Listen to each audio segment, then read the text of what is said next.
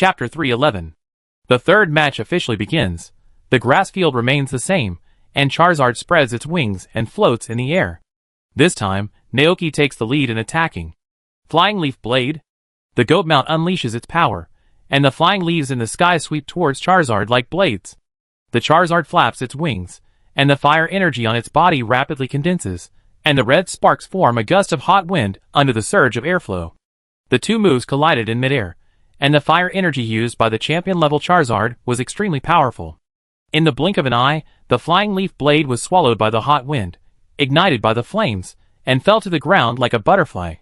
Sure enough, Charizard's attribute Restraint is really too unsolvable. Unless the goat mount comprehends Rockfall, the next move with 4 times Restraint can cause serious damage to Charizard. Naoki murmured. It's a pity that the goat mount doesn't know Rockfall yet. In this case, let's change to other attribute moves. Naoki calmed down, and at this time, Dondi finally gave the order, and the two spoke almost at the same time. Goat mount, sacrifice yourself to charge. Charizard, spray flames. As soon as the words fell, the two Pokemon on the field moved at the same time. The Mount Goat locked its eyes on Charizard and rushed straight towards it. Charizard opened its mouth wide, and flame surged in its mouth, eventually turning into a beam of blazing flames that swept towards the Mount Goat. It flew while spitting fire, so that the Mount Goat's charge missed, but Charizard remained intact. The jet of fire caused significant damage to the Mount Goat.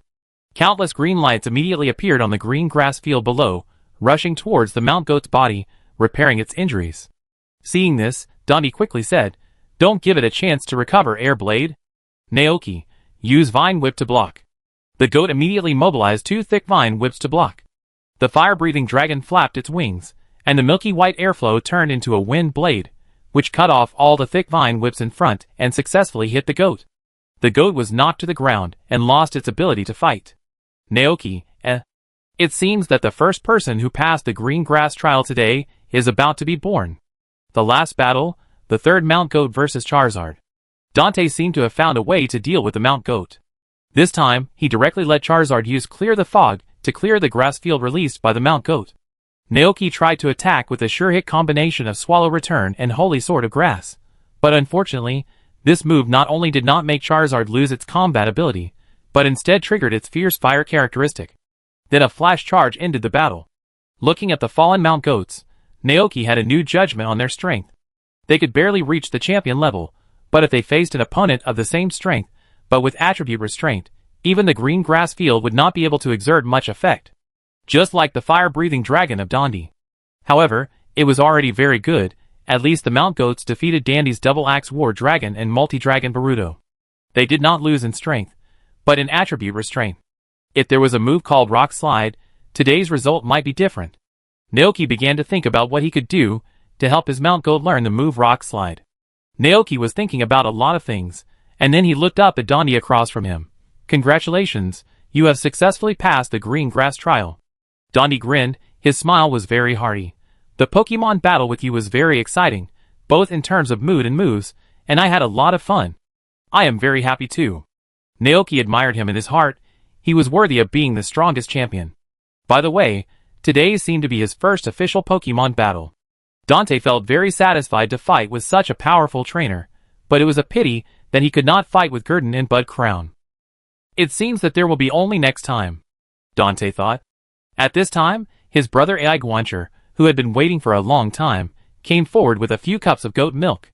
Naoki reached out to take them, fed them to his Mount Goat, touched their heads, and said, "You have worked hard today." Because they lost the battle, the faces of the Mount Goats were a little gloomy. Seeing this, Naoki comforted them. "It's okay, it's just a game, keep working hard later, I will do my best to help you. For example, if you comprehend Rock Collapse to target Dandy's Charizard, with 4 times Restraint, you may be able to defeat the Charizard with 1 move." The mood of the Mount Goats was better. "Okay, go play." Naoki touched their heads. The goat then jumped and ran away. Naoki looked at Dante and said to him, "Release all your Pokemon." Although Dante was a little surprised, he still released the weak Dual-Axe War Dragon and Dragon Ball from the Pokeball. Naoki stepped forward and fed them with live goat milk. The next second, a magical scene happened. After drinking the goat milk, their injuries immediately began to recover at a speed visible to the naked eye, and their mental momentum also returned to normal. Seeing this scene, Dondi was shocked. He looked at the two fully recovered Pokemon in disbelief, and then looked at the remaining 2 bottles of white liquid that looked like milk. What is that? It actually has such an exaggerated recovery effect. It's goat milk, Naoki replied. Goat milk? Naoki hummed and explained with a smile. It's the goat milk produced by the Mount goats. Usually they work as dairy goats in the ranch, and the milk they produce will be sold to the town and other places. Hearing this, Dandy's first reaction was not to feel shocked, but to doubt his life. Dondi? He spent a long time to beat 3 milk-producing sheep. Then how strong are the other Pokemon here? Dondi subconsciously turned his head to look at Gillerton. At this time, Naoki stood up and said to Dondi, Okay, since you have passed the green grass trial, although the content of today's trial is different from usual, as the first trainer to pass the trial, you can choose a magical fruit wine to feed the Pokemon. Dondi asked instinctively, not quite the same. What is the usual green grass trial like? Normally, there are 3 rounds in the green grass trial. In the first round, you fight against 1 Mount goat. In the second round, you need to fight against 2 Mount goats at the same time. In the third round, you need to fight against 3. Naoki has made up his mind to help the Mount goat learn Rock Slide to target Dandy's Charizard. Therefore, he turned to look at Dondi. Although you won this time, it may not be the case next time. Dandy was slightly startled, then he understood what Naoki meant. He smiled and said, Next time, show your full strength to fight me. Naoki? Dandy explained, I want to fight your main Pokemon. As he said that, he looked at Gillerton and Dragonite suggestively. Naoki couldn't help laughing. Sure. He thought Dandy was quite interesting. In order to fight him, he came to the Padilla region from afar. Seeing Naoki agree, Dante was very happy. He began to think, I wonder how far is the Galar region from the Padilla region? Hearing this, Naoki turned his head and looked over. Dante explained a little embarrassedly, Because I am a directionally challenged person, I may not be able to get to you smoothly from Galar. If I get lost, you must help me find the way. Chapter 312. Naoki asked Dandy to wait in the living room for a while he went to the wine cellar, took out several glasses of brewed fruit wine, and lined them up in front of Dandy. Dandy's eyes were instantly attracted by the wine mix with fruity aroma. Are these the magical fruit wines you brewed? He asked. Naoki nodded and introduced them one by one. The bottle on the left is peach fruit wine. Pokemon that drink it will increase their resistance to poison attributes. The bottle in the middle is Sakura fruit wine, which has the same effect as peach fruit wine. After drinking it, Pokemon will increase their paralysis resistance, and when hit by the opponent's electromagnetic waves, paralysis powder and other moves, the chance of falling into paralysis will be reduced. The bottle on the right is Limu fruit wine. After drinking it, the Pokemon's body will become warmer, and less likely to fall into a frozen state. Hearing these things, Dondi couldn't help but open his eyes wide, with disbelief written all over his face. These fruit wines really have this effect? Some shops in the Galar region also sell fruit wines, and for Dante, these fruit wines are not rare. What surprised him was the effect that these fruit wines could bring. You know, some strict trainers will give Pokemon devilish special training to increase their resistance and tolerance to other attributes. For example, let the fire attribute Pokemon that is afraid of water go swimming in the river, or let the Pokemon that is afraid of poison endure poisoning, so as to achieve the effect of tempering. And now, listening to Naoki, it seems that Pokemon can become stronger without those special trainings? Dondi couldn't help but look up. Naoki smiled and nodded. Yes, as the first trainer to pass the green grass trial, you deserve these rewards. Green grass trial. Dondi thought of the original trial rules that Naoki just said. Does this count as passing? 1 Mount Goat Charizard can deal with it, and 2 Mount Goat Charizards can barely win, but if you face 3 at the same time, it may not be so easy. Naoki heard what he meant and couldn't help but sigh. I didn't think it through at the beginning, so I plan to change the challenge rules later. The level remains the same, but as long as the challenger defeats 1, he can get a reward and be qualified to challenge the second level, that is, challenge 2 Mount Goats at the same time. If he wins the second level, he will recognize the opponent's strength and then give him a rarer dish as a reward. And so on. I see. Dondi suddenly realized and smiled heartily. Thank you very much. Naoki gave away 3 bottles of fruit wine. From now on, they belong to you. It's up to you to decide which Pokemon to use them on. Dante fed the fruit wine to Dragonite, Charizard, and Dual Axe War Dragon without hesitation. Seeing that the Pokemon were full of energy, and not weak at all, Dante was once again shocked by the effect of the goat milk. Is that goat milk really produced by the Mount Goat? Yes. Naoki nodded slightly. In the Padia region, it has a very nice name, called life goat milk. This kind of goat milk has the effect of instantly helping Pokémon recover their physical strength. Even if the Pokémon Center cannot heal the hidden injuries, life goat milk can also heal them. I never thought that there is such goat milk in this world. Dante was shocked beyond words. At this point, Naoki suddenly remembered something. He asked casually, "Does Mr. Dante know ADK, the champion of the Unova region?" ADK? Dante was slightly stunned. Naoki explained, "I heard from the chief that Mr. ADK's Vulcan moth became very weak because of excessive exertion in the battle. I think this goat milk may be able to help him." Hearing this, Dante instantly understood what Naoki meant. After a brief moment of shock, he grinned and said, "Although I am not very familiar with ADK, after I return to the Galar region, I will contact the Unova Alliance and ask ADK to come to you." Naoki is such a kind trainer, Dan thought. Not only is he powerful, but he is also willing to help others. Such a talent. It would be great if he was in the Galar region. "Did I trouble you?" Naoki thanked him. "No trouble." Dante grinned, his eyes sparkling, looking very expectant, and asked, "If one day my Pokémon is injured and cannot be healed, you will help me, right?" Naoki, "You are always welcome to come to the ranch," he said. "I will." Then, Naoki talked to Dante about other things. For example, the Bud Crown King and the shrine on the back mountain. When talking about the Bud Crown King, Dante took out a small wooden sculpture from his pocket and said to Naoki, "This is a souvenir recommended to me by an uncle when I first arrived in the town. To be honest, I was surprised when I saw it. I didn't expect the Bud Crown King to be so famous in the Padilla area." Hearing this, Naoki took a look at the wood carving and didn't know what to say for a moment. Because the Bud Crown King performed a miracle on the back mountain not long ago, the Padilla Alliance built a shrine for him on the back mountain to thank him. Amazing! Dante admired this great Pokémon very much. He carefully put away the wood carving and bought a few more when he was about to leave, giving them to Hep, Sonia, President Roz, and his master's family. Just think of it as a specialty brought back from the Padilla region. The two talked about the various trials in the ranch. Dante seemed very interested in these trials. So Naoki introduced several trials in the ranch to him in detail. So far, there are 4 trials in this ranch, namely the grass trial of the Goat Mount, the storm trial of Dragonite, the lightning trial of Babutubo, and the finger-waving trial of Frost Milk. Finger-waving trial? The first 2 are easy to understand, but why does the third one sound a bit weird? Naoki hummed. Yes, it is the finger swing trial. The content of the trial is limited to Pokémon that can use finger swing, and they can only use finger swing as a move. Compared to other trials, this is a trial of luck, and after passing, you can also get rewards. A test of luck? It sounds interesting. It's a pity that I don't have a Pokémon that can use finger swing. Dante suddenly felt very regretful. There are so many new things in this ranch, and he wants to try almost every one of them. It just so happened that all his Pokémon had recovered their strength. Thinking of this, Dante looked eager to try and wanted to continue to challenge the storm trial and the lightning trial. However, at this moment, a beeping sound suddenly came from his pocket.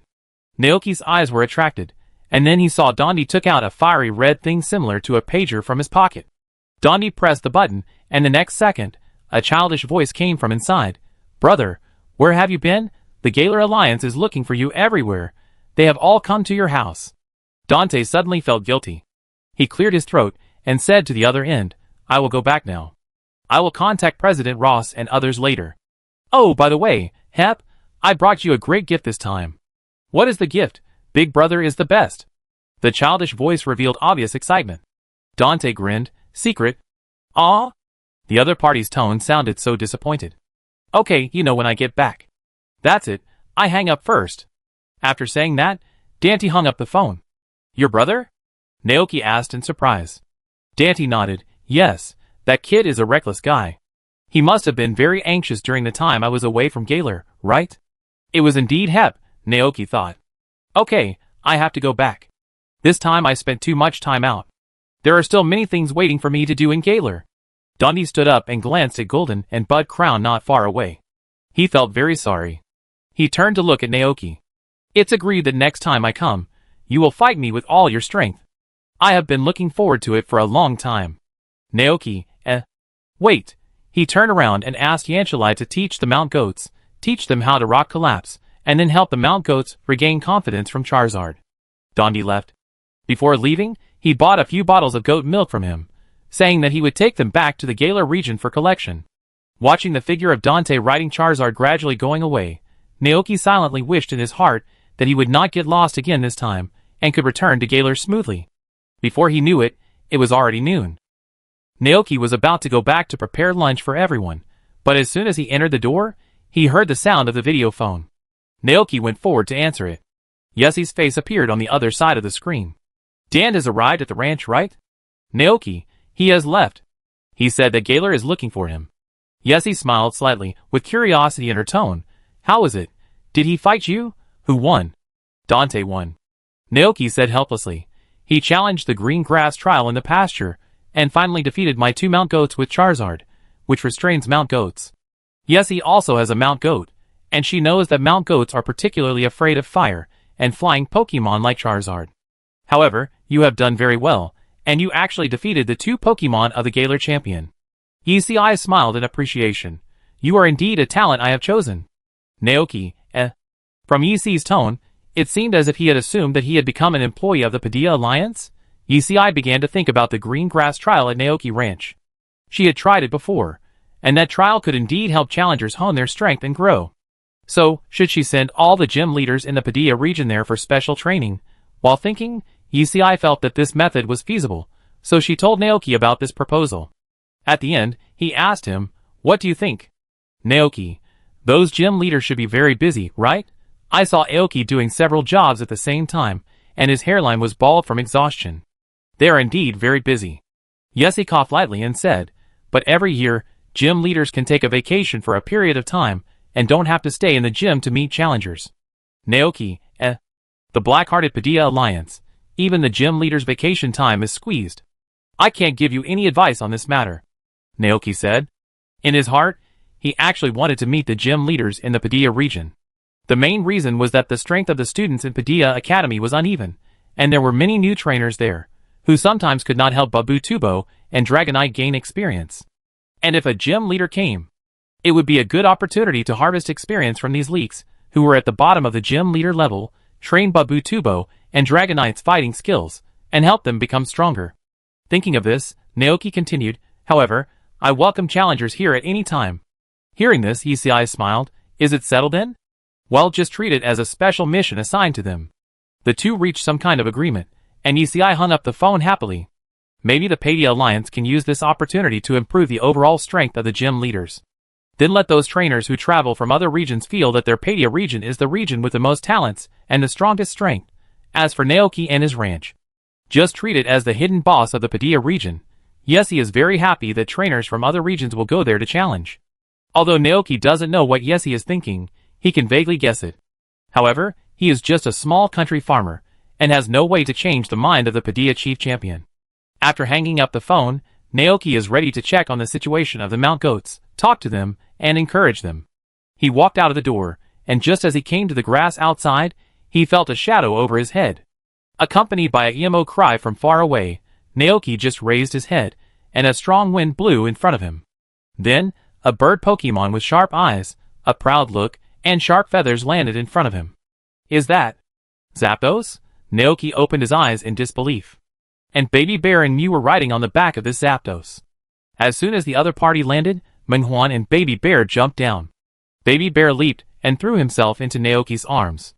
This should be the lightning bird that the Hero Expedition team met at the power plant, Naoki thought. He withdrew his eyes from the lightning bird and looked at Baby Bear and Menghuan in surprise. Why did you come back so soon? Me. After 2 simple hugs, Baby Bear jumped down from Naoki again. It and Menghuan came to the side of the lightning bird and happily introduced it to Naoki. Meow. Me. We invited our good friends to live with us in the ranch. Chapter 313. Although he didn't eat the translation melon seed crisps, based on Naoki's understanding of the bear cub, this little bear Pokemon must be introducing him to the good friends he made outside. Good friends. That is the lightning bird that is nearly 2 meters behind him. It is the legendary god of thunder. It will build its nest in the depths of the dark thundercloud and can manipulate lightning at will. Although this one may not be the god of thunder, its rarity is far beyond those ordinary Pokemon on the roadside, and such a Pokemon was actually invited by Mew and Baby Bear. Naoki was shocked. At first, he thought that Baby Bear and Mew would take a long time to invite the Pokemon friends they made, but he didn't expect them to take action so quickly. But there is still a problem now. The World Tree has not grown yet. Seeing Naoki standing there in a daze, Baby Bear couldn't help but show a puzzled expression on his little face. What? Naoki came back to his senses, looked at the Zapdos, and greeted it. Hello, Zapdos. Welcome to the ranch. I am Baby Bear's trainer, Naoki. The lightning bird stared at the human in front of it with its sharp eyes. It was exactly the same as the humans it had seen in the power plant before, with one head and 4 legs. However, it was different from those humans, who wanted to fight it right away. This human didn't seem to be eager to put it in the Pokeball and lock it up. In fact, on the way here, Dreamy and Baby Bear introduced the ranch to it in detail. The content included the Pokemon living in the ranch, the delicious food that everyone liked to eat, and the games played together in the ranch. Besides, the person they talked about most was this human named Naoki. The Baby Bear said that Naoki would make all kinds of pofan and desserts for them, and would bring toys and gifts from the town for them during festivals. Not only that, Naoki would also thoughtfully help them prepare beds and nests, and would not always put Pokemon into Pokeballs. He was the best human in the world. At first, Zapdos was skeptical about this. He thought, how could there be such a person in the world? Don't those humans want to capture it and send it out to fight other humans? But now, Zapdos believes it a little, because it finds that there are indeed many Pokemon living here. They are not collected in Pokeballs, nor are they fighting with others, but are happily chasing and playing on the grass, or flying around in the flowers. When those Pokemon saw it coming, they all cast happy eyes towards this side, and gathered not far away, looking at this side curiously. Naoki felt a little embarrassed when Zapdos stared at him. He coughed lightly, turned his head to look at Mew and Bear Baby, and said to them helplessly, the World Tree cannot accommodate Pokemon yet. Today is February 11th, 199th year of the League calendar. So far, Bud Crown has only given birth to the World Tree 3 times. Although the World Tree has grown a lot compared to the beginning, it is only about 3 meters high and close to 4 meters, so it is impossible for Pokemon to live there. Meow? Dream tilted his head, a little puzzled. So Naoki brought everyone to the World Tree. The green tree canopy covered the sky and blocked the sunlight above, forming a mottled shadow on the grass. The breeze blew, and the leaves on the tree swayed gently. Under the golden warm sun, each leaf emitted a bright green light, and the vitality was vigorous and vigorous.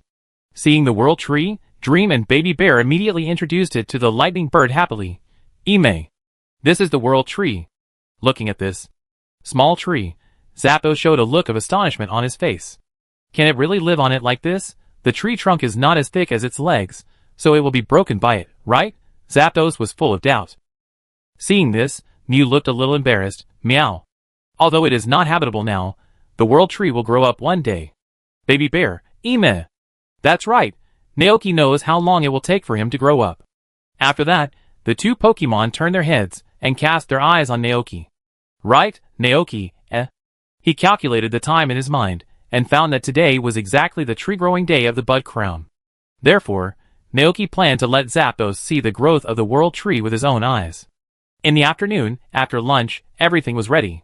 All the Pokemon in the ranch gathered next to the World Tree, and surrounded it in the middle. Bud Crown floated in the air, facing the World Tree in front of him, and his energy surged. He raised his arm, and activated his ability.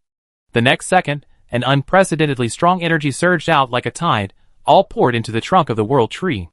A dazzling light instantly enveloped the entire World Tree.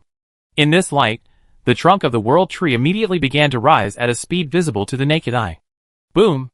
At this moment, the earth seemed to be trembling slightly, and strange humming sounds came from all directions. Naoki's eyes were fixed on the World Tree, observing its changes. World Tree, juvenile stage, a seed sapling that absorbed a lot of grass power.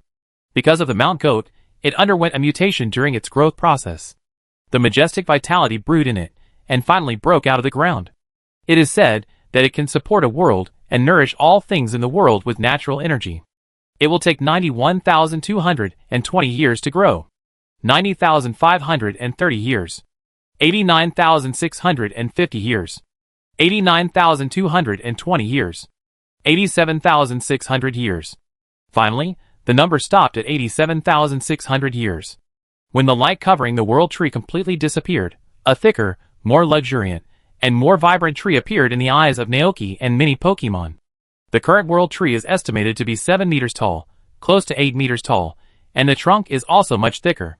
What is even more gratifying is that the world tree has directly transformed from a seedling to a juvenile stage. There is no doubt that its growth rate will become faster at this stage. Sure enough, the effect of the leaf cake has worked again. Naoki thought. This time the growth time was reduced by 3620 years, which was double compared to the original time. No, it may not be all the effect of the leaf cake. Naoki fell into deep thought. Because he remembered that the vast people of Padia provided a lot of faith to him, all of which turned into his power, allowing his power to surpass the original peak and reach a new height. In addition, the establishment of the Bud Crown King Shrine has been attracting tourists and trainers to come, so that more people know about the existence of Bud Crown King, thus providing him with more power. I have to say that he really needs to thank Yessie and the Padilla Alliance for this matter. If this continues, it will take less than 4 years for the world tree to grow into its ultimate form. It's really a cause for celebration. Naoki looked at the Bud Crown with excitement. But Crown also nodded slightly to him, and said telepathically, "My power can really do more for the world tree. It's really my honor." Gulatin and other Pokemon also felt very happy. The most shocked one was Zapdos. It raised its head and stared at the world tree in front of it without blinking. As a Pokemon, it could feel the difference between this tree and other trees. And now, the richness of the natural energy on this tree shocked it. At this moment, Zapdos no longer doubted. It believed that this tree would become a new home that could accommodate countless Pokemon in the future. After celebrating, Mew and Bear Baby turned their heads happily to look at Zapdos. "Emi? How is it? We didn't lie, did we? Meow, stay and live with us." Hearing this, Zapdos reluctantly withdrew his gaze from the world tree and turned to look at Baby Bear and Mew. Zapdos was deeply moved by these two Pokemon, who wanted to live with it forever, and came all the way to find it and invite it here. It nodded. "Chew. Please take care of me in the future. Pa." Seeing that Zapdos agreed to live with them, Dream and Baby Bear jumped up happily and clapped each other. Then, they began to whisper with Zapdos. Looking at this scene, Naoki asked the Bud Crown beside him in a low voice, "Did it agree to stay?" Bud Crown nodded slightly, with a kind smile on his face. "I think it had already planned to stay before coming here." Naoki was slightly startled. That's right, otherwise Zapdos would never have followed Baby Bear and Dream to the ranch. Since Zapdos is going to stay, the next step is to arrange a temporary place for it. It will live there until the world tree is fully grown. Naoki learned from Dream and Baby Bear that Zapdos likes quiet places and doesn't like to be disturbed by others. So, it chooses to live in an unmanned power plant. So, should he build a power supply room in the ranch? This is not that Naoki intends to use Zapdos to generate electricity, because the power consumption in the ranch is not exaggerated, and both Babutubo and Dragonite can easily supply it. The reason for the plan to build a power supply room is that he thinks Zapdos will like this kind of electrical residence. And there should be a formal power supply room in the ranch. Thinking of this, Naoki walked forward and prepared to discuss it with them. However, before he could open his mouth, he learned from Dream and Baby Bear that Zapdos had no plans to stay in the ranch. Seeing this scene, Naoki was slightly stunned. "What's going on, Dream? Meow." But Crest stepped forward to help translate. They said that Zapdos felt that the tree was not growing well, and planned to travel with them, and come back after the tree grew. Zapdos' sharp eyes revealed a rare tenderness, and then he called to Bud Crest, indicating that what he said was right. Just as Mew and Bear Baby regarded it as a good friend, it was also willing to regard these two Pokemon as its good friends, and live with them from now on. Therefore, after learning that Bear Baby and Mew would continue to travel and help Pokemon in need, Zapdos had a plan in mind. Once upon a time, it was also a member of the Great Hero Expedition team. And now, it also wants to travel with these two good friends, who are kind-hearted and righteous, to help those Pokemon in need, and protect them by the way. Now Naoki understood, and after a short moment of shock, he suddenly realized that Zapdos was going to join the Great Hero Expedition team? Is that so? Then when are you going to leave? Naoki asked. Dream and Baby Bear struggled for a moment, and then said, "Meow. Wrap him, tomorrow." Naoki smiled and nodded. "Then let's have a good rest in the ranch tonight." Meow. Meow. "Naoki, I prepare some snacks for you. You can play here for a while." After that, Naoki turned back to the room, took out the honey and other ingredients that the bear cubs liked the most from the refrigerator, and started making snacks for them. I have to say that Dream and Bear Cub's style of action is really quick. They invited friends as soon as they said they would. And Zapdos is just the first one. Naoki thought of the time when Baby Bear and Mew told him about the Pokemon they met during their travels during the Chinese New Year, and he told them that they could invite their good friends to live with them on the ranch. Baby Bear and Mew both had expressions on their faces that showed they wanted to invite all the Pokemon friends they made outside to live with them on the ranch. According to Mew and Baby Bear's personalities, I'm afraid no wild Pokemon would refuse to be friends with them. Therefore, Naoki suspected that every once in a while, there would be friends brought back to the ranch. Like the Pokemon they mentioned before, such as Farfetch, Scrabble, and Crab. Thinking of this, Naoki suddenly found it very interesting. In this way, the Great Hero Expedition team composed of Mew and Baby Bear can be regarded as a Pokemon lottery machine in a sense. From legendary Pokemon like Zapdos to Scrabble and Crab on the roadside, they can all be drawn. These small Pokemon are fine. Zapdos can help bring them back to the ranch.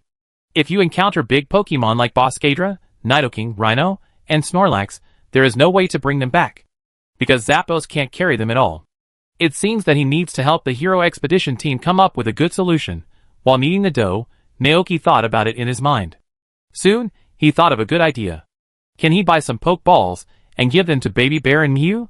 The red and white balls on the market have a shrinking function, and they can shrink to the size of a glass marble when they are not used. Even Mew and Bear Baby can easily carry them with them. If there are Pokemon that want to live with them back to the ranch, they can enter the Pokeball themselves. Then, the Pokeball containing friends can be sent to the ranch by hiring wild flying Pokemon or directly delivered by Zapdos. And with the intelligence of Mew and Bear Baby, it is easy to learn how to use the Pokeball. The only thing that needs attention is the preservation of the Pokeballs. In the past, when there were only Mew and Bear Baby, Naoki had to worry about it. Now that he is Zapdos, he can hang a large bag like Dragonite on Zapdos, and put the Pokeballs and some emergency supplies in it. For example, life-saving goat milk for curing diseases, and peach fruit for detoxification. When Zapdos sends its friend back to the ranch, it can also replenish the consumed emergency supplies. But in this case, Zapdos, the legendary Pokemon, will become the transport team of the Great Hero Expedition team. I wonder if Zapdos will be unhappy, Naoki thought. Just in case, he will go and have a good discussion with the 3 members of the Great Hero Expedition team. Chapter 314. Ding! Accompanied by a crisp sound, the oven stopped working. Naoki took out the baked honey bread and Balfin wearing heat-insulating gloves, put them in the picnic basket, and then carried them outside to find the 3 members of the Great Hero Expedition team. The 3 of them were mumbling something beside the ice cellar of Ice Eevee. Naoki went forward and immediately saw the secret base that was destroyed by Golden's fist. Obviously, Mew has discovered that its secret base has been destroyed, but it doesn't know who destroyed it, so it is sad here. Seeing this, Naoki explained a little embarrassedly, before, there was a toy here that kept making noises, and Ice Eevee thought it was haunted, so he asked me and Golden to come and take a look. The sound came from the mountain, and we don't know what it is. I'm sorry, Hero, but don't be sad, there are still many places in the ranch where you can build a secret base. After hearing this, Dream finally knew what happened. It was not too sad, but just confused and troubled because it didn't know what happened. And this secret base is only temporary. When the world tree grows up, it will move the secret base to the tree. Now that everything is clear, Dream doesn't care so much. Seeing Naoki apologize to it, it feels a little embarrassed. Meow. After everything was explained, several Pokemon were immediately attracted by the fragrance from the picnic basket. Naoki smiled and said to them, "Let's talk on the grass." Meow. Meow. The 3 members of the Great Hero Expedition team followed. Naoki spread the picnic blanket on the grass, and then took out food and drinks from the basket and put them on it. Seeing the scene here, Frosty Milk Fairy, Babu Groundhog, and Gulton also gathered around. So Naoki took a group of Pokemon to have a picnic on the grass. Bear Baby and Dreamy happily ate. Zapdos looked down at the food in front of him, and then imitated the 2 Pokemons, lowering his head, and poking a piece of fragrant Pothin with his beak. Naoki watched them eat happily, and he felt very happy too. There is nothing more joyful than Pokemon liking the snacks he made. When are you going to leave tomorrow? Naoki started to talk about business. Baby Bear thought carefully, and then replied, 1. Naoki observed its expression and asked, same as last time, in the morning? Baby Bear nodded with certainty. Naoki asked again, Do you plan to invite your Pokemon friends to live with you on the ranch?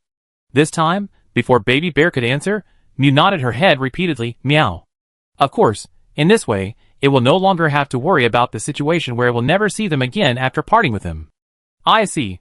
Naoki told Mew and Bear Baby his thoughts and concerns. Flying Pokemon like Zapdos are fine, they can fly to the ranch by themselves. But if you get big Pokemon like Snorlax and Boscadora outside, how can you invite them to the ranch? Hearing this, Mew and Bear Baby immediately put down the Pofin in their hands. They thought carefully for a moment. It would be fine if Naoki didn't mention it, but once he mentioned it, they also noticed it. Is that so? Yes. What if the friend they make is too big? They have encountered such Pokemon before when they were traveling outside. For example, the huge, hard-as-iron rhino. Or the giant rock snake whose body is made of rocks. No matter which of these two Pokemon, there is no way to cross such a wide ocean to reach the ranch. Not to mention letting a flying Pokemon carry them here. Because their size will crush the flying Pokemon. Thinking of this, Mew and Baby Bear couldn't help but get tangled up, and couldn't even eat the delicious snacks, looking very troubled. Zapdos on the side also stopped, turned to look at his two good friends, and started thinking with them. Chirp! It said that it could help. But Mew looked at its back, carefully compared the size of Onix and Zapdos in his mind, and then shook his head repeatedly, meow. No, Onix will crush Zapdos. Seeing this, Zapdos was at a loss. The Pokemon thought for a long time, but couldn't come up with a good solution. Finally, they looked at Naoki for help. What? The Baby Bear looked at him with longing. Naoki is so powerful, there must be a way to solve this problem, right? Naoki sat cross-legged on the grass, reached out, and touched the Baby Bear's head, and said to it, Yes, I do have a solution here. Meow? Meow's eyes lit up. Zapdos also looked over. Naoki, remember how humans carry so many Pokemon with them? Hearing this, the answer immediately came to the mind of the Bear Baby, who was once put into the Pokeball by Naoki. 1. That's right. Naoki nodded. The good way I said is through the Pokeball. As long as the Pokemon enter the Pokeball, no matter how big they are, they can be easily sent back to the ranch. At that time, there will be no need for Zapdos, and it can be easily done with just a toucan. Hearing this good idea, Minghuan's eyes suddenly lit up. In this way, they will no longer have any worries. Minghuan felt very happy. Looking at the appearance of the Pokemon in front of him, Naoki smiled and asked, Are you sure you want to use this method? This kind of thing is nothing to him, although as a human, he also uses Pokeballs to capture Pokemon. But on weekdays, Naoki will never put Pokemon in Pokeballs, and Pokeballs will not be locked. Pokemon can enter and leave as they please. He even installed a Pokeball stand in a corner of the living room, and placed the Pokeballs of Dragonite and Babbitt on it. In the cold winter, Dragonite would go back to the Pokeball to sleep at night, and then come out again at dawn. I just don't know if some wild Pokemon will accept being put into the Pokeball. In response to his inquiry, Mew and Baby Bear nodded in unison. They also believe that Naoki will treat the friends they invited back well. After all, Naoki is also a member of the Heroes Expedition team, and the most important logistics unit, Naoki. In that case, you don't have to worry about it for now, I take care of the rest. After saying that, he said goodbye to several Pokemon and rode Gillerton to the town of Jachin. I bought a red shoulder bag of the same model as Dragonite from the department store. This shoulder bag uses space compression technology like the space backpack that trainers usually carry. It can hold a lot of things, and is very suitable for people and Pokemon who are traveling outside. After leaving the department store, Naoki went to a friendly store and bought 50 Pokeballs and some emergency medicines. After doing all this, he returned to the ranch, found the Great Hero Expedition team, and introduced them one by one. This is a large-capacity space bag, which can hold a lot of things. You can store the props and tree fruits you picked up outside on weekdays. These are emergency medicines for Pokemon treatment. This bottle is an antidote. Like the peach fruit, it can remove the poisoning state of Pokemon. The reason why I didn't choose to bring them peach fruit is that the fruit will not be fresh after a period of time, and will easily rot. In contrast, antidotes and anti-anesthetics are more suitable. After making sure that Mew and Bear Baby remember the efficacy of each medicine, Naoki put them in his bag. Then, he brought 50 bottles of live goat milk from home. This goat milk is the goat milk of the Mount Goat. No matter how serious the injury is, it can be healed quickly. If you encounter an injured Pokemon in the wild, use it on them. 1. The baby bears nodded repeatedly. They remembered it. Very good. Naoki put the goat milk in, and took out some snacks and food. These will serve as your dry food on the road. If you are hungry, eat them. At the same time, they can also help you restore your physical strength. Finally, it's these poke balls. Naoki piled the poke balls that were shrunk to the size of glass marbles in front of several Pokemon. Can you use them? Mew and the baby bear shook their heads. See the button here? Naoki picked up a red and white ball and demonstrated to them. Press it, and the poke ball will grow bigger. As he said that, he pressed it, and the originally small poke ball immediately grew to the size of a tree fruit at a speed visible to the naked eye. Press it again, and the poke ball will automatically open. If you want to capture Pokemon, point this button at their heads, and the poke ball will automatically collect them after sensing it. The shrink button is here. Even if the Pokemon is put into the poke ball, it can still be shrunk. This way, it will be more convenient for you to carry it with you. Hearing this, Mew and Baby Bear looked at the poke ball in front of them curiously. Then, Mew floated forward and stretched out her little hand to touch the button on it in front of Naoki's slightly surprised eyes. Then, a beam of red light surged out from it, wrapped around Mew's body and put it in. Soon, the poke ball stopped shaking. Naoki? ? The next second, the poke ball opened automatically, and a dreamy little figure ran out of it, and it cried happily, meow. It learned how to use the poke ball. Seeing this scene, Naoki didn't know what to say for a moment. Is it better to practice it yourself than to listen to others' explanation? Naoki skipped this topic, put all the poke balls except the dreamy poke ball into the bag, and then hung it on the neck of the Zapdos. The lightning bird lowered its head, to make it easier for Naoki to put the bag on. It felt very happy, and was happy to do this job to help two friends. Okay. Naoki clapped his hands. You can also put the camera in it at ordinary times, and take it out when you need it. Hearing this, the baby bear took the camera off his neck, then jumped onto the lightning bird and stuffed the camera into the bag. Yeah. Naoki nodded with satisfaction. It seems that you have learned how to use the bag, so next, you can go on a trip with peace of mind. Hearing this, Mew and Baby Bear clapped their hands, then looked at the Zapdos beside them, and clapped their hands, with the new Pokemon, who had just joined the expedition team. With a pop, the Hero Expedition team was officially established. Naoki stood aside with Golden and watched this scene, and couldn't help but say in his heart, this is really becoming more and more official. The appearance of this expedition team reminded him of the expedition team in the Pokemon series spin-off Mysterious Labyrinth of Time Expedition Team. The expedition team, there is also composed entirely of Pokemon. In addition to exploring the mysterious dungeon, their main goal is to take on commissions to help Pokemon that are having trouble in the dungeon. Not only that, there is also a very professional expedition team guild there. There are also various facilities inside, such as the Shaking Spot Cafe and the Bad Frog Item Exchange Shop. In addition, the expedition team has a special slogan. For example, work hard, never run away, and smile all the way. Maybe I can replicate these things in this world. Naoki thought. After the world tree grows up, he can vigorously develop various facilities on it, such as Pokemon taverns, Pokemon restaurants, and the headquarters of the expedition team. Zapdos is the first member to join the expedition team, but Naoki has a hunch that it will definitely not be the last. However, there are many Pokemon in this world who are very suitable to join the expedition team, like the highly intelligent Slowking, the extremely smart Gorilla, the sweet Dr. Happiny, the banana producer Tropico. And if we say that the most suitable one to work in the expedition team is Hoopa, the super demon god, because its ability perfectly meets the requirements of the expedition team.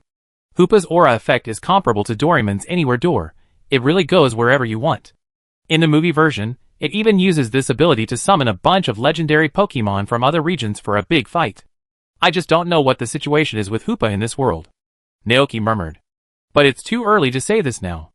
Everything will be explained after the world tree is fully grown. It seems that the missionary mission of the Bud Crown King will continue. Silence all night. The next morning, the Hero Expedition team set out on the journey again. Naoki took the Pokemon in the ranch to see them off. This time, Mew did not turn into a toucan and fly with the baby bear. The two little guys sat directly on the body of the Zapdos, and the Zapdos carried them on the journey. The red satchel full of supplies hung around the neck of the Zapdos. It looked not only without complaint, but also very happy, as if looking forward to the next trip. Seeing this scene, Naoki didn't know what to say for a moment. But then he thought, Zapdos probably never had this experience before. Traveling with the expedition team is very new to it, so it is looking forward to it. As the sun rises, the figure of Zapdos is getting farther and farther away. Naoki watched them leave and wished in his heart, Go, go, and use the milk of life to rescue more Pokemon in need.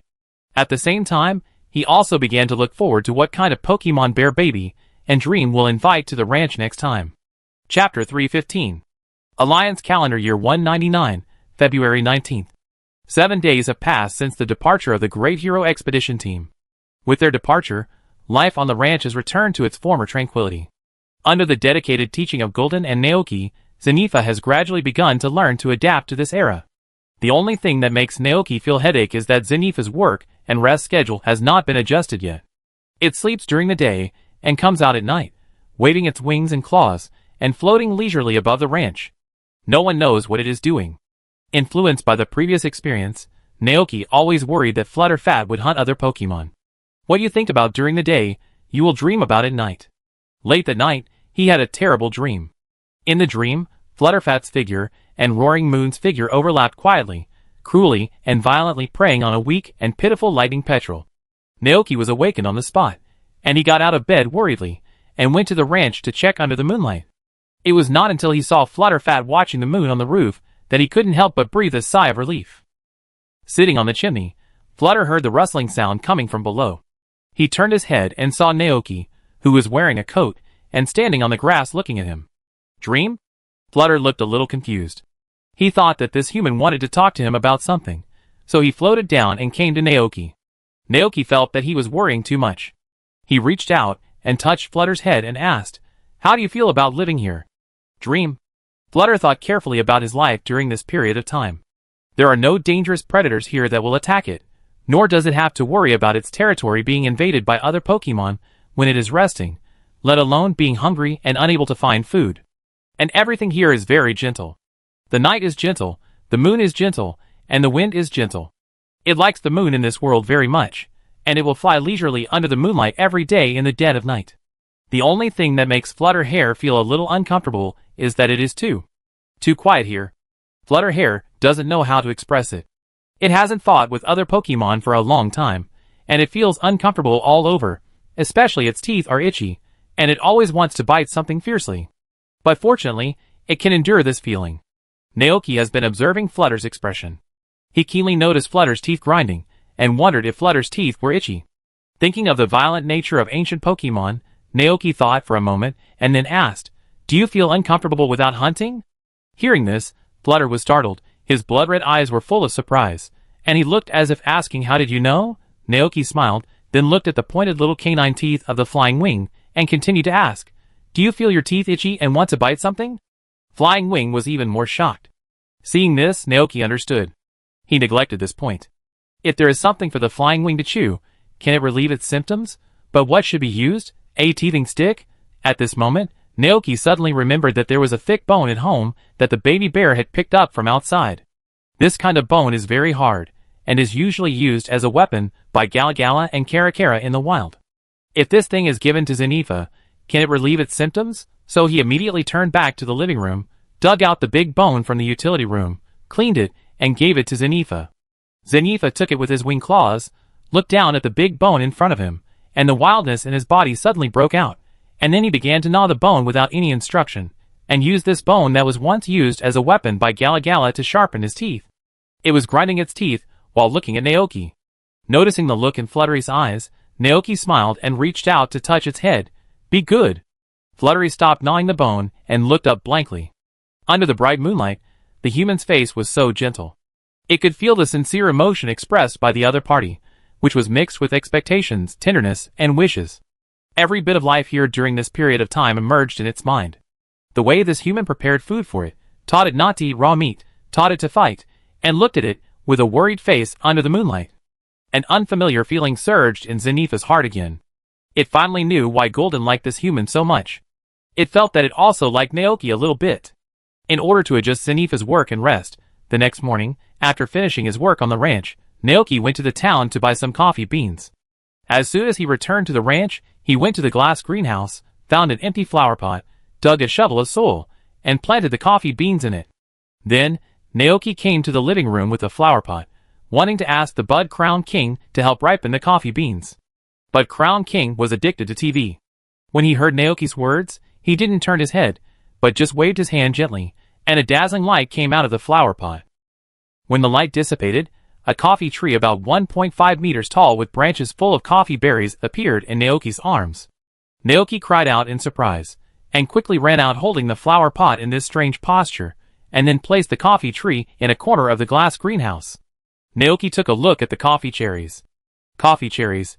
The berries inside can be used to make coffee.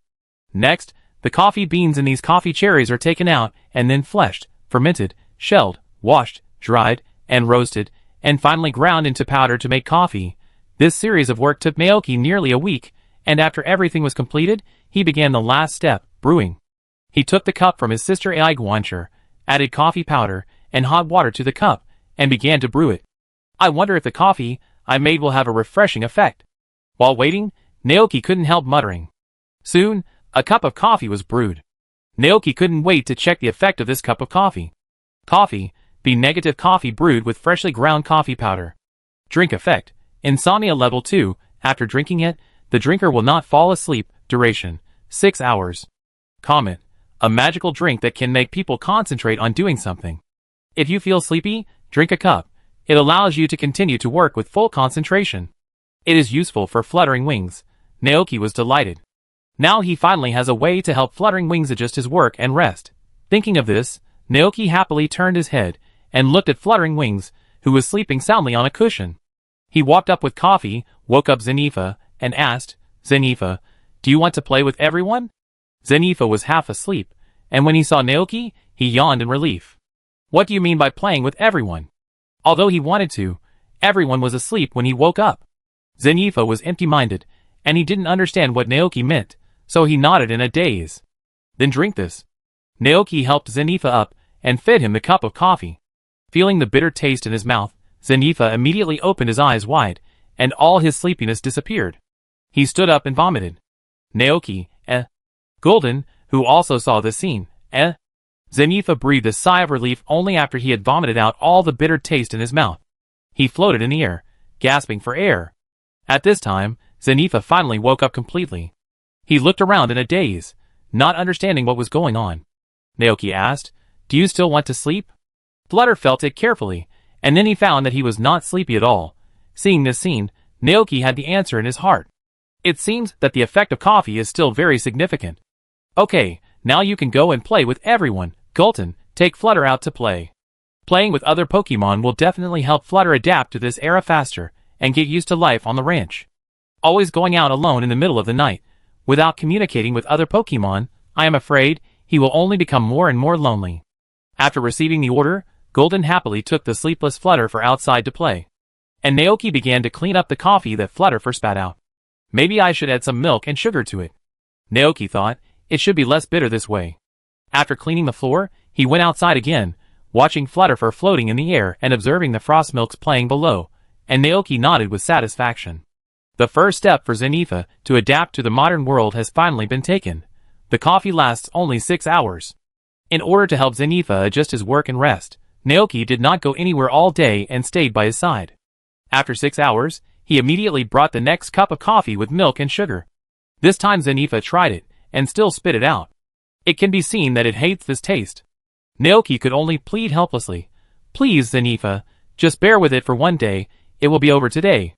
Zenifa opened his eyes, and looked at him for a while, until Jishu added a full spoonful of sugar to the coffee, and then he reluctantly drank it. After a chaotic day, the day finally passed. At 7 o'clock in the evening, after dinner, the duration of the coffee finally ended, and Zenifa, who had been energetic all day, immediately fell into a deep sleep. Jishu breathed a sigh of relief. In this way, there should be no problem, right? Late at night, Jishu got up and took a look, and found that Zenifa was still sleeping, which made him breathe a sigh of relief, turned back to the room, and fell asleep peacefully. Flutterfat slept for a long time. When it opened its eyes again, it saw Naoki sitting not far away and watching it. Seeing Flutterfat wake up, Naoki smiled and greeted it. Good morning, Flutterfat. Flutterfat looked around, looking a little confused, but didn't say much. It happened that Glacian was chasing Frostmilk and ran past it. The reason was that when Glacian was sleeping, Frostmilk used cream to decorate it and painted its face into a big cat. After spending a day together yesterday, Flutterbear has gradually accepted these gentle, innocent, and lively Pokemon. It looked at the angry Glacian chasing after Frostmilk, and couldn't help but smile, as if it thought this scene was very interesting. Glacian also noticed Flutterbear laughing, and thought Flutterbear was laughing at it, so its face turned even redder, and it immediately became angry and turned around and ignored Frostmilk. Frostmilk noticed that Glacian was angry, and immediately ran over to apologize to Glacian, and then smeared his face with cream to make it look like a big cat, and then got Glacian's forgiveness. Flutterhair's eyes were watching this scene from beginning to end, and the smile on its face became clearer and clearer. Naoki has been observing Flutterhair. In this way, there seems to be no difference between Flutterhair and Babudu and others now. The plan to guide Flutterhair was a great success, and Naoki finally felt relieved. Friendly emotions are contagious, not to mention Frosty the Milkman. Babudu and others are very cheerful and lively, and like to make friends. After a while, Flutterhair should be able to slowly integrate into the life of the ranch under the guidance of these Pokemon. Thinking of this, Naoki thought of the two doctors at the Zero Area Research Institute. I wonder what method they used to make the Paradox Pokemon adapt to this era. Because in the game, the two AI doctors commanded the Paradox Pokemon they had captured to fight against the players. And being able to make such a ferocious Paradox Pokemon obey their command, it is obvious that the two doctors succeeded. It's just a pity that everything was too late at that time. Too many Paradox Pokemon came to this era, and some even broke through the defense line of the Padia Pit and entered the Padia area.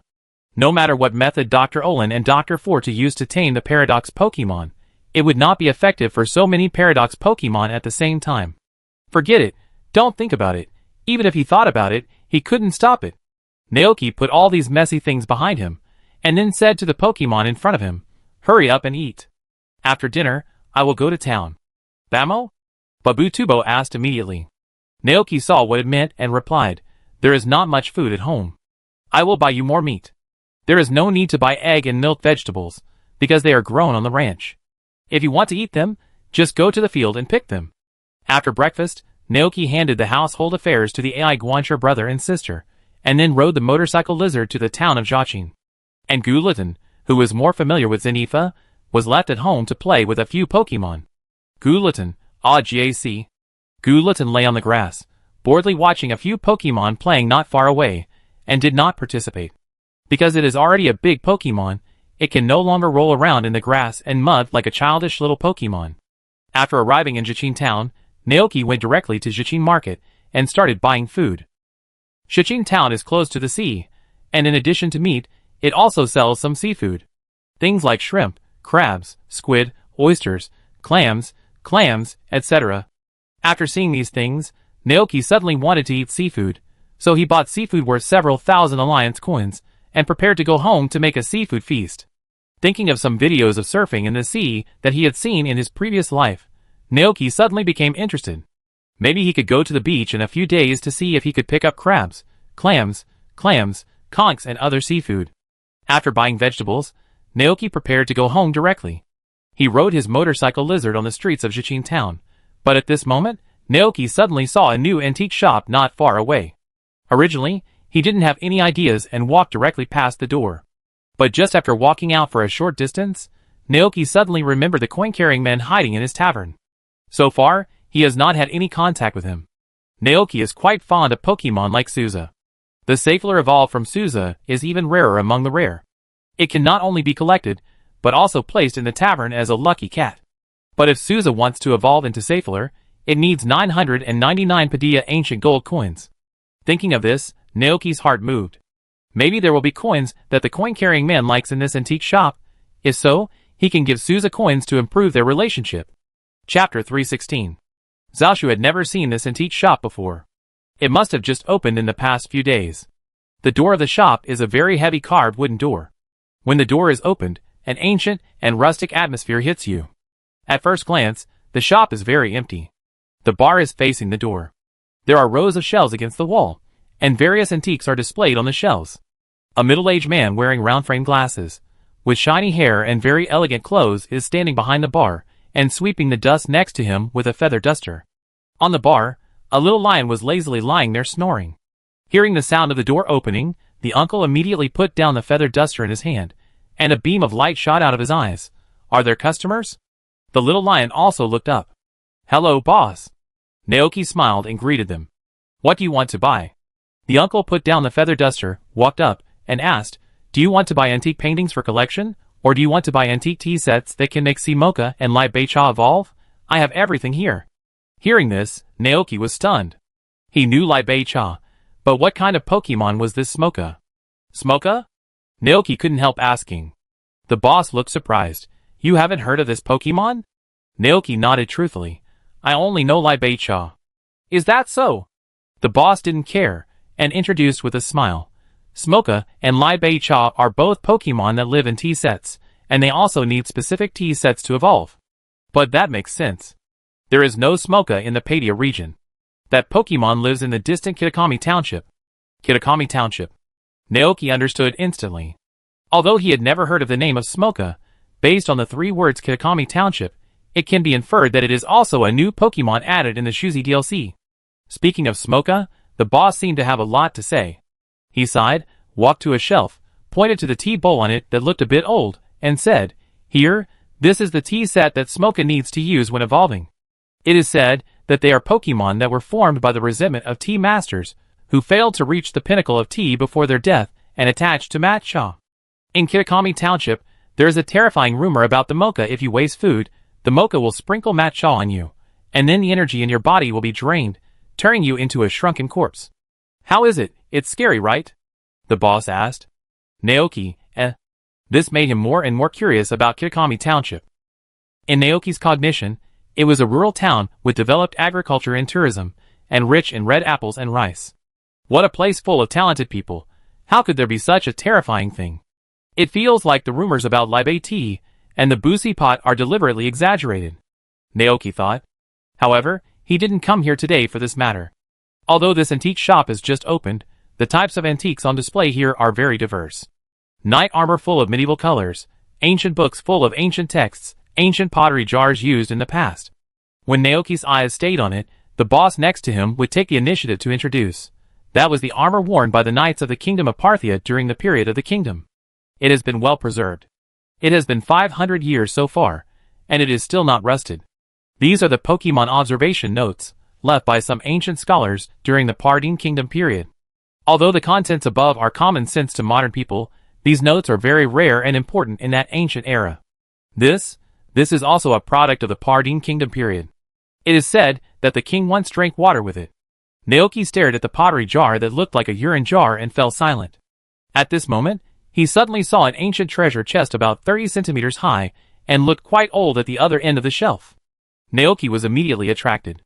The boss followed him to the treasure chest. This treasure chest, like the pottery jar just now, also comes from the Pardine Kingdom period. More than 2,000 years ago, when the Pardine Kingdom was in power, explorers at that time organized a huge treasure hunt. This treasure chest is what some explorers got during the expedition. The treasure inside has been taken away, and now only an empty shell is left. What's the price? Naoki asked with interest. If the treasure chest is given to Suikaling, it can transform Suikaling from walking form to treasure chest form, and all the gold coins collected in the future can be stored in it. Boss, I won't hide it from you. All the treasures in this treasure chest have been taken away. Now there is only an empty shell. If you want it, take it for 20,000 alliance coins. 20,000 alliance coins. It's not expensive for him. He can earn it back with a bottle of goat milk. But there is no official price for this kind of thing in the alliance. It all depends on the preferences of the seller. Naoki didn't know whether he had made a profit or a loss, so he tried to bargain. So, Naoki began to use his few bargaining experiences. 10,000. Boss, You are exaggerating. Even the decorations sold in the store are not so cheap. The boss smiled. What's more, this thing has existed for 2,000 years. It is still an antique worth collecting. Naoki, what about 15,000? In addition to this, I can also cooperate with you for a long time. Oh! The boss immediately became interested. What long-term cooperation? Naoki had already seen the 2 ancient Parthian gold coins on the shelf. He pointed at them and said, I want as many of these ancient coins as you can get. Hearing this, the boss turned around and saw the 2 ancient coins he had placed on the shelf. Those ancient coins were also from the Parthian Kingdom period, minted by the kingdom, and circulated on the market. Some modern collectors will specifically collect these historically significant ancient coins for collection. But because most of these ancient coins are scattered, they are not very expensive in the market, and the general price fluctuates around 50,000 alliance coins. Compared with other antique tea sets that cost 200,000, it is far inferior. Do you want that? Asked the boss. To be honest, I met a money-seeking spirit at home not long ago. Seeing that it likes this kind of coin very much, I thought about whether I could build a good relationship with it by giving it coins. Naoki said truthfully. Suikai-ling? The boss was surprised. The boss was confused that the young man didn't look like someone who liked antiques, because he could tell from his eyes. In his eyes, those antiques worth thousands of gold were like cabbages on the roadside. He just glanced at them and looked away. After hearing this, he finally understood the reason. Do you want to help Suikai-ling collect coins and help it evolve into a wealthy man? The boss was shocked. Huh? Naoki was also a little surprised. Do you know the Pokemon called Saphirus? Who in our business doesn't know Saphirus? The boss explained. Because Suzai was born in the kingdom period 2,000 years ago, and their existence is inextricably linked to these antique treasures. Because Suzai was born from the explorer's greed for treasures. Is that so? Naoki murmured and nodded. The boss continued. Originally, no one knew that Suzai could evolve until 200 years ago, when it is said that a collector became friends with a Suzai who collected coins everywhere. In order to make his beloved Solitaire happy, the antique collector spent a lot of money to collect a lot of ancient gold coins from all over the world for it. Then, Solitaire merged with these gold coins and evolved into a Pokemon named Saphir. Since then, some people who like Saphir have also started to learn to collect coins, but Solitaire is too timid and will run away when it sees humans, so it is difficult for ordinary people to capture them. Plus, those coins are difficult to collect, so until today, no second Saphir has been born in the Padilla region. Is it so exaggerated? Hearing this, Naoki was also shocked. He only knew that the Saifuhao was rare, but he didn't know that it was so rare. Only one appeared in 200 years. Of course. The boss nodded. I won't hide it from you. Some antique shops also sell ancient gold coins, and the price is mostly around 50,000 alliance coins. 50,000 per coin, and 1,000 coins will cost 50 million alliance coins. This price is simply unaffordable for ordinary people. Moreover, most of the ancient gold coins that appear on the market now are found by some trainers from ancient ruins and ancient tombs. Those ancient ruins are very dangerous. Although they are filled with gold and silver treasures, the owners of the tombs and ancient ruins will set up very dangerous mechanisms and powerful Pokemon to guard the ruins after death in order to prevent others from robbing their tombs. Once they sense an intruder, those Pokemon will chase the evil-minded person to the death in order to protect the tombs of their former owners. Naoki, who had just thought of robbing a tomb, said, forget it. Let's try another way. Fighting is too unfriendly. I want these 2 ancient gold coins and this treasure chest. Naoki said, if you collect ancient gold coins in the future, you can contact me directly and I can pay you an extra fee. Of course, no problem. The boss agreed, but I have a condition. Naoki thought calmly, then nodded and said, you say. The boss looked longing. If you really breed a Saifuhao one day, you must bring it here for me to see with my own eyes. Naoki smiled. Okay. He left the ranch's phone number with the boss, paid the money, and then returned to the ranch with a treasure box and 2 coins. As soon as Naoki got off the motor lizard with the seafood he bought in town, the Dragonites and Haxorus from Dragonite Island surrounded him, and looked at the bag of seafood with curiosity. Ouch! Naoki opened the bag and showed them. I bought it from the town. He wanted to let the Dragonites try it at noon, but looking at the looks of these guys, it was obvious that this was not the first time they had seen these things. For Dragonites living in the sea, these small fish, shrimps, shells, etc. should also be on their menu. The Dragonites in the distance also ran over, and surrounded the bag of seafood with the working Dragonites. The eyes of the Hakrons were bright. They looked at the seafood, then looked at Naoki, and then a look of realization appeared on their faces. Woo! Does Naoki like to eat these things too? In this way, they can catch more on the way back to Dragonite Island at night, and bring them back to Naoki tomorrow morning. Naoki didn't know what the Haxorus and Dragonite were thinking. He gave the bag of seafood to his sister Ai Guancher, and prepared to steam it for lunch. He went to the tavern with a treasure box and 2 coins. The tavern was empty during the day. A beam of sunlight shone in from the window, and the dust floating in the air could be clearly seen in the light. It seems that my brother Ai Guancher has just finished sweeping the floor. Naoki looked around and found no trace of the money sucker, but he was sure that the money sucker was still here, just hiding. He did not do anything special, but just put the treasure chest and 2 ancient gold coins in the shadow under the bar, and then said to the people around him, Money sucker, I saw a treasure chest and 2 coins outside today, so I brought them back for you. Remember to come and see if you like them later." After that, the air was quiet, no response.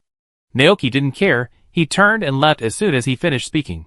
Time passed by, the footsteps became farther and farther away, until it could no longer be heard. Then Suikeling quietly poked his head out of the darkness. It carefully observed the surroundings, then cast its eyes on the big treasure chest, and the 2 coins placed next to it. Suikeling didn't run over immediately, it stared at these things blankly, then jumped onto the bar, looking towards the entrance. Suikeling was very confused. Why did the human treat it so well, and gave it such a precious gift? It obviously did nothing. After leaving the tavern, Naoki went home to deal with the seafood. After he cleaned all the shells and conchs, it was noon. Naoki was about to steam them in the pot, but suddenly heard the voice of Mayor Thomas from outside. "Is Naoki home? Good afternoon, Motorcycle Lizard. Ah, Golden, hello too." Hearing this voice, Naoki was a little confused. Huh? Why did Mayor Thomas come to the ranch at this time? He put down his work and turned outside. "Mayor Thomas, what's the matter?" Mayor Thomas smiled and nodded. "The town recently received an invitation." Invitation? Naoki was even more confused, and he quickly invited Mayor Thomas to come in and sit down. The two sat down on the sofa, and Mayor Thomas then told the purpose of this trip. "It's like this.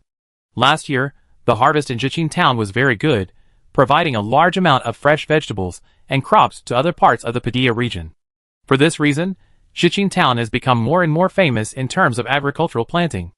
Not long ago, the town received an invitation from Beishang Township. The other party wanted to hold an agricultural exchange meeting with us, and specially invited an experienced farmer from the town to go to Beishang Township to exchange planting experience with the farmers there. After everyone in the town has reached a consensus, we are going to send you to participate in the exchange meeting, so I came here today to ask if you have time." Naoki understood.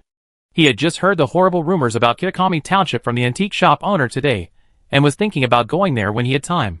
Unexpectedly, the opportunity came now. Although he did not have much experience in farming, he relied on moles to plow the land, goats to grow crops, and dragonite to water. But it doesn't matter, he can go there to preach to the Bud Crown King. Thinking of this, Naoki immediately asked, "When?" Mayor Thomas smiled and replied, "It will be 3 days later, but Kitakami Township is a distance away from here, so we have to take a plane to go there." Chapter 317. Naoki didn't know the exact location of Kitakami Township before. Before he traveled to this world, Juzi's DLC had not yet been released, so he subconsciously thought that Kitakami Township was in the shadow, in the northeast of the Padilla region. But now it seems that it is not. There is an endless mountain range that has never appeared in the anime. Going north through the mountain range, you will reach the Kalos region. And now, according to Mayor Thomas, the exact location of Kitakami Township seems to be in the southern part of the Sinnoh region and the northeast of the Kanto region, a very remote small village. Mayor Thomas, there is no airport in Zichin town. You will have to go to the neighboring Glass Bottle City to take a plane. Don't worry, all the expenses on the road will be covered by the town." Naoki nodded and thought in his heart. Today is February 26th, 199 of the Alliance calendar. 3 days later, on the 29th, we will set out from Zichin town and go to Beishang Township for a week-long agricultural exchange meeting. It's just right to take advantage of these 3 days to deal with some things piled up in the ranch. "Okay, I remember that." Mayor Thomas smiled and nodded, then took out a card from his side and handed it over. "This is the identity card for the exchange members. When you get there, someone will pick you up at the station. When you show this card, the people in Kitakami Township will arrange everything for you." Naoki took it and thanked Mayor Thomas. It was getting late, and after explaining everything, Mayor Thomas stood up and prepared to leave. "I have to go back. Just remember to leave when the time comes. Don't worry about the ranch. The town will help take care of it." "Okay." Naoki sent Mayor Thomas to the door and watched him disappear on the road before turning back to the living room. "AI, huh?" The younger sister AI pointed to the seafood in the basin and asked him if he wanted to continue processing these ingredients. Naoki took a look and then remembered the business. "No, I just washed it clean. Just steam it in the pot." After that, he took over his sister's position as the steward and poured the clams, conchs, oysters, shrimps, crabs and other seafood into the steamer and started steaming. Taking advantage of this time, Naoki smashed a few more cloves of garlic, made a simple bowl of garlic sauce, and simply mixed a few bowls of sauce.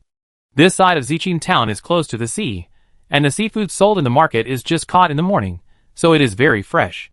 Soon, a unique aroma of seafood came out of the pot with steam. Seeing that it was almost done, Naoki opened the lid and poured the pile of seafood into a large iron basin. Naoki looked down, and the next second, the information about these seafoods emerged from his mind. Seafood stew, C plus a marine dish made with a variety of seafood, with a very unique sea flavor. Effect: small fish and seafood. LV1 slightly increases the friendliness of water attribute Pokemon, only effective for water attribute Pokemon. Evaluation: a simple seafood feast, a very common delicacy in life. Small fish and seafood increase the friendliness of water attribute Pokemon? Naoki was a little surprised. It seems that there are no water attribute Pokemon in his ranch now. Oh, by the way, I almost forgot about those silly Psyducks. Naoki immediately prepared to divide some shells and shrimps and send them to those Psyducks. Dragonites like to eat seafood very much. As Pokemon living on isolated islands, most of their food sources are in the vast ocean. Fish, squid, shrimps, and shells in the sea are all on their menu. Every morning, they get up on time and catch some fish from the sea to fill their stomachs.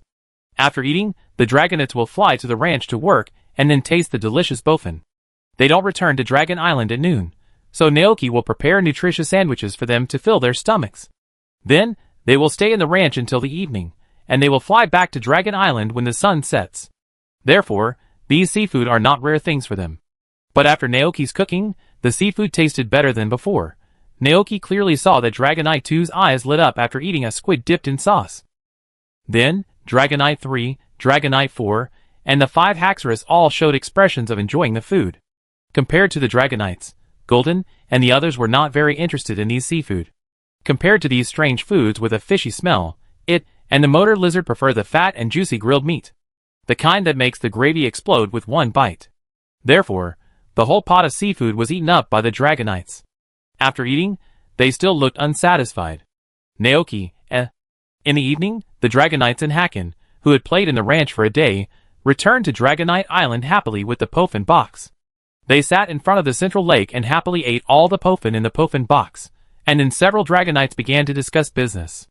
Dragonite 2, woo. Naoki likes to eat fish just like us. Haken 1, woo, I will catch lots of fish for Naoki tomorrow morning. Dragonite 4, woo. I want to catch some too. Dragonite 3 was drooling, woo. Today's fish are so delicious, I want to eat more. So the next morning, before dawn, several Dragonites and Haken dived into the blue sea in the puzzled eyes of their companions. Each Dragonite is a good swimmer. They swim in the sea like a missile in the water, shuttling through the sea at high speed. Soon, Dragonite 2 floated out of the sea with a big lobster in its claws. The lobster sensed the danger and swung its tail in fear, trying to break free. Dragonite 2 slapped it unconscious with a slap, then happily put it in the Pokemon box and prepared to take it to the ranch. At this time, there was another splash on the sea. Dragonite 2 turned around and saw Dragonite 4 catching a light blue dolphin Pokemon with a white belly and floating out of the water. It hugged the dolphin tightly with its big fat paws and quickly turned to ask its companion, "Woo? Will Naoki like this?"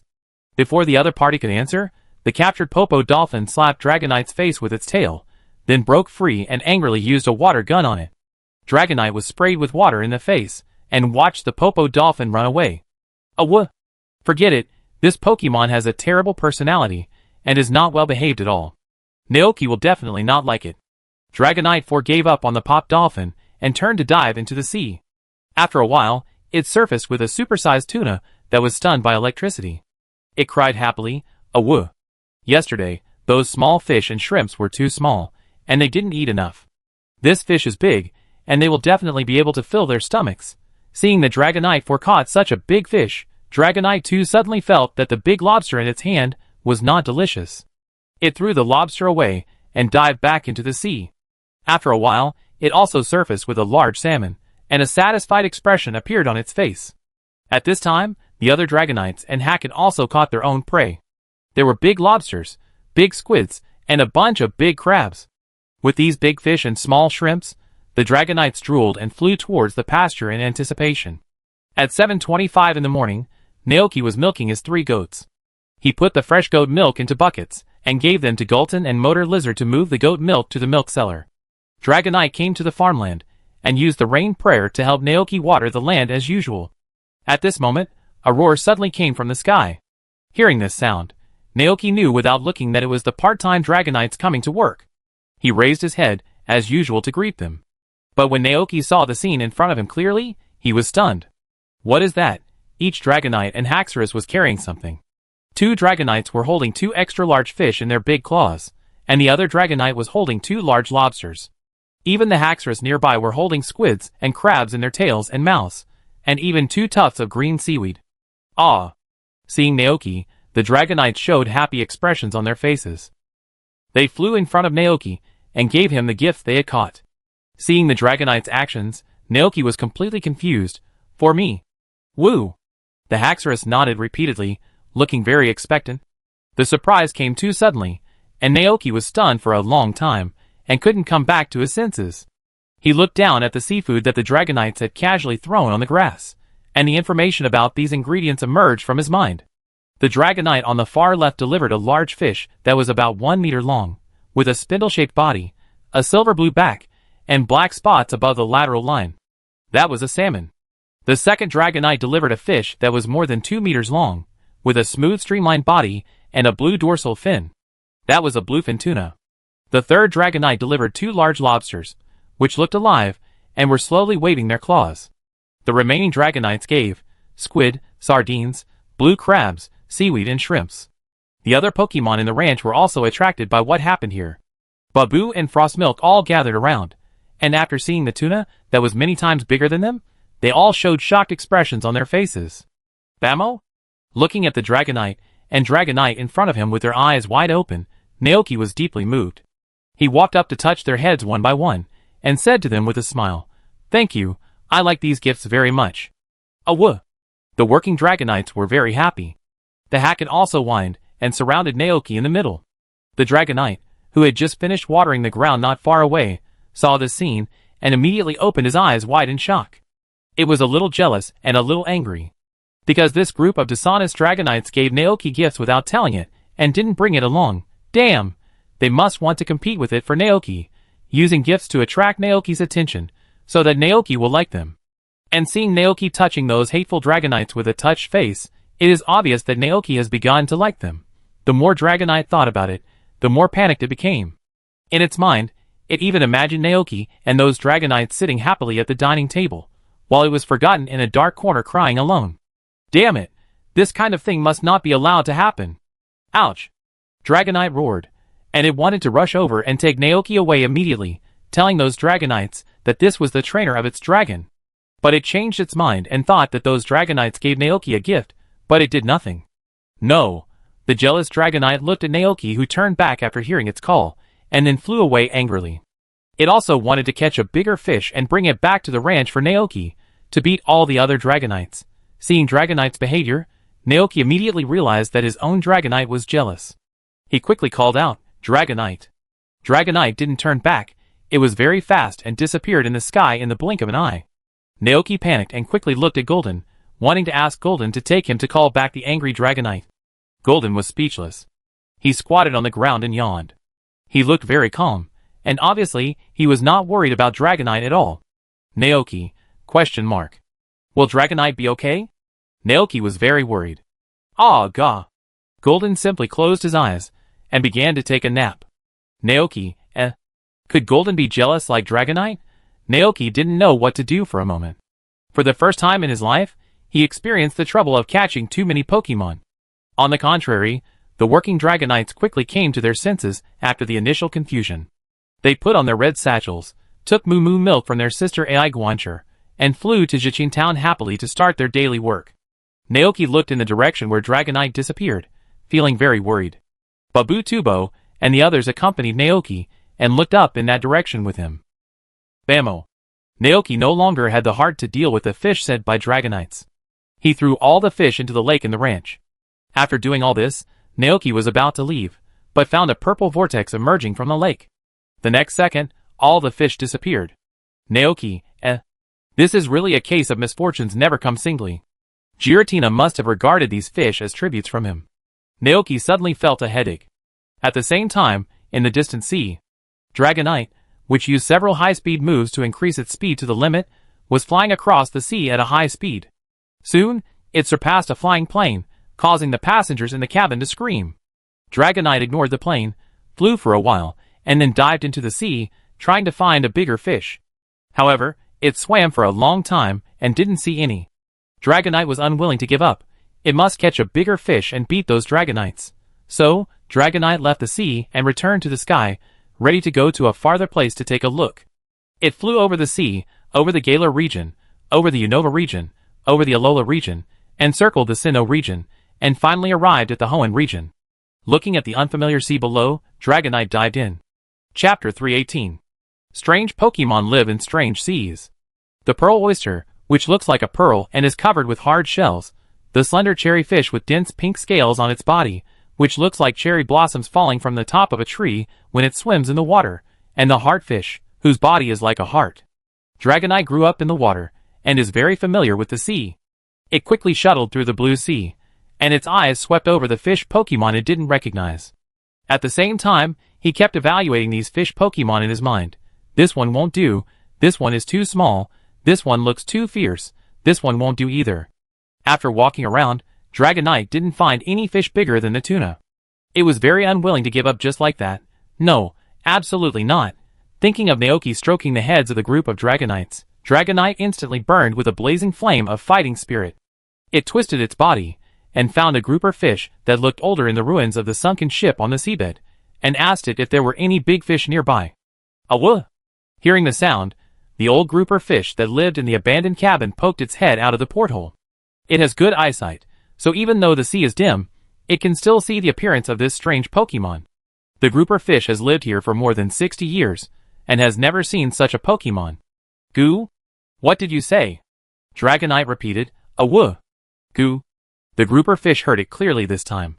Big fish? It had heard of it. So it answered, Goo Goo.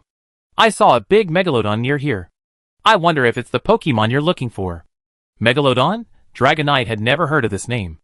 Its eyes lit up, and it quickly asked, Oh? How big is it? The hunting grouper stretched its head, looked at Dragonite closely, and then answered, Goo Goo. Come to you. Dragonite looked down at its chest, and the joy that had just risen in its heart disappeared in an instant. What? Not even as big as it? No, it's looking for a bigger fish. The grouper fish didn't know what to say. Its old fish face showed an embarrassment. Goo. If that's the case, I don't know. Ouch. Dragonite was very disappointed and turned to leave, planning to leave here and look somewhere else. Just as it was about to rise, the grouper fish seemed to have suddenly thought of something and called it. Goo. Oh right, I remember it. Dragonite stopped immediately and turned around to look. The old-fashioned hunter fish told Dragonite a story. Goo Goo Goo. When I was young, I heard other Pokemon living here say that in the dark underwater cave, where you can't see your hand in front of your face, there lives a very powerful fish Pokemon. Goo. Once a young lovefish saw it. Because the lovefish got lost, it mistakenly entered the place where the Pokemon was sleeping. After seeing the Pokemon, the poor lovefish was scared silly. Goo. It said that it was the biggest fish Pokemon it had ever seen. Awah! Hearing this, Dragonite's eyes lit up again. Really? The huntsman nodded and said to Dragonite, Goo. It is said that the place is in the underwater canyon in front, but it is too scary. Normally, no Pokemon will go there. It is said that the Pokemon that go there will be eaten by the evil Pokemon. Dragonite could no longer hear the rest of the words, because it had already swam directly in that direction. The grouper looked at its back, eyes widened, thinking that this Pokemon was too brave. Dragonite didn't care at all. It swam for more than 10 kilometers in one go, and soon came to the canyon that the old grouper mentioned. Looking at the bottomless sea trench below, Dragonite dived in. I don't know how long it swam, so long that even the last ray of light was swallowed by the darkness. Dragonite fearlessly rushed into the darkness, with the idea of I must catch the biggest fish, and give it to Naoki. It mobilized the electrical energy in its body, and used the electric light to illuminate the surrounding environment. Soon, Dragonite came to the end of the trench, but still did not see the huge Pokemon that the grouper fish mentioned. Dragonite was confused. It stopped and turned around to look around. And at this moment, it suddenly saw a huge hole in the canyon not far away. Seeing this scene, Dragonite's eyes lit up instantly. That must be the home of the big fish Pokemon. So, it rushed straight in, moving forward along the cave. After passing through the caves, A faint light suddenly appeared above. Dragonite swam towards that place. The next second, it swam out of the water and came to a wide underwater cave. Dragonite looked around, and when it saw the surrounding scene clearly, the whole dragon was stunned. There was a blue lake in the cave. Beams of light from nowhere shone in from the top of the cave, reflecting the blue lake surface, sparkling like a dream. On the lake, a mysterious Pokemon that was huge and resembled a whale was sleeping quietly. Its body was dark blue, just like the blue sea, revealing a magnificent and vast atmosphere. It had 2 huge pectoral fins, each with 4 white square structures on the tip, and mysterious and ancient red lines all over its body. What a big fish, Dragonite murmured. The body of this fish Pokemon was much larger than that of the tuna, and Naoki liked it at first glance. Dragonite was ready to move. But at this moment, the Pokemon, which had closed its eyes and was sleeping, suddenly opened its eyes as if it sensed something. A majestic and ancient breath, like the sea, surged towards the surroundings. The golden and intimidating pupils locked onto Dragonite, the intruder. Sensing that breath, Dragonite's face changed slightly, and its body froze. It immediately realized that this was a powerful Pokemon. The next second, an ancient and heavy voice sounded from its heart. "Intruder, what are you doing here?" Padia region, Jichin town, Naoki ranch. Naoki looked in the direction where Dragonite flew away with worry. 2 days have passed. 2 days have passed since Dragonite left, and Dragonite has not returned yet. The Pokemon Encyclopedia says that Dragonite only needs 16 hours to circle the Earth, and now 48 hours have passed. This time is enough for Dragonite to circle the planet 3 times. But Dragonite still hasn't returned. According to Naoki's understanding of Dragonite, his Dragonite is obviously not the kind of Pokemon that will run away from home out of anger and never come back. And now, Naoki couldn't help but think, was he delayed by something? Or was he in danger? Some evil organizations, like Pokemon Hunters, Team Rocket, Team Galactic? Naoki couldn't sit still, and even lost interest in the next trip to Kitakami Township. In this case, even if he wanted to find Dragonite, he couldn't do it. Because the world is so big, he didn't know where Dragonite went and where it is now. Naoki was worried, and couldn't sleep or eat. He began to reflect on whether he had done something wrong. He went to the town to find Miss Joy and consulted her about what to do if a Pokemon got angry and ran away from home. Miss Joy from Jichin town couldn't help asking after hearing this, "Has a Pokemon run away from home in the ranch?" Naoki nodded. It was Dragonite. He told Miss Joy in detail about how Dragonite, who worked at the ranch that day, gave him a few fish, and he thought they were so cute that he couldn't help but reach out and touch their heads. As a result, Dragonite saw this scene and directly used his move, Speed, and ran away from home at the speed of light. So that's how it is. Miss Joy suddenly realized, if I'm not mistaken, Dragonite must have run away from home because it saw you touching other Dragonites and felt jealous. Seeing Naoki's worried look, Miss Joy explained softly, Pokemon, like humans, can also get angry. It's common for trainers to be too nice to a certain Pokemon around them, which makes other Pokemon in the team jealous and run away from home. Naoki, he knew, but what could he do if he couldn't help it? There are so many cute Pokemon in this world, and he wants to touch and hug every one of them. In this case, the trainer should pay more attention to the emotions of the Pokemon and try to share your love equally with each Pokemon, Miss Joy said. For this reason, the major alliances encourage trainers to carry 6 Pokemon when traveling. If there are too many Pokemon, one trainer can't take care of them at all. This causes the Pokemon to lose their temper, the team to be divided, and the overall strength of the trainer to be affected. After hearing what Miss Joy said, Naoki didn't know how to react for a moment. I always feel that the trainer is like a scumbag. But in all conscience, he really just likes Pokemon. He didn't abandon Pokemon casually like a scumbag, playing with their feelings. The innocent and kind-hearted Dragonites gave him surprise gifts, and looked so well-behaved and docile. Normal people can't help it. Naoki looked like he wanted to cry but couldn't. Miss Joy couldn't help but comfort him. Don't worry, Dragonite is a very good Pokemon. It will definitely come back to you, Mr. Naoki. She had seen the Dragonite at Naoki's ranch. It was very cute, very gentle and well-behaved, often flying around the town with a small red bag, delivering goods to everyone. Many people in the town like it very much. Alas. Naoki sighed silently. Miss Joy said again, there have been trainers who have encountered this kind of thing before. It was a girl who met a Pokemon who was good at swimming on her way home, and they started living together from then on. Later, the girl met a few Pokemon and took care of them like Pokemon.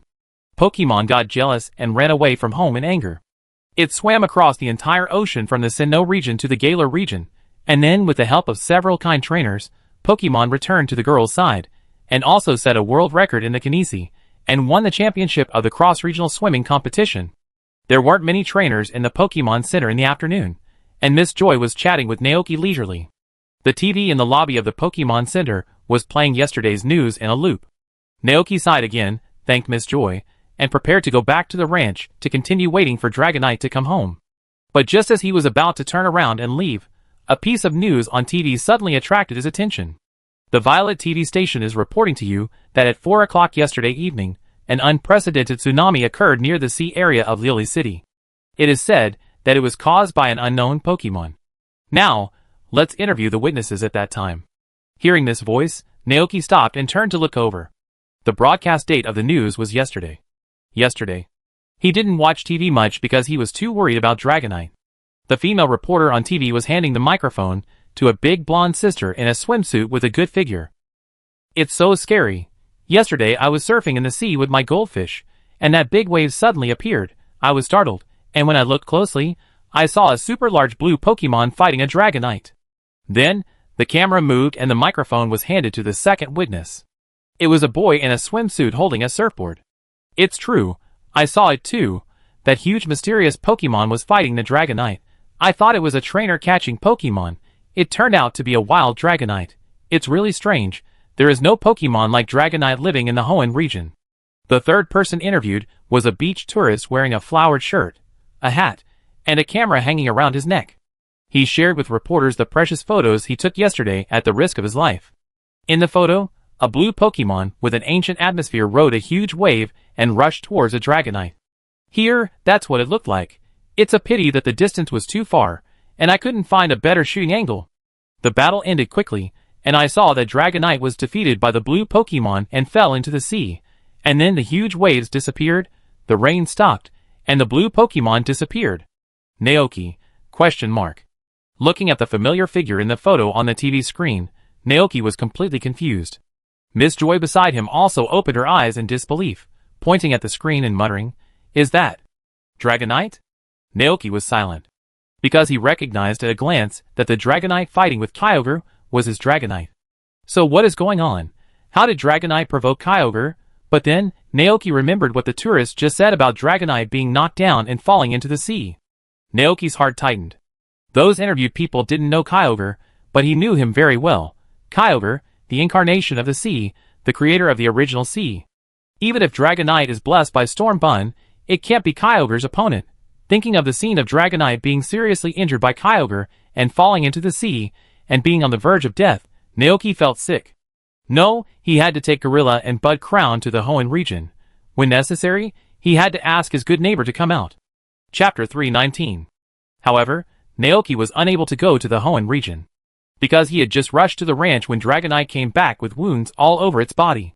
Seeing this, Naoki was stunned for a moment, and quickly ran forward to check Dragonite's injuries. The scales on Dragonite's body were damaged, and there were red marks on its abdomen caused by the violent impact. It looked very embarrassed and listless. "Why did you run so far?" Naoki felt a little distressed, and quickly asked his brother Ai Guancher to get a bottle of live goat milk to feed Dragonite. After drinking the goat milk, Dragonite recovered, but it was still in a sluggish state. It hung its head, and glanced at Naoki, feeling very sad.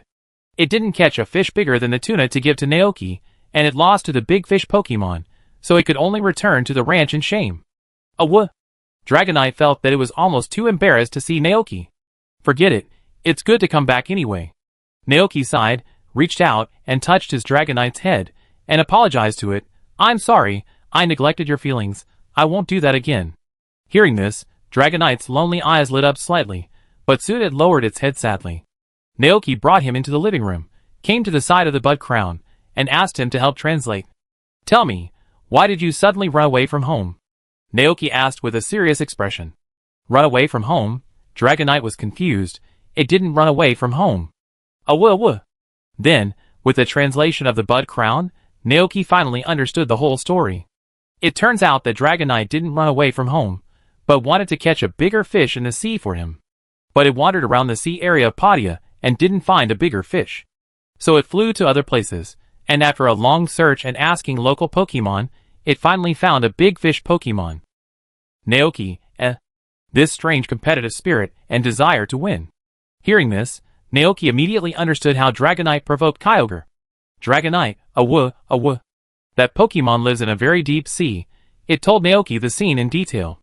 At that time, it broke into the Pokemon's home and woke up the sleeping Pokemon.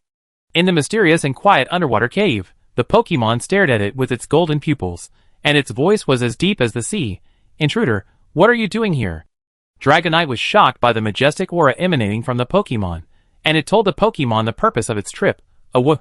I came here to find the world's largest fish to give to Naoki.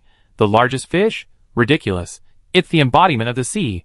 Kyogre was a little angry, and as for Naoki behind, it sounds like a human name. A weak Dragonite. Want to give it to a human. The god of the sea was enraged, and the surrounding sea water seemed to boil, instantly raising huge waves. Dragonite realized the danger, and its scales exploded, and it quickly mobilized its energy and made preparations for the response. Wisps of white air flowed around it, and a strong wind suddenly blew in this densely covered cave. Just when Dragonite thought that the opponent was going to lose his mind and attack it, the mysterious Pokemon suddenly stopped. Kyogre stared at the Dragonite in front of him with a little doubt, because it felt a breath from the Dragonite that was the same as the sea. This breath gradually calmed Kyogre down. This was not because it was afraid, but it suddenly remembered its mortal enemy. Now, the land and the sea have finally maintained a balance. Once its power is slightly depleted, its mortal enemy will probably take the opportunity to compete with it for the natural energy between heaven and earth, so as to expand its territory. It doesn't want to see Groudon standing on the mount sending gods to set off fireworks. So, Kyogre calmed down and returned to the lake again, saying to the arrogant Dragonite, "Defeat me, and you will get my recognition." Then, Dragonite challenged Kyogre. Kyogre didn't use his own energy and moves, he just mobilized the water power hidden in the surrounding sea, and easily defeated Dragonite. The defeated Dragonite fell into the sea, while Kyogre returned to the underwater cave and continued to sleep, waiting for the opportunity to come. The battle between the land and the sea will never end, maybe for decades, maybe hundreds of years, maybe in the distant future. One day, it will fight with Groudon again. Naoki, It seems that he misunderstood Kyogre. It was not Kyogre who attacked Dragonite, but Dragonite who provoked Kyogre. I don't know why Kyogre, who was obviously very angry, did not deliberately hurt Dragonite, but instead proposed conditions for it to agree to fight. Naoki thought about the relationship between the legendary Pokemon in the Hoenn region in his mind, and soon got the answer. Because of Groudon. Naoki sighed and said to Dragonite, "Forget it this time, you must never do such dangerous things in the future, understand?" Dragonite was sad, It just wanted to catch a big fish for Naoki, just like those Dragonites who work part-time. Naoki saw what Dragonite meant, he sighed in his heart, reached out and touched Dragonite's head, and said to it, "I don't want the biggest fish in the world." Dragonite raised its head and looked at him blankly. Naoki stepped forward and took the initiative to hug Dragonite. "Don't do anything dangerous, I don't care if there is a big fish or the gift you give me, I only care about your safety, do you understand?" Dragonite's eyes lit up completely, it stretched out its big claws, and hugged Naoki back with a feeling of being touched. Naoki smiled, patted Dragonite's back with his hand, and said to it, "We don't need to take risks, as long as there are enough fish to eat, we can live together peacefully like now." Dragonite nodded happily. Naoki then let Dragonite go. "Okay, I'm glad you're back. Mrs. Dantes and the others were very worried about you during the 2 days you were away. I give you some biscuits and boffins later, you can take them to let them know you're safe." Dragonite happily agreed, and stayed at the ranch to be close to Naoki for a while, then picked up the gift and flew to Jichin town. The working Dragonite and Hacken at the ranch saw Dragonite looking so happy that it was about to fly, and their faces showed confused and puzzled expressions. "Did it pick up Bofin on the road?" a Dragonite asked. For them, picking up Bofin on the road was indeed a happy thing. The other Dragonites shook their heads, and said they didn't know either. Not far away, Gul'dan, who was basking in the sun on the grass, looked at Dragonite, yawned lazily, and then closed his eyes to continue enjoying this beautiful afternoon. February 29th, 199th year of the League calendar. Early in the morning, Naoki said goodbye to a group of Pokemon in the ranch and rode Gul'dan to Glass Bottle City. Because this business trip was for agricultural exchanges, there might not be much time to play there. Not to mention that Beishang Township was still a very remote rural town, so Naoki only brought 5 Pokemon with him: Golden, Baboo, Motor Lizard, Flutterwing and Dragonite. The rest of the Pokemon stayed in the ranch to maintain the normal operation of the ranch. At 9 o'clock in the morning, Naoki rushed to the Glass Bottle Airport. Because Golden could not be put into the Pokeball, he directly bought a ticket for Golden. But because Golden was too big, the seats on the plane could not accommodate it, and Naoki could only place it in the luggage compartment at the suggestion of the flight attendants. Looking at Golden's aggrieved eyes, Naoki reached out and touched its head. "Be obedient, we will be there soon." "Ah, gah," Golden agreed pitifully. Naoki couldn't bear it, but there was nothing he could do. He didn't know the exact location of Kitakami Township, and there was no way to fly there directly on a Pokemon. The best way to travel across regions was to take a plane or a ship. He sat back in the cabin, and the plane took off normally. Naoki closed his eyes and squinted for a while. He woke up once, drank some water, and went to the bathroom, and then sat down to read a book. After an unknown amount of time, the broadcast on the plane finally announced that the flight was about to arrive at its destination. Naoki put away his book, waited until the plane landed, and immediately went to the luggage compartment to find Golden, who was huddled in the corner, and then kissed it hard on the forehead. "Poor little guy, I'm sorry for you. We've reached our destination, it's time to go." "Aw, gah?" Golden opened his eyes in disbelief, and then happily used the tongue licking on Naoki. Attack and response. The passenger behind her originally thought it was a cute small Pokemon like Eevee or Pikachu. But when she looked carefully, she found it was a big guy with a ferocious face. She couldn't help but mutter in her heart, "How can this be a small guy?" Naoki didn't notice the expressions of others. He took Golden off the plane, and went to the local Pokemon Center as soon as possible. He used the video phone there to contact the ranch and report safety to everyone. After doing all this, Naoki took out the map and set off to Kitakami Township according to the route planned on it. Because Kitakami Township is far away from big cities, and in a secluded countryside, the only way to get there is to go to the bus station and take a bus. But with Golden here, it doesn't matter if you don't take a bus. So, after planning the route, Naoki rode on Golden's back, flew into the sky, and headed towards Kitakami Township. On the way, Naoki kept reading the Kitakami Township tourist guide he had just bought at the airport. It is said above that Kitakami Township is not the name of a town, but the general name of a large area. There is only one small town there, named Quill Town. It is worth mentioning that this guide says that there are many legends circulating in Quill Town. The most attractive one to Naoki is the legend about the ghost of Kitakami Township. The above content is described as follows. According to legend, a long time ago, there were very scary ghosts in Kitakami Township. The ghosts were entrenched in the back mountain of the village, and usually the ghosts would scare people who entered the mountain. One day, the ghost was furious and suddenly came down the mountain, causing the villagers to panic.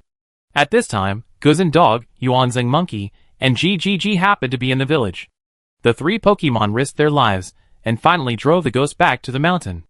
The villagers affectionately called them Pokemon for their bravery, buried their remains with great respect, and built a statue of Pokemon on top.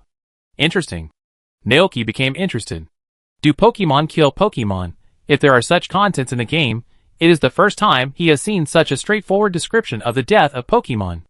However, from this legend, it seems that the ghost did not die, but was driven into the mountains, and it was the 3 companions who died. 3 against 1, and they were wiped out. How strong must the ghost be? At this time, Naoki looked up and looked ahead. After seeing the scenery in the distance, he knew in his heart, Kitakami Township has arrived. Looking down from the sky, Kitakami Township has towering mountains, and the foot of the mountain is where people live and work. There is a rural town full of Japanese style.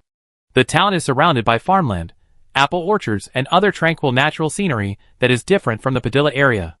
Is this Beishang Township? Looking at this beautiful pastoral scenery, Naoki's eyes lit up. I have to say, this place is really good. He looked down at the road below, then patted the back of the Golden, signaling it to land. Because Mayor Thomas said that someone would pick him up at the station and take him to Quill Town. When the Golden landed at the bus stop beside the road, Naoki really saw an old lady with white hair there. He stepped forward and showed his ID card, and the old lady's face suddenly showed a surprised expression. Where did you come from?" Naoki smiled slightly, pointed at Gillerton behind him, and said, "My Pokemon brought me here." I was really shocked. I said I didn't see the bus, but it turned out to be like this. "Hello, Naoki, Welcome to Kitakami Township. I am Yukiko from the community center. Let's go. I take you to the town. The old woman named Yukiko said. Thank you very much. Naoki thanked them politely, and then he and Golden followed Yukiko along the cement road. There was a 12-hour time difference between Kitakami Township and Padilla. They spent a lot of time on the road, and it was almost dark when they got here. Naoki looked around, looking at the Pokemon in the grass not far away that were hard to see in Padilla. Or silk spiders, coyote dogs, bug beasts. Gradually, as the distance to Emerald Town got closer and closer, neat rice fields began to appear on both sides of the road. What surprised Naoki even more was that he actually saw the figures of Squirtle and Wooper in these rice fields. Yukiko introduced in a friendly way, Wooper and Squirtle will make the soil in the fields more fertile and help the rice fields grow. A long time ago, the town asked these two Pokemon to help in the rice fields. Naoki had a lot of questions in his mind. Will Squirtle not destroy the rice in the fields? If he remembered correctly, there seemed to be poison on the skin and mucous membranes of Wooper. After passing through the paddy field area, they officially arrived at Quill Town. This rural town is not as lively as Jichin Town. There are few people here, to be precise. There are few young people. It was evening, and many elderly people had just finished dinner, and were leisurely walking in the town. The town was paved with complete cement roads, which looked very clean and tidy, in a typical Japanese style. Like Jichin Town, Pokemon can be seen everywhere in this place. The little boar following the trainer, the Gugu staying on the roof, and the furry little Vulpix lying on the eaves. Naoki was instantly attracted by those Vulpix. Damn! There are actually Vulpix in this place. The furry and warm Vulpix with a white belly is so cute. Gulton, who was standing by, saw Naoki's eyes, and immediately showed a helpless expression on his face. Ah gah! It started again. Chapter 320. This is the community center. Let's rest here tonight. Yukiko brought Naoki to a 2-story building and introduced it to him. Tomorrow, the mayor will come to take you to visit the rice fields and apple orchards in Kitakami Township. Okay. After a day of running around outside, Naoki was indeed a little tired. Yukiko pushed open the door of the community center, and Naoki walked in. After showing his identity badge to the staff at the front desk, he heard the staff say, "Welcome to Kitakami Township. Your room is on the 2nd floor. If you want to eat, you can go to the restaurant on the right. The mayor has prepared a reception dinner for you." Naoki nodded, and then went upstairs to put his luggage in the room, then returned to the lobby, and came to the restaurant of the community center under the guidance of Yukiko. A bald old man wearing a kimono, glasses, and a white beard was waiting there. Seeing Naoki coming, he immediately came forward and stretched out his hand with a smile. "Oh, you are Mr. Naoki, who came from the Padilla area for agricultural exchanges? I am the head of Kitakami Township, and the mayor of this town. I am glad that you can come here." "Hello, Mr. Mayor." Naoki extended his hand, and made a brief self-introduction, and then the group sat down at the dining table. Kitakami Township prepared apple pie, apple candy, sticky cake, mushroom soup, sushi and other dishes for him as dinner. Although it was not very rich, the variety of these foods was full of local characteristics. At the table, the mayor introduced him to the itinerary of this agricultural exchange. "Tomorrow morning, I will go with you to visit the rice fields in Kitakami Township. By the way, there is no rice in the Padilla area, right?" Naoki thought for a moment, and shook his head, saying, "The main crops grown in the Padilla region are wheat and corn. Rice is not seen much, at least not near Jichin Town. It is not clear about other places." "So that's the case." The village head smiled and nodded. Last year, the grain output in Jichin Town reached a very exaggerated level. It was even reported in the World Agricultural News. Naoki smiled slightly. Last year, Jichin Town had good weather and good harvests. Both the climate and temperature were very suitable for crop growth, and the people there also believed in the great king of fertility. The king of plenty? The mayor was very surprised, with a curious expression on his face. Naoki nodded. "It is a legendary Pokemon that can make the soil fertile and the crops abundant. It is said that farmers who believe in it will have good weather and good harvests throughout the next year. For this reason, the local people affectionately call him the King of Plenty, and even built a shrine for him, and hold festivals to thank him every year." "There is such a thing." The mayor was shocked. Naoki nodded slightly. Perhaps the Bud Crown saw the people working hard on the land and making a living, and was moved by them, so he brought abundance to everyone. "Bud Crown?" The mayor was stunned for a moment. "It's the title of the King of Plenty," Naoki said. "Bud Crown. The legendary King of Plenty." The mayor muttered to himself and remembered the name in his heart. But then again, There is also a legend of Pokemon in our Kitakami Township. Is it also a legendary Pokemon? Naoki thought of what he had seen in the travel guide before, raised his eyebrows, and asked, "The legend of the ghost? Huh? You know that too?" The mayor was very surprised. "Naoki, I read the travel guide of Kitakami Township on the way here." The mayor suddenly realized. "So that's it." He smiled happily. "That's right. Kitakami Township also built a statue for the 3 companion Pokemon who sacrificed to protect the town. Many trainers and tourists are attracted by this legend. Because of them, our remote rural town, which originally relied on farming for a living, has caught up with the times and has become more and more prosperous." Naoki nodded thoughtfully. Relying on the name of the legendary Pokemon to attract tourists and develop tourism? The Pokemon statue is in the Pokemon Square in the northwest of the town. When you are done with your work tomorrow, you can also go there for a stroll, the mayor said.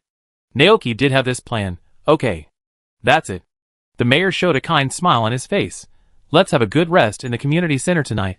If you can't sleep, you can also walk around the town. After dinner time, the mayor left the community center and went home. After eating and drinking, Naoki also returned to his room and went to sleep. The next morning, Naoki got up early, and after breakfast, he met up with the mayor and others, and went to the rice fields outside the town to watch farmers planting rice. Several wubwa and lobster soldiers working in the fields stood on the ridges and observed the situation here. Naoki watched for a while, then joined Golden and experienced the local rice planting work. "How is it? Are you used to it?" the village head asked. Naoki nodded. This job was easy for him. It's a pity that the area in Zichin Town is not suitable for growing rice. The farms and ranches in Zichin Town are mainly animal husbandry, and most of the crops planted throughout the year are wheat and corn. If we want to switch to rice, we have to create rice fields, which is too troublesome. Yes. The mayor also knows about the situation in Zichin Town, but each place has its own crops suitable for planting. Rice is also a specialty of our Beishang Township, right? Oh, by the way, our Beishang Township also has a special delicacy, which is sticky cake made from these rice. You can go and taste it later. Naoki tasted this specialty of Beishang Township at noon. He was originally planning to go back to the community center for lunch, but as soon as he left the rice field, he was pulled to her home by a warm-hearted auntie, who invited him to have lunch here and taste the sticky cakes she made. Naoki was confused, thinking, are the people here so warm? However, he soon found out why. Because the land he and Golden were planting today belonged to this auntie. Let's eat here. The auntie invited Naoki into the house, and then went to the kitchen to work. Seeing this, Naoki did not refuse, thinking that the people in Kitakami Township were quite simple and kind. He came to the yard and released all the Pokemon. The aunt lived alone all year round. Her husband died early, and her son also settled in other places. Except for the New Year and other holidays, he rarely came back. So there was no one else in the house except the aunt. Naoki couldn't help but sigh. Even in the Pokemon world, there are problems of left-behind children and left-behind elderly people. The yard was cleaned very neatly, and there was a Magikarp fountain in the corner.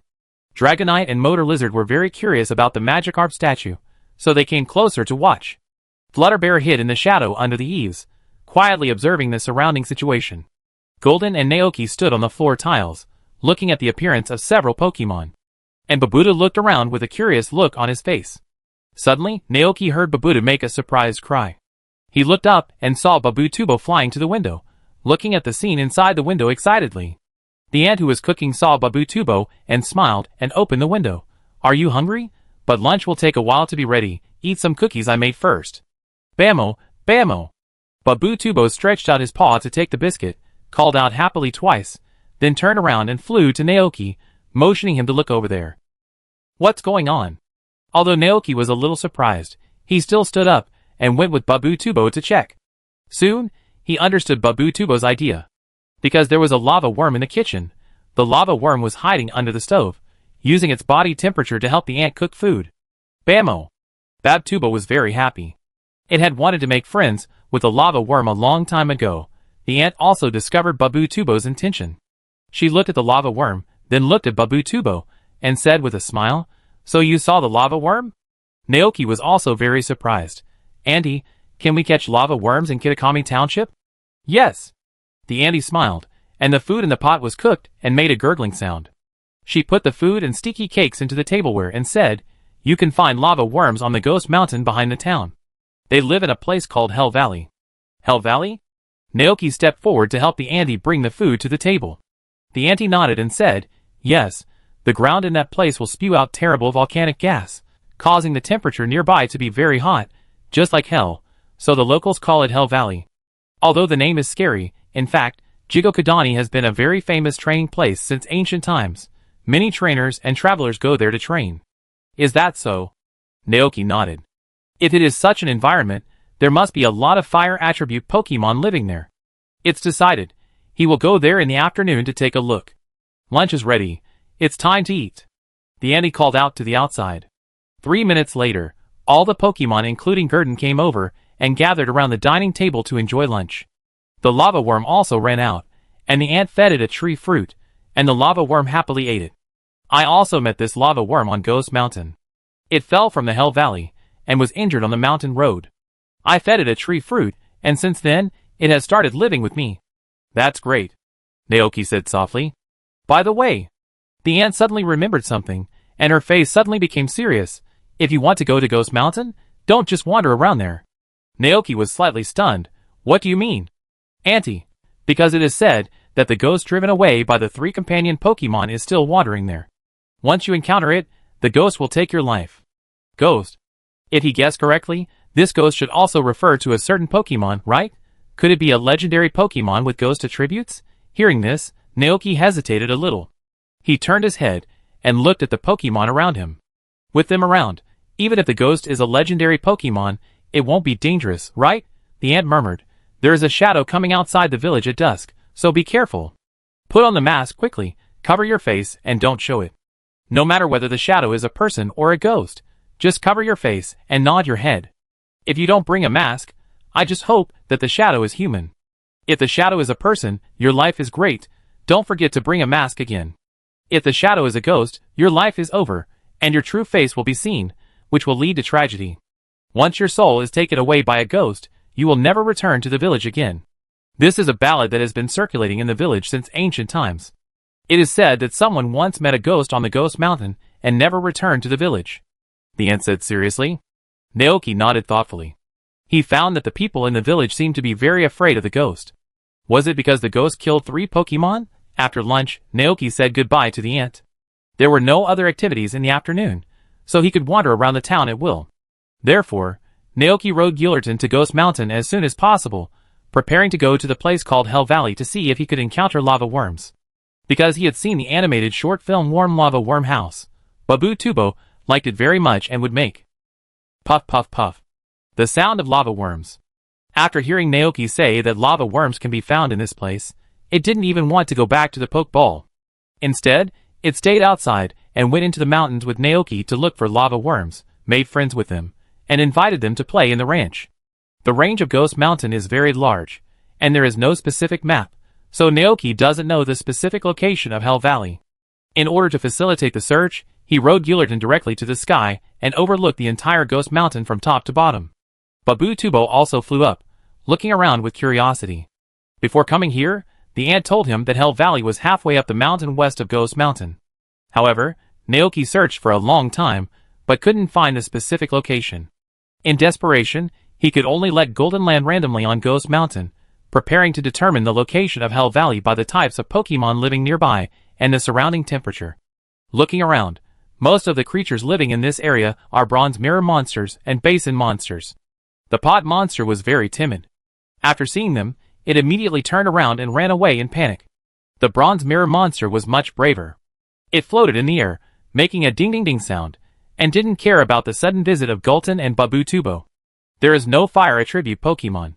The temperature nearby is no different from that at the foot of the mountain. After a little thought, Naoki looked up and saw a waterfall falling from above, so he said to Gulton, "Go to the top of the waterfall and take a look." "Ah, Golden!" Golden responded, and his strong legs suddenly exerted force, and then he landed steadily on the cliff. There was no trace of wild Pokemon here. Looking at the empty and quiet environment around him, Naoki felt a little confused. At this moment, Babu Tubo, who was floating in the air, seemed to have suddenly discovered something, and made a puzzled cry, "Bammo? What's wrong?" Naoki turned his head, and followed Babu Tubo's gaze. At the corner of the cliff, he saw a green figure peeking at this side. As if realizing that he was discovered, the man turned around and ran, and soon disappeared in the cliff. Naoki was slightly stunned. Is that a town resident living nearby? Chapter 321. I learned from the townspeople that the ghost that killed Sanbayaban is still in the mountain. On weekdays, the townspeople rarely go into the mountain, and basically stay near the foot of the mountain. But now it seems that not everyone is so timid. Seeing the mysterious figure, Naoki didn't have any other thoughts in his mind. He retracted his gaze and turned to look to the other side, ready to continue looking for the Hell Valley where the lava worms live. But he never thought that Gulden would chase him directly. Naoki was stunned for a second. Gulden, where are you going? Babatubo was also confused. Bamo? Ah, gah. Gulden looked back, and didn't know how to explain for a moment. It could only turn around, transform from a mount to a combat form, grab Naoki on its shoulders, and carry him on the protruding rock and jump. Naoki? ? Babatubo was very puzzled, but he hurriedly chased after him. Naoki only felt that the scene in front of him was changing rapidly, and with Gulden's twists and turns, the surrounding scene was changing rapidly. Under this intense stimulation like bungee jumping, Naoki felt that he almost went to see his grandmother. When Gulden put him on the ground, Naoki had already started to see stars and almost vomited. Gulden Babatubo looked worried. Take a deep breath, take a deep breath. Naoki tried to adjust his state. He did not blame Gulden, but asked in confusion, Did you find anything? Gulden nodded his big head repeatedly, and turned around to look forward. At this time, Naoki found that he was taken to a very quiet cliff by Gulden. Ahead was the huge mountain range, with a majestic waterfall cascading down from the top of the mountain, and some green vegetation growing around it. An extremely narrow mountain path connected this cliff with the outside world. This is... Naoki followed Gulden's gaze, and found a dark cave on the desolate cliff. Gulden raised his foot, and walked towards the cave. Naoki realized that there might be something inside, so he cautiously followed Gulden with Babatubo. Soon, they arrived in front of the cave. The cave was very narrow, so Gulden had to lower his head to get in. After passing through a passage about 3 meters long, the space inside the cave suddenly became bright. When he saw the scene inside clearly, Naoki was stunned. The cave was not big, and there were several stones of different sizes that were polished very flat. The largest stone looked like a bed, with a square stone piled next to the bed, and a smaller stone next to it, which seemed to be a table and stool for eating. The green figure they saw before was now shivering in the corner of the cave. It was afraid. In just a moment, Naoki recognized the other party's emotions. He looked carefully at this unknown creature. The other party was wearing a green coat, his face was like a small orange, and his eyes seemed to be shining with stars. And next to it, there was a green mask. No, this appearance is definitely not human. Is it a Pokemon? Naoki has never seen such a Pokemon. August. Bamo. Gulden and Babudu also noticed the emotions of this Pokemon, and they looked a little overwhelmed. Babudu was the fastest to react. It remembered Frosty the fairy who liked to make friends everywhere, and a little light bulb suddenly lit up in its head. Bamo! Babudu flew forward, took out a tree fruit from somewhere, spread out its paw pads, and placed it in front of the Pokemon. It was the first time that Naoki saw such a timid Pokemon, and he didn't know what to do. He could only try to calm the other party's emotions. Hello? Don't be afraid, we won't hurt you. Hearing this, the Pokemon looked at the people in front of it cautiously. Then, as if it had seen something even more terrifying, it stood up and rushed out the door, forgetting even to take its mask. The fruit of the Babudodder tree was hit, fell to the ground and rolled twice. Naoki followed out in a daze, but the Pokemon was so fast that it ran away quickly. Naoki didn't chase it because he found that the other party was very timid, and the terrain of this place was very complicated, and it would fall down if it was not careful. If they chased after it, the Pokemon would only panic and fall off the cliff. After the Pokemon completely disappeared, Babatubo ran back to the cave and picked up his treasured fruit from the ground with a look of loss. And Naoki observed the environment of the cave. Bed, table, chair. It seems that someone once lived here in seclusion. Or was it made by the Pokemon itself? The body is green, it looks like a grass-type Pokemon. Naoki looked down at the mask on the bed, and sure enough, he saw a part that looked like a blade of grass on it. Although he didn't recognize it, he could probably guess that this Pokemon should be the new Pokemon in the Kitakami Township DLC. Bamo. The Babatubo beside him wiped the dust off the fruit with his paw pad sadly. Naoki took a look at it, and said to it, "Don't be sad, it may just be scared by us." Bamo. Babu Tubo cheered up again. Naoki touched his pockets, took off his backpack, took out some fruits from it, and poured them on the stone table. He stopped only when the fruits piled up into a small hill. This place looks like it's home. We leave the fruits here. When it gets hungry, it will come back to eat. Babu Tubo looked at the table, then at the fruits in his hand, and then happily put the fruits on the pile of fruit hills. Bammo. Okay. Naoki took a deep breath. He had not forgotten the purpose of his trip. We should go make friends with lava worms. Hearing this, Babu Tubo immediately began to look forward to it. It happily flew beside Naoki. Bammo bammo. Naoki smiled slightly, and put his backpack on again. Let's go. He took the two Pokemon outside, and continued to set off. Golden turned into a mount again, looked back at the cave, and then looked at Naoki, with a confused expression on his face. Seeing that Naoki and Babu Tubo had gone far away, it hurriedly chased after them. After they left, it was unknown how long it had passed before a green figure ran back cautiously from the narrow mountain path. It ran back to the cave, and nervously looked at the environment inside the cave with its star-like eyes. After seeing that the mask was not lost, the Pokemon finally breathed a sigh of relief, then stepped forward to pick up the mask and held it in his arms with care. But at this moment, it suddenly noticed that there were some other things in the cave. Looking at the pile of fruits piled up, like a hill on the stone table, the Pokemon showed a dazed expression on his face. Chapter 322. After passing through a narrow mountain road, traces of other Pokemon appeared in front of them. They were a group of Pokemon with strong bodies, stone-like appearances, and muscular arms. So many Geodudes. Naoki looked around, and Geodudes were floating on the mountain road, wandering around there. Some Geodudes buried half of their bodies underground, blending into the surrounding environment, with only a pair of eyes, and the top of their heads showing to observe him and Golderton. There were a large number of Geodudes on this mountain road.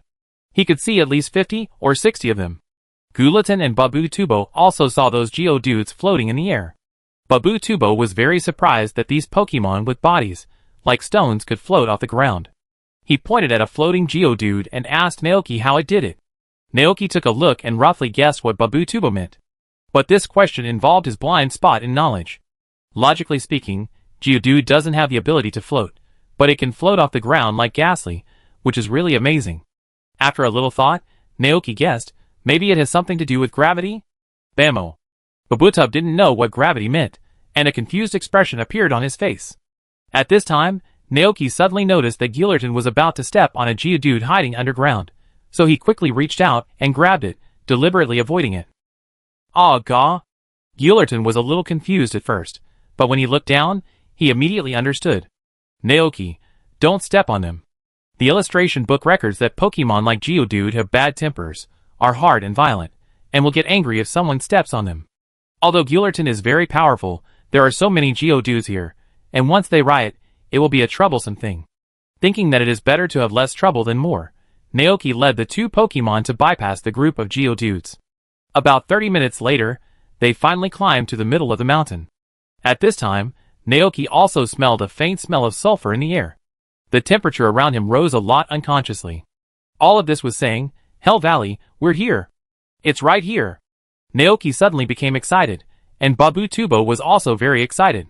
As the people went deeper, the temperature around them became higher and higher, and from time to time, a milky white gas could be seen gushing out from the mountain road. In this hot environment, Naoki and Babu Tubo were sweating all over. In comparison, Golden was much better. It was too hot. No wonder this place was used as a training place by those trainers. This kind of environment is indeed a great place to hone perseverance and character. There are many fire attribute Pokemon living nearby. Not far away, several Dalyabee were vigilantly observing the situation. Some of the Dalyabee let out a series of terrifying long howls, using this method to convey information to nearby companions. Naoki took a look and understood immediately. This place seemed to be the territory of the group of Dalyabee. At this moment, a sound of fighting suddenly came from the front. The group of Dalyabee who were on guard suddenly turned around and ran in the direction of the sound. That was the only way to go deeper into the Hell Valley, and Naoki continued to move forward. After passing through a rocky road, the scene in front appeared in front of them. A young man was commanding a Flame and a wild Houndoom to fight. The Flame was very strong and easily defeated Houndoom in a few rounds. Looking at the fallen Houndoom, the trainer took out the Pokeball and put Houndoom in it. The Dalyabees who had gathered around saw this and scattered, and soon disappeared. The young man didn't care much, put Houndoom's Pokeball away, and planned to turn around and leave. But at this moment, the two of them met eyes. The boy immediately saw the mysterious Scarlet, strong Pokemon not far away. And the Pokemon next to him with pink fur, a red cape tied behind him, and a small silver hammer in his hand. The boy's eyes showed interest, and the Infernape beside him felt the trainer's heart, and the flames on his body burned more fiercely. Naoki waved and took the initiative to say hello. Hi, how are you? The boy was full of fighting spirit. You are also a trainer who came here to practice, right? Since we have met, why not have a Pokemon battle here? Naoki, Sure enough, he knew it. The moment the trainer's eyes met, the battle would begin, but it was too hot here. He didn't want to stay any longer. He just wanted to find the lava worm quickly, and go back to town to eat apples. No, I'm not here to practice. Naoki refused. I'm just here to find a Pokemon. After saying that, he was about to turn around and leave, but the boy ran after him. Looking for Pokemon? What kind of Pokemon is it? Maybe I know it. Naoki glanced at him. The boy explained, I have been training here for a month, and I am very familiar with the Pokemon living nearby. I can help you find it, as long as you have a Pokemon battle with me. Naoki, Are these trainers too obsessed with Pokemon battles? But in order to find the lava worm as soon as possible and leave this hot place, Naoki stopped and asked, Do you know where there is a lava worm? Boy, lava worm? Of course I know. Very good, Naoki said simply. Then let's have a battle now. Huh? The topic jumped too quickly, and the boy couldn't react for a while. But soon, he came back to his senses, his eyes full of fighting spirit. I'm looking forward to it. Infernape, it's time to go. The Infernape nodded coldly, and then took a step forward. Naoki sent out Golden. There are not many restrictions on Pokemon battles in the wild. Once the trainer and Pokemon are in place, the battle will officially begin. The boy looked at Golden and said, Although we have never seen that Pokemon, we will never lose. Infernape, Flame Wheel. The order was given, and the flames on Infernape soared high. The flames covered its body, and Infernape rushed straight towards Golden. Naoki wiped the sweat from his forehead, looked at the scene, and said directly, Full speed ramming. Ah, hiss! Golden nodded slightly, and the scarlet body jumped up, crimson energy flowed on it, and the ancient breath instantly spread. Its form changed rapidly, and it rushed towards Infernape with the force of shattering the earth. The two Pokemon collided directly, and the terrifying energy continued to impact, and then a violent explosion occurred directly. Infernape was blown away on the spot, and fell to the ground without the ability to fight. Boy? So strong. The boy was shocked and couldn't come back to his senses for a while. What kind of Pokemon was that? Why did it kill his most proud Infernape in one move? You know, he was a trainer who had participated in the Lily of the Valley tournament and reached the top 8, and now, he was defeated by his opponent in one move. The boy's brain was working quickly, and then he thought of a shocking idea. Could this person be a champion-level trainer? Seeing that the boy was confused and seemed to have not reacted yet. Naoki coughed a little embarrassedly. It's over. The boy was defeated. He stepped forward to feed Infernape a bottle of healing medicine, and then took it back into the Pokeball to rest. I take you to the lava worm's habitat now, said the boy. Thank you.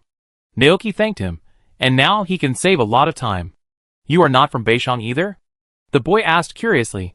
Oh, by the way, my name is Helion. What's yours? Naoki. Naoki replied. I came from the Padilla region. Padilla region? Helion was shocked. That was on the other side of the planet, coming from such a long distance to this place. Yes. Naoki nodded slightly. I'm here on a business trip. No wonder, Helion suddenly realized. No wonder he didn't recognize these two Pokemon. They turned out to be Pokemon from the Padilla region. He took out the Pokemon Encyclopedia and scanned Gulton and Babutubat. The result was the answer. No search, they are Pokemon species that have not been discovered. Seeing that he was curious about Gulton and Babutubat, Naoki introduced. This is Gulton, this is Babutubat, they are both Pokemon from the Padilla region. Are you from Sinnoh? Helion opened his eyes wide. How did you figure that out? Naoki. Because Infernape is one of the 3 Pokemon that the Sinnoh League gives to new trainers. Helion smiled embarrassedly. I almost forgot, but then again, you are really strong. You should have reached the champion level, right? I don't know. Naoki shook his head. It was hard to talk about this topic. After all, he had never participated in the championship assessment. And most of his Pokemon were born from eating food, so it was difficult to evaluate them. Helion was stunned for a moment. What do you mean? Naoki said truthfully, I have never participated in the championship assessment, because my main job is a rancher. This time, I came to Beishang Township to exchange agriculture with the farmers here. Hellion, ? He opened his mouth, and was even more shocked. He knew ranchers and farmers, but the question was why the rancher in front of him was a little different from the rancher he remembered. I feel that if you participate in the Lily of the Valley conference held in the Sinnoh region with your strength, there is a high probability that you can directly become the champion. Hellion said. Lily of the Valley conference? Naoki raised his eyebrows. When he heard these 4 words, the first thing he thought of was the legendary beast man in the anime. That's right, it's the most grand conference held in the Sinnoh region. Hellion introduced, only trainers who have collected 8 badges can challenge it. If you win the championship, you will not only gain fame and a large bonus, but also have the opportunity to fight Pokemon with the regional champion Miss Sharona. A figure of a tall and cool blonde lady appeared in Naoki's mind. He smiled and shook his head, saying, Everyone's ambition is different. Rather than becoming a champion, I want to live with the Pokemon I like. I understand. Hellion nodded. At this time, the temperature around was getting higher and higher. Hellion, who was only wearing a short-sleeved shirt, was so hot that he took off his clothes directly, his face flushed. It's too hot. I can't stand it. Naoki's clothes were all wet with sweat. He exhaled a breath of hot air and silently said in his heart that if you calm down, you will feel cool. Hellion looked around, as if confirming something. Then, he ran to a hillside, and after seeing the scene in front of him clearly, he immediately turned back and shouted, Naoki, come here. The lava worms are here. Naoki ran over quickly. On the hillside that was bleached by the sun, there was a large group of red lava worms lying. The surrounding rubble piles were constantly spewing hot volcanic gas, and the lava worms were crawling around slowly, looking very lively. Finally found it. Naoki's eyes lit up. At this moment, he suddenly noticed the strange scene on one of the lava worms. The lava worm was emitting a colorful glow like crystals at this moment, and on its head, there was a red candlestick. That is, crystallization? Naoki was confused. This is not right. Beishang Township is so far away from Padilla. How can there be crystallization here? And Hellion on the side also noticed the scene. He was also very puzzled. I don't know what it is. That lava worm is not the first Pokemon that has turned into this. In the past month, I have encountered several Pokemon with strange appearances here. After defeating them, they will return to their original state. That is crystallization. Naoki explained. Crystallization? Hellion was stunned for a moment. It is a magical phenomenon that occurs in the Padilla region. The crystal energy covers the body of the Pokemon, which will temporarily change their attributes, making the moves they use more powerful just like. Naoki originally wanted to say that it was the same as Mega Evolution, but at this time, Mega Evolution might not have been released yet, so he changed his words midway and said, it's similar to the Gigantamax in the Galar region. What is Gigantamax? Hellion was even more confused. Naoki, He couldn't help but ask, don't you pay attention to news from other regions? Hellion scratched his head embarrassedly, because those places are too far away from us. And I usually travel outside, and don't have the opportunity to watch the news. Okay. Naoki thought of Hellion using the Pokemon Pokédex to scan Golden. His Pokédex should only be the regional Pokemon Pokédex of the Sinnoh region, not the national Pokemon Pokédex, so it does not record information about Pokemon from other regions. In addition, due to the communication restrictions of this era and the underdeveloped internet, some trainers basically have no channels to learn about the situation in other regions. Thinking of this, Naoki said, if you have the chance, you can go to the Galar region and the Padilla region to see it in person. Hellion, I will. Naoki looked at the group of lava worms and said to Babutubo, I leave it to you. Bammo! Seeing so many lava worms, Babutubo could no longer hold back. Following Naoki's order, it took out the fruit and flew over, introducing itself to the lava worms a little embarrassedly. Bammo. Hello, I am Babutubo. I want to be good friends with you. The group of lava worms looked up at Babutubo and blinked. Soon, the lava worms that were not interested in Babutubo turned their eyes away and continued to crawl slowly on the ground. Babutubo was very disappointed. Bammo. Because almost all the lava worms in front of him had run away. But at this moment, a smaller lava worm slowly crawled in front of him. Babutubo was immediately attracted and turned to look at the lava worm. The lava worm looked at the fruit in its hand with its yellow eyes. Babutu looked down at the fruit, then at Lava Worm, then happily stretched out his paw pads and handed the fruit over. Bammo! Lava Worm stretched out its head, took the fruit from Babudu's hand with its mouth, and then ate it happily. Babudu happily stretched out his hand to it. Bammo? Will you be my good friend? After eating the fruit, Lava Worm looked up at the strange Pokemon and blinked in confusion. Goo? Babutubo explained. Bammo! Good friends are good friends. I will give you lots of fruit, and we will play together every day. If Pokemon bully you, I will beat them all. Lava Worm had never heard of such a thing. It imagined what Babutubo said, and then white smoke began to spray all over its body. For a while, the sound of bang bang bang resounded throughout the cliff. Babutubo was slightly stunned. Having watched Warm Lava Worm House, it immediately understood what Lava Worm meant. This means that this Lava Worm is very happy now. Bubba's eyes flashed with anticipation, and he took the opportunity to ask, Bammo? The Lava Worm looked at it, and then made a bang bang bang sound again. Seeing this, Babu's dog looked back at Naoki. Naoki gave it a poke ball. At Babu's invitation, the Lava Worm happily moved into the poke ball, and planned to go home with Babu. Bammo! Babu was very happy to have made a new friend. It flew back with the Lava Worm's poke ball, and gave it to Naoki. Hellion, who witnessed the whole process, was stunned by shock. What? This? Is it still possible to capture Pokemon like this? No, that's not right. This Babu actually captured a Lava Worm. But will the Lava Worm captured by Babu obey Naoki's command? Chapter 323. Naoki put away the poke ball of magma, and prepared to contact it after going down the mountain. But when he turned his head, he immediately saw the shocked expression on Hellion's face. Naoki? ? Hellion couldn't help but ask, do all the trainers in your Padilla region capture Pokemon in this way? But if so, will the captured Pokemon listen to your command? Not really.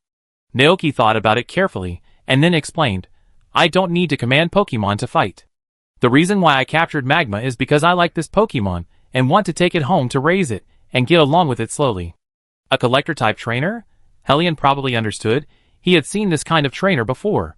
They were not very good at fighting Pokemon, and the purpose of their trip was just to capture those cute Pokemon they had never seen before, and send them back home to live together. But that way of capturing Pokemon was still too. Hellion didn't know what words to use to describe that feeling for a while. Letting Pokemon capture Pokemon, this kind of thing has never happened before. Seeing his expression, Naoki smiled and said, if you have a chance, you can also try this method. Most Pokemon are simple and honest. If you give them some food or let them feel your love, they will most likely choose you as their partner. Of course, this method is only suitable for Pokemon that are small and docile, such as Magma and Eevee. If you change it to Tyrannosaurus or Bangira, it may not work. In that case, you can only prove your strength to them. Hellion listened carefully, and he felt that something in his mind was opened. I understand, Hellion said. Naoki smiled slightly, and turned around to leave. Hellion, who had been training in Hell Valley for a month, also planned to go to the green town at the foot of the mountain to collect some daily necessities, so the two of them went down the mountain together. When the two left the range of Hell Valley, the temperature around them immediately returned to normal. Naoki took a long breath, and took out a bottle of water from his backpack to replenish his water. Hellion also put on his clothes. When passing by the place where the timid Pokemon was found before, Naoki was curious and asked Hellion about the other party's situation. By the way, Hellion, have you seen any Pokemon unique to Kitakami Township around here? Are you referring to Smoka and its evolution Libekuka? Libekuka? This name sounds like the evolution of Libecha. Naoki thought for a moment, then shook his head and said, except for these two? It seems that there are no more. Hellion recalled carefully, but this place does have a lot of Pokemon that are not found in the Sinnoh region. I have seen Mimikyu, Kazuki, and Diamond before. Huh? Did you see any strange Pokemon? Naoki nodded. In the area ahead, I saw a Pokemon I've never seen before. Hearing this, Hellion looked in the direction of his finger, but when he saw the scene ahead clearly, a surprised expression suddenly appeared on his face. What? You went in there? Naoki was stunned for a moment. What do you mean? Hellion, that's the famous Ghost Tooth Cave in Kitakami Township. The terrain there is very steep, because the protruding rocks look like ghost teeth, so you can fall off the cliff if you're not careful. For this reason, the locals have listed it as an extremely dangerous area and prohibited others from entering. Naoki was stunned. Is it that exaggerated? In addition to this reason, there is another very important reason, that is, It is said that the ghost who killed Sanbaban is hiding somewhere in the Ghost Tooth Cave. Once an intruder encounters it, it will take his life. Hellion trembled and said, "Ghosts wearing masks and so on are so scary. I am most afraid of these folk horror legends in the countryside." Naoki, a ghost wearing a mask. The scene he had seen before flashed through Naoki's mind. The green Pokemon seemed to have a mask on its hand. An incredible guess suddenly emerged in Naoki's mind. Could it be the legendary ghost? But it was impossible. The Pokemon was obviously very timid. Not to mention taking his life, it was scared to turn around and run away just by seeing him.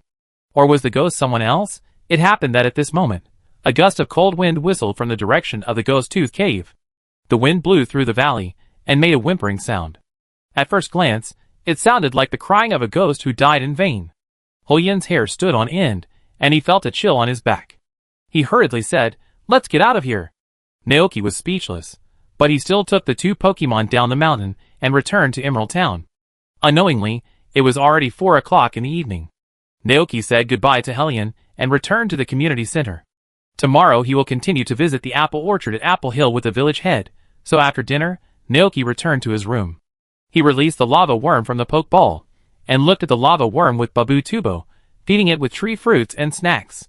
The lava worm was not afraid of this strange human being, but seemed to be in a very happy mood, eating the fruit slowly. If the lava worm's characteristics were not gluttony, Naoki would have suspected that the lava worm's characteristics were gluttony. It must be said that the lava worm is really a natural mobile heater. Not long after it was released, the temperature in the room began to rise until it became warm. Interesting. Naoki watched the interaction between Babu Tubo and lava worms, and made plans in his heart. With lava worms, there will be no need to use firewood in the fireplace in the future. Well, in addition to the fireplace, we also need to build a set of lava worm-specific heating pipes connecting each room in the house. Just like in that anime, lava worms can crawl around freely in the pipes on weekdays, and go wherever they want. At the same time, the heat generated by it when crawling can also provide continuous heating for the whole house. Thinking about it this way, the fire-attributed lava worm is really convenient. It is simply the best companion for people in the cold winter. Naoki sat on a chair and watched Babu Tubo and the lava worm thinking about things. Soon, the lava worm filled its stomach. Faced with Babu Tubo showing kindness to it, and wanting to make friends with it, the lava worm was very happy. When it was happy, several puffs of white smoke immediately came out of its red body. Bang bang bang. Suddenly, coughs caused by smoke choked the room one after another. Naoki quickly opened the window for ventilation, and then looked back at the silly lava worm. Why did he suddenly feel that this lava worm was not very smart? It seemed that it realized that it had caused trouble for everyone, and the simple-minded lava worm was a little flustered. Fortunately, no one cared, but smiled at it in a friendly way. Babu Tubo comforted, "Bamo bamo." The lava worm blinked, and then became happy. Then, the room was filled with bangs again. Naoki, it's not very smart. However, perhaps it is precisely this simple, and even somewhat silly nature that makes it willing to be friends with Babu Tubo, just like those children who just started kindergarten. The next morning, Naoki followed the village head to the local apple orchard. Looking at the apple trees all over the hills, Naoki thought, it is indeed Beishang Township, which is rich in apples. We are here. This is the Apple Hill. The village head introduced with a smile. This hill has a wide view and no terrain blocking it, so the sun can fully shine on every apple, making them grow big and round. Naoki looked up and saw that every apple growing on the tree was so round, bright red and shiny, and very tempting at first glance. The village head picked a few apples and handed them to him. "Try it. This is a specialty of our Beishang Township." Naoki took it and looked down. The information about this apple emerged in his mind. Apples from Beishang Township, high-quality apples, a specialty of Beishang Township, are very famous all over the world. Naoki took a glance and handed one of the big and round apples to Gilliardon to taste it together. After taking a bite, the sweet apple juice immediately burst in his mouth. "It's really good," Naoki nodded in appreciation. "Not bad?" the village head asked, and his face was full of pride when talking about his own apples. Naoki responded, and he looked up into the distance, looking at the vibrant apple orchard, and sighed in his heart. This is a fertile land. Like the rice fields before, there are all kinds of Pokemon living in the apple orchard. There are coyotes guarding the fruit trees. There are tails running around in the orchard. There are slender trumpet buds, and there are Mukir staying on the branches. It can be seen that Beishang Township has completely integrated Pokemon into agricultural development. Following his gaze, the township head also saw those Pokemon, and he proudly said, "These are the Pokemon that help in the orchard." The coyote can guard the orchard to prevent wild Pokemon from coming to destroy the fruit trees, and the tail can patrol the entire hill and notify the coyote of the situation. Miraculous can provide insect catching services for apple trees so that they can grow smoothly. The trumpet bud can not only use grass attribute energy to cultivate fruit trees, but also use the vine whip to help us pick apples. Will Padilla also allow Pokemon to join the agricultural planting industry? The mayor asked. Naoki hasn't been to other farms, but he knows more or less. For example, Mr. Leaf has Pokemon to help in his cherry orchard. But those Pokemon are just wild Pokemon taken in by the kind-hearted Mr. Leaf. They don't formally employ a large number of Pokemon to take care of fruit trees and farmland like Kitakami Township. I can propose this to Mayor Thomas later and tell everyone about this method. Naoki thought to himself and replied, "Yes. In my ranch, Dragonite will use prayers to help water the land, Diglett will help plow the land, the goat will use grass energy to help cultivate crops, and Psyduck will help me pick fruits." Yes, that's it. The mayor nodded repeatedly. Pokemon is really a magical creature. It's great to have them. It's also thanks to them that human life has been greatly improved. Naoki smiled and nodded. Yes. The group walked around the Apple Hill. During the time, Naoki saw a number of vans parked on the road. Some farmers and Pokemon were putting the apples they had just picked into cartons, and then moving them onto the vans. The mayor looked at this scene and said with a smile, "These apples will be shipped to all parts of the world, Kanto, Sinnoh, Padia, Unova, Kalos, so that everyone can taste the apples of Kitakami Township." Amazing. Naoki was full of praise. You know, the internet is not that developed now, and commercial promotion depends entirely on newspapers, but the apples from Kitakami Township can be sold all over the world, which is enough to show the value of these apples. At this time, the mayor on the side suddenly said, "There are many interesting things in the town, but it's a pity that you came at the wrong time. If you come here in summer, you can participate in the town's masking festival." Hearing this, Naoki was slightly stunned. Masking festival? The mayor introduced. That's right. It's an annual grand festival, a celebration specially held to praise the heroic figures of the three companions. It will not only attract people in the town, but also many trainers from other regions. At that time, everyone will wear masks and go to the shrine in the center of Kitakami to enjoy it. Mask? Mask again? It seems that everywhere in Kitakami Township is related to masks. Naoki thought of the green Pokemon he met yesterday and the mask he saw in its hand, and his heart moved slightly, and then asked, "By the way, Mayor, are there any unique Pokemon in Kitakami Township? Pokemon from Kitakami Township?" The mayor was a little surprised, but still said, "Of course there are. The most famous ones are the three companion Pokemon who sacrificed their lives to protect the village. Gozan Dog, Yuanzhang Monkey, GGG. But the green Pokemon doesn't look like a dog, monkey, or chicken at all." Naoki thought for a moment and asked again, "What about the other Pokemon besides these three companion Pokemon? I saw an unknown Pokemon wearing a mask in the mountains before. Is it also a Pokemon from Kitakami Township?" Naoki was curious, and he wanted to ask the village head if he knew the information of that Pokemon. But he never expected that the old man in front of him suddenly changed his face after hearing what he said. An unknown creature wearing a mask and wandering in the mountains. Did you meet a ghost? Naoki was stunned on the spot. What does it mean? Is that timid Pokemon the ghost that killed the three treasures in the legend of Kitakami Township? But how is it possible? It was so timid that it started to shiver in the corner when it saw them approaching, and finally turned around and ran away in fear. Could such a Pokemon be a ghost? Naoki's first reaction was that it was impossible. Either the legend circulating in Kitakami Township was wrong, or there was something else going on. That's a brutal ghost. The mayor showed fear on his face. I advise you not to go to the Terror Cave again. If you provoke a ghost, you will be in a very dangerous situation. Compared to the legend, Naoki was more willing to believe his own eyes. He could never believe that the Pokemon was a violent ghost. He remained silent, but Golden beside him yelled at the mayor, "Ah gah!" The mayor was startled and stepped back subconsciously. What happened to this Pokemon? Why did it suddenly yell at him angrily? Seeing Golden's reaction, Naoki felt something was wrong. He quickly stopped Golden's behavior and reached out to calm it down. Golden stopped. The mayor breathed a sigh of relief, then looked up at the front of the hill and said, "Huh? Baoban Square is just ahead. That's where the villagers of Beishang Township buried their remains. Do you want to go and have a look? Chapter 324. We're here. This is where the 3 companion Pokemon are buried.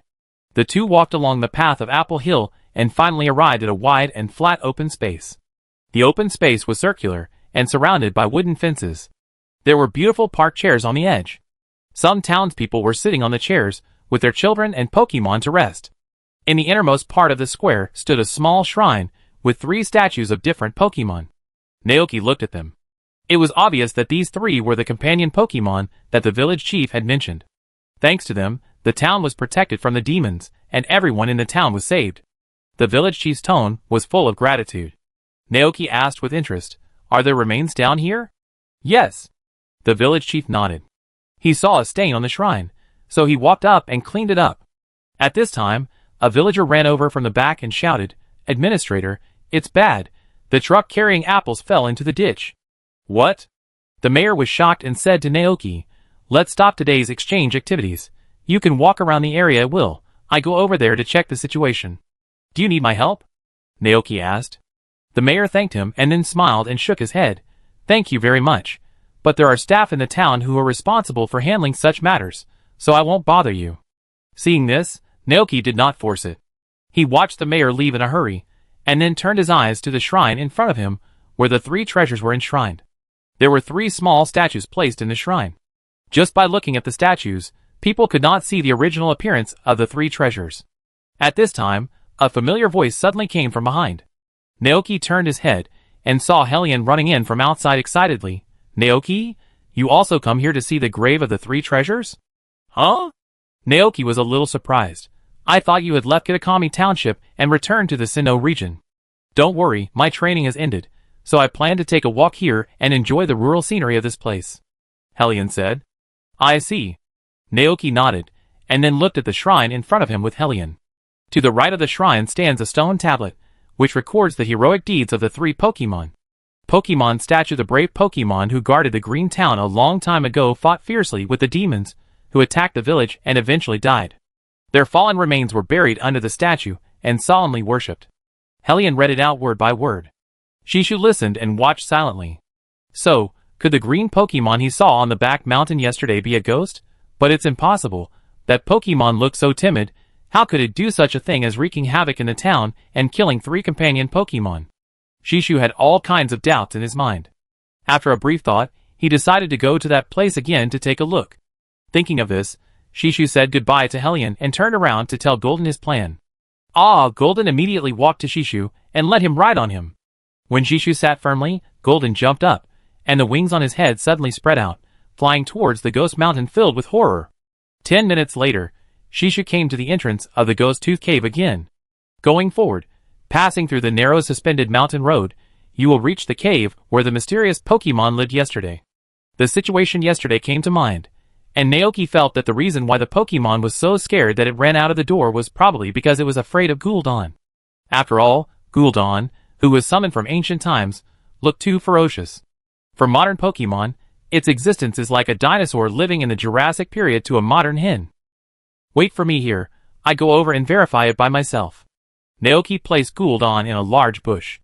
Golden agreed obediently and squatted behind the bushes, only half of his head exposed, looking pitifully at Naoki's back.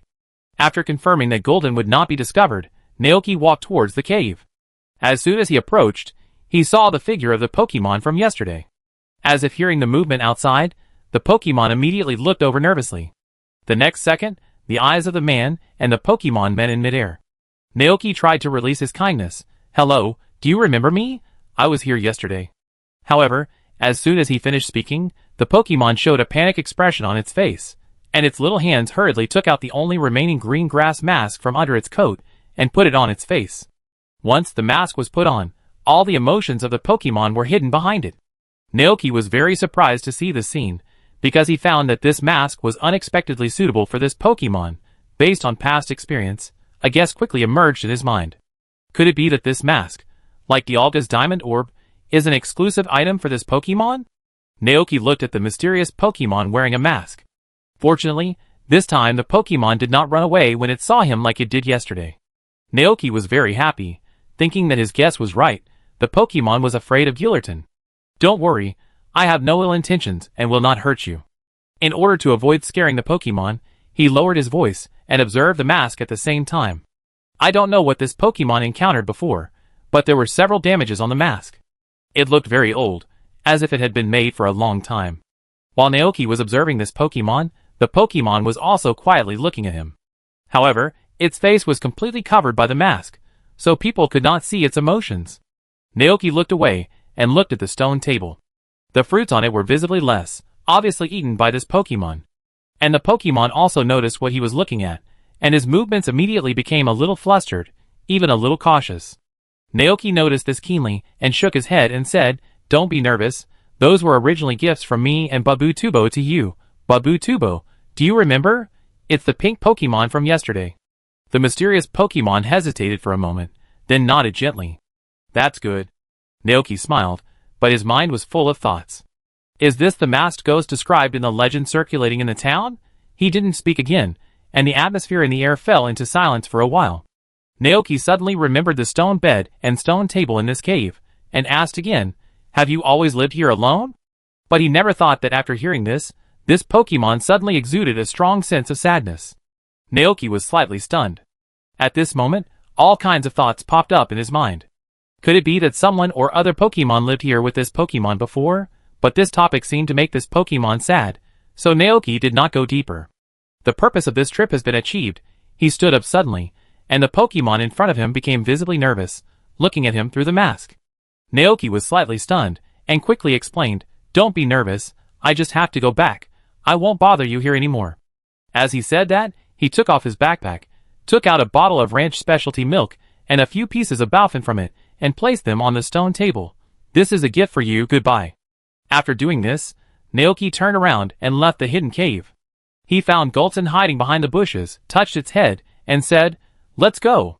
Gulton looked in the direction behind Naoki, then took him out of the Ghost Tooth Cave, and returned to Quill Town.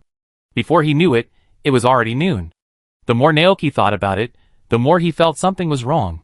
There seemed to be something wrong with the legend in Emerald Town, but he had no clue. Helplessly, he could only go to lunch first and talk about the details later. The lunch at the community center today was very rich, and Naoki felt as if he had experienced a farmhouse. Both the food and the environment were full of rural customs. After lunch, Naoki planned to take the Pokemon to rest and take a nap. However, just as he returned to the room, released a few Pokemon from the Pokeballs, and fed them Pofin, he heard a knock on the door. He opened the door, and saw an old lady with white hair standing outside, with a complicated expression. Naoki was very surprised to see the visitor. "Grandma Yukiko?" Yukiko nodded and asked directly, "You broke into the Ghost Tooth Cave yesterday and saw a ghost there, right?" Naoki was stunned. "How did you know?" "Yukiko, this matter has spread all over the town. You are so brave that you dared to go to that place."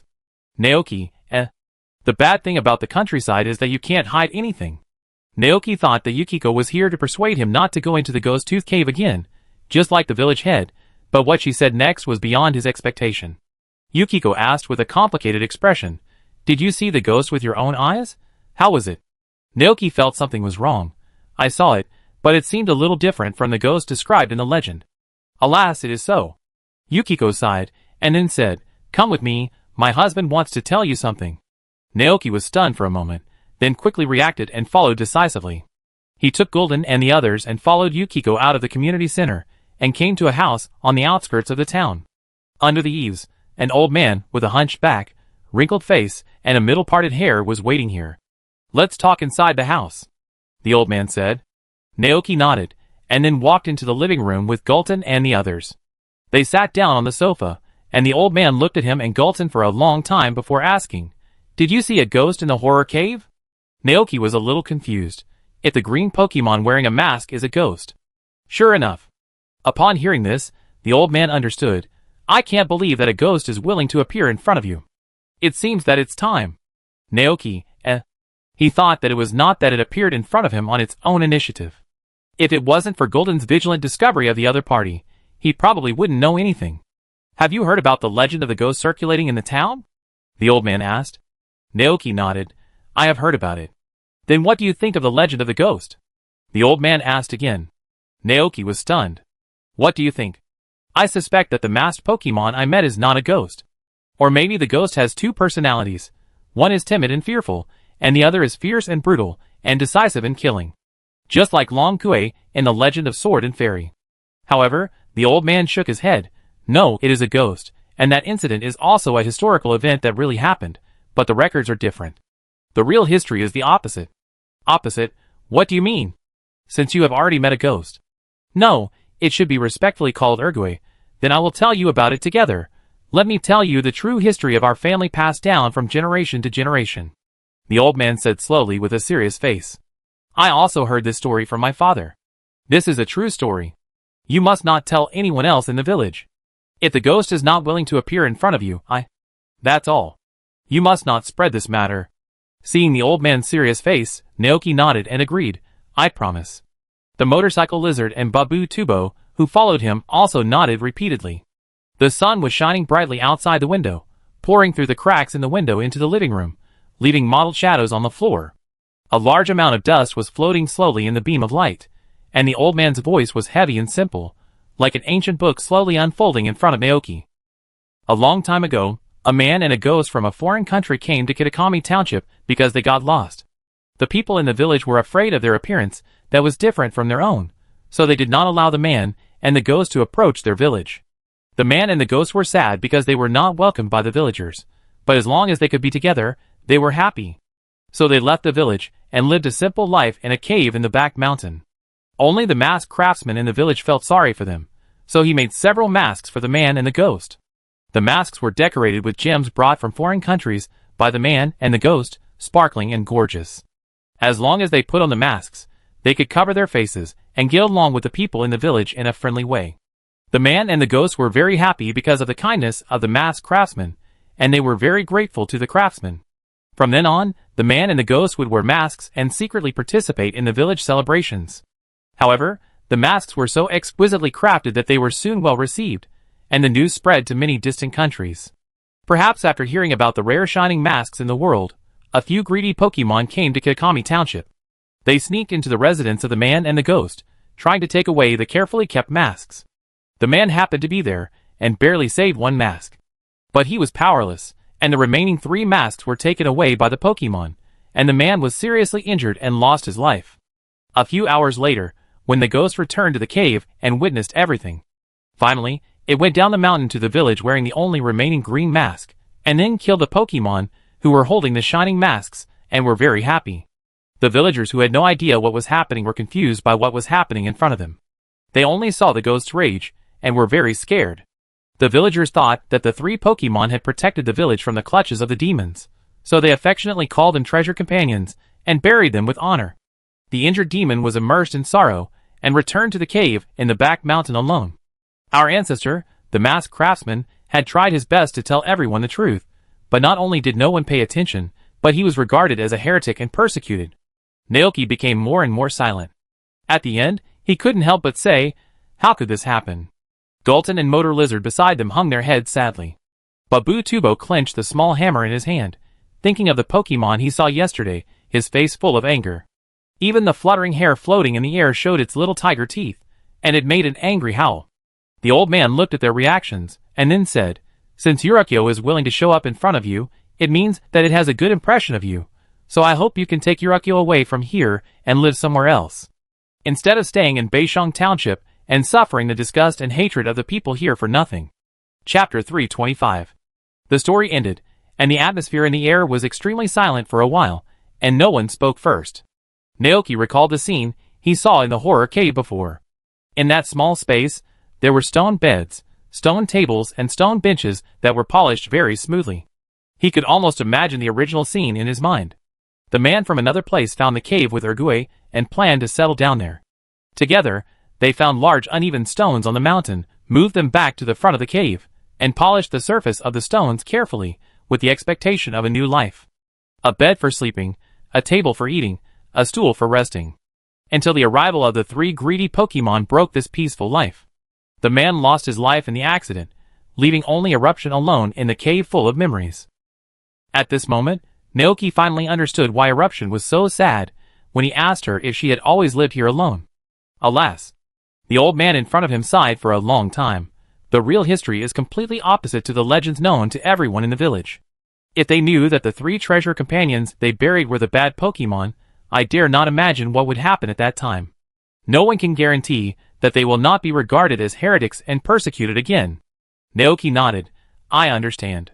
The old man's eyes swept over the Pokemon around him again. He was about to say something when the door of the room was suddenly pushed open. Bang! A little boy about 4 or 5 years old and a slightly older girl rushed in. The 2 eavesdroppers were both angry. Too much. The people in the village actually treat ghosts like this. Seeing the 2, the old man and Yukiko were shocked and hurriedly pulled them in. Then they took a closer look outside. Seeing that no one else had heard what they had just said, they breathed a sigh of relief and closed the door again. Yukiko covered the girl's mouth and warned, "Keep your voice down, and don't tell anyone." The girl was furious, but... The boy remained silent, but judging from his expression, he must be very angry. The old man was helpless. It's not a good thing to eavesdrop on adults talking. The brother and sister lowered their heads in guilt. The old man sighed. Alas, I was going to tell you when you grow up, but since you have already heard it, remember this truth firmly in your heart and never tell anyone else. Yukiko looked at Naoki. I'm sorry to embarrass you. These 2 children are my granddaughter Danyu and grandson Wooly. Naoki looked at the 2 people in front of him, who he didn't know, and nodded, which was considered a greeting to them. After calming down his granddaughter and grandson, the old man looked at Naoki and said to him, From your looks, you are a very good trainer, right? In that case, go and subdue Yurako as a trainer and take it away from this place. Hearing this, Naoki thought that if Yurako was a wild Pokemon, it would be fine, but now it seems that Yurako is obviously not a wild Pokemon. He is willing to take Yurako away from here to start a new life, but it is not certain whether Yurako is willing to leave this place full of memories. I will try my best, Naoki said. Then I leave it to you. The old man nodded. If you need any help, you can come to us.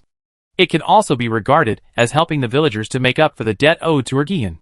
Naoki nodded, then stood up and said goodbye to the old man, turned around and left here, ready to go see Ergian again. But before he walked out of the door, the 2 children named Danyu and Wooly chased out. Uncle! Danyu shouted. Naoki's face darkened. He didn't seem to be that old yet.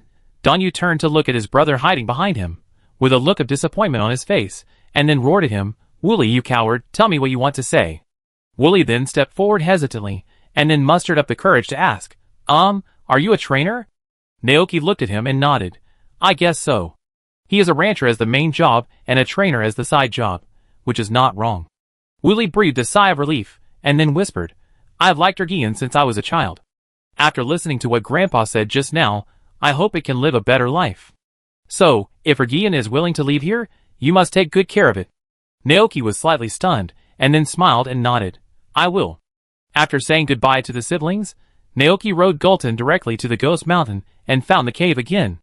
However, to his surprise, Ergian was not here. Naoki looked around, but didn't see Ergue's figure. It seemed that he had gone out. Helplessly, he had to return to Quill Town. Late at night, Ghost Mountain.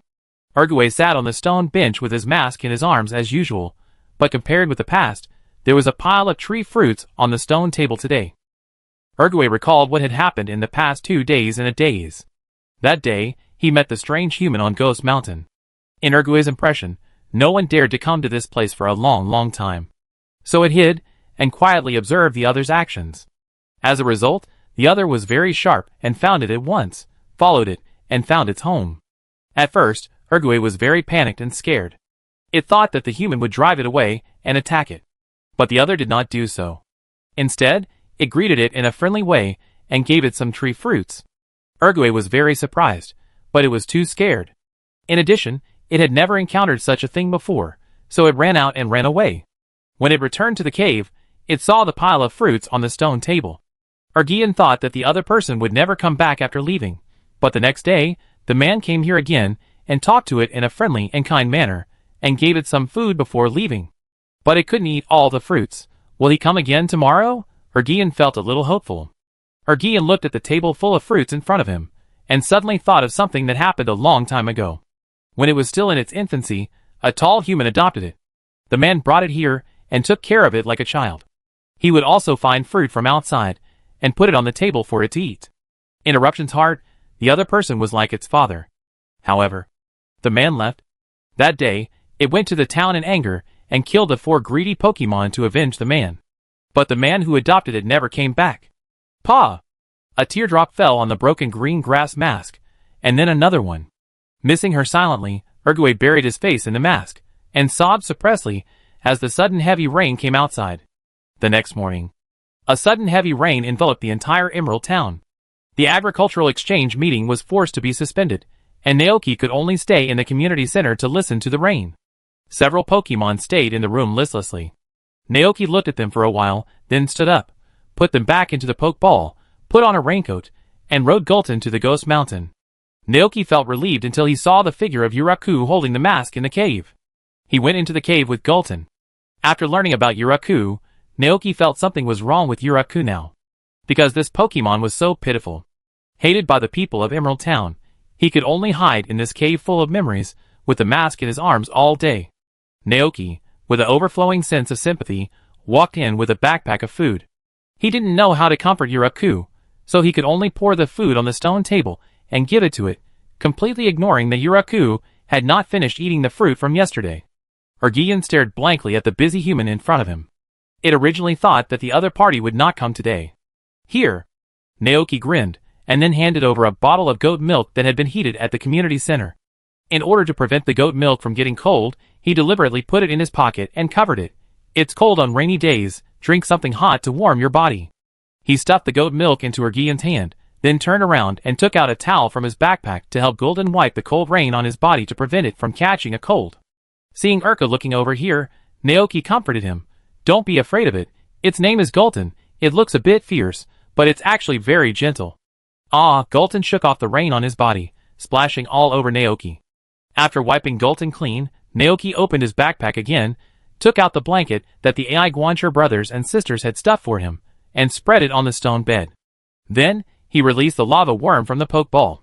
With the help of the warm lava worm, the cold cave soon warmed up.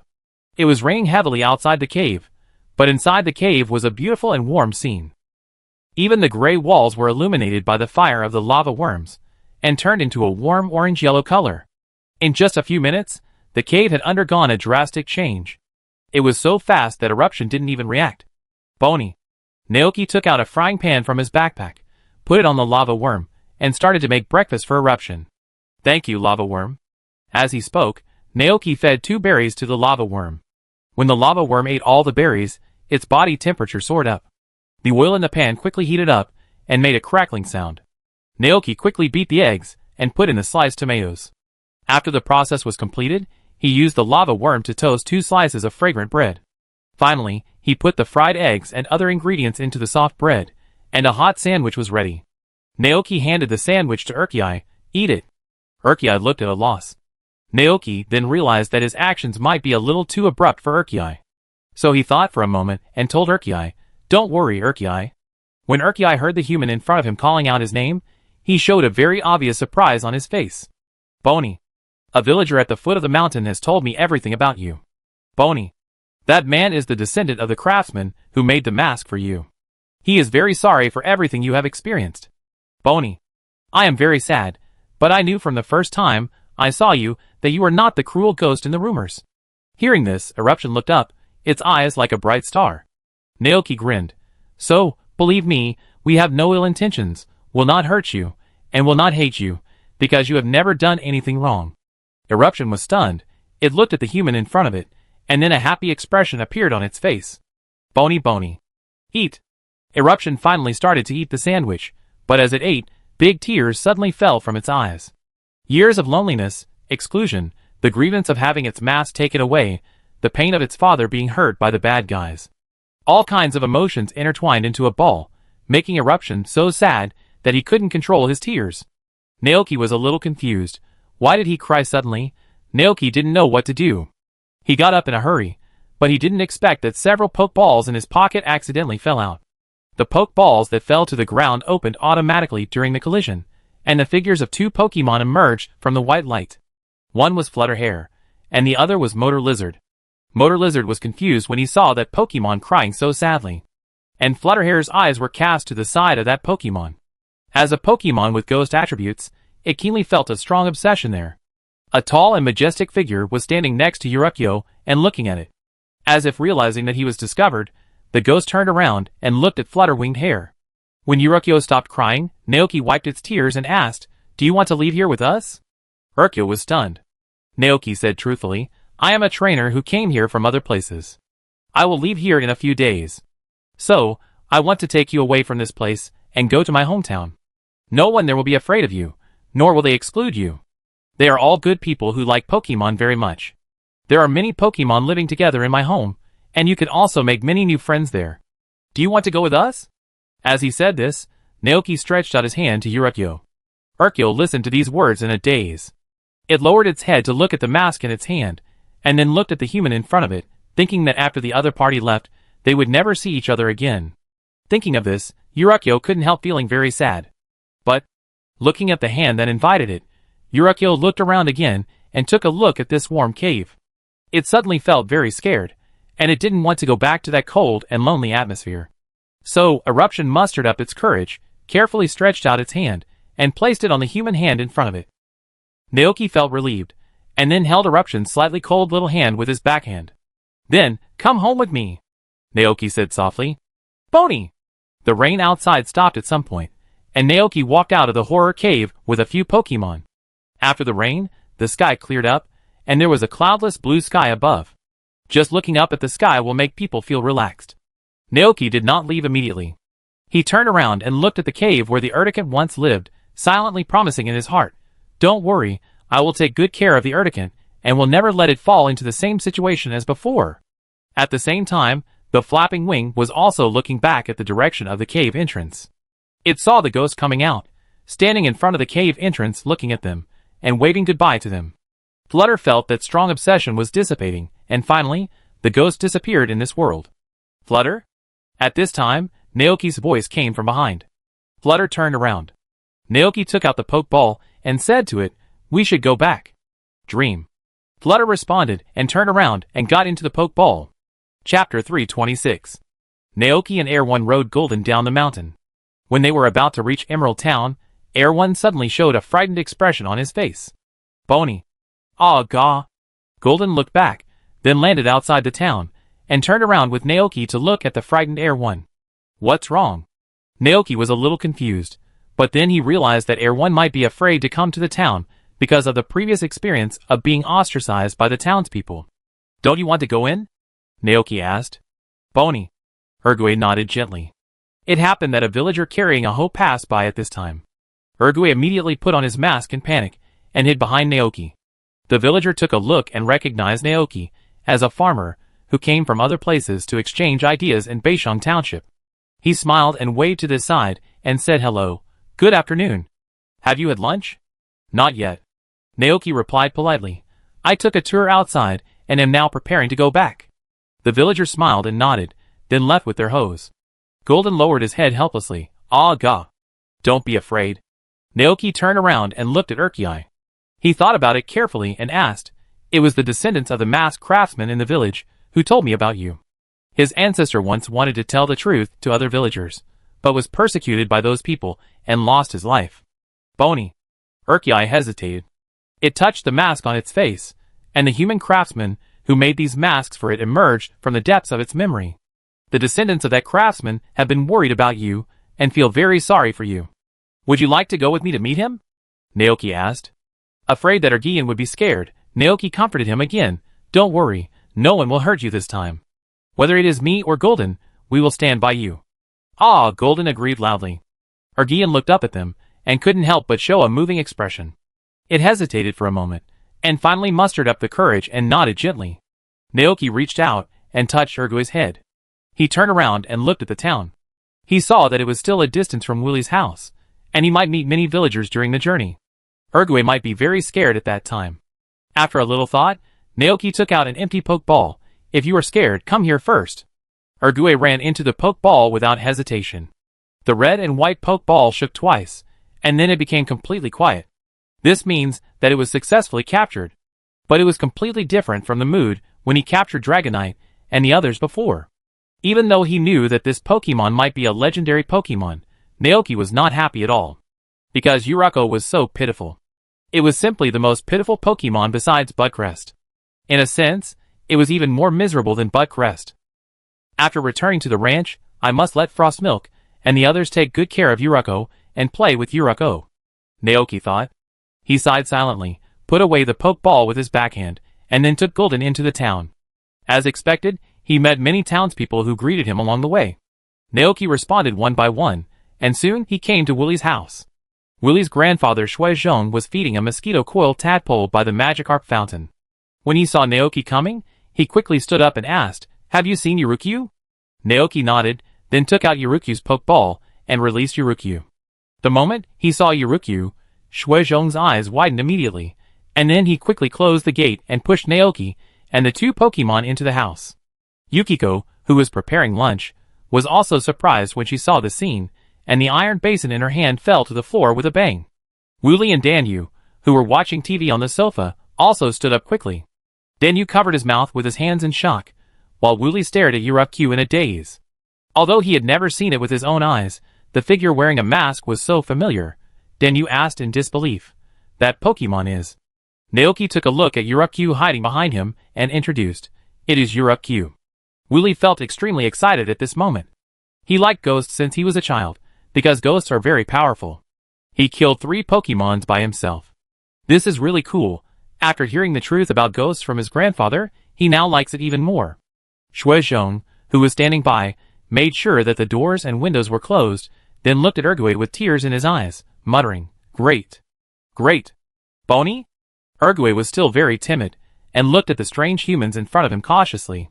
Naoki introduced, "This is the descendant of the craftsman who made the mask for you, and the 2 here are his grandson and granddaughter." Then, Naoki looked at Shuizhong and said to him, "Ergue is willing to leave with me. I plan to take it away from here, and go to my hometown after the exchange meeting is over in 2 days. Okay, I leave everything to you then." Shuizhong felt a big stone in his heart fall to the ground. He sat on the sofa with a sense of relief, but as soon as he sat down, he bounced up like a spring. "Oh, by the way, there is one more thing." "What?" Naoki was slightly stunned. Shuizhong explained, "Mask, Hercuro's mask. My ancestors once made 4 masks for ghosts, and now it seems that there is only 1 left." "Huh? This mask is broken?" Shuizhong said while observing carefully. Hearing this, Hercuro also took off his mask and looked down at the green grass mask in his hand sadly. Naoki originally wanted to ask about the whereabouts of the other 3 masks, but after hearing this, he changed his topic and asked, "Can the mask be repaired? This thing is so important to Eruption, carrying its past memories, so it should be repaired if possible. Although my skills are not as good as my ancestors, don't worry, it is still no problem to repair this mask." Shuizhong took the mask and examined it carefully. "That's good." Naoki breathed a sigh of relief. "Shuizhong, I have all the other materials to repair the mask, but there is one very critical material that needs your help." "What is it?" "The crystal fragment sunk at the bottom of the crystal pool." Shuizhong said, "It's just that the crystal pool is located at the top of the Ghost Mountain. There are many dangerous Pokemon living along the way. It's not easy to get there." Ergyro, who was standing by, couldn't help but get worried when he heard this. Naoki ignored the second half of the sentence, because for Golden and Babutubo, no matter how strong the wild Pokemon was, it was not a problem. "The top of the Ghost Mountain? I know, I go there right away." Naoki took out the Pokeball, took back Ergyro, and then turned around and went out without looking back, riding Golden to the top of the Ghost Mountain. However, halfway through, Ergyro suddenly ran out of the Pokeball automatically, with a worried look on his face. "Bony." Naoki immediately realized Ergyro's mood. He reached out and touched its head and comforted it. "It's okay, don't worry." But Ergyro was still worried, and after a brief hesitation, it decided to stay outside. Although it is not very good at fighting, it can also help if Naoki needs it. So, Naoki and Ergyro rode on Gulton and flew towards the top of the Ghost Mountain. Meanwhile, Shuizhong's family. Shuizhong looked at the green grass mask in his hand, and said to the curious Danyu and Wu Li, "There are 4 masks of ghosts in total. In addition to this green grass mask, there are 3 other masks." "What are they?" Danyu asked hurriedly. "They are the Blue Well Mask, the Red Stove Mask, and the Gray Foundation Stone Mask." Shuizhong sighed. "But these 3 masks are now being kept in the shrine in the center of Kitakami. The villagers regard them as the relics of the 3 companion Pokemon." "Damn it, how could this happen?" Danyu gritted his teeth in anger. Although Wooly didn't say anything, he clenched his fists. "Oh, forget it. The most important thing now is to help Ergian repair this green grass mask." Shuizhong sighed, stopped eating, and turned around to concentrate on repairing the green grass mask. After lunch, Willy and Danyu became more and more angry. When they arrived in the town, Danyu was shaking with anger. It's too abominable. That's obviously Ergian's stuff. Willy looked towards the North Center, he pulled his sister's sleeve, and said with courage, Sister, let's go get the mask back, and give it back to the ghost. Hearing this, Danyu seemed to be enlightened. She said excitedly, That's right. I didn't expect you to be so smart, Willy. Danyu looked around. At this time, everyone is having lunch, and there is no one at the North Center. Let's go. Let's go, and get the mask back, and give it back to Erguyen. The brother and sister quickly made a plan, and then quietly sneaked into the North Center halfway up the mountain. The top of Ghost Mountain. Under the leadership of Golden, Naoki was spared the pain of climbing the mountain and came directly to the top. But when he saw the situation at the top of the mountain clearly, he was stunned. The beautiful lake lay quietly on the top of the mountain, and under the calm lake surface, there were crystals emitting brilliant light one after another sleeping. Those were clearly crystals at the bottom of the Padilla giant pit. Dr. Olin said that these crystals contain a huge amount of Taijing energy. At this moment, Naoki suddenly realized how the lava worm before was Taijing. But why does Beishang Township, far away on the other side of the planet, have Taijing that is only found in the Padilla region? Ergian, who was standing by, didn't understand these things. He looked at the shining stones under the lake and suddenly became happy. Bony. He could feel that his mask had this power before. Seeing that Ergiro was happy, Naoki thought it was happy for the beautiful crystal pool. Golden slowly landed on the ground, and Naoki asked as he got off it, Has Ergiro been here before? Bony. Ergiro shook his head, then took a step and ran to the lake with a brisk pace, looking at the beautiful stones at the bottom of the lake with bright eyes. There were no other humans here, and Ergiro was very relaxed. Naoki and Golden followed with a smile. He observed the situation at the bottom of the lake, thinking about how to get the crystal fragments below. Looking around, the surface around the entire crystal light pool showed a strange white color, with some scattered stones on it. It seems that Ghost Mountain used to be a volcano. Naoki guessed in his heart. On a certain day of a certain year, after the volcano erupted, the crystal light pool gradually took shape in the crater.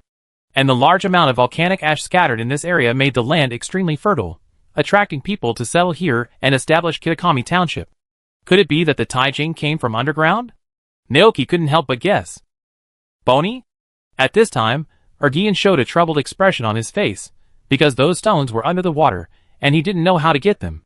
Seeing this, Naoki smiled and began to take off his clothes. Leave it to me. In the sun, he jumped agilely and dived into the lake, and then picked up a few crystal fragments from the bottom. After a while, Naoki resurfaced and said to Ergian with a smile, I got it successfully. Bony! Ergiro made a happy cry. Naoki put on his clothes and didn't stay here for long. Next, let's go back to the town to repair the mask. He rode on Gulton, stretched out his hand to pull Ergiro up, and then returned to Emerald Town together. When approaching, Ergiro was still very scared, and it took the initiative to run back to the poke ball. Seeing this, Naoki sighed helplessly. In this case, he didn't want to stay in Kitakami Township anymore, because Ergiro didn't seem to like it here at all. Forget it. Let's see if we can end the exchange activities early, and go back to Padilla. Gullerton landed in Shuizhong's yard, and Naoki handed the collected Taijing fragments to Shuizhong. Shuizhong was shocked by his flying speed. So fast. That's because of the help of flying Pokemon. Naoki smiled. Gullerton on the side shouted proudly, Ah ga! Yes, it's it. I'm not mistaken. Shuizhong took a deep breath. Then the next step is the last step.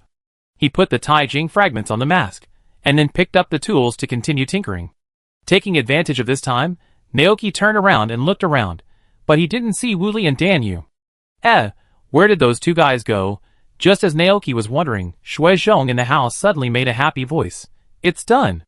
Naoki hurried over, and saw Shuizhong holding a brand new green grass mask in his hand. The mask was inlaid with a crystal that exuded beautiful light, and a strange energy was slowly flowing in it. At a glance, Naoki felt the unusualness of this mask. It is definitely the same as Dialga's diamond orb, an exclusive item of Yurukyo. Okay, let Yurukyo out, Shuizhong said expectantly.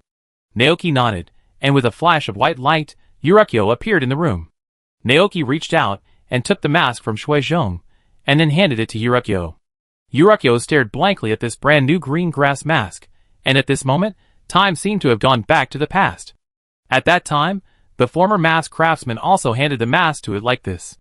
Past memories emerged, and tears flashed in Erki's eyes. It looked up at Naoki, then wiped away the tears with its hands, and put on the mask that carried new memories. And when Erki put on the mask, the Baoban square at the top of Apple Hill. As if sensing the breath of the mask, the shrine dedicated to the 3 Baobans suddenly burst into a purple light column that shot up to the sky. 3 Pokemon exuding an ominous aura crossed their arms, and walked slowly out of the light column with domineering steps. Looking at this familiar world, they showed evil grins on their faces. At the same time, Naoki was asking Eruption how he felt about wearing a new mask, and suddenly an anxious voice came from outside. Then, a girl rushed in and said anxiously, "Grandpa Shuizhong, it's bad. Uli and Danyu went to the Kitakami Center to steal masks and were caught." Chapter 327. Kitakami Square. When Naoki and Shuizhong arrived there, Uli and Danyu were confronting the Kitakami Township Administrator and several village guards with angry faces. The administrator frowned and looked serious. In this remote rural town, stealing is a very serious matter. "Uli, Danyu, why did you steal? Those are the relics left by the 3 treasure companion Pokemon who once protected the village." Hearing this, the brother and sister tightly protected the masks behind them. Uli hid behind her sister. Danyu looked at the group of people who were so confident in front of her angrily.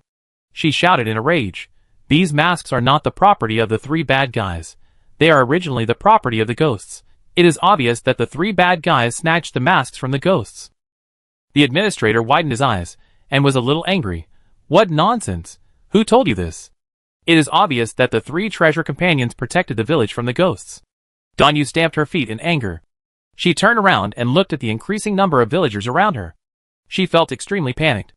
At this time, Naoki and Shuizhong pushed through the crowd and walked in, blocking Wuli and Danyu behind them.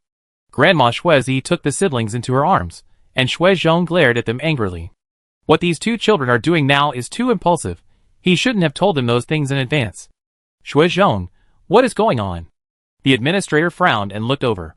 Shuizhong sighed and said helplessly, "At this point, some things can't go wrong anymore. Administrator, the legend about the ghost and the 3 treasures is completely opposite in reality. Those 3 Pokemon killed the ghost's relatives in order to steal the ghost's mask. The ghost killed them just to avenge its relatives. It never hurt anyone in the village from beginning to end. What happened? What happened? Is the legend false?" The townspeople around were whispering. Hearing this, the urchin hiding behind Naoki showed fear again and hid near Naoki in fear. "It's okay, don't be afraid." Naoki comforted it softly. How could such a thing happen? The administrator's expression became more serious. Everyone saw the scene at that time. Sanbaban died tragically at the hands of the ghost. "Shuizhong, you are too reckless. Besides, it has been so many years since that incident, the truth is no longer important. Compared with the insignificant truth, the development of Kitakami Township is obviously the most important thing. This matter ends here. No one is allowed to mention it again, and no one is allowed to disclose it." The administrator gave everyone a warning look. At this moment, there was a commotion in the distance. Accompanied by sharp cries, everyone turned back quickly. Then, they saw 3 Pokemon rushing towards them at a high speed. One looked like a dog and was strong, one looked like a monkey and was short and cunning, and one looked like a chicken and was waving its beautiful wings towards them. Seeing this scene, the villagers showed shocked expressions on their faces. Are those companion Pokemon? Didn't they die? How did they come back to life? Oh my god, what are they doing? Ultra, who was hiding behind Naoki, also saw that scene. After many years, seeing the 3 Pokemon that killed its father again, Ultra still couldn't control its emotions. It let out an angry and suppressed cry, "Bony." Naoki squinted at the 3 companion Pokemon. Although he didn't know what happened and how they came back to life, he quickly came to his senses and whispered, "Are they them?" Eruption nodded angrily. "Bony." It clenched its fists, and under the blessing of the angry state, a terrifying green energy quickly condensed in its hands, turning into an extremely huge thorn stick. Is this Eruption's ability? Naoki was a little surprised, but still reached out to stop Eruption's action. In Eruption's puzzled eyes, Golden took a step forward, and then slightly side-eyed, "Ah gah." Naoki smiled and said, "Let us do it. This time you are not alone." "Bony." Her gyro was stunned for a moment, then nodded heavily, "Bony." At the same time, the administrator was very surprised to see the Pokemon resurrected. "It's the Pokemon. However, before he finished speaking, The red Pokemon following Naoki burst out with a terrifying aura. Then, the scarlet body rushed out, the crimson energy pulsated silently, the sun was shining brightly in the sky, and a violent and ancient explosion swept across in an instant. The strongest dog in the lead was knocked out instantly, and fell to the ground with his tongue sticking out, his life or death unknown. Seeing this scene, the villagers exclaimed. Wooly and Danyu clenched their fists excitedly. Gillardin, good job. The administrator opened his eyes in disbelief. What are you doing? Naoki, help my Pokemon vent. Pokemon? The administrator was stunned for a moment, wondering what he was venting. When did Sambo bully this foreigner's Pokemon? However, the next second, he noticed the unknown creature wearing a green coat and a green mask on his face, standing next to the stranger. At first, the villagers thought it was a person wearing a mask, but now, combined with what Wu Li and Shuizhong said just now, an answer suddenly emerged in everyone's mind about the identity of this unknown creature. Ghost. Someone subconsciously took a step back. Naoki didn't care too much. After all, if you really count it, the people of Kitakami Township didn't persecute Urgue, they were just affected by the misunderstanding, and Urgue didn't hate these people. He cast his eyes in the direction of Gulton. At this time, after Gazangu, Yuan Zenjiwen was also defeated, leaving only a Jijiji. However, the Jijiji was very smart.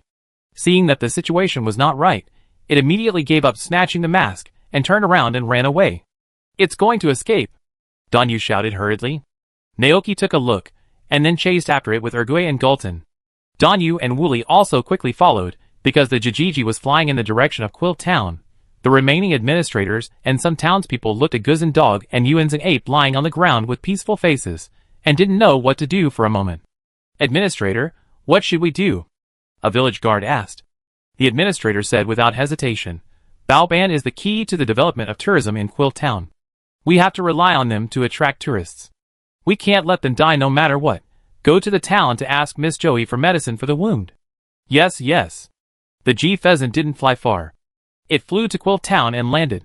When Naoki arrived with Urgue, the lucky pheasant had already arrived in front of the Tauza store in the town. Under the shocked eyes of the store owner, the lucky pheasant grabbed a dusty purple doll on the stall with its wings, and shook it non-stop. It looked like it was praying to the gods. Ah gah. Golden looked at the lucky pheasant with a little confusion. What is that? Danyu, who caught up, asked breathlessly. I don't know. Naoki shook his head. At this moment, the purple peach doll suddenly moved strangely. Then, the peach split in half, revealing the strange-looking creature inside. Jujiji showed an obvious surprise on his face. Seeing this scene, Naoki was slightly stunned. Is that thing also a Pokemon? Bony! The Uruk-yoga next to him also saw that scene, and it showed an angry expression.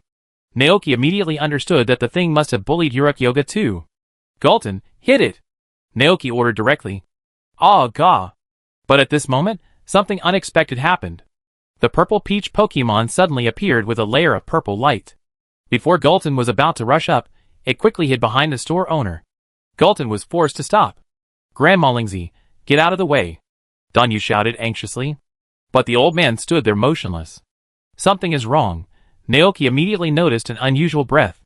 The next second, he saw the old man's mouth open and slowly uttered two words, Ji-Bei. At the same time, northward center. The village chief and his group, who were waiting to treat Guzan Dog and Yuanzing Yuan, suddenly stopped. Then, in the puzzled eyes of the surrounding villagers, they slowly straightened up. Their eyes were dull, like zombies. Ji-Bei. The rest of the villagers saw this strange scene and took a step back. Village chief? Someone tried to shout. However, the village head did not respond to him. They chanted cards and walked down the mountain in unison. At this moment, not only the Beishang Center, but also many people in Quill Town became zombies. Some of them were eating, some were going to the toilet, and some were sleeping. But now, these people stopped their movements, walked out of their homes with dull eyes and stiff postures, gathered in front of Tauza's store, and surrounded Naoki and his group in the middle.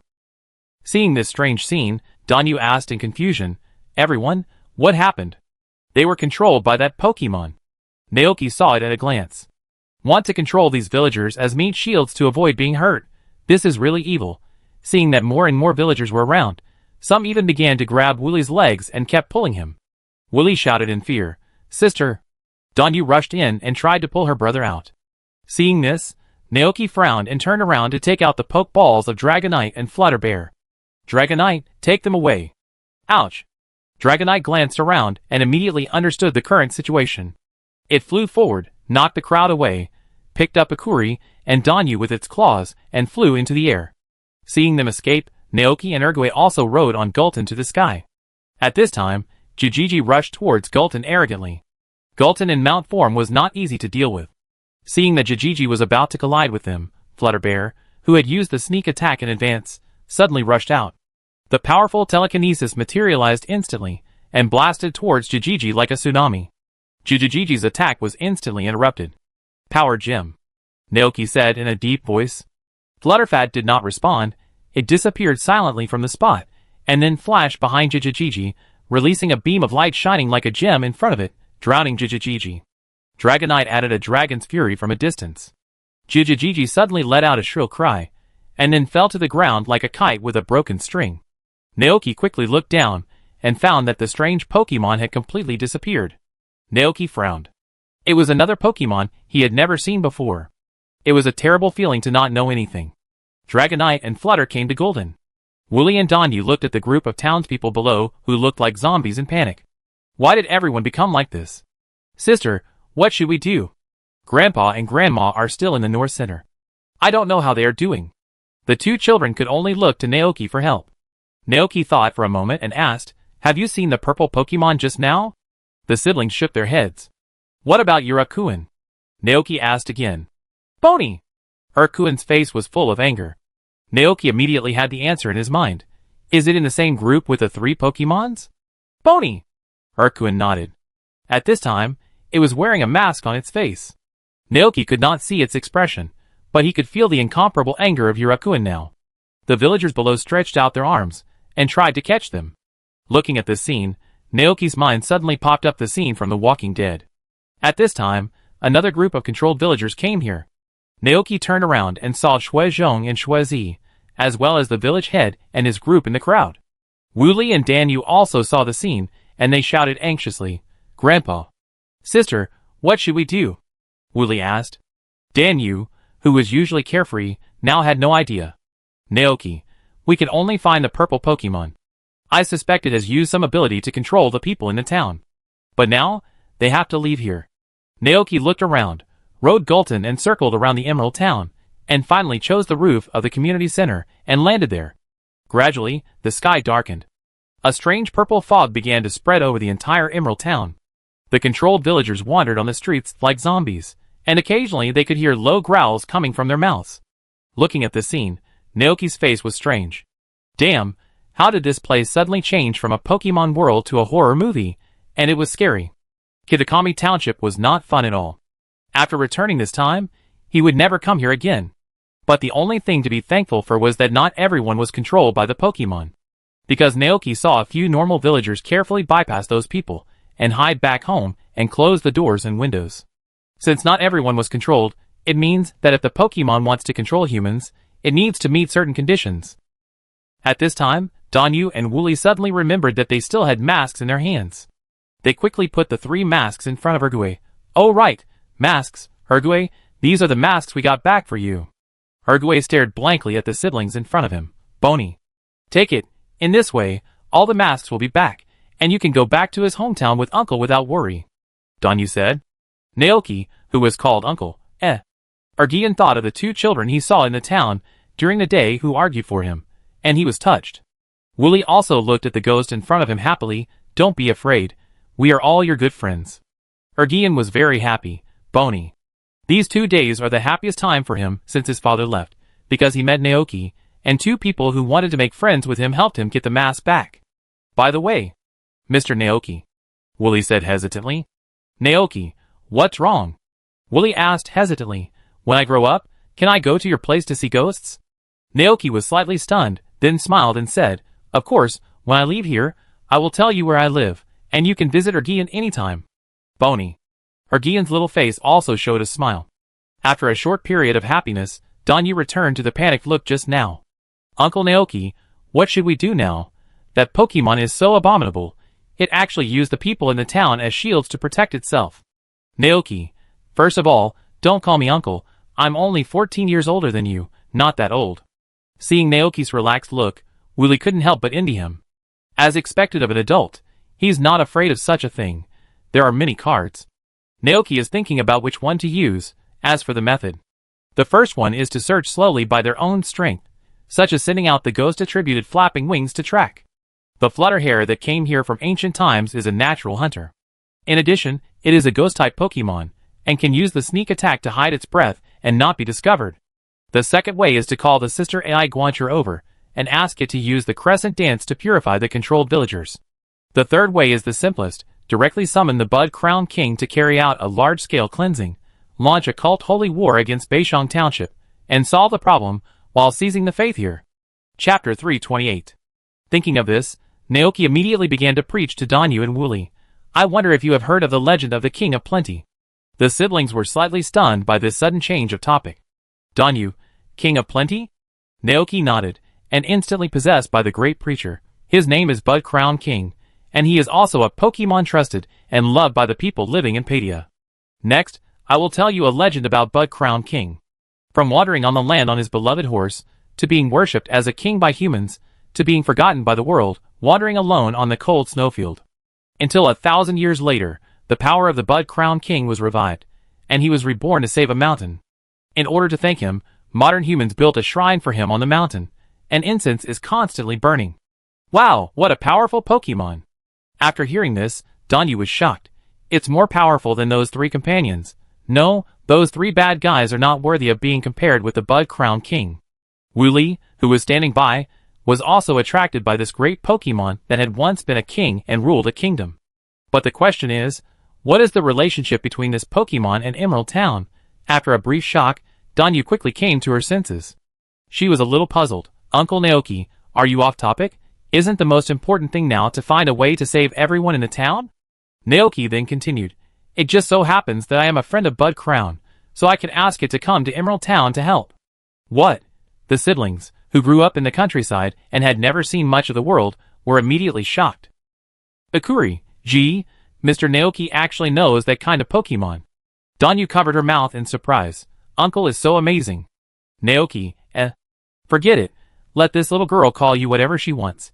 It's very easy to find Bud Crown. Naoki looked down the mountain and asked, Is there a Pokemon Center in town? Yes, it's on the street behind Tao's store, Danyu said immediately. Naoki nodded, and then sent the two children to Dragonite. He rode on Gorilla, took eruption around the people wandering on the street, passed through the purple fog in the air, and landed in the Pokemon Center. There was no light in the Pokemon Center. It seemed that the sound from outside was heard, and a faint sound of footsteps was heard in the Pokemon Center. Then, the curtain was opened a crack. Miss Joy looked outside through there, and saw that it was a trainer and two children. She immediately opened the door and whispered, Come in. The group quickly hid in the Pokemon Center. Miss Joy observed the situation outside through the window, and said with a worried look, Everyone in the town suddenly became so strange. As she said that, she closed the curtains, looked at the two children in front of her, and whispered to comfort them, Don't worry, I just reported this matter to the Sinnoh League next door over the phone, and someone will come to help us soon. Danyu and Wooly were not afraid at all. They looked at Naoki with expectation, wanting to meet the great King of Plenty. Miss Joy was stunned by this situation. Huh? Naoki was observing the environment in the Pokemon Center, and soon, he found a row of video phones in a corner of the hall. Naoki turned to look at Joy and asked, Miss Joy, can I borrow the video phone here? Miss Joy didn't understand what was going on, but nodded, yes, yes. Naoki immediately stepped forward and dialed the ranch's phone number. Soon, the call was connected, and the face of his sister AI Guancher appeared on the screen. As if they heard Naoki's voice, Frostmilk and Glacian also gathered around. A group of Pokemon squeezed their heads together and looked at the screen happily.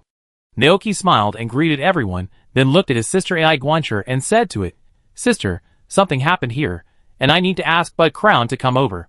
Hearing this, the sister AI Guancher immediately turned her head and looked at the living room behind her. AI.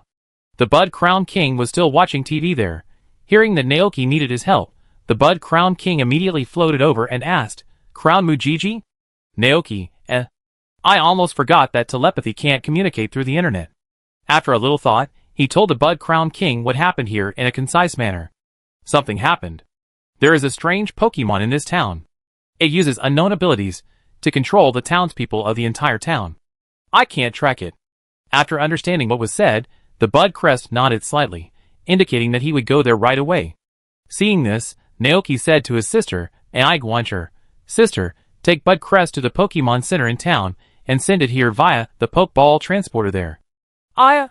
Hearing Naoki's hurried tone, the sister Ai Guancher's expression also became serious. After hanging up the phone, everyone in the ranch immediately took action. Bud Crest flashed and disappeared from the spot, and appeared in front of the stable instead. The Bud Crown King was very surprised that Naoki suddenly asked for help. Because Naoki rarely asked him for help on weekdays, and he could also feel that the strength of the Golden was extremely strong. At this time, he asked for his help. Could it be that Naoki encountered a crisis that even the Golden could not help? Thinking of this, the Bud Crown King instantly became serious. He called out to the stable, and the spirit horse with purple ghost flame stepped out of it. The Bud Crown King rode on it, holding the reins and merging with his beloved horse, transformed into a majestic riding form, and instantly opened fire. Is that Bud Crest?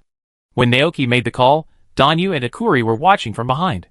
When they saw the Pokemon named Bud Crest appear, the siblings opened their eyes wide. Danyu was surprised. His head is so big. Naoki, you can't be so rude. Although it is indeed very big. Danyu immediately covered her mouth with her hand. Akuri asked cautiously, Will Bud Crest be angry? Naoki thought about it carefully and shook his head. Not really, because Bud Crest is a Pokemon with a kind heart, but we can't say that about it. It seems very rude. We know. The siblings nodded in unison. Miss Joy, who was not far away, still didn't quite understand the situation. Naoki didn't explain much. The ranch was moving very fast. After only 10 minutes, a Pokeball from the Padilla region was transported over via the Pokeball transporter. Naoki took out the Pokeball, and with a flash of white light, the Bud Crown King riding the spirit horse appeared in the hall. Naoki was startled to see the Bud Crown King's posture. How did the King of Flower Crown even ride the pony? The other three people present couldn't help but stare wide-eyed. Amazing. He's riding a horse. Is this horse Pokemon the King's mount? The King of Flower Crown's expression was full of majesty. He glanced at the surrounding environment, and then cast his eyes on Naoki. Where is that Pokemon? Naoki then told the King of Flower Crown in detail what happened in the town. When he heard that the bad Pokemon killed the father of the eruption in order to snatch the mask and stole all its masks, the King of Flower Crown was immediately very angry. There was also a bit more love and care in his eyes when he looked at Eruption. I never thought that there are such evil Pokemon in this world. They deserve to be punished. The Bud Crown said majestically. Danyu and Wooly, who had never seen such a scene, were immediately impressed by the King's aura of the Bud Crown. That's right, those bad Pokemon should be severely punished. Danyu gritted his teeth angrily. Bud Crown, I'm counting on you. I hope you can save everyone in the town. Wooly was still worried about his grandparents. The Bud Crown nodded slightly, and then rode his beloved horse to the outside of the Pokemon Center. The townspeople who were wandering on the street heard the movement here and gathered here. Soon, a group of townspeople surrounded the Pokemon Center. The Bud Crown looked at these people calmly. He did not speak, but his mind moved slightly, and a magnificent mind power like a tsunami swept out, instantly submerging the entire town. Suddenly, the dazzling light made the night look like day. The villagers who wanted to attack stopped in unison, and their consciousness gradually became clear under the strong stimulation of telekinesis. When they realized their situation and the situation around them, the faces of these villagers immediately showed confusion, shock, or embarrassment. But soon, these emotions disappeared, and they all looked at the big-headed Pokemon riding a black horse in front of them. What is that? What happened? When Wooly and Danyu saw the grandparents in the crowd, they immediately rushed forward and threw themselves into the arms of the two elderly people. Grandpa, Grandma. Shuizhong and Shuizi hurriedly hugged them, and at the same time looked up and forward, their faces full of astonishment. That Pokemon, where did it come from? As if they could sense the mood of the two elderly people, Wooly and Danyu hurriedly explained, Don't worry, that Pokemon is called Bud Crown, and Uncle Naoki found it to help everyone. At the same time, the Flower Crown King, who had closed his eyes and used his mind to explore, suddenly opened his eyes. Found it, he snorted coldly, and his powerful superpowers swept across instantly. Tao Dalang, who was hiding, only felt a flash of white light in front of his eyes, and then the whole person disappeared from the original place and came to another place. When Tao Dalang saw the surrounding situation clearly, he immediately panicked. What happened? How did those people escape from its control? What about that Pokemon that exudes terrifying power? Tao Dalang, sensing something was wrong, turned around and tried to escape. Seeing this, Yin let out an angry cry. But before it could make a move, countless tiny spirits suddenly appeared around the Bud Crown King. These spirits flickered gently in the air, like stars in the night sky. However, the next second, the stars shattered, and the tiny purple spirits in the sky flew towards Tao Dalang. Buzz! A series of strange buzzing sounds rang out, and Tao Dalang, who had not yet escaped, was instantly submerged by these spirits. With a loud bang, Tao Dalang lost consciousness, his purple body fell to the ground, and he completely lost his ability to fight. The villagers stared at this scene in amazement. After a long time, the village chief came back to his senses and exclaimed loudly, "What kind of Pokemon is that?" Danyu and Wooly saw that the instigator who controlled everyone was knocked down, and they immediately shouted excitedly, "But Crown King is so powerful! Great! That bad guy should be severely punished." But Crown? The village chief was stunned when he heard this. Why did he feel that this name was so familiar? The village chief looked at Naoki not far away. Suddenly, the legend about the King of Plenty that Naoki told him when he visited the rice fields a few days ago emerged in his mind. If Bud Crown really exists, then the legend is true. The village chief was shocked. But Crown did not pay much attention to the villagers. He rode his beloved horse forward and came to the knocked-down Pokemon. His mind moved slightly, and he saw the past and future of this Pokemon in his eyes. After a long time, he retracted his gaze and sighed. "You have always been loved by others, but you don't know it. Instead, you use your power to capture those who truly love you, but in the end, you caused such a tragedy for your own greed and took away the love of others. I can't take your life, nor can I forgive you on behalf of those you hurt." The Bud Crown King originally wanted to seal this Pokemon named Tao Dalang here until it understood what love is. But then he thought he didn't have the qualifications. So, the Bud Crown gave up his position and ignored this pitiful Pokemon. Urukyo looked at the Pokemon that had led the 3 Pokemon companions to take away its mask and relatives, with rage burning in its eyes. The surrounding villagers had not yet left. They looked at the Pokemon that controlled them with complicated expressions, and then looked at the legendary ghost. Under the gaze of the villagers, Urukyo tried hard to suppress his emotions. Seeing this scene, Naoki sighed and stood beside Urukyo. Ergian was stunned for a moment, and raised his head blankly. Naoki lowered his head to look at it, and said, Go and do what you want, and I will bear all the consequences." Whether it is still regarded as a cruel ghost by the villagers, or feared by the world, it doesn't matter what the ending is. Because from now on, Ergian will no longer belong to Kitakami Township. It will go with him to the distant Padilla area and start a new life there. There, it will no longer be a ghost, and can freely go to the town to play with everyone, and when the celebration for the Bud Crown King is held in the back mountain, it will take off the mask and celebrate with everyone. At this moment, not only Naoki, Shuizhong and Yukiko, but also Danyu and Wooly were looking at Ergue. The air fell into silence for a while, no one spoke, and everyone seemed to be waiting for Ergue. Bony. Ergue's eyes reflected Naoki's face. It looked at Naoki's hand touching its head, and its eyes gradually became moist. Ergue took off the green grass mask on its face, and revealed its true face. A strong grass attribute energy quickly condensed from its hands, and finally transformed into an extremely huge thorn stick. Eruption held the thorn stick tightly, and then walked towards Taidelang, who was still breathing his last breath, under the gaze of everyone and Pokemon. 1 step, 2 steps, 3 steps. With a click, a tear fell on the bricks below. Just like the day before, Eruption rushed down the mountain in anger, and came to the town to avenge the man. The townspeople opened their mouths slightly, and looked at the ghost with dull eyes. Gradually, Eruption finally walked in front of Taidelang, slowly, and firmly raised the thorn stick in his hand. Then, it suddenly smashed down. Boom! The trip to Kitakami Township finally came to an end. Before leaving, the mayor, with tears in his eyes, forced a purple peach doll with the seal of the Bud Crown King to Naoki. After they returned, they heard about the previous experience from the villagers, who were not controlled. In Kitakami Township now, everyone knows that it was the bad peach Pokemon that controlled the people in the town. Not only the people, but also the 3 Pokemons are its followers, trying to snatch the mask of the Uruk. The village chief was afraid of these 4 Pokemon. He was afraid that the seal of the Bud Crown would be unstable, and these bad guys would come out again one day and turn the people in the village into their toys. Mr. Naoki, please take these Pokemon that are causing trouble in the town away. Naoki, What a joke. Although the Urukyo didn't kill Tomodero that day, it just smashed a big hole in the floor next to it. But now he felt nauseous when he looked at this doll, not to mention that the Urukyo was still by his side. If he accepted it, Eruption would probably recall the bad memories of the past as soon as he saw it. Therefore, Naoki pushed the Peach doll back, but Crown is very powerful. It will never come out before this Pokemon understands what true love is. If you really don't like it, just dig a hole on Apple Hill and bury it.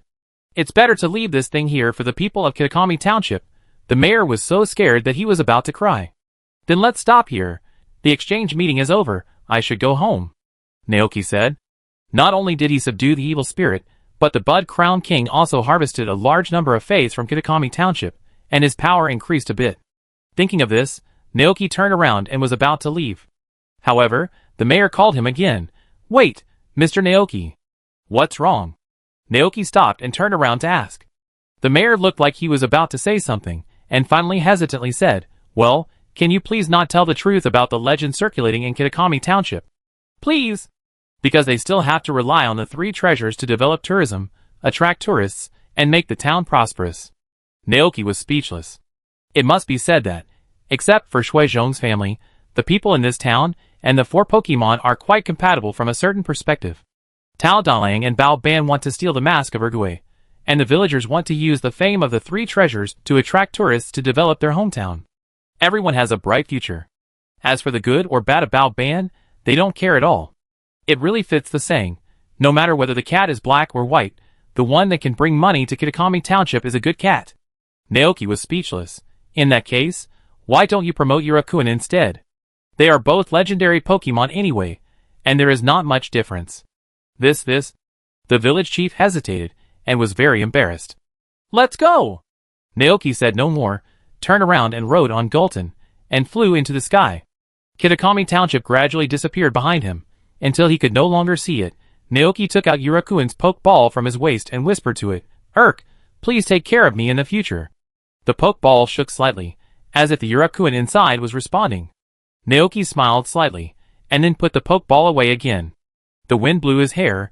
Naoki looked at the endless blue sky above his head, and said to Gulton, It's time to go home.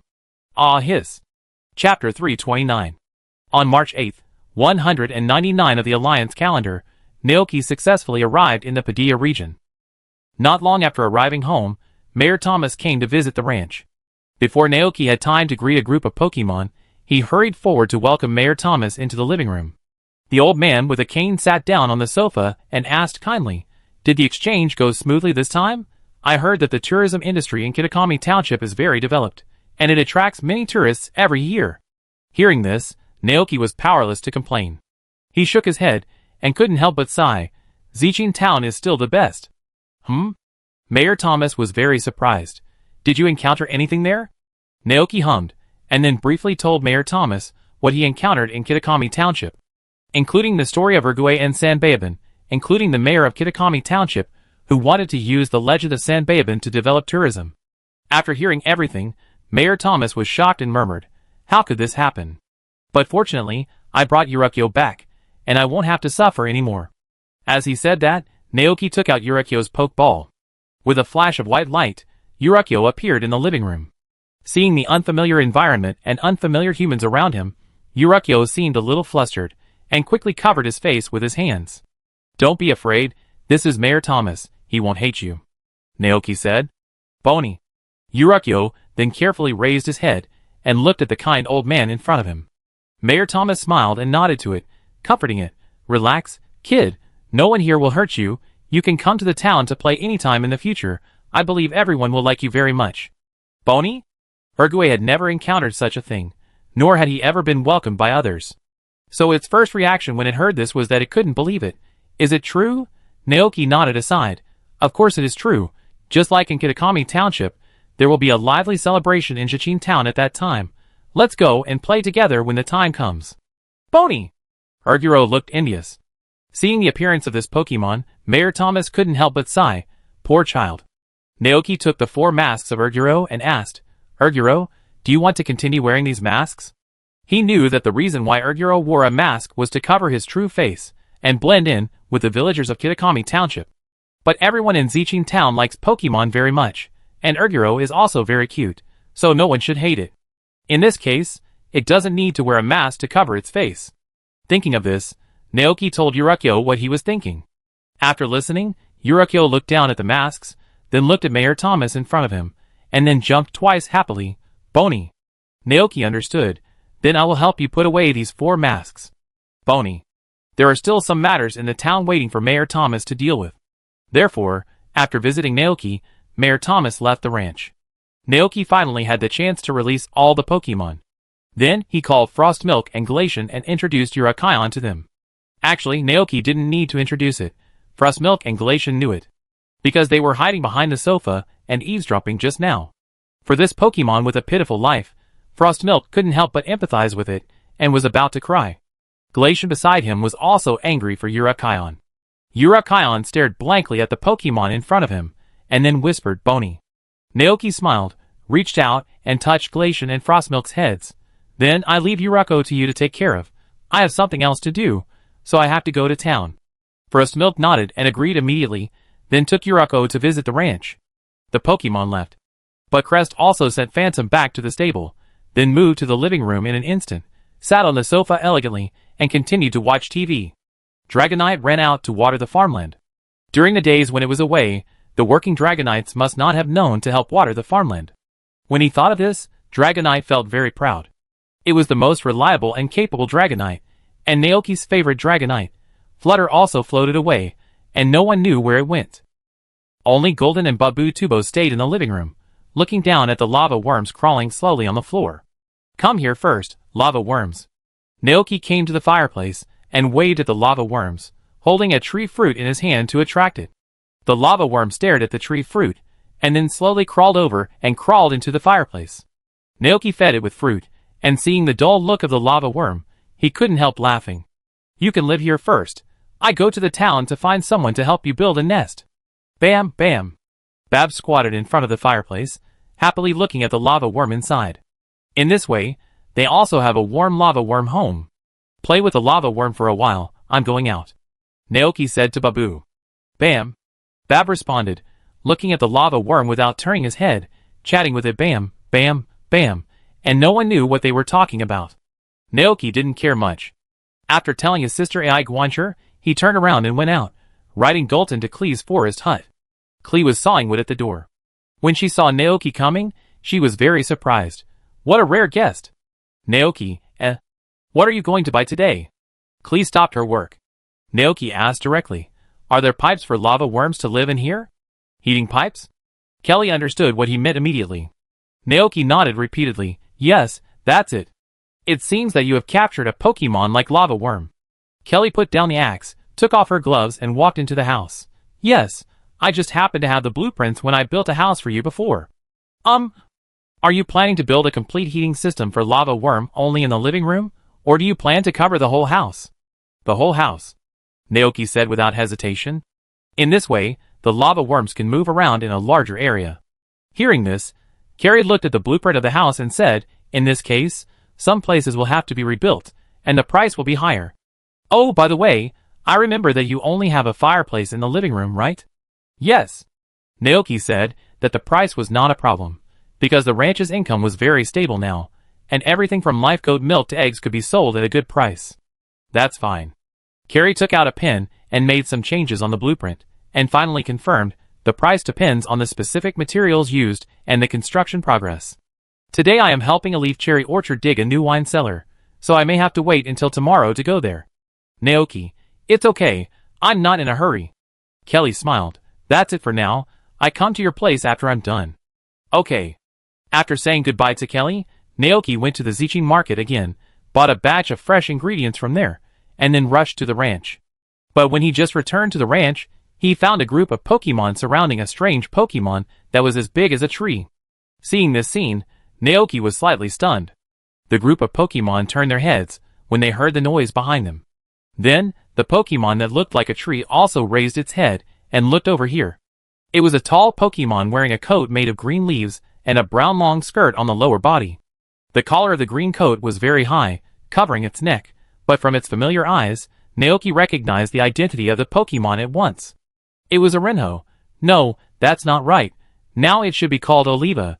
Naoki put down his things and walked forward in surprise, looking up at the tall Oliva. Oliva looked at him gently.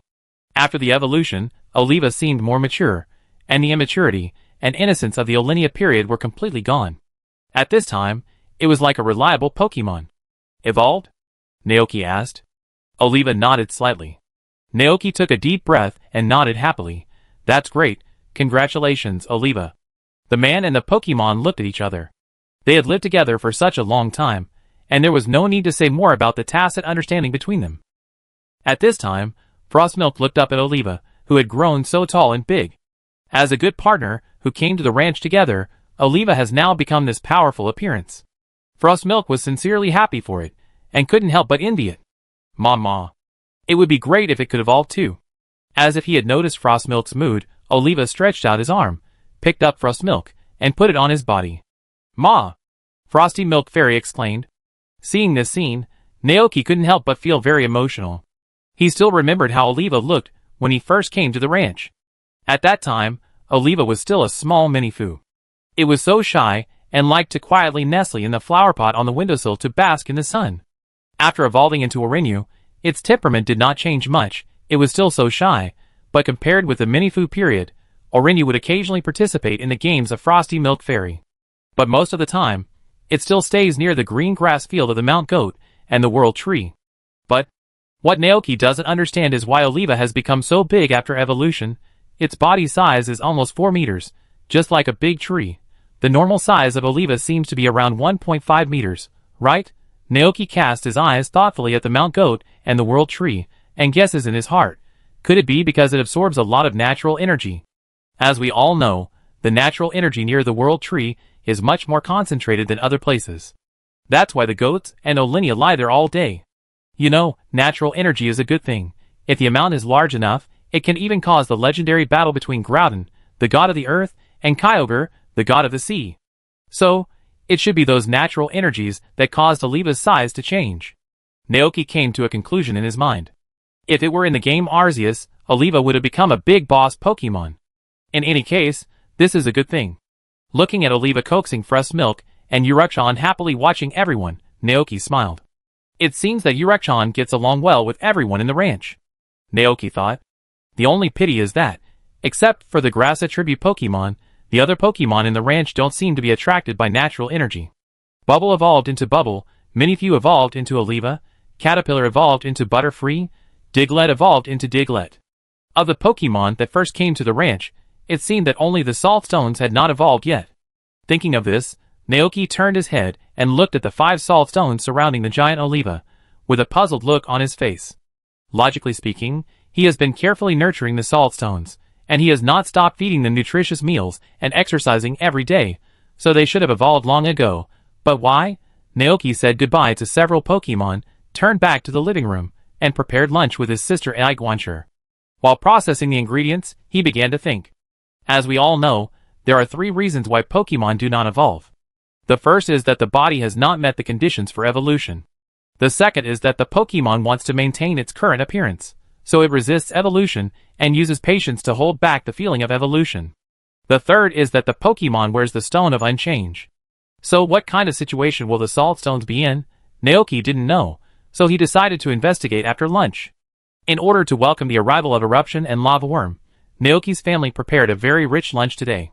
All kinds of meat dishes that meat-eating Pokemon like to eat, vegetable dishes that grass attribute Pokemon like to eat, as well as various sandwiches and desserts. When everything was ready, Naoki went out to call the group of Pokemon back for dinner. But as soon as he walked to the door, he saw a lightning bird with a bag hanging around its neck landing from the sky. Naoki, As he expected, Zapdos really became the transport team for the expedition team. Baby Bear and Dreamy sent postcards back again. Naoki hurried forward and reached into its bag at Zapdos' signal. Soon, Naoki took out a photo and a Pokeball. Seeing these 2 things, Naoki understood. Oh, Baby Bear and Dreamy made new friends outside. I wonder which Pokemon it will be this time. With curiosity, just as Naoki was about to carefully examine the photos and Pokeballs, a slightly excited exclamation suddenly came from behind him. That Pokemon. Could it be the legendary Zapdos? Wow, this is just like Mama Eel King jumping over the Dragon Gate. So shocking. He is indeed a trainer recognized by the chief. Naoki turned around and saw a girl with a magnemite hair accessory and long blue and pink hair standing in the distance, looking at the Zappos with a red shoulder bag with burning eyes. Naoki was slightly stunned. Is that Chishu? Chapter 330. After the initial surprise, Naoki quickly regained his composure. After all, Yisei had told him before that gym leaders who have time will come to the ranch to challenge the trials and hone their combat skills in order to improve their strength. Naoki thought that Hai Dai, the gym leader of the glass bottle gym closest to Jichin Town, would be the first to come. Unexpectedly, it was Chishu, who was 800 feet away from him, who ran over first. You know, there is a Padilla region between Yangguang City and Jichin Town. Naoki labeled Chishu as a man of action in his heart. At this time, Chishu also moved his eyes away from Zapdos, looked at him, and waved. Hi, hello, I'm Chishu from the Brewing Light Gym. The chief said that we can challenge the trial here, so I came here. The girl is full of energy. Naoki nodded slightly and replied with a smile. Hello, the chief has already told me in advance that there are indeed several trials at the ranch, but we haven't had lunch yet, and the Pokemon are still hungry, so we have to wait until after lunch to start the trial. Ah, I understand. As soon as she finished speaking, Chishu's stomach began to growl. She took a flight from Yangguang City to Jichin Town this morning, and rushed here as soon as she landed, without having eaten lunch yet. Chishu was suddenly embarrassed. Naoki glanced at Chishu and understood. He thought that these gym leaders were here to help Babutubo train their fighting abilities, and they might even spend money to buy some specialties, such as goat milk and milk tree fruit, just like Dondi did before. It seems that you haven't had lunch yet. If you don't mind, then eat with us, Naoki said. Ah, is it okay? Chishu's eyes lit up. This way, she wouldn't have to run again. Seeing Naoki nod, Chishu immediately thanked him. Sorry to bother you. Hearing the movement here, a group of Pokemon also gathered around, curiously observing Chishu not far away. Naoki turned his eyes back to Zapdos and asked, Do you want to have lunch here? Chirp. Zapdos called proudly and rejected Naoki's invitation, because Dream and Baby Bear were still waiting for it to go back. Okay, then I pack some things for you. When he touched the bag just now, Naoki saw that the medicine inside had been almost consumed. It was just right that Zapdos came back, so he could replenish it. As he said that, Naoki went into the house, found some medicine and some food from home, and stuffed them into Zapdos' bag. He stopped until the bag was stuffed to the brim. Go, say hello to them for me. Naoki reached out and touched the fine and soft fur on Zapdos' neck. Sure. Zapdos didn't respond much. It took 2 steps back, flapped its wings and flew into the sky. Naoki stood there and watched it go away. Chishu came over at some point and looked at the scene in surprise. Mr. Naoki. That Pokemon is Zapdos, right? Naoki nodded, a little surprised. Have you seen other Zapdos? Chishu shook his head, his eyes revealing excitement. That's the legendary electric attribute Pokemon. It's the Pokemon that every trainer who is proficient in electric attributes dreams of. Naoki, I almost forgot that Chishu's gym is electric attribute. It's okay, Naoki said. After all, this Zapdos is just a friend of Mew and Bear Baby, and has nothing to do with him. You are worthy of being a trainer praised by the chief. Chishu felt sincere admiration. Even a rare Pokemon like Zapdos can be captured. And looking at the way Zapdos flew away, it was obvious that it was also the messenger of this ranch, just like Dragonite. She only knew that this place used Dragonite to deliver goods, but she didn't expect that even a rare Pokemon like Zapdos could serve as a postman. Wow! This is really too extravagant. Naoki smiled politely. He didn't say what Zapdos was doing, nor did he reveal the existence of the Hero Expedition team. Seeing that they hadn't come back yet, the Sister AI, who had already put lunch on the table for a while, could only come out helplessly to call for help. Come in. Excuse me. The two entered the room, and Chishu couldn't help swallowing his saliva when he saw so much food on the table. Wow, so rich. Because 2 new Pokemon joined the ranch today, this is also to celebrate their arrival. Naoki first put the Pokeball and photos sent by Zapdos on the cabinet, and then brought a portion of tree fruit snacks to the fireplace and placed it on the floor. The lava worm inside slowly crawled out and happily ate the food. So many Pokemon. Chishu opened her eyes wide and exclaimed. Her eyes swept across the living room. Motor Lizard, AI Guancher, Unknown Pokemon, Golden, Unknown Pokemon, Eclipso, Frostmilk, Dragonite, Unknown Pokemon, Bud Crown, Law Beicha and Horace Pot, and mini Haxorus. There was even a different colored Haxorus inside. It was so cute and pink. Chishu's eyes were instantly attracted by the different colored Haxorus. Bammo. At this time, Babutubo flew in from outside. The weather was very good today. It had just let the hens out of the chicken coop to bask in the sun. It smelled the aroma of food from a long distance, so it immediately flew in impatiently. Hearing the call, Chishu's eyes instinctively looked at Babutubo. But when she saw the appearance of the Pokemon clearly, she immediately opened her mouth in astonishment. Could that pink Pokemon with a red cloak tied behind it, and a small silver hammer in its hand be Bammo? Seeing a stranger in the house, Babutubo looked over with a little confusion. Naoki introduced. Her name is Chishu. She is a Pokemon trainer proficient in electricity, and she came to the ranch to participate in the trial. Babutubo understood instantly. It clenched the small hammer in its hand, and looked at Chishu with fighting spirit. Bammo! Chishu felt that her heart was about to be melted by cute Babutubo. She rushed forward and hugged the furry Babutubo. So cute! Babuduck was startled and quickly pushed the man with its paw pads, then hid behind Naoki. Chishu smiled embarrassedly. Hee, sorry, I have never seen a Babuduck of different colors. This Babuduck is so cute. As he spoke, Chishu suddenly realized something. No, that's not right. Why can a Pokemon like Babuduck float? Naoki noticed her gaze and explained. Babuduck is a very special Babuduck. It is very good at controlling the energy of electric attributes, and can use electromagnetic floating to fly. Awesome. Chishu was shocked and said, this is something that even a gym leader like me who is proficient in electric attribute Pokemon can't do. Naoki smiled and said, there is a lightning trial in the ranch. The content of the trial is to fight against Babutubo. If you are interested, you can choose this trial later. Cool, then I will choose to challenge the lightning trial. Chishu said again, usually the trainers challenge me, now it's my turn to challenge. This feeling is quite novel. Naoki smiled, pulled out a chair, and let several Pokemon sit on it. Chishu sat opposite, looking at the table full of food, and said expectantly, I'm going to eat. Naoki, She is indeed a girl from the second dimension. He usually doesn't have this habit at home, and never says, I'm going to eat. It was the first time that Naoki heard someone say this, and he felt it was quite novel. Chishu's appearance when eating was not elegant and quiet, but rather lively. While eating, Naoki silently observed Chishu. He found that the current Chishu seemed to be different from the Chishu in the game. Because she would not say I will capture your eyes with an electric net or good morning, noon and evening. Such special sounding Chishu language. However, what Naoki was more concerned about was the Magnemite hair accessories on Chishu's head. Because he found that the two Magnemite hair accessories could move. Huh? Is Mr. Naoki looking at the Magnemites? Chishu followed Naoki's gaze, and raised his head. Naoki nodded blankly. Are they real Magnemites? Of course. Chishu grinned. They are my companions when I first went out to travel. As if to cooperate with Chishu, the two Magnemites jumped on the spot. Naoki was shocked.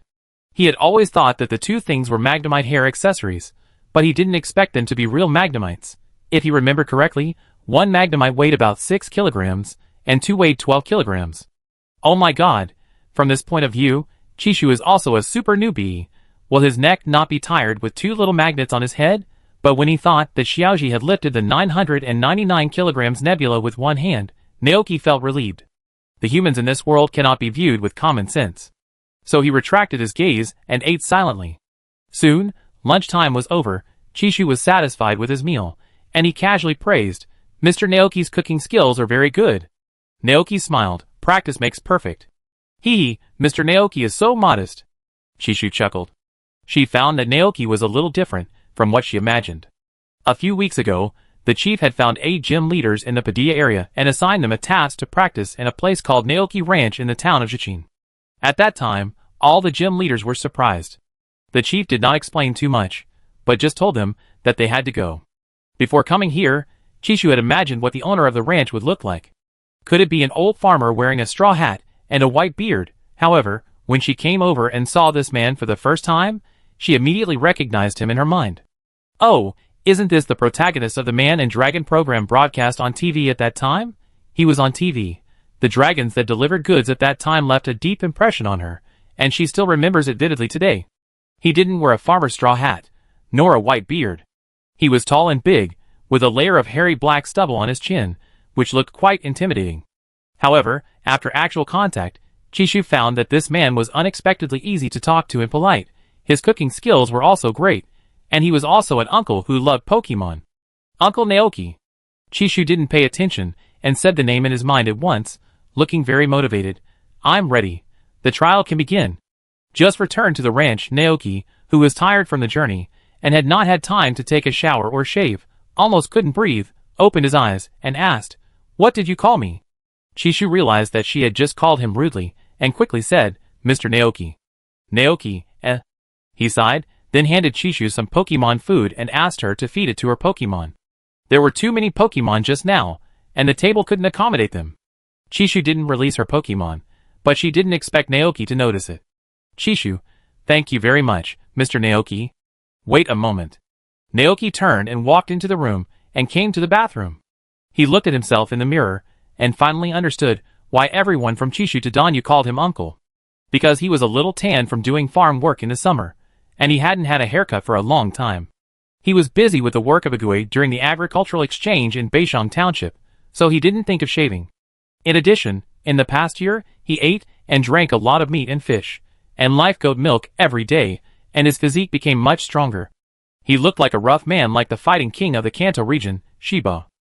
In short, the nutritious and caloric goat milk ripened him and made him stronger.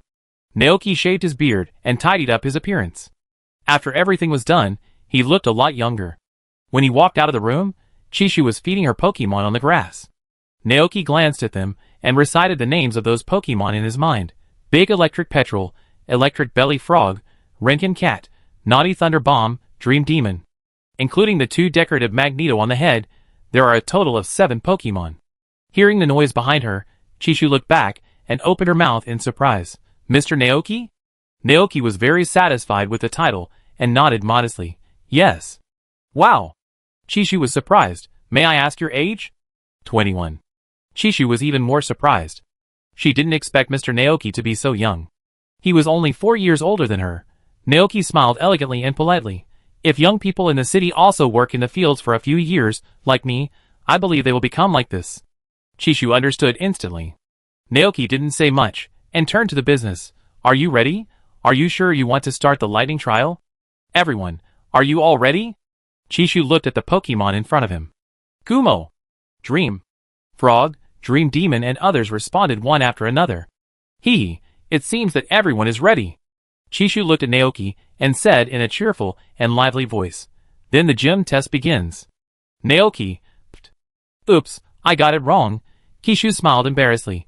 "Hee, I was the one welcoming the challenger before, and I'm used to saying these words. I haven't adapted to the sudden change of roles yet." Naoki said he understood, and he walked to the other side of the battlefield with the red cape of Babutubo. Gulton, Motor Lizard, Flutter Hare, Frost Milk Fairy, Saltstone, Urakyoko, and other Pokemon gathered around the battlefield and watched the battle. Brother AI Butler walked to the center of the battlefield with a whistle. As the whistle sounded, Kisha pointed his finger forward with full energy. "Naughty Thunder Bomb, it's time to go. Let's pass this trial like Mama Il King jumping over the Dragon Gate." Chapter 331. Naughty Thunderbolt is not Chishu's strongest Pokemon. The reason why she sent this Pokemon to play in the first game is because she intends to test the strength of the opponent. On the battlefield, Naughty Thunderbolt, who is round and looks like a huge red and white ball, and Babutubo, who is wearing a red cape and holding a small hammer, are staring at each other from a distance. Naughty Thunderbolt, use Discharge. Chishu gave the order with full energy. In the air, Naughty Thunderbolt suddenly burst out with a strong electric light, which instantly enveloped it, and then shot in all directions like radial lightning. Naoki looked at this scene calmly, silently observing the actual combat situation of Babutubo. He did not issue any orders, because the characteristic of his Babutubo is to store electricity. Storage. When attacked by electric attribute moves, it will not be damaged, but will recover. As both are electric attribute Pokemon, Naoki can feel that the electricity on Babutubo is somewhat different from the electricity released by Naughty Thunder. For example, the current of Babutubo is not pure yellow, but a faint blue like lightning. Facing the attack of the Naughty Thunder Bomb, Babutubo did not retreat, but instead faced it confidently and rushed into the lightning. It waved the small hammer in its hand, bathed in the current of the Naughty Thunder Bomb, and then let out a loud shout. Bammo! The next second, the electric current in the sky seemed to be attracted and rushed into Babutubo's body and the silver hammer. In an instant, Babutubo's eyes were dyed blue, and the hammer in its hand was also wrapped in a strong current, as if the god of thunder had descended to the world. Seeing this, Chishu's eyes were filled with shock, that characteristic. Could it be electricity storage? No, not only electricity storage. That Babutuger is also using the power of Naughty Thunder Bomb to charge itself. It actually uses the opponent's current to charge itself. Where is this Pokemon? Chishu suddenly felt very difficult. This trial was too restrained for her as an electric attribute expert. Seeing that Babutuger was about to attack, Chishu instantly became alert. Naughty Thunder Bomb, be careful. Bubblehead in this state is very dangerous. She can't let Naughty Thunderbolt fight it head-on. In this situation, the best way is to dodge Bubblehead's attack and wait for it to use its moves, and the charging state will disappear. On the field, Naughty Thunderbolt heard the trainer's voice and became alert. But Bubblehead, who had finished charging, looked at Naughty Thunderbolt with high morale. The next second, the red cloak behind it rustled, and then it rushed straight into the sky. Chishu, who was about to ask Naughty Thunder Bomb to dodge, was slightly startled. However, immediately afterwards, a yellow thunderbolt fell from the sky, and Babutubo held the hammer tightly, bringing a strong electric current and smashing it down. Chishu was stunned. What kind of move was that? When the dust and smoke from the explosion dissipated, a big pit was smashed on the ground, and Naughty Thunder Bomb was lying at the bottom of the pit, covered with scars. But it did not lose its combat ability, which means that the battle is not over yet. Naughty Thunderbolt immediately flew out and distanced itself from Babutubo. Catch up. Naoki wanted to end the battle, use Lightning Flash. Babutubo was extremely fast. As soon as Naughty Thunderbolt flew a distance, its body turned into a white light and chased after it, knocking Naughty Thunderbolt away. Chishu said nervously, Naughty Thunderbolt. Naughty Thunderbolt fell to the ground. Just when Naoki thought it had lost its ability to fight, Naughty Thunderbolt actually supported its body and floated up again. Naoki was surprised. This Naughty Thunder Bomb had great perseverance, and seeing that the Naughty Thunder Bomb had not fallen down, Chishu was relieved. She analyzed calmly and thought quickly. Got it. Facing the Babutubo who restrained them, Chishu quickly changed her strategy. Naughty Thunder Bomb, use harsh sound. After the order was issued, the Naughty Thunder Bomb trembled all over, and a strong electric current kept colliding. The friction between each other produced an extremely sharp harsh sound. Babutubo frowned, felt a pain in his head, and then subconsciously wanted to cover his ears with his meat pads. Don't show your weakness. Naoki frowned and warned, Hammer. Babutubo reacted quickly, covering his ears with one hand and throwing Thor's hammer in his other hand towards Naughty Thunder Bomb. Get out of the way. Chishu used his magic skill. Naughty Thunder Bomb flashed upwards, and the hammer flew out under it. The piercing sound reached its limit, and Babutubo's mind buzzed. He couldn't bear it, so he quickly covered his other ear with his other hand. At this moment, Babutubo closed his eyes, covered his ears with his hands, and floated in the air in great pain, looking like a person with many flaws. Seeing the opponent's flaws, Chishu was delighted and laughed. Hee hee, Mr. Naoki, Chishu, I'm going to get serious. Naughty Thunder Bomb, use fraud. The harsh sound stopped, and the Naughty Thunder Bomb was full of malice. Its spherical body rushed straight towards Babutubo, who was covering his ears in pain. Fraud, an evil move that uses the opponent's strength to attack. The greater the opponent's strength, the greater the damage caused by this move. Just when Chishu thought that she and Naughty Thunder Bomb were sure to win, she cast her eyes on Chishu, who was standing opposite. She saw that the man was not panicked at all, but his mouth corners were raised, as if he was expecting something. Something was wrong. Chishu's heart tightened. And at this moment, a sound of breaking air sounded from her ears. Chishu turned her head, and saw that the hammer thrown by Babutubo was now flying towards Babutubo at a high speed, as if it was attracted. And Naughty Thunder Bomb was just in its flying path. Chishu, shock, how did you do that? Get out of the way, Chishu exclaimed. She knew that her Naughty Thunder Bomb was on its last legs, and it was only by willpower that it managed to survive until now. If it was attacked again, it would probably lose its ability to fight immediately. But it was too late. As soon as she finished speaking, the hammer hit the back of Naughty Thunder Bomb's head with a bang. The fraudulent use failed, and Naughty Thunder Bomb fell to the open ground with a hammer. Its eyes turned into mosquito coils, and it completely lost its ability to fight. Swoosh! The elder brother, Ai Guancher, blew the whistle to announce the end of the trial. Chishu opened his mouth in shock, and then said helplessly, Mr. Naoki is too powerful. Naoki stepped forward to help Babu Tubo massage his temples, and asked with a smile, Naughty Thunder is not your strongest Pokemon, right? Hee hee, you figured it out. Chishu grinned. She looked at the other Pokemon in the ranch, and said, Mr. Naoki, it seems that you are the same. Chishu paused. She was not disappointed because of losing the battle. She was still full of energy. Oh, I really feel very unwilling to lose the battle, but now I know why the chief asked us to come here. Naoki turned his head to look at the other Pokemon and asked, Do you want to continue? In addition to the lightning trial, there are other trials in the ranch. Chishu waved her hands repeatedly. No, I need to take a break first. I always feel that Mr. Naoki will defeat all my Pokemon in one go.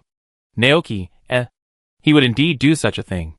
At this time, his sister Ai Guancher brought a cup of live goat milk to feed Naughty Thunderbolt. In the blink of an eye, Naughty Thunderbolt's injuries were completely recovered. Witnessing this incredible scene, Chishu was surprised. What kind of medicine is that? It's so effective. That's not medicine. Naoki smiled and replied, That's a specialty of my ranch, live goat milk, which can help Pokemon recover quickly. Chishu suddenly thought of something. She looked at the Dragonites lying on the grass not far away and basking in the sun, and asked, Do the Dragonites deliver this kind of specialty to the town every day? At this point, Chishu's eyes suddenly lit up. Can we order things from the ranch in Yangwang City? Naoki nodded, then shook his head. I'm sorry, the ranch doesn't provide cross-city delivery services yet. Ah? What a pity. Chishu suddenly felt very disappointed. Looking at Chishu's expression, Naoki seemed to be thinking about something, and then asked, By the way, have you heard of Rotom Mobile? Mobile Rotom? What is that? Is it the same as Rotom Refrigerator and Rotom Washing Machine? Chishu suddenly became interested. I guess so. Naoki said casually. I heard that Rotom Corporation is developing such a thing. Rotom Technology Company is the company founded by Nemo's father. They are mainly responsible for the development of communication equipment and Rotom technology. For example, equipment such as Rotom Refrigerator and Rotom Washing Machine, and then sold to all parts of the world. Never heard of it. Chishu shook his head. Naoki did not continue the topic. Since the mobile Rotom has not been born yet, and the internet is not well developed, Chishu may not have been exposed to live broadcasting and video making. There is no point in telling her about this. Fortunately, Chishu did not care, and was soon attracted by the two horses of the Bud Crown. Wow, Mr. Naoki also raises horse Pokemon here. Chishu was very excited. I have also been to some ranches with horse farms before, where I experienced the feeling of riding a horse and running on the endless grassland. Naoki, I'm sorry, there's no horse farm in the ranch. These two horse Pokemon are very arrogant. They don't like to be ridden because they are the king's favorite horses. Just kidding, Snowstorm and Ghost are legendary Pokemon. They once ruled the entire Crown Snow Plain. Later, they were tamed by the Bud Crown King and became his exclusive mount. At this time, Snowstorm snorted and looked at Chishu with a proud and arrogant look, looking arrogant and cool. The king's favorite horse? Chishu exclaimed. Budcrest. Naoki began to preach to Kishi again. The legendary king of plenty, he once rode Blizzard Horse and Ghost Horse across the land. Wait! Chishu asked in disbelief. Budcrest? Is it the Budcrest that was on TV before? Chishu was referring to the legendary Pokemon Budcrest that instantly made the entire mountain green. Yes. Naoki smiled slightly. There is a shrine built on the back mountain to express gratitude to Budcrest. No. Chishu shook his head repeatedly, and then explained. I mean, is the Bud Crown King also in Mr. Naoki's ranch?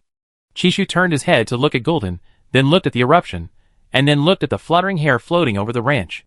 Who is the Bud Crown King? The Bud Crown King is watching TV in the living room. Naoki explained. Huh? Chishu's eyes widened immediately. Naoki introduced the Bud Crown King to Chishu in detail. Then, Bud Crown King's followers +1.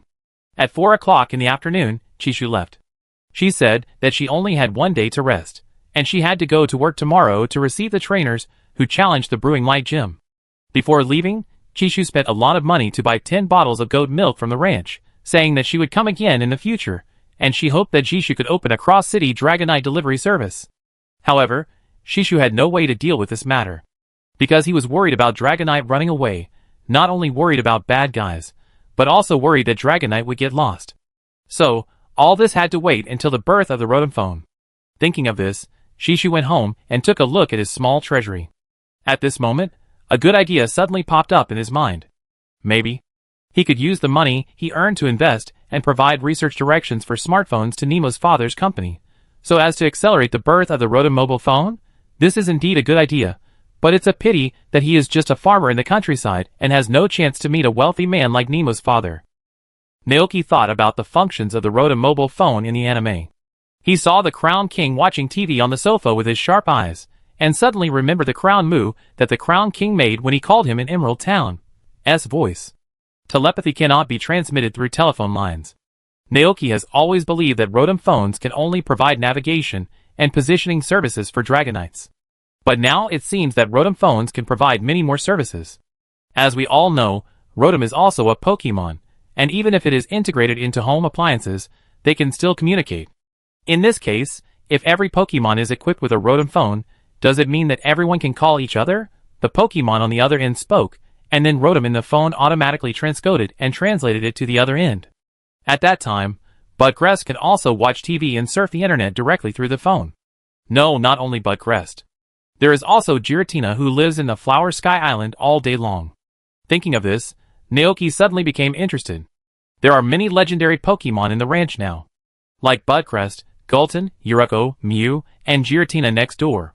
Maybe he could help set up a legendary Pokemon chat group, pull these Pokemon that originally had nothing to do with each other into it, and see what kind of magical reactions would occur between them. But with Giratina's irritable personality, Naoki was very worried that it would become a troll on the internet, or the kind that would crawl along the internet cable and hit people if they didn't agree with it. I just don't know how much the investment would cost, Naoki muttered. He planned to find out first, and then decide based on the actual situation. It was getting dark, and Naoki was going to go outside to play with the Pokemon for a while, but at this moment, he suddenly remembered the Pokeball and photo that Zapdos had sent back.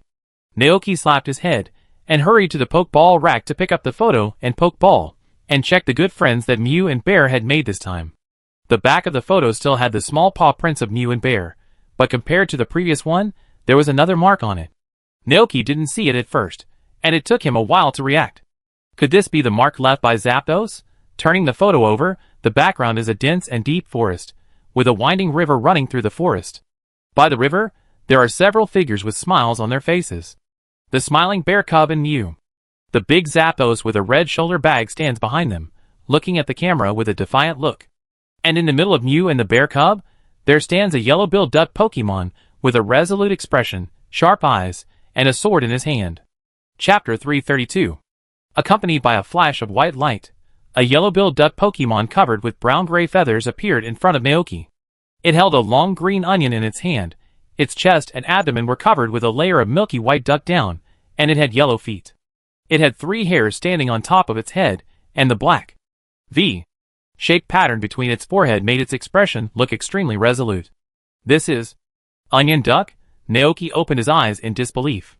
He immediately thought of the onion duck that gave a bunch of green onions to Mew and Baby Bear last year. Could it be it? The onion duck in front of him was holding an onion and looked up at him. Naoki, hi? Hello? The onion duck nodded seriously. Ha! Naoki was shocked. Damn! This onion duck is so cool. Are you a friend of Baby Bear and Dream? Naoki asked. Were you also invited by them to live on the ranch? Huh? The onion duck was stunned for a moment, shook its head, and then waved the onion in its hand vigorously. Naoki didn't understand, so he could only look at the bud crown on the sofa for help. He invited the onion duck to sit on the sofa first. With the help of Bud Crown, Naoki finally understood the onion duck's idea. It turned out that it was not the onion duck that gave the ranch a bundle of large rhizomes, but another onion duck that Baby Bear and Dream met during their travels. Onion Duck said that it had been living in a dense forest, practicing hard beside a waterfall, constantly practicing the skill of the one-word chop, trying to chop off the waterfall, chasing onion the ultimate way. Unfortunately, its practice has reached a bottleneck, and it has no way to go deeper. 5 days ago, it met the Great Hero Expedition team.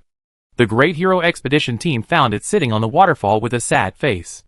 So, the enthusiastic Dream and Baby Bear asked it why it was so unhappy. The onion duck told them about its troubles. Gah, my practice has reached a bottleneck. No matter what I do, I can't go any further. I don't know how to continue. After hearing this, Dream and Baby Bear carefully asked the onion duck some questions, and told it the story of the Great Hero Expedition team. Seeing them doing good deeds and helping countless weak people along the way, Farfetch'd couldn't help but admire them. Several Pokemon drank wine, fruits, and talked happily. During the toasts, Mew and Baby Bear pointed out a way for it. That is to go to a place called Naoki Ranch, where someone will help it improve its strength. So Farfetch'd came, and in order to cut off the waterfall, he built the onion. Skills to the extreme. After listening to Farfetch'd's story, Naoki and Bud Crown looked at each other in surprise. Cut off the waterfall? He asked in shock. Just for lying on that scallion?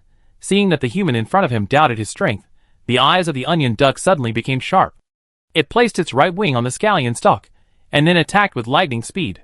Naoki only saw a flash of white light, and a glass on the coffee table was split in half from the middle.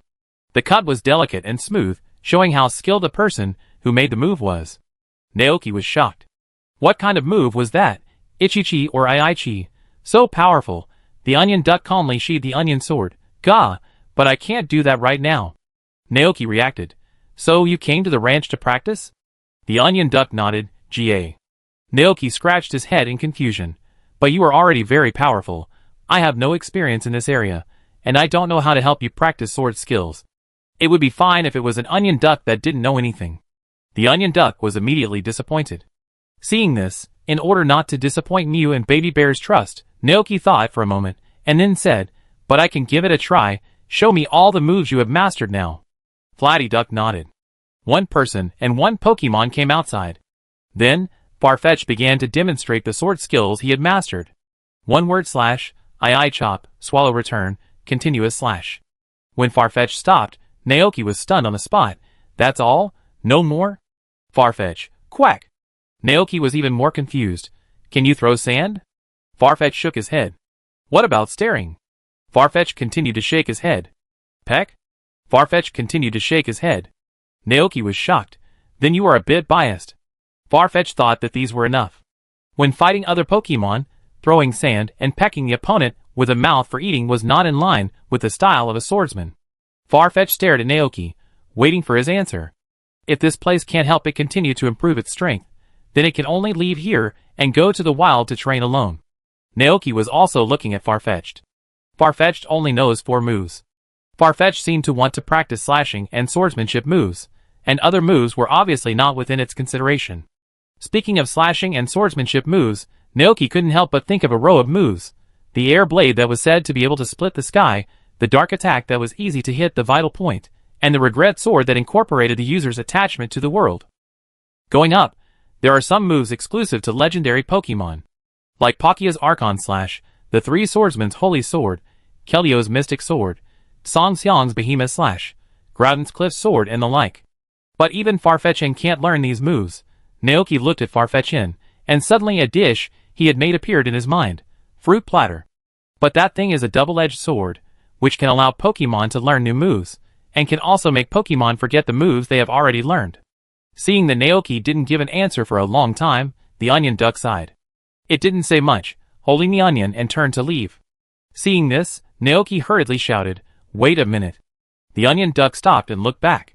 Naoki, have you heard of a sword skill that can even cut through space? Huh?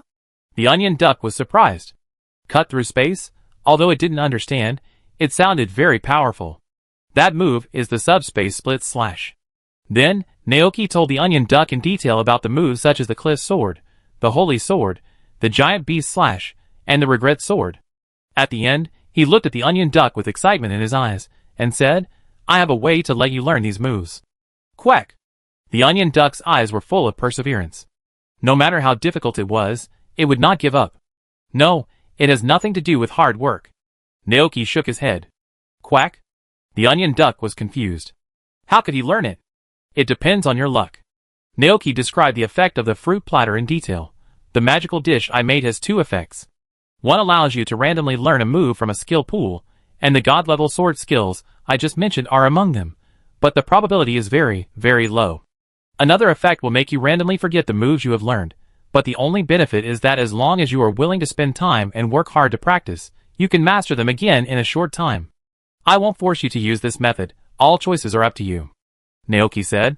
Fish Ducky fell into deep thought. This is a little different from what it imagined. But thinking of the powerful sword skills that the human just mentioned, let alone waterfalls, that is a legendary sword skill that can even cut through the sky and space. When thinking of this, Farfetched's heart was moved.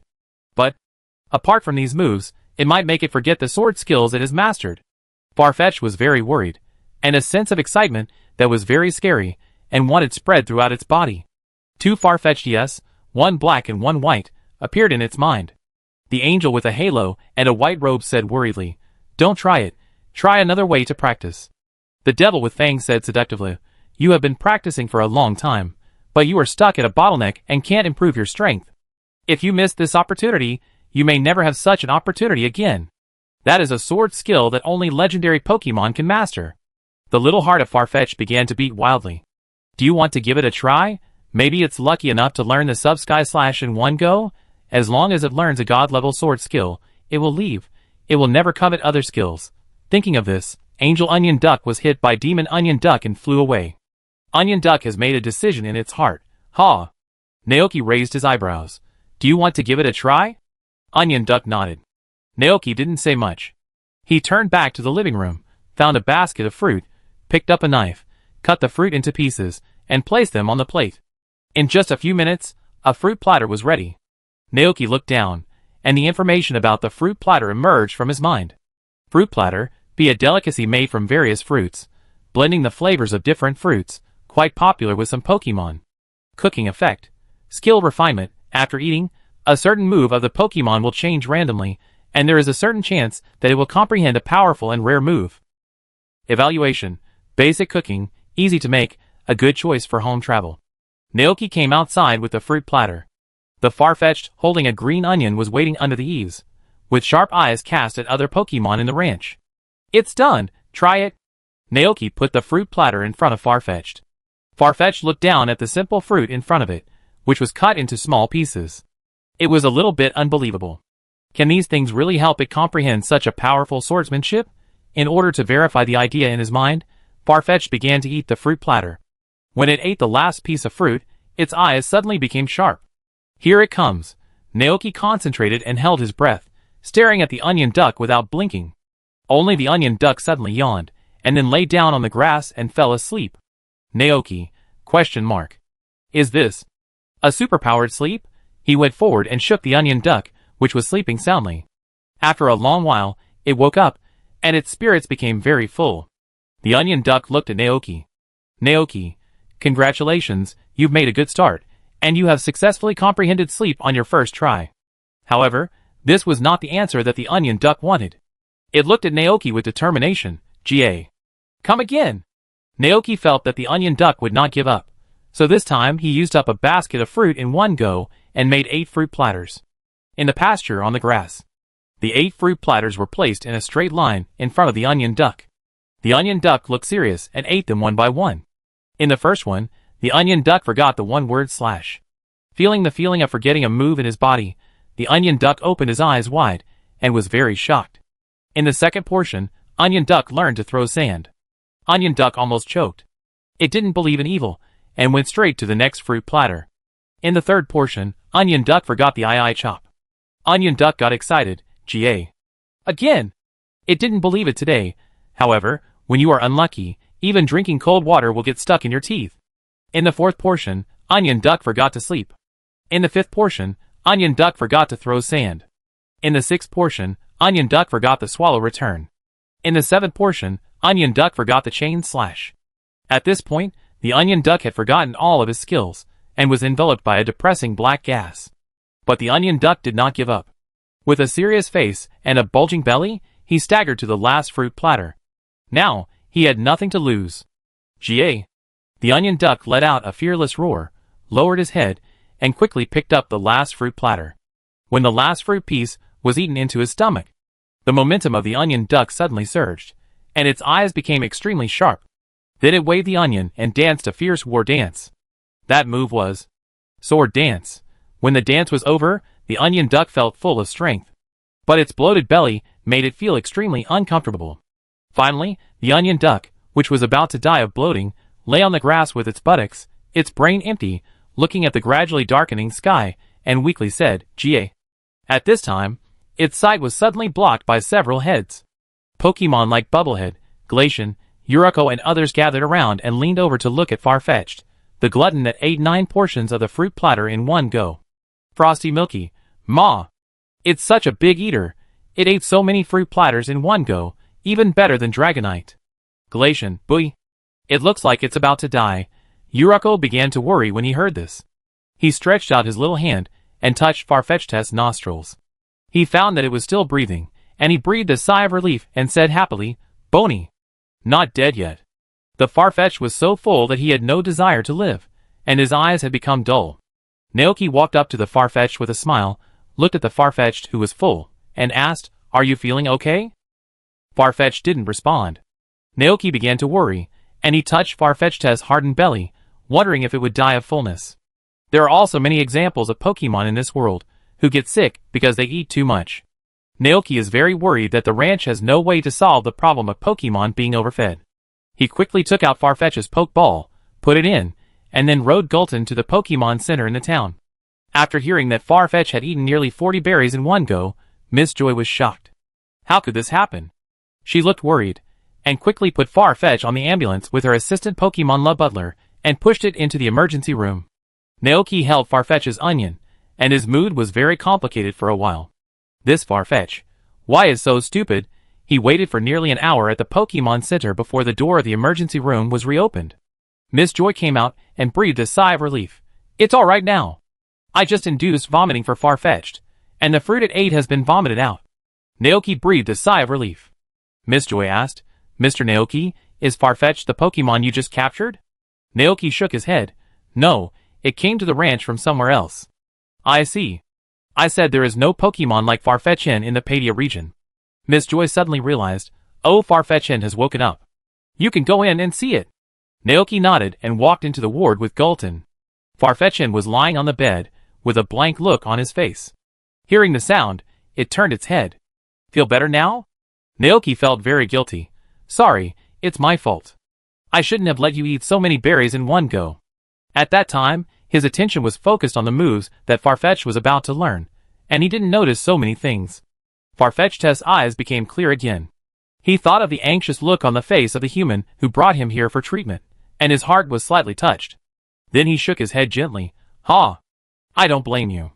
It wanted to eat it. Naoki handed over the green onion. Your weapon, take it. Farfetch'd took the green onion and felt safe. The Farfetch'd duck had just vomited for a long time, and was in a very depressed state. Naoki was not in a hurry to go back, so he just sat here to accompany the Farfetch'd duck. He poured a cup of warm water for the Farfetch'd duck and fed it. Don't worry, we go back together later. I promise that I will find a way to help you learn back the moves you forgot. Chapter 333. Do as you say.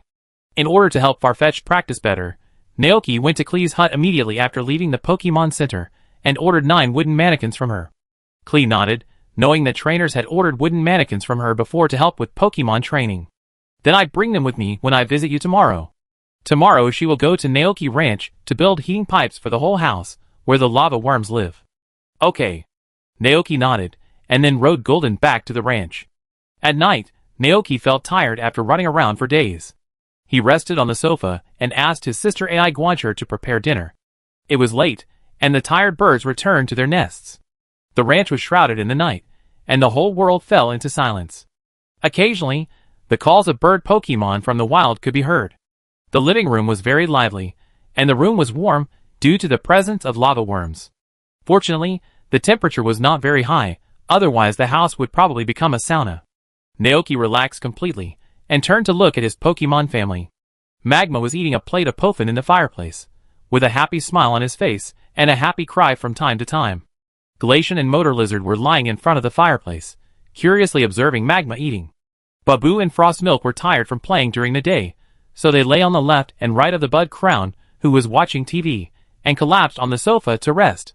On the coffee table, Lai Beicha and Buzzpot were dozing off. Flutterbow floated on the ceiling. Its routine was adjusted by Naoki. It began to feel drowsy as soon as it got dark. Golden lay on the back of the sofa with his eyes closed. Just looking at these various Pokemon, Naoki felt very satisfied. Eruption sat beside him obediently, looking around with its pair of star-like eyes. Bony. Everything in front of it seemed like a dream scene to it. It's so nice here. Glacian took it to pick flowers. Frostmilk shared sweet cream with it. Babu Pokemon took it to visit the chicken house. Motor Lizard secretly gave it tree fruits, and the butler brother and sister who helped it prepare food. Everyone was very kind. No one hated it, nor was it afraid of it. Here, it didn't need to wear a mask to cover its true face. Not only that, the mayor also invited it to play in the town. This was something that Yurukyo never dared to think about in Emerald Town before. Thinking of these things, Yurukyo felt like crying, and its eyes gradually became wet. However, soon, this matter was discovered by Naoki next to him. As soon as he spoke, other Pokemon around him immediately surrounded him, asking him worriedly why he was crying and whether he was bullied by someone. They were here to help him teach that bad Pokemon a lesson. Hearing this, Eruption could not help but burst into laughter. It shook its head gently and said with emotion, "Bony." Naoki looked at this scene and couldn't help but smile. He was proud of them from the bottom of his heart. These kind-hearted Pokemon are all children he raised. After dinner, Naoki went to bed early to rest. Eruption's room was arranged by Naoki on the second floor and became neighbors with the AI Guancher brother and sister. It lay on the bed, listening to the Pokemon's calls from time to time downstairs. Gradually, the sound became weaker and weaker, as if everyone had fallen asleep. Ergian was not sleepy. It got up from the soft bed and came to the bookshelf with 4 masks. Ergian picked up the green grass mask, which was inlaid with the fragments of Taijing that Naoki had salvaged from the crystal pool for it. Bony. The next day, at 9 o'clock in the morning, Carrie drove her truck to the ranch. The monsters cooperated with each other to move the square pipes and wooden pile dummies in the car. Carrie directed them from the side. After all the building materials were ready, Carrie said to Naoki, "Look, where are you going to put the wooden dummy?" "Well, let me see." Naoki turned around and looked around. He couldn't find a suitable place after searching for a long time, because he found that the remaining space in the ranch seemed to be insufficient. Chicken shed, big milk tank shed, former salt house, stable, tree orchard, world tree, flower field, sheepfold for mount goats, glass greenhouse, Pokemon tavern, and the farmland that occupied a large area of land. Unconsciously, there are so many things in the ranch, Naoki couldn't make up his mind for a while. Clary hadn't been to the ranch for a long time. She looked around and said with a smile, "It seems that your place is getting more and more prosperous." Naoki looked at the open space next to the stable, pointed there and said, "Put it there." It was the only open space left, and other places could not be built. Although there was an open grassland, it was reserved for the spirit horse and the snowstorm horse, as well as the big milk tanks to run and roll. If they occupy that area, they will have no place to run freely. For horse Pokemon, this is a very important thing. If they don't run for a long time, their mood will become low, and they will become depressed and dissatisfied. Okay. Klee brought the monsters to the open space. Then, they hammered and pounded the wooden dummies. When everything was done, a dummies area dedicated to far-fetched practice was built. There are 9 wooden mannequins, 3 horizontally and 3 vertically, which look very regular. Naoki made an agreement with Onion Duck last night. In order to prevent the fruit platter from affecting its body, that is, from being stuffed to death or becoming a fat duck with thick fat, it will only be provided with 6 fruit platters a day. Twice in the morning, noon and evening. But Onion Duck did not agree, because it patted its chest and guaranteed that it could eat more, so Naoki could only change the 6 times to 9 times. Even so, Onion Duck still couldn't forget the fruit platter.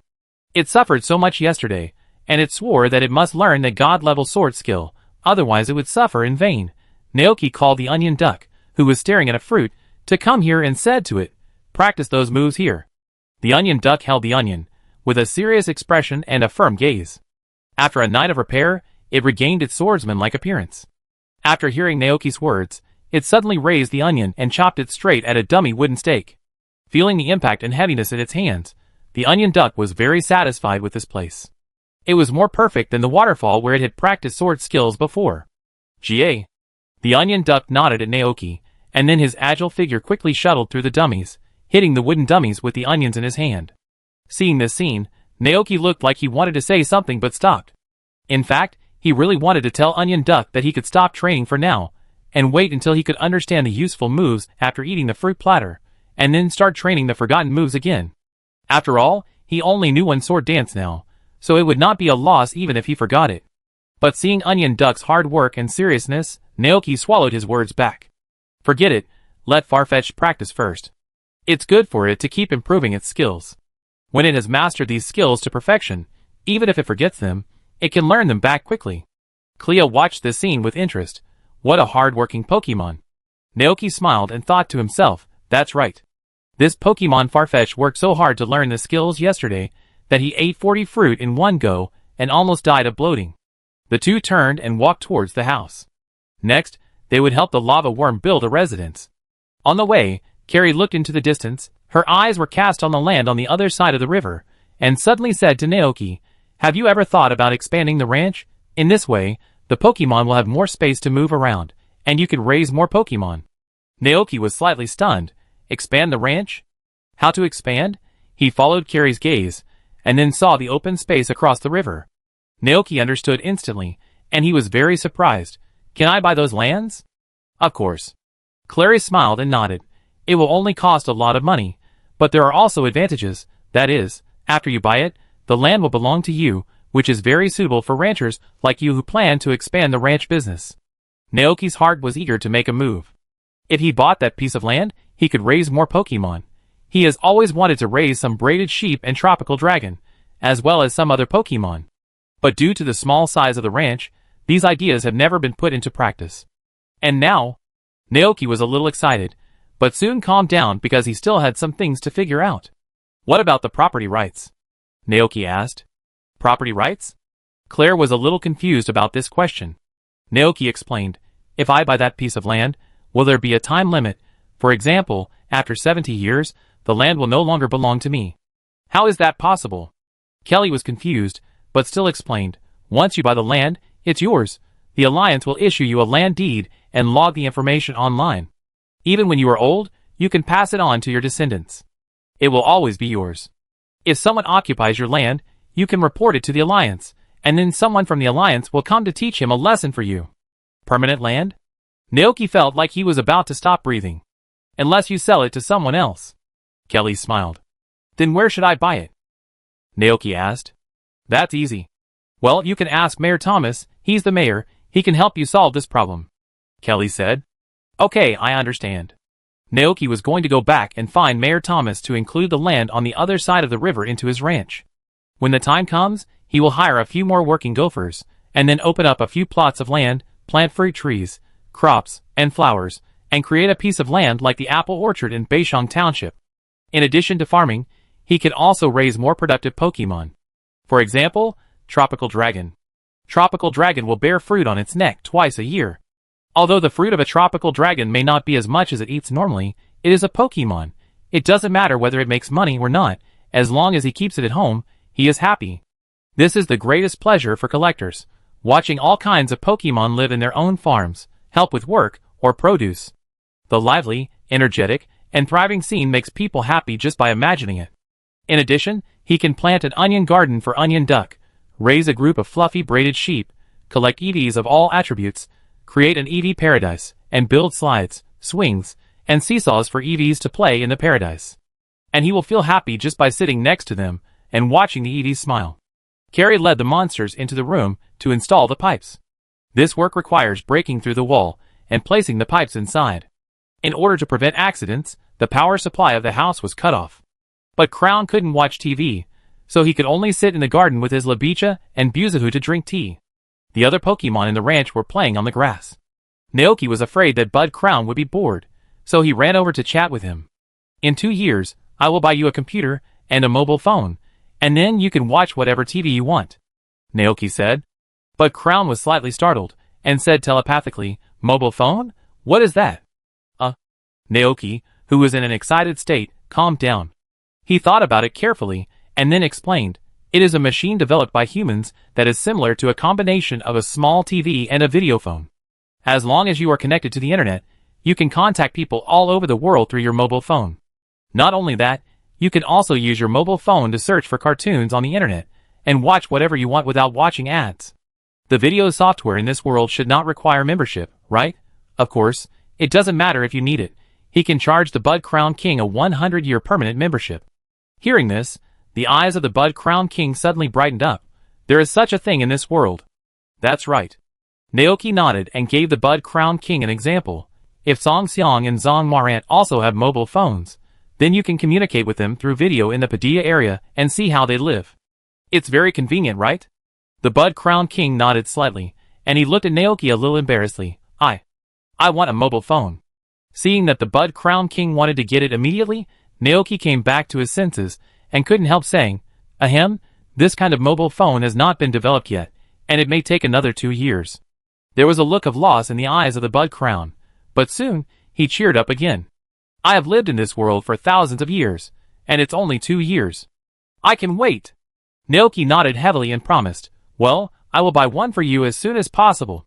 His little believer is so kind, but Crown thought touchly. And Naoki fell into deep thought again. Then he had more things to do next. Buy land to expand the ranch and raise more Pokemon. Check the situation of Nemo Papa's company, choose the right time to invest, and provide them with research directions. In addition, at this moment, the ground under Naoki's feet suddenly moved. Then, the 3 moles poked their heads out and said to Naoki, Squeak. Huh? Naoki looked at the 3 moles and asked, What's wrong? The 3 moles, Squeak. The Bud Crown King at the side helped translate. They said that they found a strange thing in the underground cave. Chapter 334. Strange things? Naoki stood up and followed the moles into the salt house, going down the underground stairs, and finally coming to the underground cave where the saltstones lived. Tick, tick. At this time, the saltstones were playing on the ground.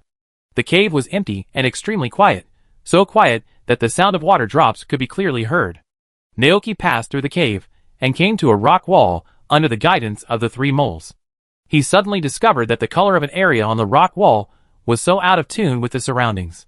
Squeak, squeak, squeak. The mole shook, indicating that what it found was the strange stone. Naoki looked closely and saw traces of something gnawing on the stone. In order to see it more clearly, he asked the mole to help dig out the stone. The mole squeaked and agreed. Then, Naoki saw it use the digging tool to sneak into the soil and make a small bulge on the ground. Then, the mole underground began to move and drilled into the rock wall. After a while, accompanied by a rumbling sound, the soil around the stone was dug up by the 3 moles. Without support, the stone fell to the ground with a bang. Huh? Naoki squatted down and observed carefully. Suddenly, he felt that this stone seemed very familiar.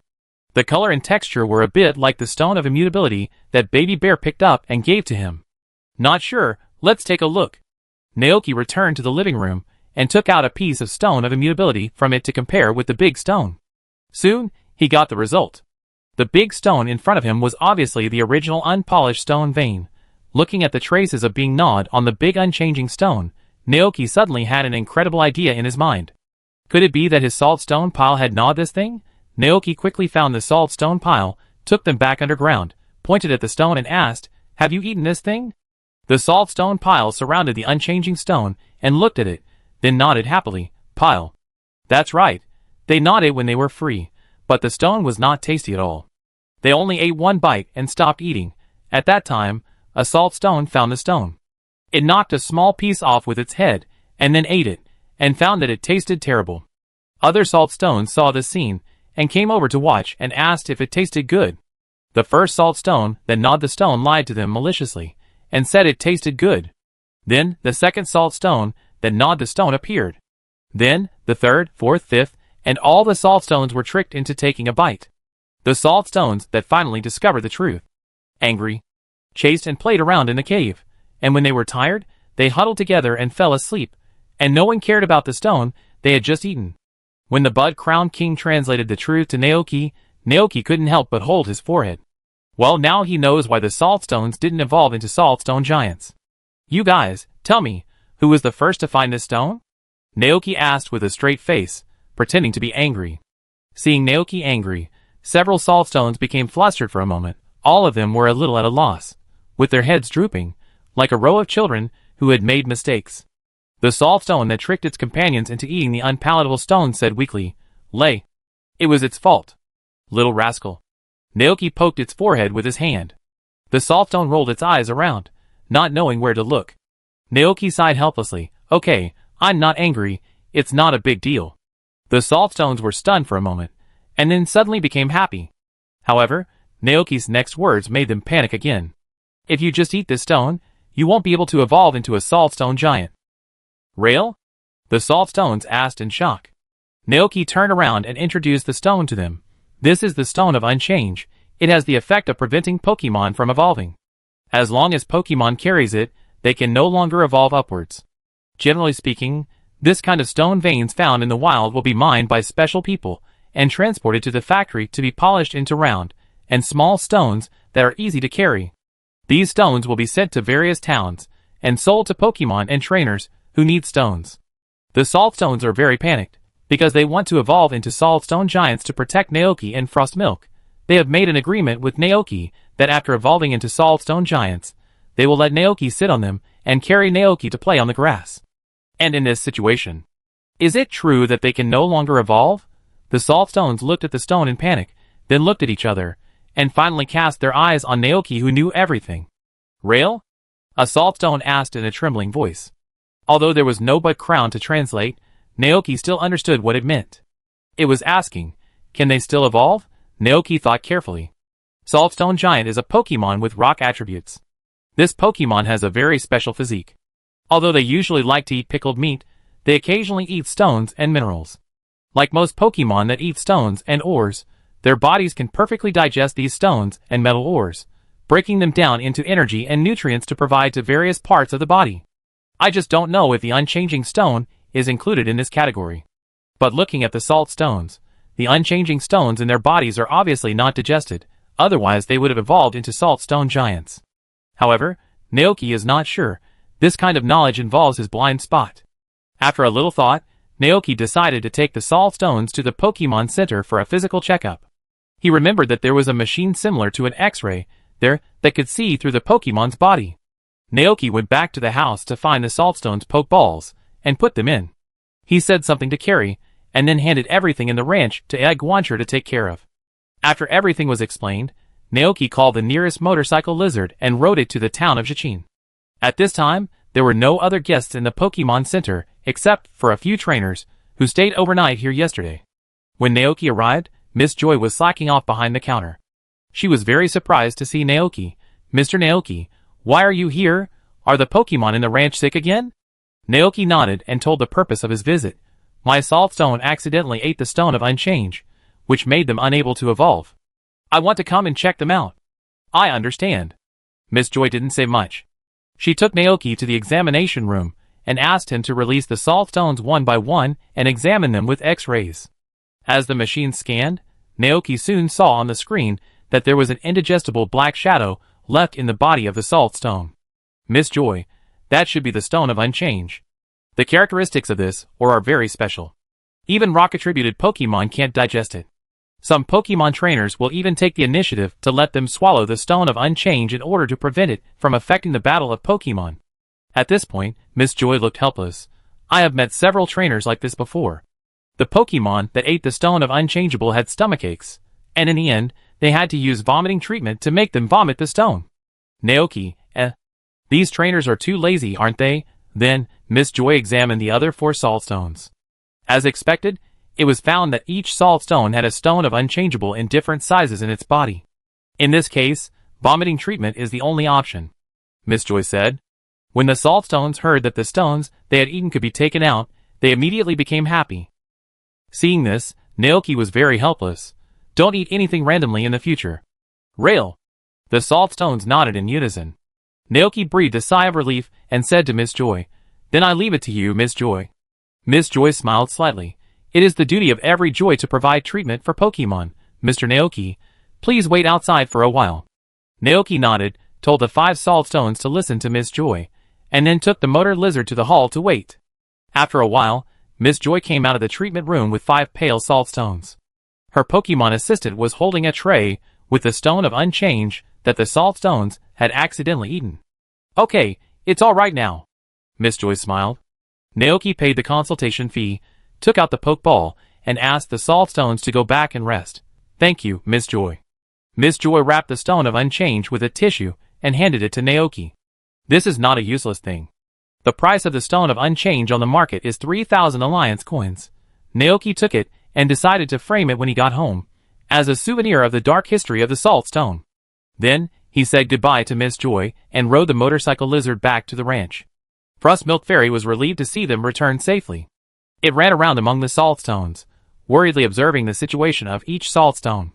Only after seeing that all the saltstones were intact did Frost Milk Fairy breathe a sigh of relief.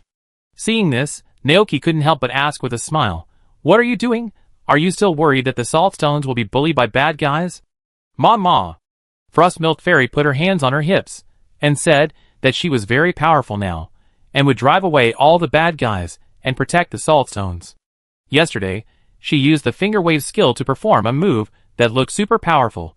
Naoki smiled. The saltstones were also very happy. At this moment, a strong white light suddenly appeared on their bodies. In the white light, the bodies of the saltstone giants began to change rapidly.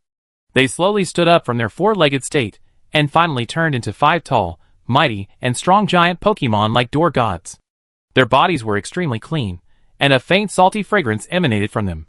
The golden warm sun sprinkled on the bodies of the saltstone giants, making them look so sacred and clean.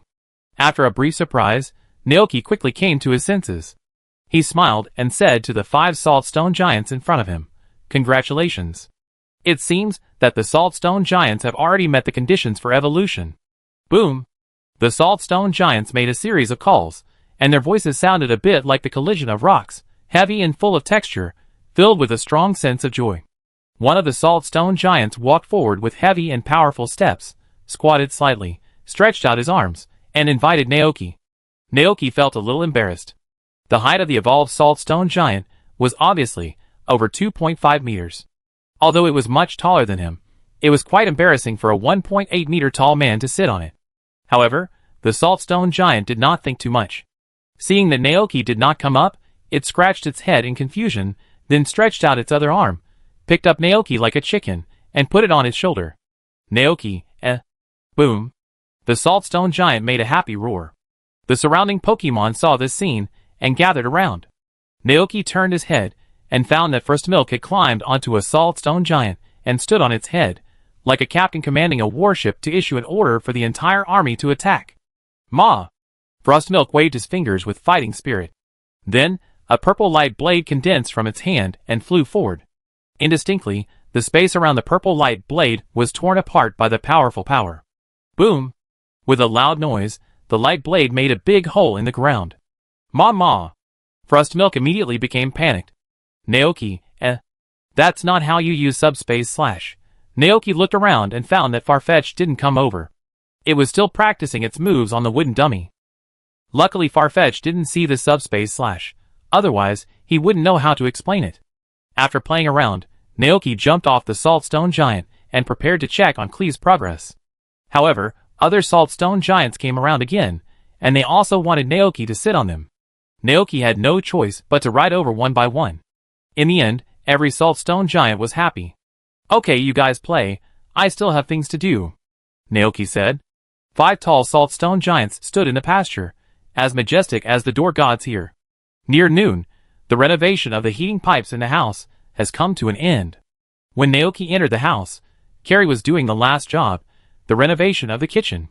They hollowed out a cabinet, turned it into a stove, and connected it to the heating pipe. "Okay, it's done." Kelly stood up and patted the dust off her hands. Naoki walked forward and looked around. As expected, he found that there was a heating pipe installed in all parts of the house. The pipe connected all parts of the house, starting from the fireplace in the living room, to the kitchen, to the bedroom, and to every room on the second floor, covering almost all areas. It was almost exactly the same as the one in the cartoon called Warm Lava Worm House. Kelly smiled and asked, "Are you satisfied?" Naoki nodded with satisfaction. In this way, the lava worms can move around in the house in the future. "I didn't remove the stove over there, because if I did, if the lava worms get sick, you wouldn't be able to cook." Kelly pointed to the stove below and said, "I installed special heat-conducting materials here, which can transfer the temperature of the lava worms to the top. As long as the lava worms are below, you can start cooking with confidence." "What if summer comes?" Naoki asked. "If the lava worms are still heating in summer, they will be killed by the heat." Carrie smiled and replied, "The material of the heating pipe can well insulate the temperature. In summer, you can close the heating vents, so that the heating cannot be transmitted to the room and the temperature will not rise." "That's good." Naoki breathed a sigh of relief. "Carrie, if there is nothing else, I will go back? Okay, thank you for your hard work. Naoki responded, paid the project fee to carry, and then sent them off the ranch. When he returned to the house, he found that the lava worm that was originally in the fireplace had already explored the pipes without any instruction. The lava worm crawled with a curious look on its face. Its movements were slow, and its body, like magma, emitted the light of fire. The light and heat spread to all parts of the room through the heating vents. Soon, the house became warm. Naoki folded his arms and watched the scene with a smile. He saw the lava worm climb up to the second floor, crawl into his bedroom, and then crawl back to the fireplace, constantly familiarizing himself with every place. When it crawled to the kitchen, Naoki squatted down, slapped the stove, and called the lava worm, "Lava worm, come here." Goo-woo? The lava worm turned a corner after hearing the sound and crawled over slowly. Naoki fed 2 fruit to the lava worm and said with a smile, eat it, live here peacefully from now on." Woo! The lava worm ate the fruit happily, and then, a bang-bang sound came out of its body. A puff of white smoke suddenly came out through the chimney of the house. When Babu Tubo outside the house heard the sound and saw the white smoke, he knew that the lava worm was very happy now. It immediately flew back to the living room, came to Naoki, took out its treasured fruit and treasure, and handed them to the lava worm in front of it. Bammo! The lava worm ate slowly. Seeing this scene, Babu Tubo was very happy. Now they also had their own warm lava worm home. Chapter 335. At noon, the onion duck, who had been practicing onion skills all morning, found Naoki with sweat all over his head, and began to look forward to what kind of moves he would learn today. The onion duck had a vague feeling that he would be lucky today, and might learn the moves he wanted all of a sudden. What a gambling duck! Naoki couldn't help but complain. The fruit at home was eaten up by the onion duck yesterday, so he didn't make a fruit platter for the onion duck in the morning. Just now, he had directed Motor Lizard to go to the orchard and pick a basket of fruit. Naoki put the fruit basket on the dining table, took out a few fruits from it, and cut them into small pieces with a kitchen knife, making 3 fruit platters. "How is the morning practice? Have you learned all the moves you forgot?" Naoki asked. Farfetch'd nodded, "GA." It had practiced the one word / countless times before, and the method and skills of using this move had long been memorized, and it was completely familiar with it. Therefore, it relearned it in one morning, and had a new understanding of this move. Naoki was a little surprised. It seemed that this onion duck was very proficient in the one word / At the same time, he was a little curious. If onion duck could train the one word / to perfection, it would remember it firmly in its heart and mind. Then the question is, will the fruit platter make it forget this move? Thinking so in his heart, Naoki came to the grass outside with a few fruit platters. Seeing that Farfetch'd was about to start eating, Naoki slapped his head and suddenly called it. Farfetch'd turned back in confusion. Huh? Wait a minute. Naoki turned back to the kitchen and found the lucky pudding he had made for the bear cub from the refrigerator. He looked down, and the information about the lucky pudding came to his mind. Lucky pudding, a dessert made with a happy mood, made with whipped cream, moo-moo milk and sweetness. Cooking effect: good luck. Luck will increase slightly in a short period of time after eating, and after eating it for Pokemon, the chance of picking up rare items during travel will increase. Evaluation: delicious dessert, which can make people feel happy and bring good luck. If you eat the lucky pudding first, and then eat the fruit platter, you may increase the probability of understanding the moves. Naoki thought about the connection between the 2 different dishes. He handed the lucky pudding to the Farfetch'd and said to it, "Eat this first, it can improve your luck and make you luckier." Luck is a very mysterious thing. In addition to good things happening in daily life, it can even play a role in battle. For example, if you luckily dodge the opponent's moves, and the moves you use successfully hit the vital points, causing something like a critical hit. The onion duck ate the lucky pudding, and then focused on the 3 fruit platters in front of him and held his breath. The first one, the onion duck realized the shadow clone. The second one, the onion duck forgot the one word / The third one.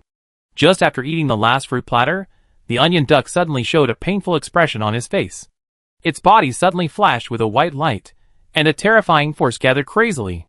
Naoki's eyelids twitched, and he had a bad feeling in his heart. He subconsciously dodged backwards. The next second, a violent explosion came from the onion duck, and the terrifying impact directly blew away the surrounding grass. Naoki was shocked by the impact of the explosion, and lay on the ground with his head in his hands. When the sound disappeared, he stood up in amazement to check. Looking at the onion duck lying in the center of the explosion with its eyes spinning in circles, Naoki immediately understood what was going on. That move was a big explosion. Big Bang. A normal move that triggers a big explosion, attacking all Pokemon around you, with a power of 250, but you will be in a dying state after using it. What a terrifying power. It was the first time that Naoki saw a Pokemon use Big Bang in real life. Judging from the appearance of Farfetch, this move must be very painful for the user. I don't know if the naughty Thunder Bomb of Chishu can explode, but Naoki thinks that even if Chishu can, he will not let it use it because this move is very harmful to the body. He exhaled and called Golden to feed the onion duck with the milk of life. Soon, the onion duck recovered. But it didn't look happy. Although it had learned 2 new moves, they were not what it wanted. The onion duck was unwilling to give up. It held the onion in its hand tightly, and stood up again. No, come again! But its stomach was already bulging with 3 servings of tree fruit platters, and 1 serving of lucky pudding. Naoki was speechless. Forget it, you should take a rest first and digest the food in your stomach. Gah! The onion duck felt its stomach, and thought it had to do this. But it did not rest, but turned and rushed into the dummies area, chopping the wooden dummies with the onion in its hand. The technique of using the one-word slash was already familiar to the mind, and the onion duck was agile, sweeping and chopping the onion in its hand, shuttling between the dummies. After an unknown amount of time, the onion full of traces of battle gradually covered with a layer of milky white light. A white light flashed, forming a bright-shaped blade, which hit the dummy. The onion duck looked at the onion in his hand with some doubt. Why did it feel that it had mastered the cut more skillfully than before? In the afternoon, Naoki was thinking about expanding the ranch, so after lunch, he took the motorcycle lizard to visit Mayor Thomas in the town. Naoki asked the motorcycle lizard to talk to its parents. The motorcycle lizard nodded happily, walked to his father and mother, rubbed their necks, told them about his recent situation, and said that he liked his current life very much. Naoki and Mayor Thomas sat down on the sofa, and Mayor Thomas's wife served Naoki 2 cups of tea. Thank you. Naoki thanked him politely, and then asked Mayor Thomas about the purchase of land. After hearing his purpose, Mayor Thomas seemed very surprised. You want to expand the ranch? Naoki nodded. Well, more and more Pokemon come to live on the ranch, and the ranch is not big enough now. I see. Mayor Thomas seemed very happy. He sighed and said, You are much better than your grandfather. If he could see this day, he would be very happy. After all, the ranch was the old man's life's work. Mayor Thomas felt that he would not want to see the ranch abandoned. Naoki chuckled and said nothing. Buying land, of course. Mayor Thomas asked with a smile, Where do you plan to buy land? Naoki, the one across the river is a wide and flat wasteland, very close to the ranch. As long as a bridge is built on the river, the 2 places can be merged together. After hearing what he said, Mayor Thomas immediately knew which piece of land it was. He nodded, and then carefully told Naoki about the land purchase. This kind of undeveloped land generally costs 400,000 Alliance coins per acre, but the Padilla Alliance has preferential treatment in agriculture and animal husbandry, encouraging ordinary people to develop wasteland. Ranchers can enjoy agricultural subsidies, which will be much more favorable, probably around 300,000 Alliance coins. Naoki nodded. 300,000 Alliance coins per acre is not too expensive. Over the past year or so, he has saved up a lot of money, and can buy several acres of land. Do I have to pay taxes later? Naoki asked again. Mayor Thomas shook his head. It's not that urban land doesn't need to pay taxes, because those lands in the wild are undeveloped lands. The Padilla Alliance will not help you develop them, nor will it send people to maintain them. After you buy them, those lands belong to you, including the subsequent land maintenance, wild Pokemon intrusions, and other things. You need to solve them yourself. For example, wild Pokemon destroy farmland, knock down fruit trees, and steal crops. At this point, Mayor Thomas smiled and said, However, with the strength of your Pokemon, I believe these things are not a problem. Naoki smiled and nodded, thinking that no matter what Pokemon it is, as long as they come to the ranch, they will never come back. There is an old saying that orcs will never be slaves unless they are provided with food and accommodation. If you want to buy it, I can accompany you to the town's land administration bureau to submit an application, and then someone will go there to measure the scope of the land and give you a price. Mayor Thomas said. No need. Naoki didn't want to bother the old man anymore. I can go there by myself, and these are fresh milk produced by the big milk tanks in the ranch. I hope you like them. As he said that, Naoki put a bag of moo milk on the table. Although the quality of his milk is not as good as goat milk, the quality is also very good. Mayor Thomas has helped him a lot in the past 2 years, and even gave him a motorcycle lizard as an assistant, so it is reasonable to give him some gifts. Mayor Thomas smiled kindly. You are here, kid, and you brought a gift. Naoki stood up and shouted, Motorcycle. Gaw. The motorcycle responded immediately, said goodbye to its parents, and ran back to Naoki. Naoki touched its head, and then said goodbye to Mayor Thomas. We won't bother you anymore. See you later, Mayor Thomas. Mayor Thomas smiled and nodded. Go ahead. Come to me if you need anything. Naoki responded and turned away with the motorcycle lizard. Mayor Thomas looked at his back and couldn't help but feel very emotional. This child has really grown up. After careful calculation, Naoki is already in his 20s this year. He will get married and start a family. I believe his parents and grandfather can be completely relieved in the other world. The Land Administration Bureau is very efficient. After hearing Naoki's purpose, they immediately sent someone to go to the ranch with him to measure the land. After careful measurement, the staff of the administration told Naoki about the scope and price of the land. This wasteland has a total of 35 acres, including 9 acres of mountain land. Including farmer subsidies, a total of 8.7 million alliance coins are needed. 35 acres is much larger than the previous ranch. The 2 plots of land add up to about 50 acres. Although the price is a bit expensive, fortunately the ranch has made a lot of profit in the past year, plus the price increase of goat milk and the sale of rock salt, as well as the large milk tanks with large quantities of milk. Naoki has saved a lot of money, which is enough to buy this piece of land. After a little thought, Naoki nodded and said, Then I take this place. Just kidding, permanent land, no tax, and at this price, if he doesn't want it, he will regret it for the rest of his life. Okay, then please come back with me to the Land Administration Bureau to register. The staff grinned and said, We will register your information and identity information on the internet, and after that, this piece of land will belong to you completely.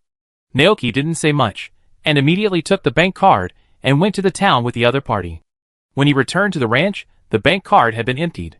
But even so, Naoki was still very excited. Because the land on the other side of the river was officially included in the ranch from now on. He asked Golden to take him across the river, and came to the side, where the Psyducks lived. Standing on this vast green grassland, Naoki felt unprecedented excitement in his heart. This is his territory from now on. Naoki didn't ride Golden, but ran on the grass with his feet spread out. Golden, who couldn't understand why Naoki was so obsessed with the land, squatted there in confusion. It didn't understand, so it just didn't think about anything, and shouted happily, running happily behind Naoki on the grass. What should he do with such a large piece of land? Open a woolly sheep ranch, establish a tropical dragon fruit orchard, plant more apple trees, and reclaim more farmland, but there is still a problem. Naoki's speed slowly slowed down. After the ranch was expanded, the area was larger. He needed to spend a lot of effort to run here by foot alone. Although he could ride Golden, if apples were planted here in the future, how would the harvested apples be transported to the shipping box? You can't use Golden as a cow or a horse to pull a cart, right? Naoki fell into deep thought. He thought of the tractors used by farmers. But he had never driven a tractor. At this moment, Naoki suddenly thought of a Pokemon that was more suitable for this kind of thing. That is the steel and poison attribute of Promlum. If you remember correctly, in the game, the Star Village had transformed Promlum into a special chariot for the Star Team.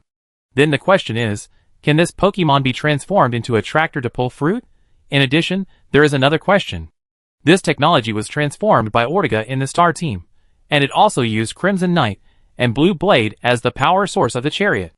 3 Pokemon at once, Promlum, Crimson Knight, and Blue Blade, it is too extravagant. It feels like asking the god of Earth, Groudon, to farm. Forget it, don't worry about it for now.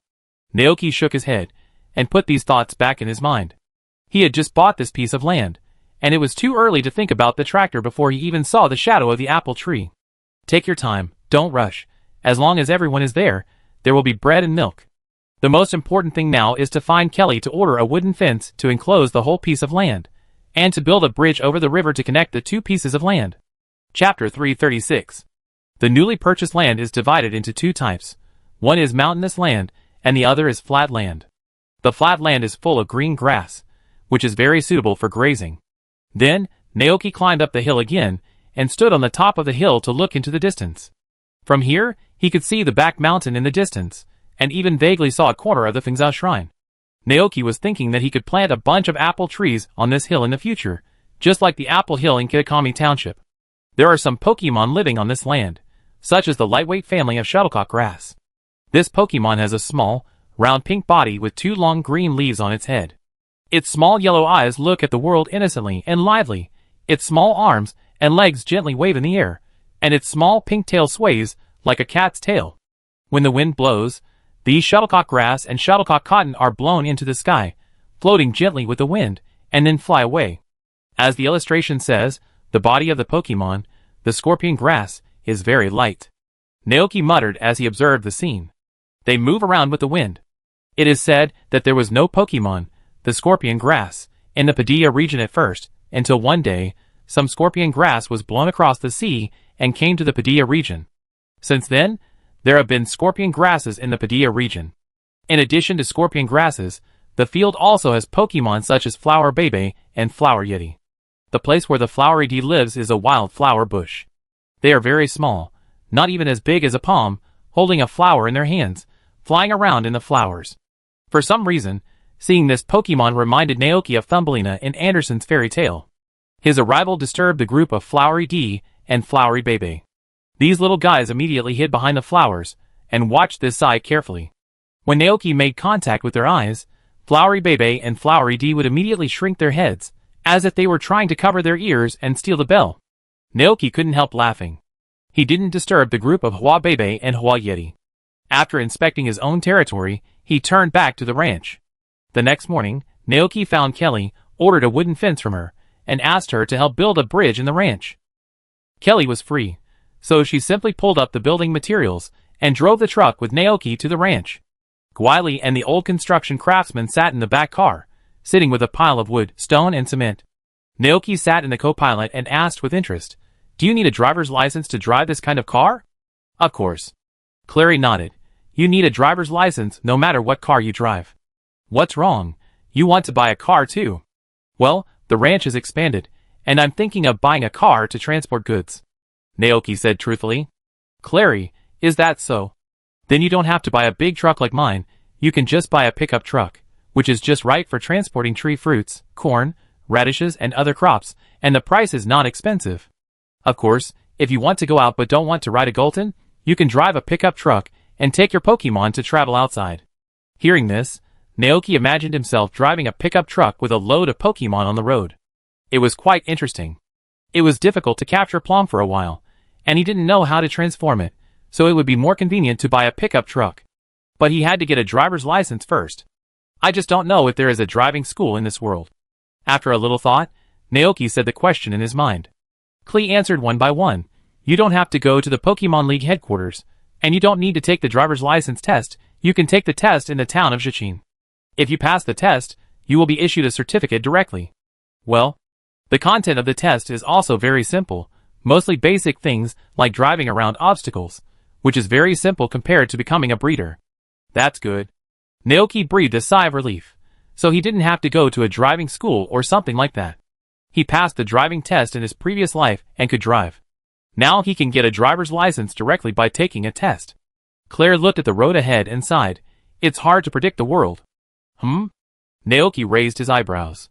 Claire smiled and said, "I remembered some things in the past. At that time, I learned to drive, just wanting to drive and travel around the world with my Pokemon, but I didn't expect to go anywhere and stay in this place as a carpenter." "Road trip?" Naoki thought about it and nodded. "That's good. Do you plan to go out later?" Claire sighed helplessly. "I want to too, but I can't leave these Pokemon behind, not only the monsters, but also everyone in the forest. If I'm not here, no one will treat them if they get hurt. So that's why. Things are unpredictable, and plans can't keep up with changes." Naoki thought about it carefully, and found that it was true. If he was asked to leave the Pokemon on the ranch and go on a trip, he couldn't do it. "What about you? Are you going to go out again?" Claire turned her head and looked at Naoki, asking. She remembered that Naoki was only in his early 20s, still very young, and it seemed that being a trainer was more promising than being a farmer in the countryside. Naoki shook his head, thinking of the group of Pokemon on the ranch, and felt that he might not go anywhere in his life, and would stay on the ranch to farm for the rest of his life. Claire saw what he meant and said with a smile, "There are really not many young people like you. Children nowadays all want to become a great Pokemon master, leaving their hometown to travel, and the land is all abandoned. When Mr. Elite's generation grows old, No one may be willing to stay and farm. Naoki listened thoughtfully. At this moment, he probably understood why the Padilla Alliance favored agriculture and animal husbandry so much. But how to say this? Becoming a great trainer and traveling to meet Pokemon is the dream of everyone living in the Pokemon world. They have been influenced by the Pokemon culture since they were young, and people like Xiaoji, Xiaoxia, and Xiaojiang have been born one after another. Thinking of this, Naoki smiled. That's not necessarily the case. These children will always grow up. After they retire, they may return to their hometown with Pokemon and inherit the family farm. Claire was stunned for a moment, then smiled with relief. That's right. At this time, the ranch arrived. Claire stopped the car and directed the strange force and the old construction craftsman to move the materials down. She first went to survey the small river that runs through the ranch. This river flows down from the back mountain, and the upper reaches may come from the Big Pot Lake and Frost Mountain, passing through the ranch and finally flowing into the sea. After a while, Klee chose a suitable location for building a bridge. Guai and the old construction craftsman immediately started construction, building bridge piers, pouring concrete, reinforcing steel bars. Guai and the old construction craftsmen are very familiar with this work. They are busy here, and Klee, led by Naoki, crosses the river and comes to the land where the Pikachus live. Looking at this uncultivated wilderness, Carrie couldn't help but say, it will take a lot of effort to cultivate such a large wasteland. Not all the land is cultivated into farmland. Naoki shook his head, only a small part, which is used to grow crops and fruit trees. I will spread grass seeds on the rest of the land to graze Pokemon, like braided sheep, tropical dragons, and porpoises. Enclose all with fences? Carrie asked. Naoki nodded. This way I can see the boundary of the pasture and feel more at ease. Although he could make a wooden fence by himself, there was not enough wood in the ranch. If he went to the back mountain to cut down those trees, he would violate the forest protection law. If he was discovered by the forest ranger, he would face a fine. Not only that, the trees on the back mountain were the homes of Pokemon. Naoki didn't want to, and was unwilling to cut down those trees. In this case, the easiest thing to do was to pay someone to install it. Okay. Carrie smiled, roughly calculated in her mind, and said to Naoki, for such a large area, the fence at the workshop may not be enough. I have to order a new batch of wood to make it. Together with the bridge, it is expected to take half a month to complete. Naoki had no objection. It's okay, just like before. Okay. After everything was arranged, all that was left was to wait. Naoki was not in a hurry to buy the woolly sheep, tropical dragon and apple saplings immediately, because after buying the land, the family's savings had run out. He had to rest for a while before he could start the land reclamation. It took a lot of time to build a bridge, and with the installation of fences, it would take more than a few days to finish the work. Therefore, Carrie would come to the ranch to work every day, and go home after dark, repeating this cycle. Naoki stayed at home peacefully. In his spare time, he would watch TV with Budcrest, make a fruit platter for Farfetch'd, play with Pokemon, and accept challenges from some new trainers from Padilla Academy. Then he watched these motivated trainers commanding new Pokemon such as Eevee, Limeow, Bubble, and Caterpillar to participate in the Grass Trial, Lightning Trial, and Storm Trial. The ending was very cruel. As expected, all these Pokemon were defeated in one move, which shocked these new trainers, and made them exclaim what powerful Pokemon they were. During this period, in order to let the Crown King play with a mobile phone as soon as possible, Naoki also began to learn about the information of some large companies in the Padilla area. In order to check the situation of Nemo's family, Naoki also specially ordered the daily morning newspaper from the town. In such a leisurely day, the footsteps of time unknowingly came to the end of March 199 of the Alliance calendar. This morning, the town's postman Ivan came to the ranch to deliver newspapers. Naoki took the newspaper from him and said with a smile, "Thank you for your hard work, Ivan." Ivan looked at him with a face that seemed to be hesitant to speak. Naoki was a little surprised. "What's wrong? Is there something?" Ivan reminded, "The horse racing competition is coming soon. You promised me." Naoki, He then remembered that there was a horse racing competition.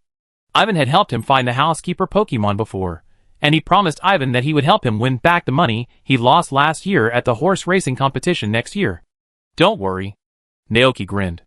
Seeing that he still remembered, Ivan was relieved and asked again, "Which horse Pokemon did you capture? Is it Blazehorse or Heavy Mud Pony?" Naoki smiled mysteriously, "Neither." He brought Ivan to the stables of Spirit Horse and Snow Horse. Spirit Horse and Snow Horse raised their eyelids and glanced at this human. Ivan was immediately startled because he just felt an unreasonable chill and pressure. These two Pokemon are extraordinary at first glance. Ivan opened his eyes wide in surprise. What Pokemon are they? Don't be surprised if I tell you, Naoki said. Ivan nodded. Go ahead. Naoki, the one on the left is Snowbron, and the one on the right is Ghostbron. They are both legendary Pokemon, and the exclusive favorite horses of Bud Crown. What? Ivan was shocked, his mouth opened wide in shock, and he stuttered, Bud Crown's favorite horse? Ivan had seen Bud Crown at the ranch, but in order to prevent others from coming to the ranch to disturb Bud Crown's life, neither he nor other people in the town revealed the news. Because everyone respects this great king of plenty. Naoki said speechlessly, calm down. Ivan wanted to ask how he could stay calm, but then he thought, even the Bud Crown King has come to Naoki Ranch. There is no way these two horses will not come. When he thought of this, he calmed down a little, and then asked excitedly, are you planning to ride them to the horse racing meeting? That should be no problem, right? Of course it's no problem. Ivan grabbed Naoki's hand and said excitedly, I entrust my life and property to you, brother Naoki, I leave it to you. Naoki, Ivan jumped excitedly and left the ranch. Naoki then returned to the living room, sat on the sofa, and took out the morning newspaper to read. According to what he had learned during this period, the Nimmo family's industry in the Padia region is very large. Rotom Technology Company is the head office, mainly responsible for the research and development of Rotom technology, such as the freezing Rotom with refrigerator functions, the cleaning Rotom with washing machine functions, etc. It is said that this technology of integrating Rotom into furniture originated from the ancient Shisui region. In modern times, humans have developed and modified that technology, thus producing more Rotom technologies. The technological products of the Nemo family are not only sold in the Padia region, but also sold to distant Galar, Unova, Kalos, and other places. It is almost the leading enterprise in the entire Padia region. From this point of view, the Nemo family is a truly wealthy family. Nemo is also a truly wealthy lady. In addition to these Rotom technologies, Rotom Technology Company also covers various communication industries. The video phone used by the official Padia Alliance, and so on are all the property of the Nemo family. Such a large company, a farmer in the countryside, probably has no chance to contact it, and may not need his investment. Naoki was a little embarrassed for a while. He didn't want to start a mobile phone company to share a piece of the pie, because it would cost him a lot of manpower and financial resources, and he might not have the energy to run the ranch at that time. That kind of life is not what he wants. He is a salted fish, who only wants to play with mobile phones, not to make mobile phones. Naoki learned from the newspaper that the chip network and other things in this world have developed to a similar level, and the technology fully supports the production of smartphones. It's just that the technology tree is too crooked, and no one has noticed the direction of mobile Rotom, which is just one step away. So the question is, how can he contact Rotom Technology? Through Yisi's introduction? Looking for help from Dr. Olin and Dr. Futu? Naoki marked the information of Rotom Technology on the newspaper with a pen and put a question mark next to it. Just when Naoki was struggling, the ranch suddenly welcomed an unexpected visitor. After hearing the notice from his brother Ai Guancher, Naoki put down the newspaper and walked out the door, and saw vicissitudes of life standing at the ranch gate.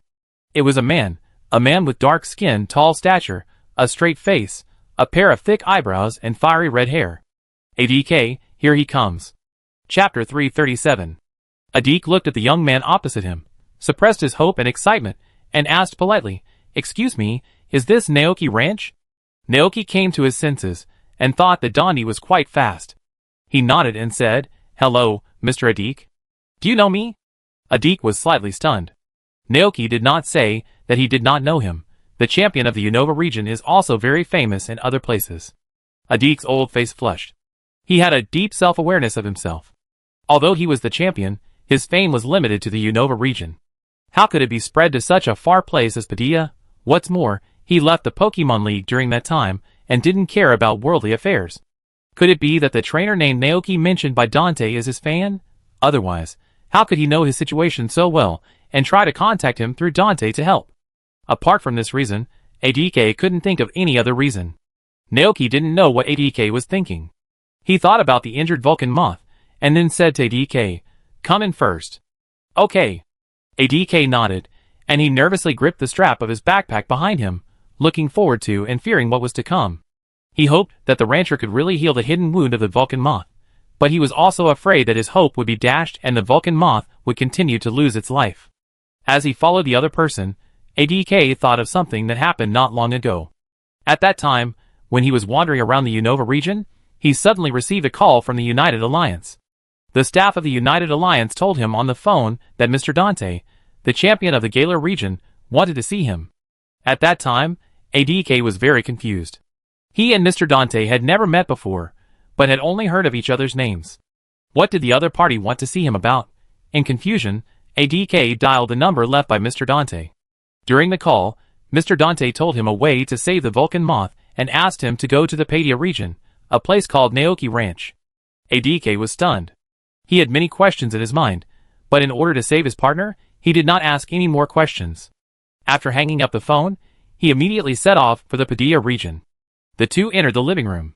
ADK took a look at the Bud Crown King, then turned his eyes away from him, took off his backpack, took out the test report of the Vulcan moth from it, and handed it over. These are the diagnosis reports made by the Pokemon Center for the physical condition of the Vulcan moth. It says that the injury of the Vulcan moth is very serious, and there is no way to cure it with current medical technology. Naoki took it and took a look, but he couldn't understand it at all. But looking at the style of the diagnosis, he roughly guessed that ADK's Vulcan moth should be damaged in the body's origin, and there were many hidden injuries. After a little thought, Naoki asked his sister Ai Guancher to get the milk of life, and then said to ADK, "Can you let the Vulcan moth out so I can see it?" "Oh!" ADK quickly took out a red and white ball from his bag. With a flash of white light, a large moth Pokemon with a body size of more than 1.6 meters and a pair of blue eyes appeared in the living room. Although it is a moth Pokemon, the Vulcan moth looks very handsome. It has a pair of red antennae on its cheeks, a circle of white fluff around its upper body, and 3 pairs of orange wings on its back. Those 3 pairs of wings should have been as bright and hot as a blazing flame, but now they look so dull, and even the blue eyes have lost their color. The Vulcan moth was weak and lying on the floor, not even having enough strength to fly. Looking at this scene, ADK's eyes were sore. Vulcan moth was the first Pokemon that had a connection with him. They had been fighting together and enjoying the good times together. ADK had always thought that this kind of life would last forever, but the end always came suddenly. ADK sniffed uselessly, resisted the urge to cry, squatted down, and gently stroked his old partner. His tone was full of sadness. "Can Vulcan moth fly again?" Naoki shook his head. He didn't dare to guarantee. "Give it a try." As he said that, Naoki handed a bottle of life-giving goat milk to ADK. "Feed it to your Vulcan moth." Looking at the bottle of milky white liquid with a sweet aroma, ADK immediately understood what it was. "This is a bottle of milk?" ADK was stunned, but his hands did not stop moving, feeding the bottle of fresh milk to the Vulcan moth. When the Vulcan moth drank the last drop of goat milk, a magical scene happened in the next second. A milky white light suddenly burst out from the Vulcan moth, and the light enveloped its body. In ADK's dull eyes, the eyes of the Vulcan moth gradually regained their spirit. The surrounding space was heating up, and the 6 pairs of wings behind the Vulcan moth bloomed like flames, emitting a fiery red glow. For a moment, it was as if the god of fire had descended. Looking at this scene, ADK suddenly had the urge to cry. The Vulcan moth was recovering. When the white light dissipated, the Vulcan moth fell to the ground again. Although its spirit was still a little sluggish, and its body seemed very weak, its condition was obviously much better than before. ADK looked at the scene in disbelief, and asked uncertainly, Okay? Naoki didn't know, because although the current life goat milk looked exaggerated, it was still a long way from the real Phoenix King's holy ash. After a little thought, he turned his head to look at the Bud Crown behind him. Bud Crown was also attracted by the scene here. Naoki asked, "Bud Crown, can you help me check the physical condition of this Pokemon?" Bud Crown nodded slightly. He slowly floated over in the astonished eyes of ADK, and then carefully checked the situation of the Vulcan moth with telekinesis. He could feel the man's feelings for the Vulcan moth, and the Bud Crown King was slightly moved. In this case, he was happy to help him. Therefore, facing the Vulcan moth lying on the ground, the Bud Crown King gently raised his hand and sprinkled many soft blue lights. Those blue lights finally gathered into a crystal clear blue water drop, which slowly dripped from midair onto the Vulcan moth. Is that the life drop? It was the first time that Naoki had seen this move. The life drop healed the hidden wound of the fire moth, and the fire moth finally recovered to a healthy state. It flapped its wings vigorously and floated up. There were already tears in ADK's eyes. The tall and vicissitudes man said nothing, and went forward to hug his Pokemon partner tightly. The fire moth's eyes curved into crescents, and it happily grabbed its trainer with its little feet in front of it, and adjusted its body temperature to a temperature suitable for humans, acting as a large furry and warm pillow for ADK to hug. Seeing this, Naoki and the crown of flowers smiled at each other, then turned around and sat back on the sofa. After a long time, ADK sniffed hard, adjusted his state, and sat back on the sofa, his dark face flushed. Sorry, I made you laugh. Naoki smiled. He didn't expect ADK to have such a side. It's just a little help. I hope the Vulcan moth is fine. For him, it was just a bottle of goat milk, but for ADK, it meant a lot. Seeing his expression, ADK said seriously, no matter what, I owe you a favor. ADK frowned. If it weren't for you, I would have lost the Vulcan moth forever. After living with it for many years, I can feel that its life has come to an end. To be honest, ADK has already prepared for that day to come. Facing the death of the Vulcan moth, bury it in the Tower of Heaven in the Unova region. Naoki blinked, looked at ADK in front of him, and said meaningfully, I always feel that you have changed a lot. Have you changed? ADK was slightly startled, then said with relief, maybe. ADK spoke slowly, as if he had some realization.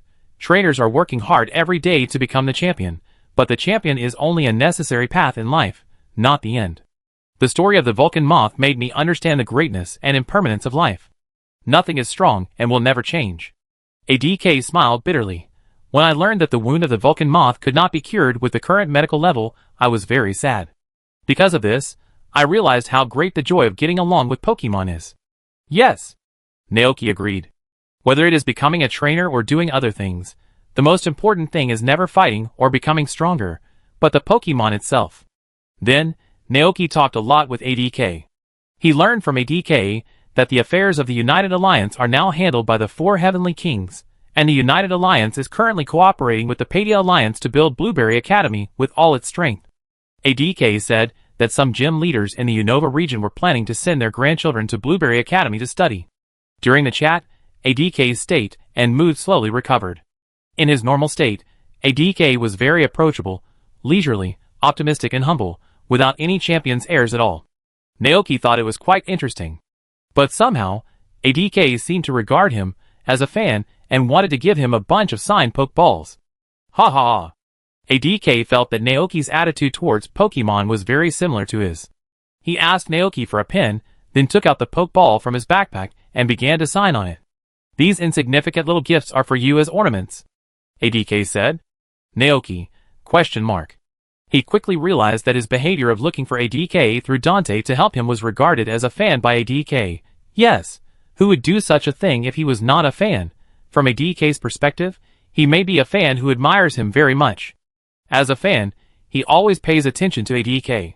When he learned that ADK's main Pokemon, Vulcan Moth, was seriously injured, he immediately tried every means to find Yessie, and found ADK through Dante to provide him with treatment. Naoki didn't know what to say for a while. He is not a fan of ADK. ADK was very moved. He put the pile of Pokeballs on the coffee table, patted Naoki on the shoulder very generously, and said to Naoki, if you need any help in the future, you can come to me. ADK, will definitely come as soon as possible. Naoki, He silently swallowed the words of explanation, because apart from this reason, Naoki didn't know how to explain to ADK that he knew him, and knew that Vulcan Moth was seriously injured. However, ADK still felt unsatisfied. Is there anything you want? I will definitely help you with what I can do. No. Naoki shook his head. Speaking of the Unova region, what he cared about more was the 3-headed dragon. Zekrom, Loshiram, Kurum. But even though ADK is the champion, he probably doesn't know the news about these 3 legendary Pokemon. At this time, ADK's eyes suddenly caught the newspaper that Naoki had placed on the table. He asked with some surprise, are you very interested in this Rotom technology company? Not really. Naoki was stunned for a while, before he realized what ADK was talking about. He said truthfully, I just have an idea about the communicator, and want to communicate with them. Oh, communicator? Is it a video phone? Although ADK was not interested, Naoki was interested, so he had to ask a few more questions. Who knows what he could do to help? Seeing ADK's curiosity, Naoki thought about it, and felt that it was not impossible to talk about it. So, he took the pen that ADK used to sign, and drew a smartphone on a piece of paper. I was thinking, can we combine the video phone and the computer network? A small smart communicator made like this, equipped with the function of the Pokemon Encyclopedia, is very portable. Everyone can carry one and contact others at any time. ADK wondered if this was the Pokemon Encyclopedia of the Unova region. Some trainers in the Unova region would get Pokemon encyclopedias from local professors when they went out. Those encyclopedias were equipped with communication functions, so they could contact the professors at any time. ADK didn't understand, but he could help. I don't understand these things either, but I have a way for you to meet the boss of Rotom Technology, ADK said. ADK grinned and said, the Unova region will hold a dinner party soon. The party will invite famous tycoons, entrepreneurs, and powerful trainers from all over the world. According to the usual practice in previous years, the boss of Rotom Technology will also be there. I know him, I guess.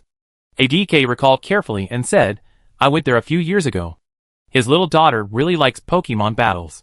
She would wear a little skirt at every banquet to challenge the trainers, gym leaders, and kings present. I also fought against that little girl. Hearing this, Naoki was stunned. Could this little girl be Nemo? ADK looked at him and said, that's right. I will invite you to the banquet in my name and introduce you to that guy. Although ADK didn't know Naoki before, the young man in front of him not only knew Dante, but also had so many powerful Pokemon around him. The champion's intuition told ADK that the Scarlet Muscle Pokemon in the living room and the Pokemon that just used the life drop to heal the Vulcan Moth must be extremely powerful. He was qualified to attend the dinner. Chapter 338. To be honest, Naoki was a little nervous about attending a rich man's banquet. In his previous life, he was just a small office worker and had never been to a place where rich people gathered. But in order to play with a smartphone as soon as possible, Naoki decided to visit and see the banquets held by the upper class in the Pokemon world. Naoki had a lot of thoughts in his mind, but his face remained calm. ADK on the side continued happily. Speaking of which, I haven't been there for a long time, but don't worry, we can go together when the time comes. Did I trouble you, Mr. ADK? Naoki said politely. ADK patted his shoulder cheerfully. Don't be so polite to me, hee. There will be a lot of delicious food that is hard to find outside at that occasion. Those big bosses will talk about business with each other, and trainers, like me who don't run a company, will only take the Vulcan Moth to eat everywhere. Naoki, He thought for a moment and asked again, what about the time? ADK recalled carefully, early April. It's either the first or the second day. Today is March 23rd, and there are still 8 days left. Naoki nodded. That's good. He can go to the horse racing meeting without worry. ADK, I will stay in the Padilla area during this period. When the time comes, we can take a plane to Unova together. Okay. Naoki simply invited, then stay at the ranch. It just so happens that the town is planning to hold a horse racing meeting. Mr. ADK can relax there. Okay, that's settled. The fire moth was safe and sound, and the big stone hanging in ADK's heart finally fell to the ground. He finally had the leisure to visit the ranch of his benefactor's family. Seeing that he was interested in this place, Naoki simply took ADK out and strolled around the ranch. This ranch is not very big, but the atmosphere here seems very fulfilling. On the neat ridges, crops are thriving. A few goats are leisurely basking in the sun on the grass. There are also many Pokemon that are not in the Unova region chasing and playing with each other, and bursts of laughter came from their mouths. Looking at this well-managed ranch and these Pokemon, ADK couldn't help but sigh. How happy! Humans and Pokemon live happily together. This is simply the life he has always dreamed of. Naoki raised his eyebrows. Oh, Mr. ADK also wants to be a rancher? To be honest, ADK is a little moved. Nothing in this world is eternal, and the life of Pokemon will eventually come to an end.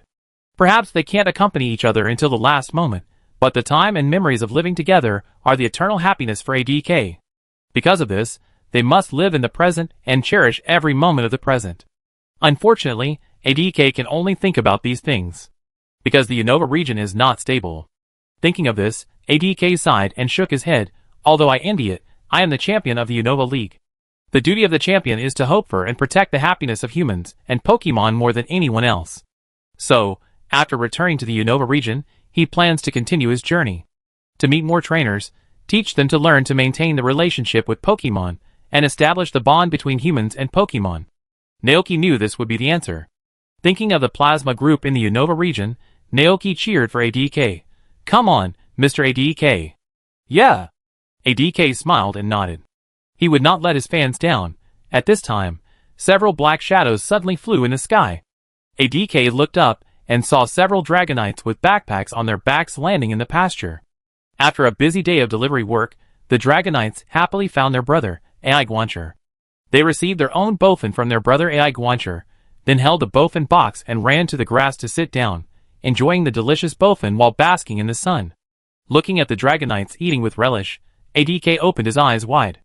But at this moment, 5 Hakron flew out from nowhere, and they flew in front of the Dragonites, pestering them to eat bofin as well. A big exclamation mark appeared above ADK's head.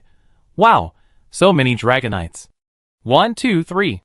Including the one he just saw, there are actually 4 Dragonites and 5 Hacken in this ranch. ADK was shocked.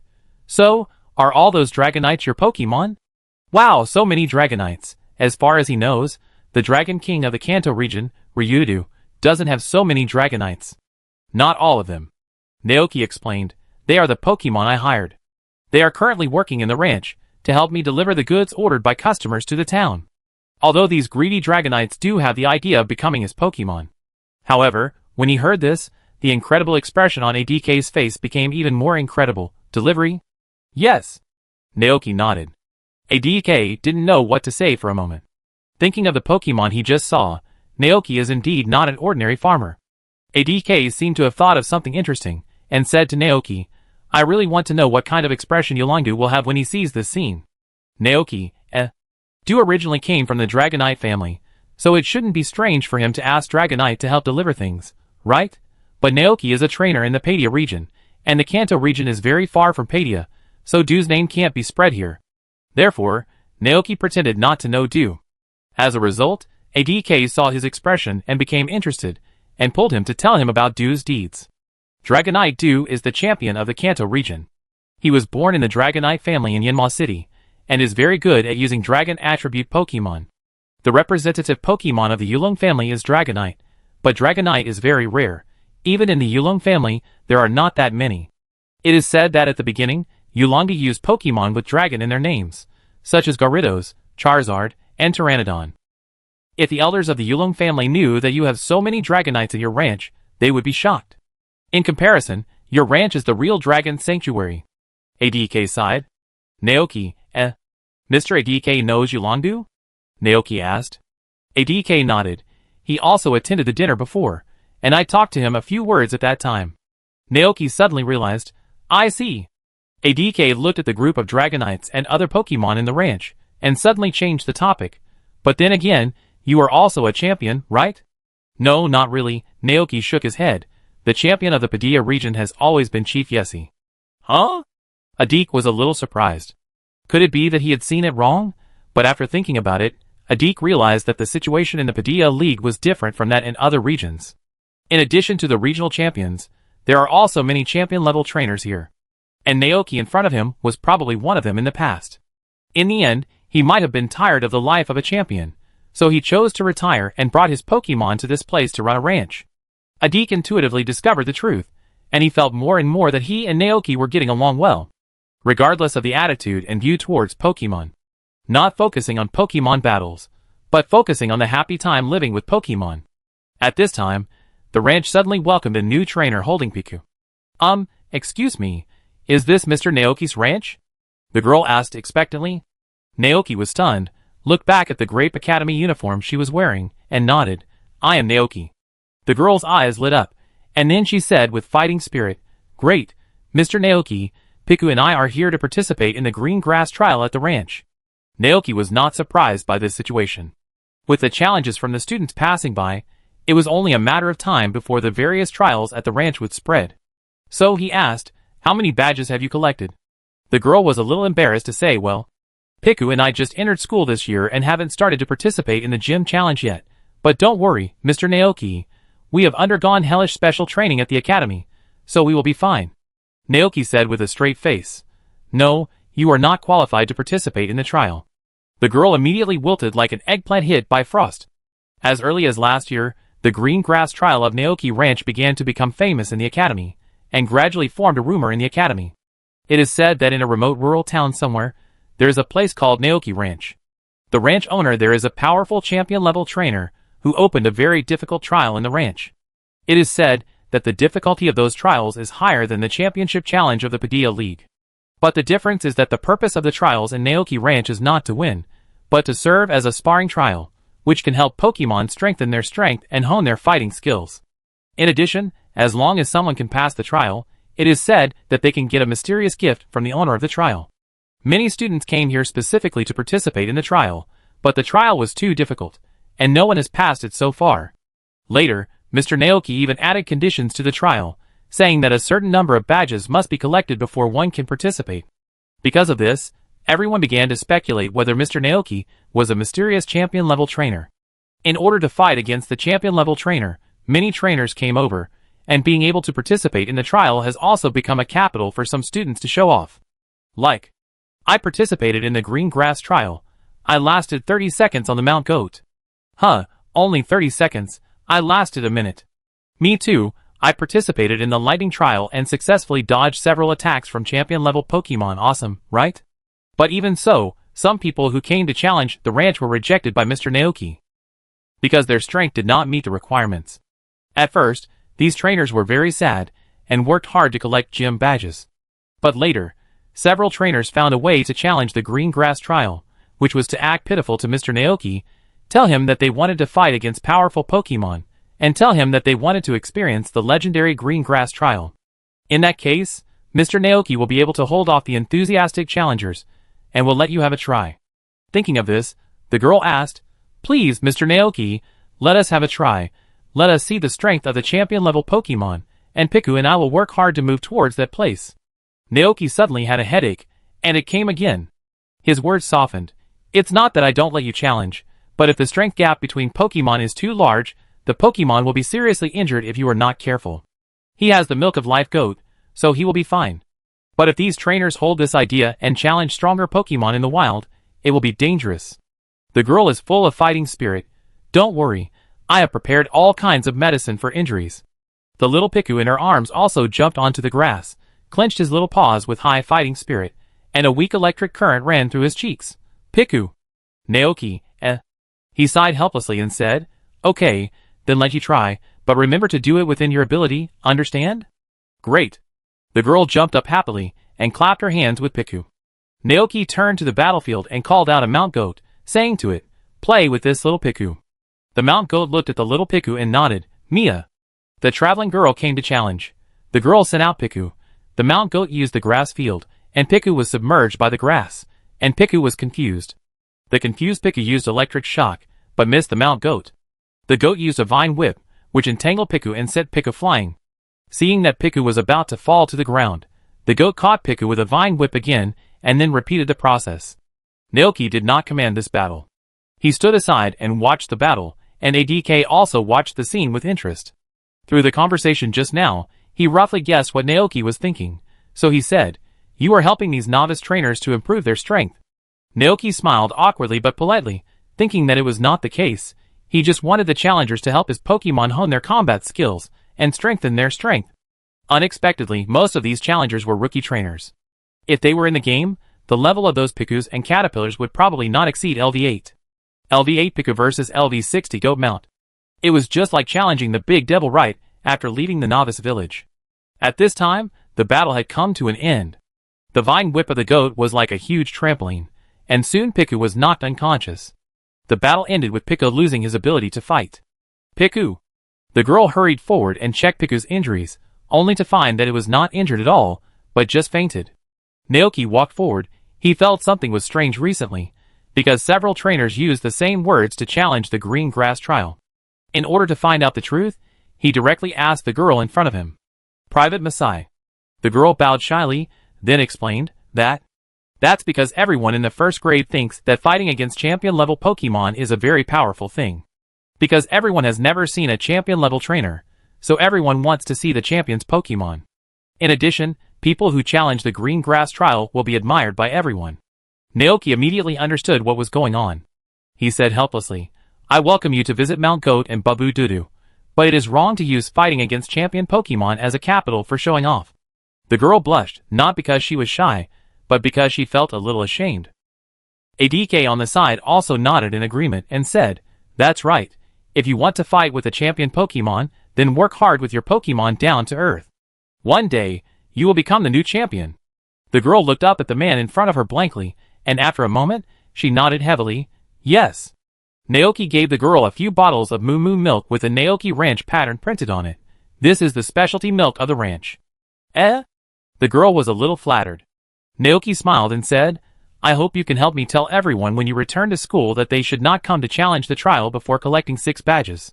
Because if the strength gap between Pokemon is too large, it is possible to cause irreversible damage to Pokemon in the battle. In more serious cases, some Pokemon will lose their lives and become unable to fight again." The girl listened blankly. Naoki asked softly, "Do you like Pokemon very much?" The girl came back to her senses, looked at the Piku in her arms, and nodded seriously. "That's right. I like Pokemon and want to live with Piku forever." Naoki smiled and said, "So let's move forward down to earth, take it to every corner of the world. When you have enough strength, I will seriously fight with you. Before that, work hard." The girl looked serious. She held the bottles of milk and nodded. "Well, I understand. Thank you, Mr. Naoki." Chapter 339. On March 24th, 199 of the Alliance calendar, the day before the horse racing meeting, Klee's construction was completed. The area of the ranch has expanded many times, and the edges are surrounded by neat new wooden fences. This piece of land has been officially incorporated into the ranch. A river runs across the ranch, dividing the ranch area into 2. A sturdy stone bridge stands on the river, connecting 2 different areas. The Psyducks that usually live on the other side of the river are attracted by the stone bridge, jumping around the stone bridge, holding their heads with their hands, with a dazed expression on their faces. One of the Psyducks stepped across the stone bridge. Then it was surprised to find that it could actually run to the other side of the river by doing this. "Quack!" The Psyduck cried excitedly, ran across the stone bridge, then jumped into the river, walked back to the other side by water, and then ran to the bridge again. The other Psyducks also seemed to have found some new toys, and they started to play with them like their companions. Naoki, who was patrolling the land with ADK, couldn't help but twitch his lips when he saw the scene. "Ha ha!" ADK laughed out loud. "These Psyducks are so cute." Naoki held his forehead helplessly. The two continued to patrol the land. They came to the slope. ADK looked around and felt that the pastoral scenery here was really beautiful. There was endless blue sky and white clouds above his head, and there was a vibrant green grassland under his feet. When the wind blew, the huge grassland was moving with a rhythm, like a green wave. Naoki observed the surrounding environment and decided to keep this slope for grazing woolly sheep. Pokemon like braided sheep like to roll, and if there is a place like this, they can roll down from this slope and play. The ranch in the town does sell Pokemon like braided sheep, and Naoki plans to go back and buy a batch. But Pokemon like Tropical Dragon are not sold in the town. Because the profit of raising Pokemon like Tropical Dragon is less than the cost, it is a loss-making business for ranchers. After all, the banana on the neck of Tropical Dragon ripens twice a year, and the growth cycle is too slow. This means that if he wants to raise a Tropical Dragon, he has to go to the wild to find one and then tame it. But all this will have to wait until the horse racing competition is over, and he returns from the Unova region. In the afternoon, Naoki started horse riding training for tomorrow's horse racing competition. Hearing about his plan, the Bud Crown King happily lent out his beloved horse. For this matter, Snowstorm Horse and Spirit Horse snorted in tacit understanding, and stood in front of Naoki for him to choose. Neither horse showed any resistance, not only because Naoki would plant carrots for them every day, but also because Naoki was very powerful, and had been recognized by them. After all, even the Bud Crown recognized this human, not to mention that there was also a golden hanging around all day. What else could they say? Facing 2 obedient and docile horse Pokemon, Naoki reached out and touched their heads, and asked, "Who wants to go to the horse racing meeting with me? Go compete with other horse Pokemon and become the strongest horse Pokemon in the world." Spirit Horse looked dim, and didn't show much reaction. While Snow Horse stared, it snorted rather angrily. "The strongest horse Pokemon? Isn't that it? Is there any need to compete? What's more, when they were galloping in the Crown Snowfield, those guys were probably not born yet." "Ice hiss." Snow Horse neighed. "Naoki, I know you are very powerful, but others don't know. If you go to that horse race, many people will see your heroic figures.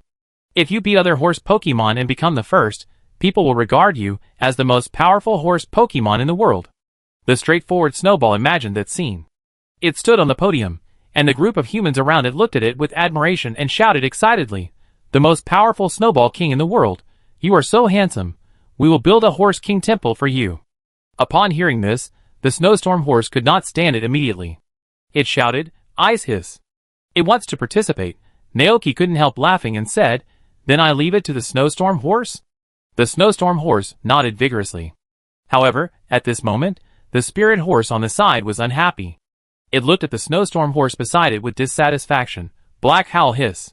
The Snowstorm horse glared at the Spirit horse. What's wrong? The Spirit horse was shining with a faint light, and its momentum was surging. This opportunity should belong to it. Snowstorm ignited at once, and released its own power in the same way. The icy air spread, and the stable on Snowstorm's side was covered with a layer of frost at a speed visible to the naked eye. ADK, who was standing by, saw the scene and his eyebrows jumped. He immediately whispered, "Your two horse Pokemon are going to fight." Naoki suddenly felt a headache. Seeing that the two horses were about to fight, he quickly stopped them and said, "Stop it." Snowstorm and Spirit Horse ignored him and continued to confront each other fiercely. "Naoki, if this continues, there will be no radishes to eat in the next week." Hearing this, the two horses immediately withdrew their gazes, but the matter did not stop, because they had already cast their eyes on Naoki. This look clearly wanted to ask him who he would choose to participate in the horse racing meeting. Naoki, wait, the horse racing meeting seems to only allow one horse to participate, right? Naoki coughed lightly, and after a brief thought, he said, "In this case, let's draw lots to decide. It doesn't matter if you don't win, there will be a horse racing competition next year, and those who didn't go this year can still go next year." Drawing lots. Snowstorm Horse and Spirit Horse reluctantly accepted. Seeing this, Naoki returned to the room and prepared two white bowls. He put peach fruit and orange fruit in the bowls respectively, and then turned the bowls upside down in front of the two horses. "Choose. The horse that chooses peach fruit will be qualified to participate in the horse racing competition, and the horse that chooses orange fruit will participate in the horse racing competition next year," Naoki said. Hearing this, Lingyu and Snowstorm opened their eyes and looked at the two identical bowls. They showed obvious hesitation on their faces, and no one made a decision first, fearing that they would make the wrong choice. After a long while, Lingyu made a decision. It gently raised its hoof and stepped on the bowl on the right. Seeing this, Snowstorm immediately snorted in dissatisfaction and squeezed Lingyu over. It also wanted to choose this bowl. Naoki was very upset. "You can't grab it. Everything is based on first come first served." It was Pony that made the choice first. "The bowl on the right is its." So Snowstorm could only give up the position angrily. Naoki opened the upside-down bowl, and inside it lay a pink peach fruit. Then, Naoki opened the bowl on the left, and inside it was a blue-orange fruit. At this point, the answer has been revealed. The Pokemon that qualified for the horse racing conference is Pony. Congratulations, Pony. Don't be discouraged, Snowstorm. It will be your turn to participate next year, Naoki said. Woo! Pony's eyes were full of excitement. Snowstorm was very angry, snorted, turned around, pointed his butt at Naoki, and refused to play with him. Naoki, ADK on the side tried to hold back his smile. Your Pokemon is really full of personality. Naoki didn't know what to say for a while. When he sent the bowl back to the kitchen, the Bud Crown King who was watching TV asked casually, Who did you choose? Spirit Horse. Naoki answered. The Bud Crown nodded slightly. Spirit Horse is indeed faster than Snow Horse. With it, you can rest assured. Naoki took 2 steps and suddenly felt curious, so he asked, By the way, Bud Crown, when you and the Spirit Horse Snow Horse were galloping on the land of Galar, would the other horse get angry when you rode one of them? The Bud Crown seemed a little surprised by this question. He recalled it carefully, and then shook his head and said, I have never encountered such a thing. When I ride one of my favorite horses, the other one will stay in my residence and wait for me to return. Is that so? Naoki nodded thoughtfully, and then said, Pony won the qualification to participate in the horse racing competition, and Snowbring was angry. But Cress couldn't help laughing and said, I have never encountered such a thing before. It seems that my beloved horse cares about you very much. Naoki, But Cress showed a look of reminiscence on his face. My beloved horse has a different temperament. Pony likes quietness, is lonely and indifferent, and rarely comes into contact with other Pokemon on weekdays. Snowball has always been direct and violent. When it encounters something at once, it will forcefully snatch it. But now it is just a little angry, which really surprises me. Naoki thought, is there a possibility that it is because of Gurdon next to it? But thinking of Snowball's angry look just now, he still felt a little guilty. So he went to Galatian's ice cellar to collect a basket of ice radishes, and poured them into Snowball's trough to add to its meal. The snowstorm horse was still angry. It was fine at first, but when it saw him coming, it immediately turned around and faced him with its butt ignoring him. Naoki, forget it. He led the spirit horse out of the stable, led it to the open grassland on the other side of the river, and rode on it holding the reins of the crown of flowers. The feeling of riding a horse is somewhat different from that of riding a gulden and a motor lizard. The spirit horse is tall, and if it runs at full speed, a rider who is not skilled in riding a horse will fall off accidentally. Although the human physique in the Pokemon world is very special, and it is not easy to fall to death, it is still very common to get skin broken and bleeding. Naoki didn't know how to ride a horse before. After all, he was just a social animal in his previous life, living in a metropolis made of reinforced concrete, and he had no chance to get in touch with the sport of riding and the grassland. He learned all his riding skills from the Bud Crown. It was when the two horses just arrived at the ranch. With his legs clamped around the horse's belly, and the reins pulled in his hands, the spirit horse automatically stepped on its hooves and ran on the grass. The horse racing competition in the Pokemon world is very special. Pokemon are allowed to use moves during the race. Naoki thought about it while explaining the rules to the spirit horse. There will be many horse Pokemon participating in that race. During the race, the participating horse Pokemon are allowed to use moves. So you must be careful when you go along the track while avoiding the opponent's attacks. The spirit horse neighed, indicating that it understood. At this point, Naoki's mind flashed with the moves that the spirit horse mastered. Double kick, misfortunes never come alone, trampling, strange light, black mist, shadow ball, high-speed movement, self-sacrifice charge, freeze, stomp, dark shadow, spirit trick. Double kick can repel approaching opponents, strange light can interfere, stomp can reduce the speed of surrounding Pokemon, and black mist can remove the buffs on Pokemon. Naoki was thinking. Coupled with the running speed of the spirit horse, he felt that his chances of winning were very high. Time passed by minute. Naoki and Lingyu horse had been running in for an afternoon. When it was over, he led Lingyu horse back to the stable. Just as he was about to leave, Naoki found that the basket of ice radishes had been eaten by the snowstorm horse. The snowstorm horse was still very angry, snorting constantly, humming and making trouble in the stable. So Naoki brought another basket of ice radishes, which blocked the snowstorm horse's mouth. This guy is really irritable and greedy. Naoki didn't know what to say for a while. He sighed helplessly, and turned back to the living room. After dinner, Naoki made a fruit platter for Onion Duck, and then sat on the sofa with ADK to watch TV. Onion Duck was unlucky. It had been a long time, and it had been constantly learning and then forgetting the moves. The most unlucky time, it didn't even have any moves, and it became a blank Onion Duck. However, the more it was like this, the more Onion Duck was unwilling to give up. Every day after eating the fruit platter, it carried the onion and ran to the wooden dummy, chopping the dummy. Today, it went there to train again. Naoki didn't know when Farfetch's road would end. Just when he was worried about Farfetch, Ergol ran over with bright eyes. Hearing that Naoki was going to the town to participate in an event tomorrow, Ergol looked at it nervously and expectantly. Bony? Naoki came back to his senses, and naturally understood Ergol's idea. He smiled and nodded and said, "Of course you can go with us." Bony! Ergol was very happy. Naoki, I'm going to attend the meeting with Linjiuma. You stay with Gul'dan, Mr. ADK. Please take care of them for me when the time comes. ADK patted his chest and promised, "Don't worry. But by the way, is Yurako also a Pokemon from the Padia region?" "No." Naoki shook his head. "I met Yurako in Kitakami Township. It was not happy there, so I brought it back. There are so many kinds of Pokemon living in this world." ADK sighed. After that, ADK took Vulcan Moth and the others to the Pokemon Tavern to drink behind the Ibuta brothers and sisters.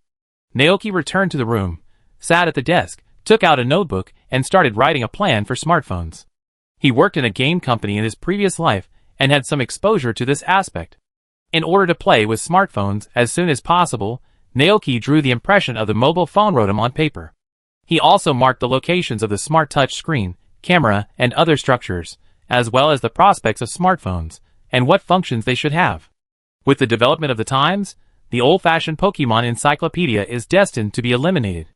And compared to the Pokemon Encyclopedia, the all-powerful Rotom phone is more suitable for trainers on the road. Whether it is the Pokemon Encyclopedia function, camera function, online forum function, navigation function, or communication function, it is a rigid demand for trainers traveling in the wild, and it is also something that traditional encyclopedias cannot do. 10 years later, the internet will connect the entire Pokemon world together, allowing trainers in the Padia region to communicate with trainers far away in the Sinnoh region. Chapter 340. On March 25th, 199 of the league calendar, the horse racing competition officially opened. Early in the morning, Naoki rushed to the venue with several Pokemon and ADK. Although it was still early, when Naoki arrived here, many people and Pokemon had gathered on the grassland. Trainers like Xiaoji passing by, students wearing the uniforms of Padia Academy, townspeople who came to watch the race, etc. The grassland was decorated with lights, and was very lively. At the entrance was a sign. Zichin Town Spring Horse Racing Festival. There were ribbons, and not far away was a stall for buying horse racing tickets. Behind the stall were various small prizes and props, all of which could be exchanged for horse racing tickets. Looking at this scene, ADK couldn't help but sigh. Wow, it's really lively here. Naoki smiled and nodded. Yes, the horse racing competition in Zichin Town is quite famous. It attracts many trainers to come here to participate at this time every year. This kind of activity is just like the insect catching competition held in some small places. What a pity! If I didn't have a horse Pokemon around me, I would have signed up to try it. ADK looked regretful. Naoki thought of ADK's Pokemon. Agile Bug, Afro Buffalo, Red-Faced Dragon, Double Dodo Eyes, Night Snail, and Vulcan Moth. It's a pity that there is no bull race, otherwise ADK could have participated on an Afro Buffalo. Bony. The Urukyo, who was following Naoki, looked at the people around him timidly. Naoki touched its head and comforted it. Don't be afraid, no one here will hate you. As soon as he finished speaking, several young trainers were attracted by the two Pokemon they had never seen before, Gulton and Urukyo. Wow, Pokemon I've never seen before. One of the trainers took out the Pokemon Pokédex to scan it, but the answer he got was that there was no relevant information in the Pokédex. Another trainer took the Pokédex and scanned the red cape floating in the air. This time the Pokédex gave an introduction. Pokédex, a palm control Pokemon, although it usually moves slowly, but when it has to face a battle, it will defeat the enemy with lightning speed, and its fluffy hair is a battery. It can store the same amount of electricity as an electric car. Bubblehead? The trainer exclaimed. He widened his eyes and looked at the Pokemon in front of him in surprise. This Pokemon was very different from what he remembered. The pink fur, the silver metal hammer, and the red cape showed the majesty of its owner. Is this Pokemon really the Bubblehead he knew? More importantly, it actually flew. How did it do that? Sensing the other party's shocked and confused look, Bubblehead greeted them in a friendly manner. Bubblehead. Then he clenched his fists and flew into the sky, like a superhero. Amazing! Two trainers, who had never seen the scene, immediately exclaimed excitedly. Sir, are you the trainer of these Pokemon? The boy on the left asked with admiration. Naoki nodded slightly. Yes, this Pokemon here is Gulton, and this one is Urukyo, a grass attribute Pokemon. Gulton? Urukyo? The boy murmured the names of the two Pokemon. They looked at the tall Pokemon with a scarlet body and strong muscles. Golden looked back with a fierce look on his face. The breath of the beast spread instantly, and the two boys were frightened. What a scary Pokemon! Naoki was a little puzzled. He turned his head to look at Golden and stretched out his hand to it. Golden immediately put his head up like a big dog. Ah gah! Naoki, it's not scary at all. The boys swallowed their saliva and thought that the look it gave them just now was not like this. ADK tried hard to hold back his laughter, but he couldn't help laughing out loud. Ha ha ha! Gulton is such an interesting Pokemon. The boys didn't dare to look at Gulton, so they turned their eyes to Urukyo. Urukyo noticed their gazes and hid behind Naoki. Naoki asked, Do you think this Pokemon is scary? The two boys shook their heads like rattles. Not scary at all. Aren't you afraid of it? Naoki asked again. The boys were stunned. They heard the tone of the man in front of them, as if he was confirming something with them. One of the boys asked in confusion, Why are you afraid? Naoki smiled and said, Nothing, Urukyo. Did you hear me? No one is afraid of you, nor do they hate you. Bony. Urukyo looked around, looking at the lively crowd, A warm current surged in his heart, and then jumped twice happily. Boney. The two boys began to get excited. Sir, can you have a Pokemon battle with us? Naoki looked at the people at the registration office. He came relatively early, and there was still some time before the start of the conference, so he decided to play with the two trainers for a while. When Naoki asked them which Pokemon they wanted to fight, both of them chose Gulton. The reason was simple, because this Pokemon looked very powerful, and it would be exciting to fight it, so Naoki directed Gulton to play with the two teenagers. They seemed to have been traveling for a while, and the Charizard and new Leaf Meowth beside them had evolved to the second stage. But even so, they were still not good enough in front of Gulton. Naoki wanted to play with them, so he didn't rush to end the battle. They fought back and forth, turning the real-time game into a turn-based game. Naoki stopped when their Pokemon were all exhausted, then said goodbye to them, and prepared to go to the registration office to register. ADK stayed where he was, patting his chest and promising, "Don't worry, I take care of the Babu and the others." Naoki smiled and nodded, then turned and walked towards the registration office. On the way, he met Ivan, who was looking for him everywhere.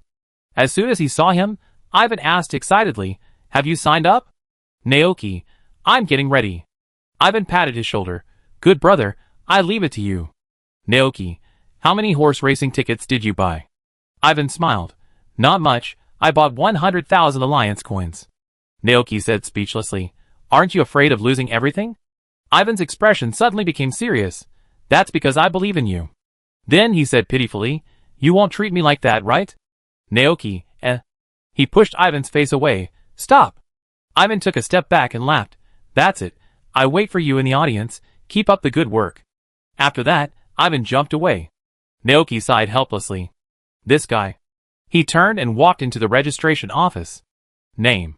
The white-bearded old man in charge of registration looked up. Naoki. The participating horse Pokemon. Phantom Pokemon. Hearing this name, the old man paused in his recording and looked up in surprise. Phantom Pokemon? What kind of horse is that? This made Naoki not know how to explain it. He thought about it and replied, "It is a ghost-attributed horse Pokemon from the Galar region. So it's a Pokemon from other regions." The old man suddenly realized, "Can I take a look?" Of course. Naoki nodded, took out the Pokeball of Phantom Pokemon, and released it. With a flash of white light, a black horse Pokemon with blue mane and light blue tail, and soul-like mist on its limbs appeared in front of the registration office. Seeing this scene, the old man's eyes widened instantly. He ran forward and looked at the spirit horse with excitement, muttering, "Such a strong body, such a vigorous posture, such black fur, what a perfect horse. I have been raising horses for so many years, but I have never seen such a perfect horse Pokemon." Naoki thought to himself, "That's not right. This guy was once the ruler of the Crown Snowfield. Although he was tamed by the Bud Crown King later, the spirit horse is not comparable to ordinary horse Pokemon." "Is it called spirit horse?" asked the old man. "Yes." The old man nodded. "I know, I remember its name. There is still an hour before the start of the competition. You go. I hope you can ride it to perform perfectly at the competition. The waiting area for the contestants is at the back. Go and get your contestant uniform and track number, and then wait there." "Okay, thank you." Naoki thanked him politely, and then led the spirit horse forward. After passing through a stepped audience seat, they came to an open grassland. At this time, many contestants had gathered here. They all released the horse Pokemon, feeding them sugar cubes and stroking their heads. Naoki first went to get his number plate and contestant uniform. Both were number 06. This meant that they would compete on track 6 later. Naoki led the spirit horse to a quiet meadow to rest, and his eyes were on other players not far away. There were 8 players in this horse race, including himself. Everyone's horse Pokemon was different. There was a majestic flaming horse with flames all over its body, a lightning zebra with black and white stripes, a tall and strong heavy mud draft horse, and a khaki sand river horse. What surprised Naoki even more was that there was even a slightly immature little fire horse. The owner of the little charcoal is a young boy who looks young. Compared with the tall and mighty horse Pokemon around, the little charcoal is really not good enough. But compared with the sand river horse, the little charcoal is still a normal horse Pokemon.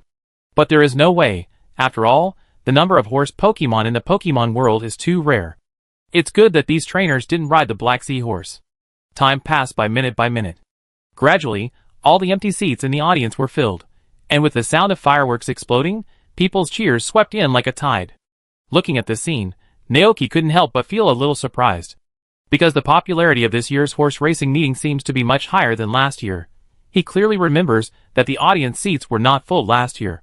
Today is different from the past. It seems that the town of Zichin is becoming more and more prosperous.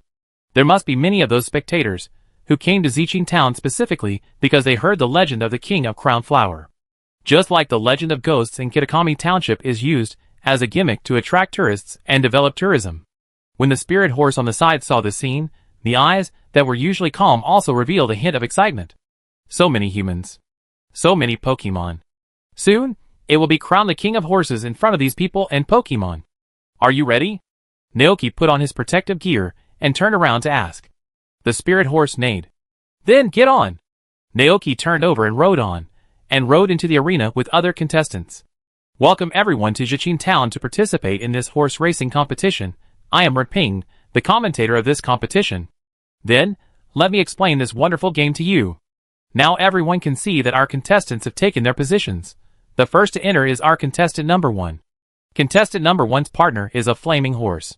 Wow, look at the flaming horse's figure. How handsome it is. The blazing flames are like the enthusiasm of the audience. When contestant number 1 arrived at his position, contestant number 2 followed closely. Next, it's our number 2 contestant. It seems that our number 2 contestant is not ordinary. His partner is actually a slow sand horse. But the word horse does exist in the name of the sand horse. So let's look forward to what kind of performance this contestant and his partner will have next. The audience laughed, and it was obvious that they were not optimistic about the slow sand horse. Then, contestants number 3, number 4, and number 5 entered the venue one after another. Soon, it was Naoki's turn riding the spirit horse. So, the next player to enter is our number 6 contestant. Huh? What Pokemon is that? The commentator was stunned for a moment, and for a moment, he couldn't recognize the name of the Pokemon. After hearing this, the audience in the audience also cast their eyes downwards. A horse as dark as the night was seen walking slowly out of the passage. It had a blue mane, and its limbs were stepping on a purple mist like misty clouds. What attracted more attention was the pair of closed eyes on its face. It had its eyes closed, but it seemed to be able to sense everything around it, and walk towards its destination accurately. Seeing this scene, the audience in the audience was surprised. What's going on? What kind of Pokemon is that? This is incredible. Is that horse blind? It has its eyes closed. How can it see the road clearly? But that horse is so handsome. I like its feet. So cool. After searching through the player's information, the commentator finally found the player's registration information. This is so surprising. The partner of contestant number 6 is actually a horse Pokemon that has never been discovered. Huh? Never been discovered? The audience immediately opened their eyes wide and became more curious about the Pokemon. Commentary. That's right. According to the information provided by contestant number 6. Pony. The name of the Pokemon is Pony. Chapter 341. Spirit? Is that a Pokemon from the Padia region? I don't know. I've never heard of this name in the Padia region. That's a Pokemon from other regions. Wow, I didn't expect there would be such a Pokemon. So cool. I don't know what kind of performance contestant number 6 and this spirit will give. Let's wait and see. But there are still contestants who haven't appeared yet, so next, let's welcome contestant number 7. Naoki rode the Lingyu horse to his starting position. He lowered his head and talked to the Lingyu horse. Remember to use high-speed movement as soon as possible, and then rush out as fast as possible to distance yourself from the others. The Lingyu horse neighed, indicating that it understood. Seeing this, Naoki did not say much, and the specific tactics would be decided based on the actual situation of the race later. Because once they run first, they will immediately become the target of public criticism, and the other 7 people will try their best to attack him and the Lingyu horse and pull them down. After waiting for about 3 minutes, all 8 contestants arrived. The staff holding the starting gun also came to the side of the starting line. After seeing that everyone was ready, the staff raised the starting gun. With a bang, the spirit horse stepped on the clouds and rushed out straight. Its eyes flashed blue light. Its body began to become lighter, and its running speed became faster. Looking at this scene, the commentator exclaimed, "Wow, our contestant number 6 rushed out first. The speed of the spirit Pokemon is so fast. It uses high-speed movement." The other contestants are not to be outdone. Contestant number 1's Blaze Pokemon also uses high-speed movement. Huh? The ground is shaking. Contestant number 7's Mudrag uses heavy stomp. The other horse Pokemon are affected and their speed slows down. Despite this, the spirit Pokemon is still in the lead. Naoki turned his head and quickly glanced at the situation behind him. The closest to him now was the Blaze Pokemon. After a brief thought, he quickly ordered Lingiuma, Black Fog. The running Lingiuma did not respond, but soon, a black fog with a gloomy atmosphere spread across the field, blocking the view in front. The two contestants were inexperienced and did not react to the sudden change for a while, and plunged into the black fog. The vision was blocked by the black fog, and the horse Pokemon they rode immediately fell into panic. In a panic, they rushed out of the racecourse and were eliminated. Damn, that horse is too fast. We can't let this go on. Number 1 gritted his teeth and gave the order to the flame horse, explode. Not only him, but the others who were left behind also reacted quickly. The man riding the Thunder Zebra also ordered, Thunder Zebra, use electromagnetic waves. At once, several different moves attacked Naoki and the spirit horse in front at the same time. Seeing this scene, the commentator exclaimed, "Oh my god, contestant number 6 attracted hatred, and the other contestants chose to join forces. Contestant number 6 is in danger." Naoki also noticed the situation behind him. After a brief thought, he quickly said, "Spiritual surprise attack." The next second, the running spirit horse flashed, and Naoki disappeared from the spot. The attacks were directly missed. And then, spirit horse appeared in front with Naoki. Dodged. The commentator explained, "Contestant number SIXS spirit horse used spiritual surprise attack to distance himself, and also dodged those attacks. Ah, it looks like the other players haven't given up yet. Oh no, the second wave of attacks is coming." As I expected, they joined forces. Naoki didn't feel too panicked. He looked at the attacks and let Lingiuma use the sneak attack again at the right time. When the sneak attack ended, Lingiuma, who had won by speed, was further away from those people. But it seems that they haven't given up yet. Seeing this scene, Naoki couldn't help but sigh. Alas, he didn't want to do that at first, he just wanted to rely on the speed that Lingiuma was proud of to win the first place. But now it seems that it is obviously not possible. Therefore, when the Qianling surprise attack was over, Naoki said in a deep voice, "Stomp!" Lingiuma neighed, and a great force quickly gathered on its hooves, and then stomped the ground heavily. With a loud bang, the huge racecourse seemed to tremble. A terrifying earth shock wave spread rapidly in all directions. The flame horse, which was running in the front, was the first to be attacked. Under the strong shock wave, the flame horse staggered, neighed rapidly, and fell directly to the ground. Then, the second. The third. When the stomping was over, the whole racecourse fell into a strange silence. Because except for the spirit horse, all the horse Pokemon fell to the ground because of the shock wave. That power is so strong. The commentator's tone was full of shock. "It's amazing. This is really amazing. Player number SIXS Ponnet knocked down all the players with one stomping move. No one can stop it anymore. Ah, Ponnet has reached the finish line. It seems that the champion of this year's horse racing competition is about to be born."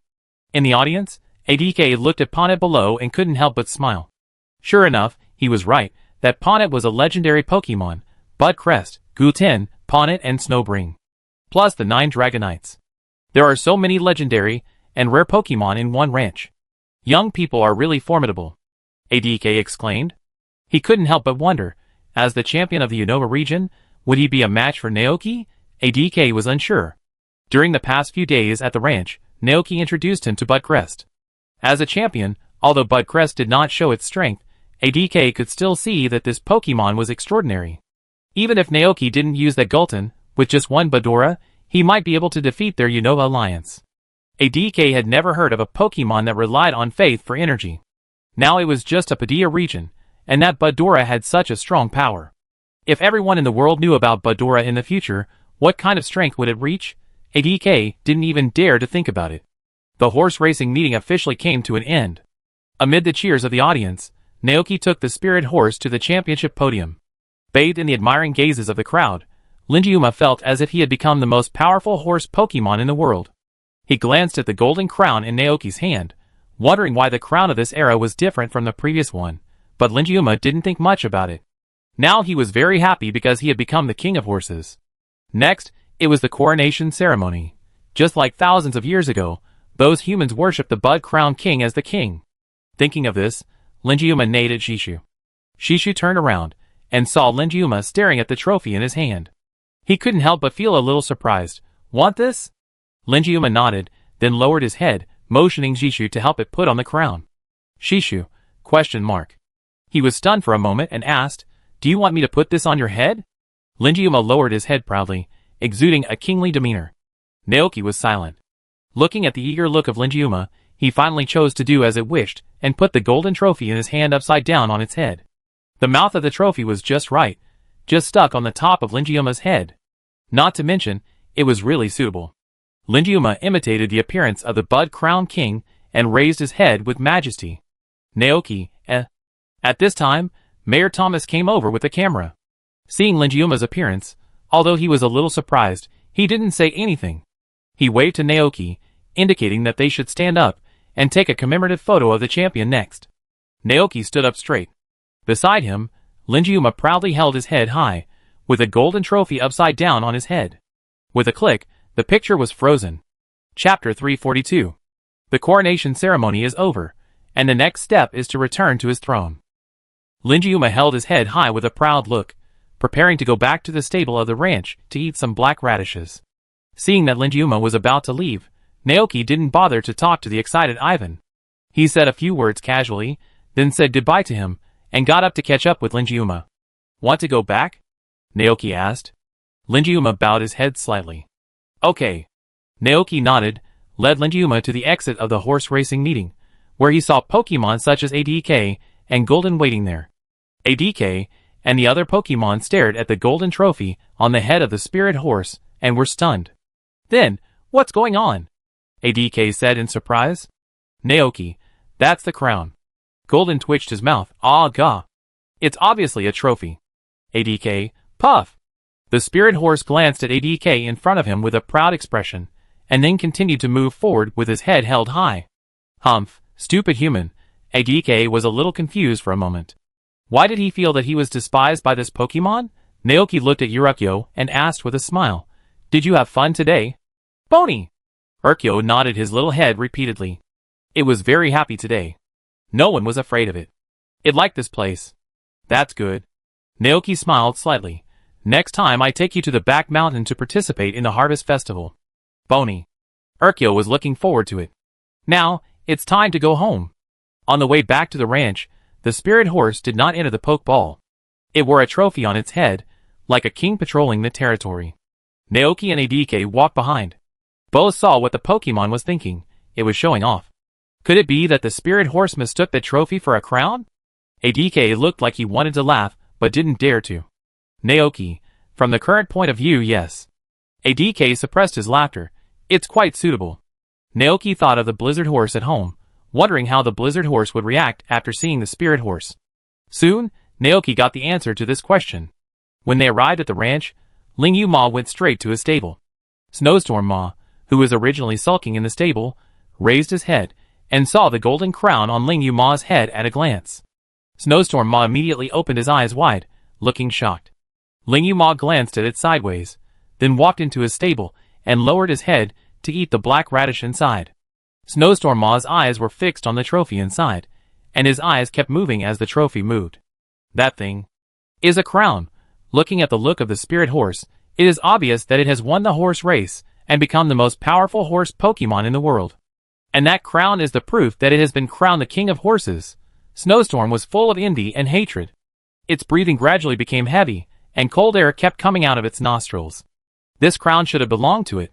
Snow Horse ignored Snowstorm, who was getting excited. Just when Naoki thought the two horse Pokemon were going to fight over the crown, Snowstorm suddenly turned his head and cast his eyes on him. Snowstorm looked resentful, then turned around angrily and turned his butt towards him. Naoki, He knew it. ADK on the side could hardly hold back his laughter. He thought that life in Naoki's family was so interesting. Almost every day, you can see all kinds of Pokemon, happy, jealous, salty, and petty. This is the trouble of catching too many Pokemon, but for a trainer, this is really a happy trouble. What are you going to do? ADK asked with a smile. Naoki sighed helplessly. According to past experience, he should coax Snowbrook now. But with Snowbrook's personality, it might not be so easy to coax. Naoki couldn't help but fall into deep thought. In his mind, he thought of Snowbrook's favorite ice radish, and also thought of the sugar cubes that the trainers fed to the horse Pokemon at the previous horse racing meeting. Sugar cubes, a kind of semi-cube high-grade sugar product made from fine-grained refined sugar. Got it. A way to coax Snowstorm Horse suddenly came to Naoki's mind. He wanted to combine ice radish and sugar cubes together to make ice radish candy for Snowstorm Horse. Thinking of this, Naoki immediately went to the ice radish field and picked a basket of ice radish. Now the ice radish field and the black radish field are taken care of by the Bud Crown King. It takes a long time for the two special radishes to grow. In order to let his two beloved horses eat their favorite food every day, the Bud Crown King will ripen the radish seeds in the two fields every day. Then, they were picked by Jishu and sent to the stables of the two horses. It is necessary to apply fertilizer every few days, otherwise the fertility of the field will be consumed by these radishes and become barren. He brought a basket of ice radishes into the kitchen and began to prepare. Ice radish is a very special ingredient. It only grows in ice and snow, and has very strict requirements for the environment. Because of the special growth environment, this kind of radish is naturally endowed with an ice attribute energy. These ice attribute energies are stored in the radish. Under the influence of these energies, the originally ordinary radish seeds have mutated, and the color has all turned into pure white like ice and snow. It feels cold to the touch, and you can vaguely see the cold air coming out of it. Naoki cuts the ice radish into pieces, and then puts it into a wall-breaking machine to make snow-white radish puree. Then, put it into the pot and start boiling, adding white sugar to it during the process, and stir-frying it continuously.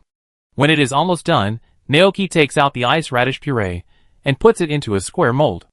After waiting for a while, the pure, white, and cold ice radish cubes were ready.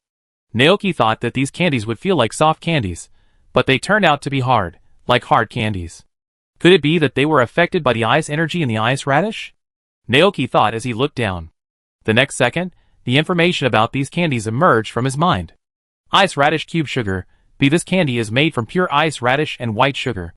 It has a unique flavor that ordinary radish candies do not have, and is very popular with certain Pokemon. Cooking effect, ice ice ice. After eating, Pokemon has a certain chance to comprehend ice attribute moves and restore ice attribute energy in the body. This effect is only effective for Pokemon with ice attributes. Additional effect, the favorability of Pokemon with ice attributes is improved. Evaluation omitted. Huh? This effect seems to be the same as cream smoothie? Naoki was a little surprised. But the effect of this ice radish sugar cube is obviously better than cream smoothie, and it can be regarded as a superior dessert to cream smoothie. And the method of making this thing is very simple, and you can make a lot of it at one time. Whether it is Glacian or Snowstorm, you can eat it as a snack anytime and anywhere. Then the question is, if the sugar cube is made of black radish, will it be a special enhancement for ghost attributes? Thinking of this, Naoki immediately took out 2 black radishes and tried them. Soon, a pure purple sugar cube was neatly placed in front of him. Black radish sugar cube, the candy made from black radishes and white sugar, with a unique flavor that ordinary radish candies do not have, very popular with some Pokemon.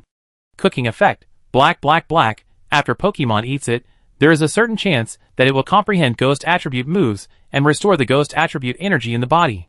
This effect is only effective for ghost attribute Pokemon. Additional effect, ghost attribute Pokemon's favorability is improved. Rating omitted. As expected? Naoki thought. There are not many ghost attribute Pokemon in the ranch. Including the Money Gatherer, there are 3 in total. If we add the good neighbor Giratina, there are 4.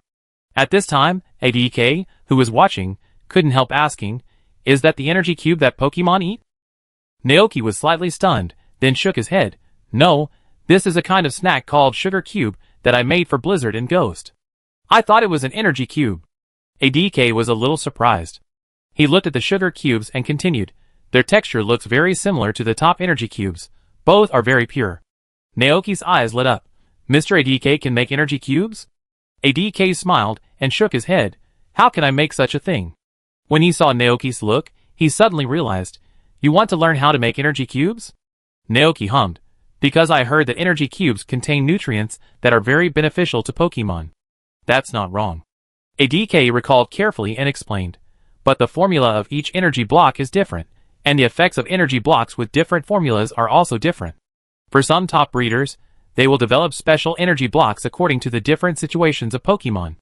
The price of this exclusive formula is very high. But generally speaking, Those breeders will not sell their own formulas. Hearing this, Naoki immediately became interested. Recipe? Yes. ADK nodded. There are many kinds of tree fruits in this world, some of which only grow in specific areas, and each kind of tree fruit can be combined with other tree fruits to make an energy block. If you really count them, I'm afraid there are thousands of recipes alone. Naoki understood. Seeing that he was very curious about energy blocks, ADK immediately said, when we get to the Unova region, I ask a breeder to teach you. Naoki's heart moved slightly, and he looked a little hesitant. Will this be troublesome? He has never done such things as using the back door. What are you thinking? ADK smiled and said, of course it is in my personal name. That person is a good friend I met when I was the champion. She is a top Pokemon breeder. Seeing this, Naoki did not refuse. Then I leave it to you, Mr. ADK. Aren't you going to give these candies to Blizzard? Go. This way we can start discussing when to leave for the Unova region. ADK said. Naoki nodded, and put away the black carrot sugar cube in his hand, ready to give it to Linjiuma tomorrow. If he gave it together, Blizzard Horse would probably be even angrier. He brought the ice carrot sugar cube to the stable. Seeing him coming, Blizzard Horse immediately turned around.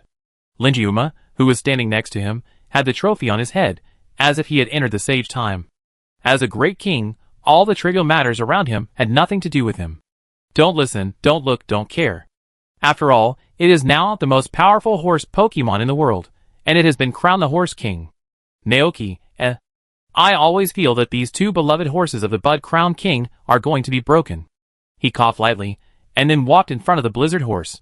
The Blizzard Horse was about to turn around, but his eyes saw the plate of white things like ice and snow in his hand.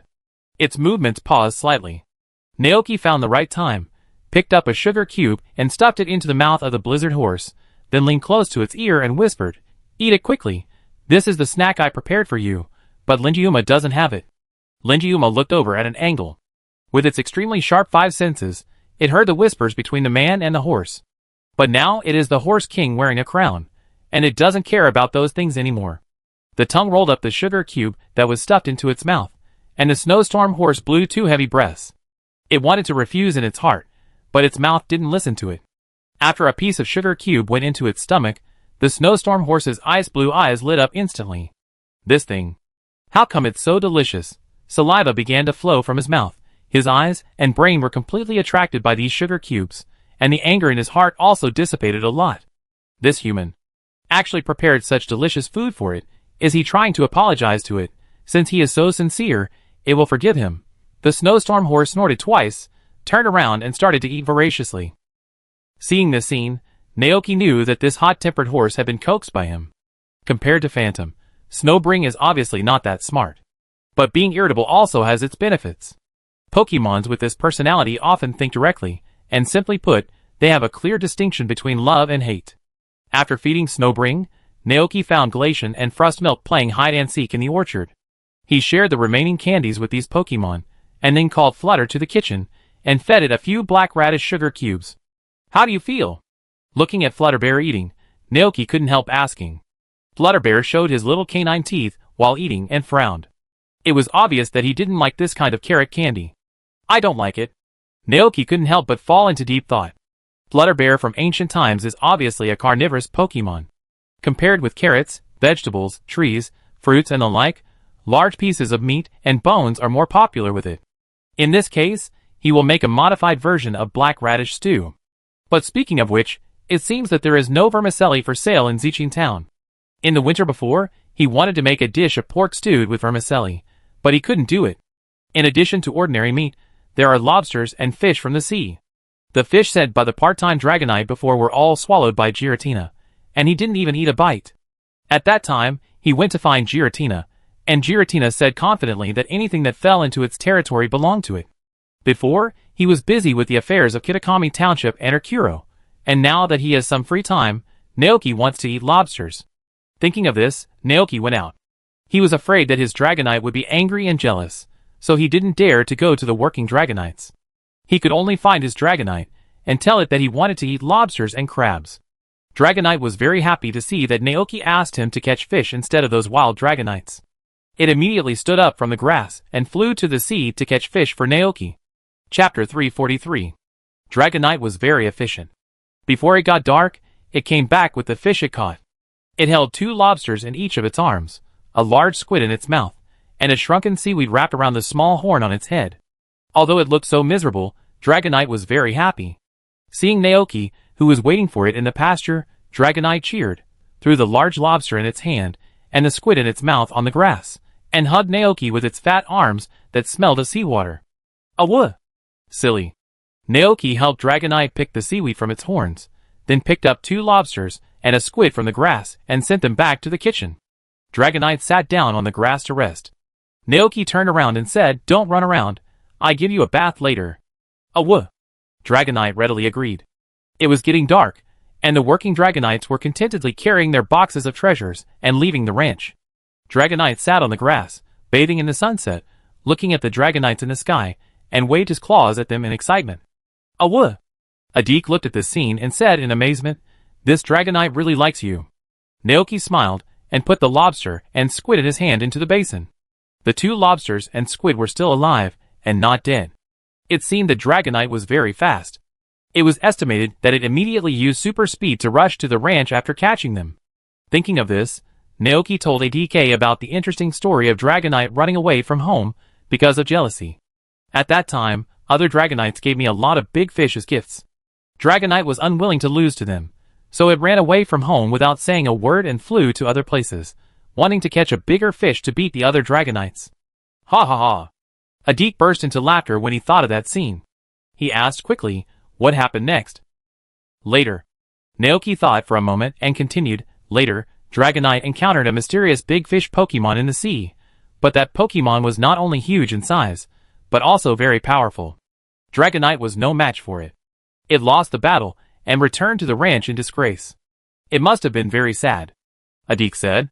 Yes. Naoki was filled with emotion, but Dragonite's kindness is enough. For a trainer, as long as Pokemon can always be by his side, that is the best gift. Hearing this, ADK thought of his Vulcan moth, and his tone was also very emotional. Yes, Dante's call is the most precious gift I have ever received in my life. Motor Lizard and Golden, who were listening to the conversation between the two, looked over at the same time. Naoki usually does not express his feelings for Pokemon so directly. Even though it was not the first time he heard these words, Golden still felt soft inside, as if he was hit by something. And Motor Lizard looked over with envy and desire. Ga. Naoki touched Motor Lizard's head and said to it, not only Dragonite, you too. Although Motor Lizard's existence is not prominent among all the Pokemon, but its help to Naoki is no less than that of other Pokemon. As the first Pokemon to come to the ranch, Motor Lizard is very familiar with every matter in the ranch. Because of this, the later Pokemon were able to integrate into the life of the ranch so quickly. Recalling the past, Naoki's emotions surged. He asked Motor Lizard to go out and play for a while, and he was going to prepare a lobster dinner for everyone. Gaw. Motor Lizard nodded happily, turned around and ran away. Ullerton looked at this scene, not knowing what he was thinking. Today's dinner was settled, 2 big lobsters. Naoki prepared 1 steamed and 1 garlic. As for the squid, the amount was too small, and not enough for everyone to share. Naoki simply threw it aside. He put the processed lobsters into the steamer, and while waiting, Naoki began to think about Motor Lizard. Compared with other Pokemon in the ranch, Motor Lizard's strength is not good enough. Apart from the birthday cake and self-training that increased the race value before, Motor Lizard has no other means to become stronger. As a rancher, Naoki does not have much pursuit of Pokemon battles. He does not force Pokemon to fight, but only wants to support Pokemon to do what they like, whether it is lying down all day long or working hard to train. After all, this world is not so cruel, and most Pokemon living with humans can live their lives happily. They use their own strength to protect their trainers, and in return, trainers will use human knowledge and power to protect them to live their lives safely. So, he will also protect the Motor Lizard. Naoki looked back at the Motor Lizard lying in front of the fireplace observing the lava worm, and a smile appeared on his face. At this time, the lobster in the pot was almost steamed. Naoki took it out and took a look at it habitually. However, this look made him see something incredible. Steamed lobster, a special dish, a delicacy cooked with large lobsters living on the seabed, retaining the original natural freshness and fragrance. It is a top-notch delicacy sought after by seafood lovers. It incorporates the rich emotions of the maker, and may produce some unexpected effects. Cooking effect, Guardian of the Sea, exclusive to Motorcycle Lizard. A Pokemon that eats this dish can obtain the Guardian of the Sea once. When a Pokemon faces a death crisis, this effect is automatically triggered, and the Pokemon will completely resist all damage from the attack. Evaluation. When emotions and food are combined, an unparalleled and exquisite dish will be born. Looking at the steamed lobster in front of him, Naoki was slightly stunned. Exclusive dish for Motorcycle Lizard? How could it be? Was it because he was thinking about Motorcycle Lizard while cooking just now? The effect of the Sea's Guard seems to be an enhanced version of Guard, completely blocking an attack. However, for the Motor Lizard that has always lived in the pasture, this function may not be used. Thinking of this, Naoki looked at the garlic lobster on the other side. Steamed lobster with garlic, B+ cooking effect, lobster specialization, the defense and attack of the lobster Pokemon that eats this dish will be slightly increased, and the duration is 30 minutes. Naoki, how terrible. Letting lobsters eat lobsters. This is too hellish. Lobster Pokemon should refer to the lobster soldier, iron-clawed lobster, steel-armed lobster and the like. However, what makes Naoki a little confused is that are the lobster soldier Pokemon and ordinary big lobsters considered the same species? There are no lobster soldiers in the ranch, so this dish is useless. Naoki didn't think much about it. He got up and put today's dinner on the table, and then called the Pokemon playing outside back home to eat.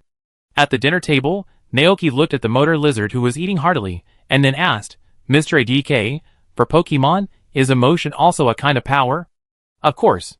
ADK nodded and explained to Naoki. Some Pokemon academies will teach this knowledge. In addition to the attributes we are familiar with, emotions can also be transformed into energy. Like the general type of gratitude and anger, and the ghost type of resentment, but these moves can only be used by some Pokemon. For example, when a novice trainer is training a Pokemon like Eevee, he will try to build a good relationship with them, using this method to increase the power of the return of favor they use to deal with stronger enemies. Hearing this, Naoki couldn't help but think of venting anger. Venting anger, Pokemon attacks opponents to vent their dissatisfaction. The lower the intimacy with the trainer, the greater the power. ADK continued, the same is true for venting anger. Naoki, but this move will affect the relationship between Pokemon and trainers. How can a Pokemon hate its trainer while helping him fight? Is this a masochistic Pokemon? ADK smiled and nodded. Yes, it does affect the relationship between the two, so after being captured by humans, it is difficult for Pokemon to use this move again. Even if it is used, the power is weak, and it does not hurt the opponent. Naoki nodded thoughtfully. So just now, his desire to protect the Motor Lizard and let it live safely for the rest of its life was integrated into the dish. So the steamed lobster appeared. Protection of the sea. Effect? This effect can only be triggered once, and the conditions are so harsh that it will only be triggered when facing a death crisis. If possible, Naoki hopes that Motor Lizard will never use this protection. After dinner, ADK comfortably touched his belly and leaned on the sofa. Ah, I'm so full. Your cooking skills are really great. I feel that I have gained a lot of weight in the past few days at the ranch. The younger sister AI butler brought him a cup of tea. ADK immediately sat up straight. Ah, thank you. AI. The younger sister AI Guancher smiled slightly, and then stepped aside. Adik looked at Naoki and asked, is everything here finished? When do you plan to leave for the Unova region? Naoki nodded. Once the horse racing meeting was over, there would be nothing to do here. It will take some time for the crops in the field to be harvested, and there is no rush to develop the new land on the other side of the river. We can wait until we come back. Today is March 25th, and Adik said that the dinner will be held on April 1st. In addition, ADK said he would introduce him to a Pokemon breeder to teach him how to make energy blocks, which would probably take some time. In this case, it would be better to go as soon as possible and come back early. Thinking of this, Naoki said, then tomorrow. ADK nodded happily and agreed. Okay, I have no problem. You have helped me so much. I will treat you well when we arrive in the Unova region. ADK looked like he was going to take him all over the Unova region and see all the beautiful scenery in the Unova region. Naoki thought that was not necessary. However, he still asked tactfully, Mr. ADK, don't you need to deal with the affairs of the United Alliance? I see yes he is too busy every day. Hearing this, ADK blushed. When he encountered that kind of thing before, the Vulcan moth was seriously injured and could not be cured. At that time, he had no mind to deal with the affairs of the United Alliance. He had been wandering around the United region, trying to find a way to cure the Vulcan moth. As for the affairs of the United Alliance, he irresponsibly threw them all to the 4 heavenly kings. But can he say these words? Obviously not. The person in front of him was his fan. In order to maintain his image in the hearts of his fans, ADK coughed lightly, and his dark face flushed slightly. The affairs of the United Alliance are now in the hands of the 4 heavenly kings. When I return, I will start to take on the responsibility of the champion again, ADK said seriously, and Naoki chose to see through it without saying anything. ADK saw Naoki looking at him, and changed the subject somewhat unnaturally. There will be many well-known people and famous trainers at this dinner, and he may also go. Yolanda? Naoki murmured. I really want to meet him. Oh! ADK was alert. Do you admire Du? That's not the case. Naoki organized his words in his mind. It's just that I heard of his name a long time ago. Is that so? ADK suddenly realized. There is also a fighting field at the banquet. You can compete with him at that time. Oh, by the way, you can also bring all the Dragonites. He really wanted to see the expression of Yolanda when he saw so many Dragonites. Naoki's heart was moved, but after thinking carefully, he decided to give up. Because the Dragonites had to stay and work, if they were taken out, they would not be able to deliver goods to the townspeople. The Dragonites still have to work, Naoki said. ADK looked regretful. Then, Naoki thought for a while, and then asked, will the champion of the Hoenn region Daigo go there? Daigo? ADK thought carefully, and then shook his head and said, probably not, because he has never attended such an occasion. Naoki thought so too. After all, Daigo was either on his way to find a stone, or on his way to find a stone. But Daigo won't go. President Fuchi of Doing Company will be there, and there will also be Sakaki, a well-known entrepreneur in the Kanto area. ADK introduced again. Hearing this name, Naoki was slightly stunned. Sakaki? Is it the Sakaki he is familiar with? The owner of the Tokiwa Gym, the boss of the well-known evil organization Team Rocket, the mastermind behind the birth of Mutuo, the man who claims to be the strongest. Huh? Have you heard of Sakaki? ADK was a little surprised to see Naoki's expression. After all, the distance between Kanto and Padia was too far. Yes. Naoki nodded and said concisely, before settling here, I traveled around in other regions. I see. ADK understood. I am not familiar with Sakaki either, but he is a very famous entrepreneur in Kanto, and he is also the gym leader of a city, and his strength is very strong. Naoki didn't know what to say for a moment. Well-known entrepreneur? This term seems to be true for Sakaki. Although Sakaki is a hidden big boss, fortunately, Padia and Kanto are far away, and the rockets can't reach here, so Naoki doesn't need to worry about this. Chapter 344. After confirming the time to go to Unova, Naoki started to get busy. Before officially setting off, he still had some things to do. The most important thing was to prepare a fruit platter for Onion Duck. This trip to Unova would take at least a week to come back. Onion Duck eats 3 meals a day, 3 portions per meal, and needs to eat 9 portions of fruit platter a day, which means 63 portions in 7 days. There were not enough fruits at home for so many fruit platters, so Naoki simply went to the orchard and picked a few baskets of fruits from it, and then prepared the fruit platter for Onion Duck. In the living room, Naoki put the prepared fruit platter into the refrigerator while instructing the steward brother and sister who were standing by. I will be away from the ranch for a few days. These fruit platters will be the food for the Onion Duck in the next few days. Remember to give it 3 portions at a time, once in the morning, noon and evening. Don't give it too much. If the Onion Duck eats all the fruit platters at once, it will probably be stuffed to death, and become the first onion duck in the world to be stuffed to death. Aya. The brother and sister responded in unison, indicating that they remembered it. Very good, from now on, I leave everyone in the ranch in your care. Naoki nodded and said, if there is anything that cannot be solved, you can discuss it with Bud Crown. If Mew and Bear Baby bring back more gifts and Pokemon, let them stay in the ranch first, and we talk about everything after I come back. Aya. After explaining the matter, Naoki went to the wooden dummy area and found Farfetch'd, who was practicing his moves there. The Onion Duck held an onion in his hand, with a serious face. He kept waving the onion, using the onion technique in a simple way, chopping the wooden dummy with one sword after another. Naoki watched from the side with his arms crossed for a while, until the Onion Duck lost his concentration and found him. Naoki, how do you feel? Is the practice going well? Have you figured out any powerful moves? GA. The Onion Duck nodded and shook his head. Nodding means that the practice went well, and shaking his head means that he has not figured out any powerful moves yet. Whenever he thought of this, Onion Duck felt that he was really unlucky. He had just learned 1 or 2 powerful moves at noon, but they were all forgotten at night.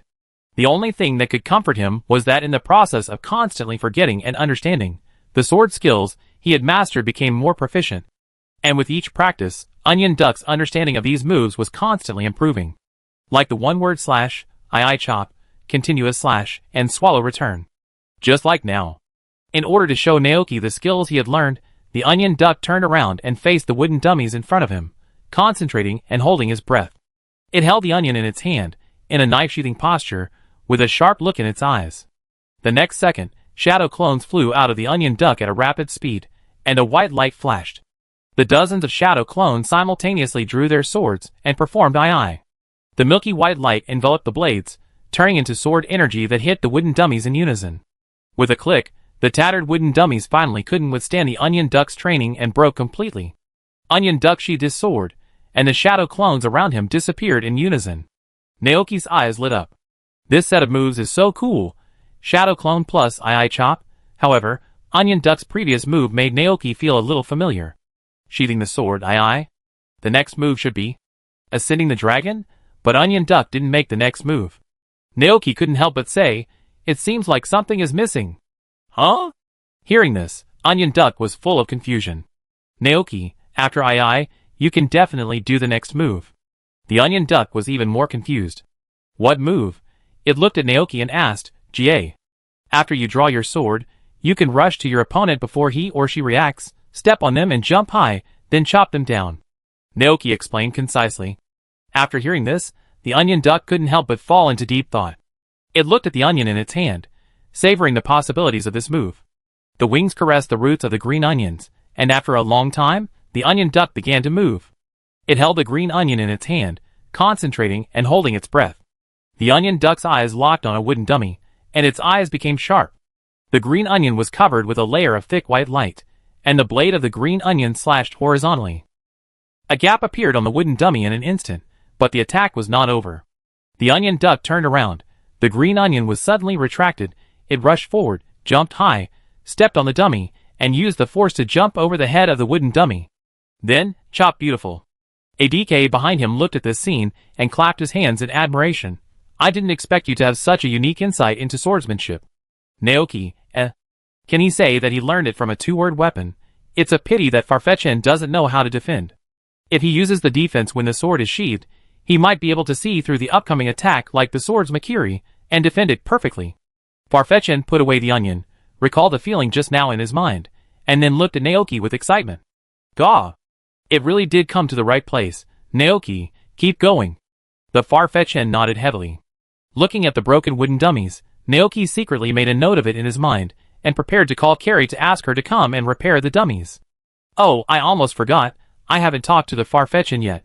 Thinking of this, Naoki said, I have something to do in the next few days, so I need to leave for a few days, but don't worry, I have prepared a fruit platter for you in advance, and the AI Guancher will give you food instead of me. GA?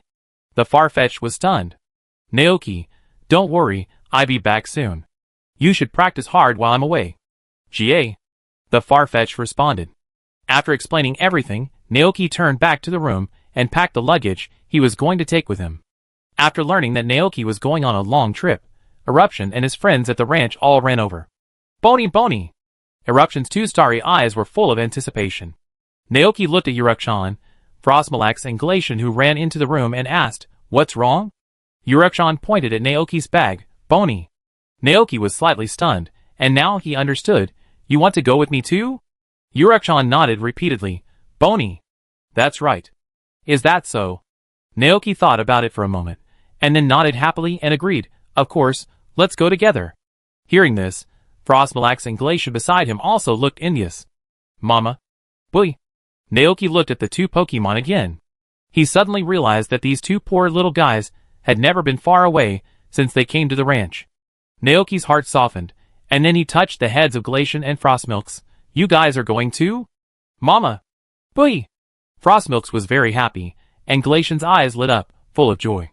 Naoki smiled, and then continued to pack his luggage. It will take several days to come back this time. If you have anything you want to take out, you can give it to me, and I will pack it for you. For example, toys and other things. Every Pokemon in the ranch has its own toys. which Naoki bought from the town before. Hearing this, the three Pokemon thought for a moment, then turned and ran away. Glacian ran back to his ice cave, wanting to take his favorite ice stone with him. But the stone was bigger than him, and Glacian couldn't move it, so he had to ask Motorbike to help him move it. Frostmilk ran to the refrigerator, asked Gulton to help him open the refrigerator, took out several small cakes from it, and put them in his small bag.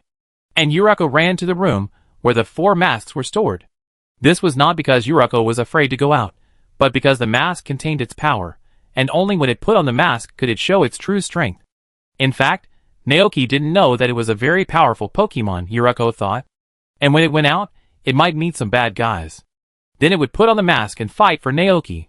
So soon, the 3 Pokemon found Naoki with their favorite things. Looking at the ice stone in Motor Lizard's arms, Naoki was speechless. Are you sure you want to take it with you? Naoki looked at Glacian, looking as if he wanted to say something but stopped. Boy. Glacian nodded. This was his favorite thing, Naoki, but it's too big, it's inconvenient to carry it. Boy? Glacian blinked, turned to look at Frostmilk and Yuriko next to him, and then looked at his ice stone. Boy. It seems to be really big. Naoki persuaded, we will be back soon, there is no need to take it out, it is safe in the ranch, and no Pokemon will come and steal it. Okay then. Glacian hesitated, but finally made up his mind, and chose to leave the ice stone in the ranch. Naoki breathed a sigh of relief, and Motor Lizard also breathed a sigh of relief, because this ice stone was too cold. It quickly sent the ice stone back to the ice cellar, then ran to the fireplace, and laid down in front of the lava worm to roast the fire. Naoki put away the small cake of the Frosty Milk Fairy. When he saw the 4 masks in the hands of the Yuriko, he suddenly showed a surprised expression on his face. Are you going to take them out? Naoki hesitated for a moment and said, people in the Unova region will not hate you, so you don't have to wear a mask when you go out, and I am here anyway. Places like Kakami Township are probably unique. Bony! When Yuriko heard this, he knew that Naoki had misunderstood. He shook his little head repeatedly, then took out a fiery red mask and put it on his face. The next second, in front of Naoki's stunned eyes, Eruption's appearance began to change rapidly. The burning breath continued to surge on the mask, and a strong fire attribute energy spread to Eruption's whole body, causing his originally green coat to gradually turn into a flame like red. Eruption looked furious and very aggressive. Naoki opened his eyes wide in shock. Eruption's appearance has changed. No, it seems that not only the appearance has changed, but also its attributes. Fire attribute, or fire and grass attributes. In the midst of Naoki's shock, Eruption happily took off the stove mask and then put on another blue well mask. This time, Eruption's coat turned into a blue color like water. The attribute changed again. This time it seemed to have become water attribute. So what about the stone-like mask? When Eruption put it on, Naoki immediately had the answer in his mind. Rock attribute. What is going on? Is it because of the crystal fragments embedded in the mask? Naoki immediately thought of the crystal fragments he had fished out from the crystal lake before. Bony. Ergue looked very happy. It took off its mask and handed all 4 to Naoki, asking him to put them in his bag. Naoki finally came to his senses and reached out to take them. He had always thought that these masks were just masks, but he didn't expect that the masks actually had such power. A mask that can strengthen Yuriko-chan's abilities and change its attributes. Now it seems that Yuriko-chan is really an extraordinary Pokemon. Naoki took a deep breath, stuffed the mask into his backpack, and then went to the Pokeball rack in the living room to find the Pokeballs of Frostmilk, Glacian, and Yuriko-chan, ready to take them tomorrow. This time, in addition to these 3 Pokemon, he also plans to take Gulliver, Motor Lizard, Flutterbear, Bubblehead, and Dragonite. According to ADK, Dew might also attend the dinner. If there is a chance, Naoki wants to fight him with Dragonite to see how strong his Dragonite is now, and how far it is from the champion level. After all, there are no opponents in the ranch, and there is no battle. Naoki still hasn't figured out the true strength of Dragonite. The next morning, Naoki followed ADK and said goodbye to everyone in the ranch, and set off on the road to the Unova region. The two took the Angry Parrot flying taxi to Brewing Light City. On the way, ADK said to Naoki, the dinner will be held in Fonbos City. I checked before and found that there is a luxury cruise ship that goes directly to Fonbos City in the Padilla area, so we can just take the cruise ship. Okay. Cruise ship. Naoki has no objection at all. If he is not in a hurry, he personally prefers to take a ship rather than a plane. Because in this way, Gulatin will not be stuffed into the luggage compartment for check-in. ADK smiled and said, but there are still several days before the banquet. I will take you to see a Pokemon breeder these days. She will teach you how to make energy blocks. Naoki nodded. When it comes to the Unova region, we have to mention the 3 dragons of Unova. The cool and cool Zekrom, the elegant and agile Hiram, and the cold child-eating dragon Kyurem. Naoki's heart moved slightly, and his experience of playing black and white emerged in his mind. In addition to furry Pokemon like Babu Tudger, Naoki likes powerful and handsome dragon attribute Pokemon the most. And the 3 dragons of Tao are the best dragon attribute Pokemon. Thinking of this, Naoki began to inquire about the news. By the way, Mr. ADK, are there any powerful legendary Pokemon in the Unova region? Chapter 345. A powerful legendary Pokemon from the Unova region? After hearing this question, ADK was slightly startled, and then began to recall carefully. Of course there are. A smile appeared on his face. The most famous one is the Twin Dragon Pokemon that represents reality and ideals. Twin Dragon Pokemon? Naoki said. ADK nodded. They are Zekrom of Electric Attribute and Lassalum of Fire Attribute. Zekrom is a Pokemon that appeared in mythology. It can create lightning with its tail, hide its whole body in thunderclouds, and fly in the sky of the Unova region. It is said that a trainer who traveled abroad once saw its figure flying in the sky. And the tail of Lost Hiram will burn with flames. It is said that when the tail of Lost Hiram burns, it will generate heat energy to make the atmosphere move and change the world's weather. In the ancient myths of the Unova region, if humans despise the truth and indulge in desires, it will burn their kingdom with fire. Naoki, it sounds powerful. Of course, they are Pokemon that have existed since before the founding of the Unova. ADK smiled. At this time, he didn't know what he was thinking about, and his face showed a heavy expression again. The charm of legendary Pokemon is very great, which attracts some people with ulterior motives to pursue it, trying to control the power of legend. Naoki, who also missed the 3-headed dragon, compared with Kishi's, he should not be considered to have ulterior motives, right? However, although ADK's words sounded fine, they actually revealed a lot of information. For example, Reshiram and Zekrom may have left the form of Dragon Stone, like normal Pokemon, and will wander around the Unova region from time to time. Naoki remembered that in the anime, when Xiaoji first traveled to the Unova region, he met Zekrom. At that time, Zekrom used a thunder attack on Pikachu, which caused Pikachu to be seriously affected and could no longer use electric attribute moves. ADK did not continue this topic, because the situation in the Unova region was very special. Although it seemed calm on the surface, there was actually an undercurrent. A mysterious organization advocating liberating Pokemon. ADK had heard about it a few months ago. The organization used speeches to incite public opinion everywhere, and criticized him for letting Vulcan Moth consume too much energy, causing Vulcan Moth to consume too much energy, and so that the injury could not be healed. This incident caused him to doubt himself and leave the Unova Alliance. This incident was one of the reasons. But all this had nothing to do with Naoki. ADK did not tell him and talked about another thing instead. Oh, by the way, just like the Padia region, there is also a Temple of Plenty in the Unova region. Temple of Plenty? Is it Land Cloud? The relevant information immediately emerged in Naoki's mind. ADK. But the Pokemon enshrined in that Temple of Plenty is not Bud Crown, but a Pokemon named Land Cloud. Legend has it that the Land Cloud can absorb wind and thunder, and turn them into energy to nourish the soil, making the earth fertile, replenishing the soil's nutrients, and allowing the crops in the field to thrive. Legend has it that the land it visits will have a good harvest, so this Pokemon is also called the God of Farmland. Naoki raised his eyebrows. It sounds very similar to what Bud Crest is good at. ADK smiled and nodded. Yes, Bud Crest is good at making crops grow in an instant, and the Land Cloud can replenish nutrients for the soil. If these two Pokemon work together, crops can grow infinitely. Hearing this, Naoki was not too surprised. Because Bud Crown also has the ability to make the fields fertile, which can be said to be completely overlapping with the ability of Land Cloud. And compared to Land Cloud, he cares more about Reshiram and Zekrom. But from what ADK just said, it can be known that he doesn't know where these two Pokemon are. The only one who can be traced is probably Kyurem. Because Kyurem's location in the game has always been a fixed point, that is, in the giant cave near Gong Town. However, Naoki couldn't guarantee it, because this world is very big, and the terrain and town distribution are different from the game. It is not as simple as in the game, but closer to the appearance in the anime. In this case, no one dares to say whether Kyurem will definitely be there. Naoki plans to make detailed plans after arriving in the Unova region to see if he can get some information from others. If there is enough time, he plans to visit Kagome Town and visit this legendary strongest dragon. The flying taxi of the angry parrot was very fast. After a few hours, Naoki and ADK arrived at their destination, the city of Brewing Light. They did not stay in the city for long.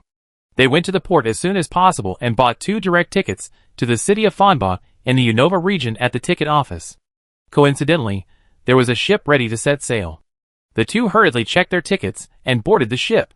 Not long after they got on board, accompanied by a melodious whistle, the large luxury cruise ship gradually left the port and headed for the sea. Looking at the gradually receding Nyangwang city, Naoki slowly exhaled. Fortunately, we made it. ADK looked relaxed. This cruise ship will not arrive in Fanba City until tomorrow. There are many recreational facilities and food on the ship. Before that, enjoy it first. Okay. Naoki smiled and nodded. There were many guests on the ship. Naoki turned his head and took a look. He saw many ladies in gorgeous clothes and gentlemen holding canes and wearing exquisite suits. There were also some young trainers with Pokemon.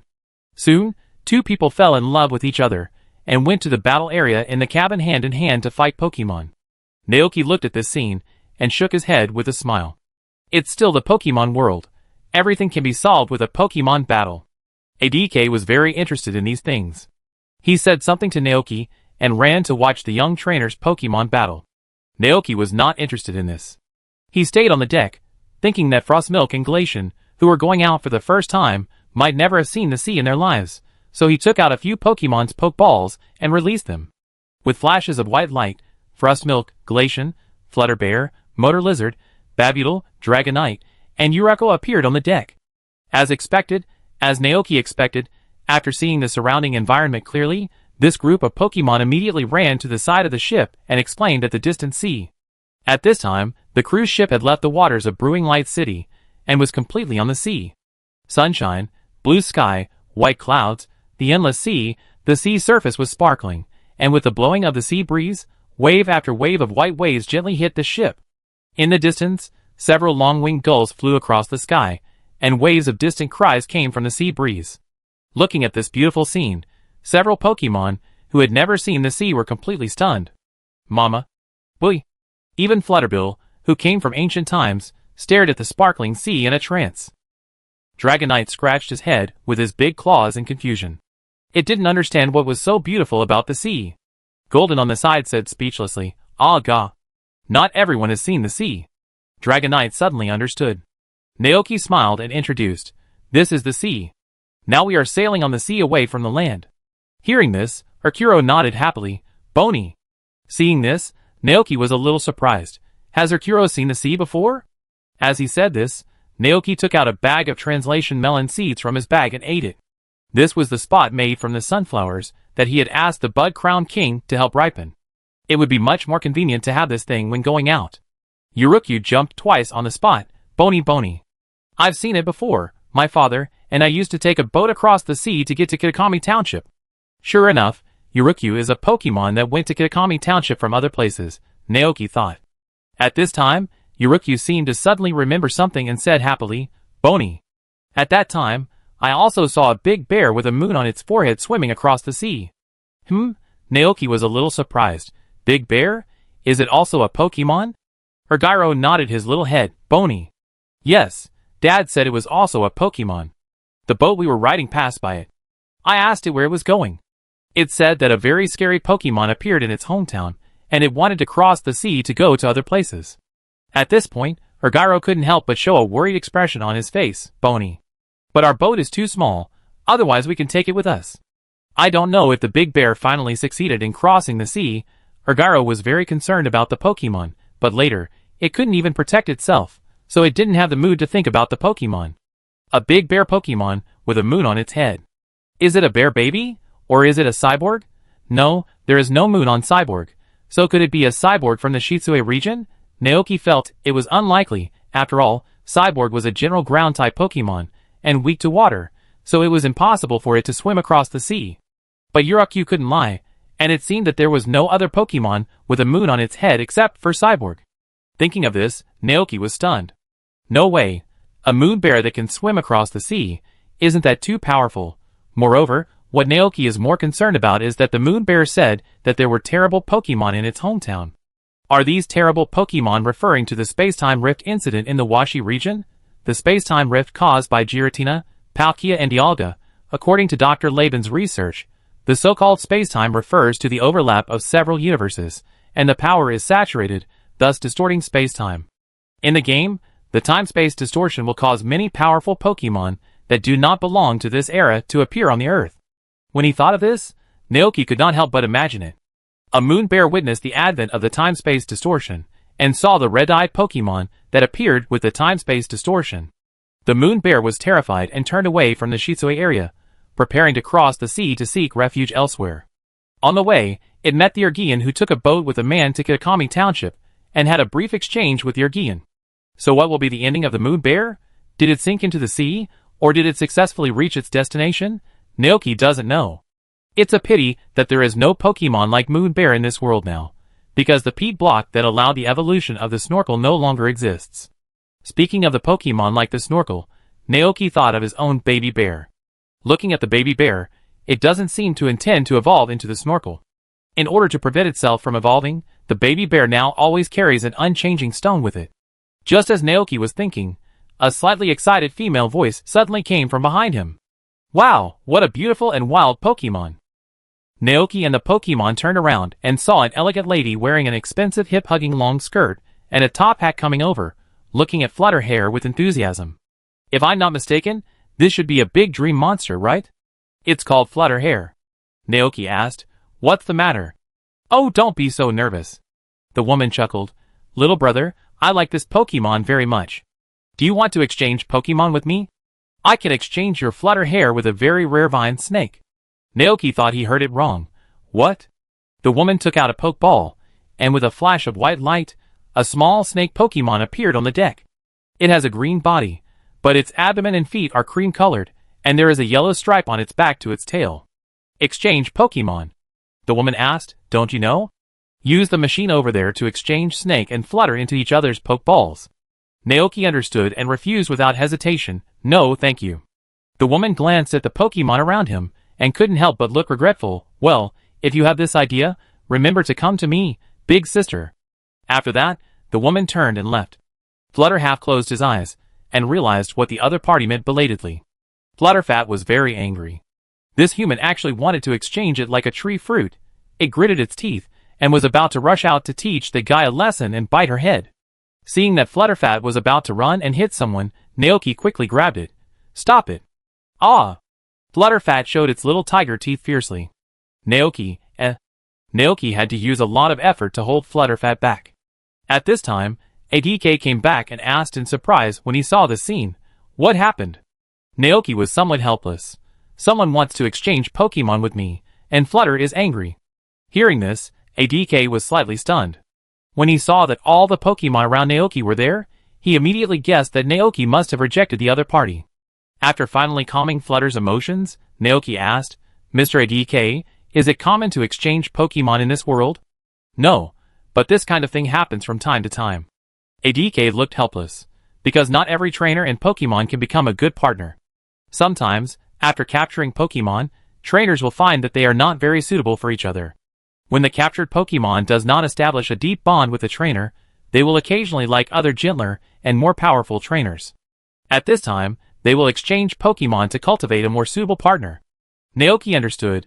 I see, to be honest, this is the first time I have encountered such a thing. ADK was very helpless. Of course, not everyone is like this. There are still some people in this world who treat Pokemon as tools and pets. For them, as long as there is a better Pokemon, the previous Pokemon can be abandoned at will. This kind of thing is very common among some nouveau riche and spoiled children of wealthy families. Whenever this happens, ADK will feel that the Plasma Group's proposal to liberate Pokemon is also desirable. Chapter 346.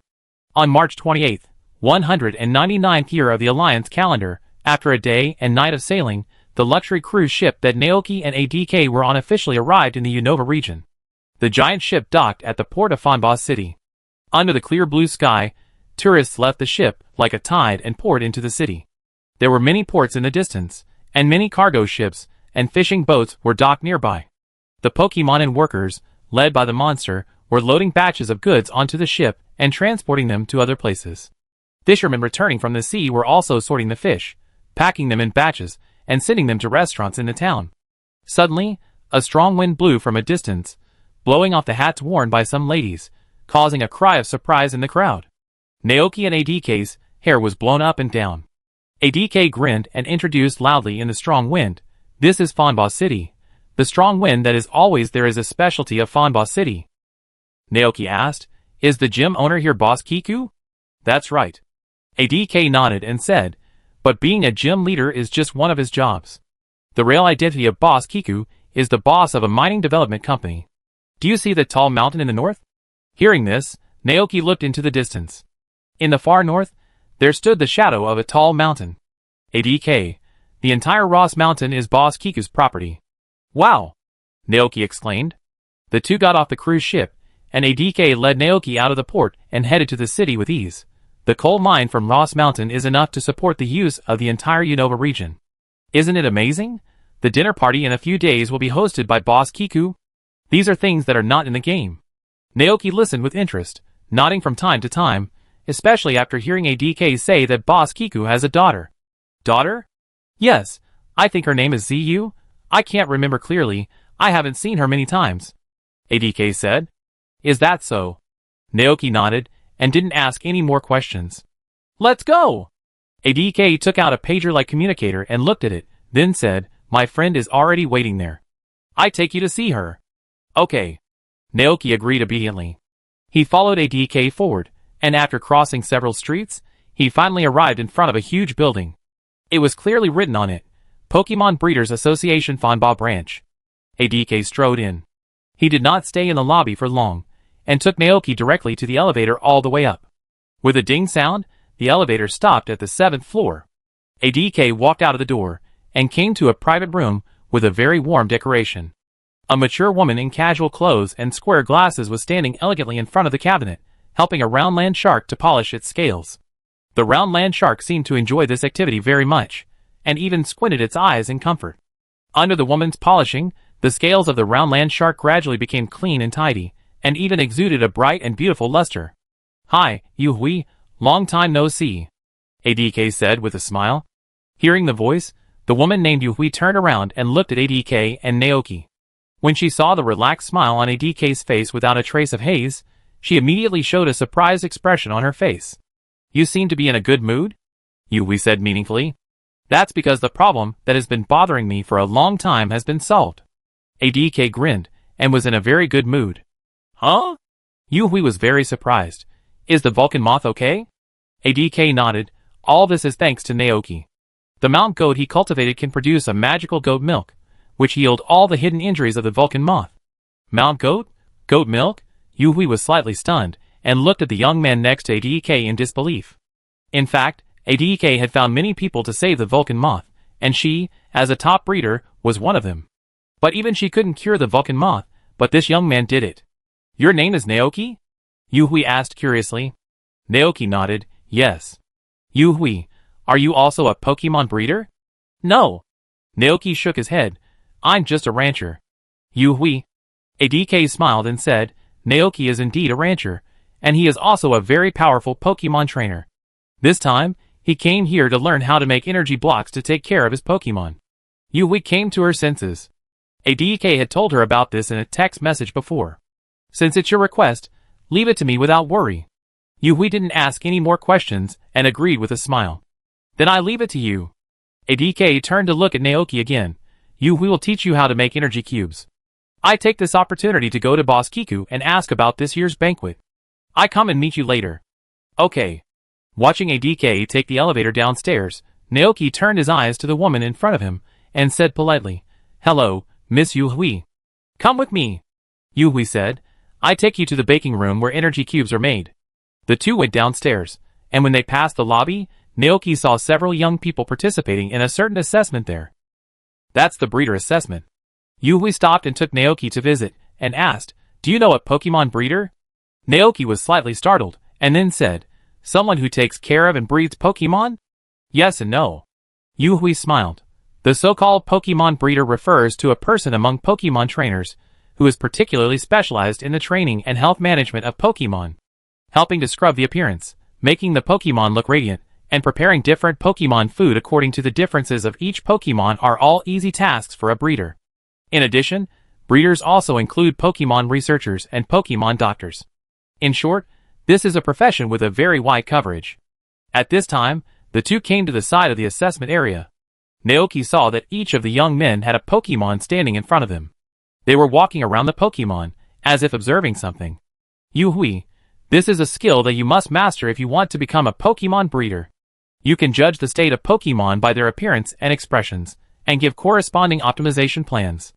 Naoki immediately became interested. Can you tell so many things just by appearance and expression? Of course. Yuhui smiled slightly. She raised her foot, walked towards Gillardin standing next to Naoki, and began to observe this strange Pokemon. A very strong dragon attribute energy. This Pokemon is a dragon attribute Pokemon. Its body is very strong, and its full muscles and body are enough to prove that the food it eats on a daily basis contains rich nutrition and calories. Its eyes are very bright. This Pokemon is in a very happy mood at the moment. It seems that it is very happy around you. Its eyes are shining when it looks at you. This Pokemon must like you very much. It seems that you have taken good care of it. Yuhui smiled. If you can help this Pokemon polish its scales regularly, its condition will definitely become more perfect. Papa. Naoki clapped his hands in admiration. Ms. Yuhui is amazing. Can I know the name of this Pokemon? Yuhui asked. Naoki nodded, reached out, and touched the head of Golden, and introduced. It's called Golden. It's the Pokemon that has always been with me. Galton. Yuhui muttered the name, and then said, I remember it. Let's go. Next, I will teach you how to make energy cubes. Under Yuhui's guidance, Naoki came to a baking room. There are many special machines and refrigerators here. Yuhui introduced. If you want to make energy cubes, you need a special fruit conditioning machine. This machine will mix the fruits put in, and finally make energy cubes after a series of processes, and fall out from the exit. Fruit blender. This reminded Naoki of the fruit mixer in the game. He asked, will the machine automatically make energy cubes? If it is fully automatic, then the method of making energy cubes is too simple, right? Yuhui shook her head. Although the machine is fully automatic, if you add fruit to it will only make energy cubes that are so unpalatable that Pokemon will faint. You should also grow fruit on your ranch, right? Naoki hummed, that's right. Yuhui, then you should also know that different fruits have different tastes, nutrients and uses. Some fruits are spicy but rich in nutrients, while some are sweet but not very nutritious. A qualified breeder will select fruits with a high degree of compatibility and adopt the advantages of all fruits. Only in this way can a perfect energy cube be made. Although hundreds of fruits can be matched, sometimes as long as one fruit is different, the effect of the energy cube will change dramatically. Naoki asked with interest, so, the energy block is to randomly match those tree fruits? Yuhui nodded slightly. You can say that. I have a basic energy block formula here. You can try to make it.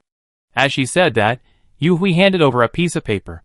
Naoki reached out to take it, and saw that it was written, Nutritional Energy Block Formula, 1 Limu Fruit, 1 Baya Fruit, 1 Phoenix Fruit, Effect, Pokemon that eat this energy block for a long time will become stronger. To make an energy block, first clean the tree fruits. Yuhui instructed.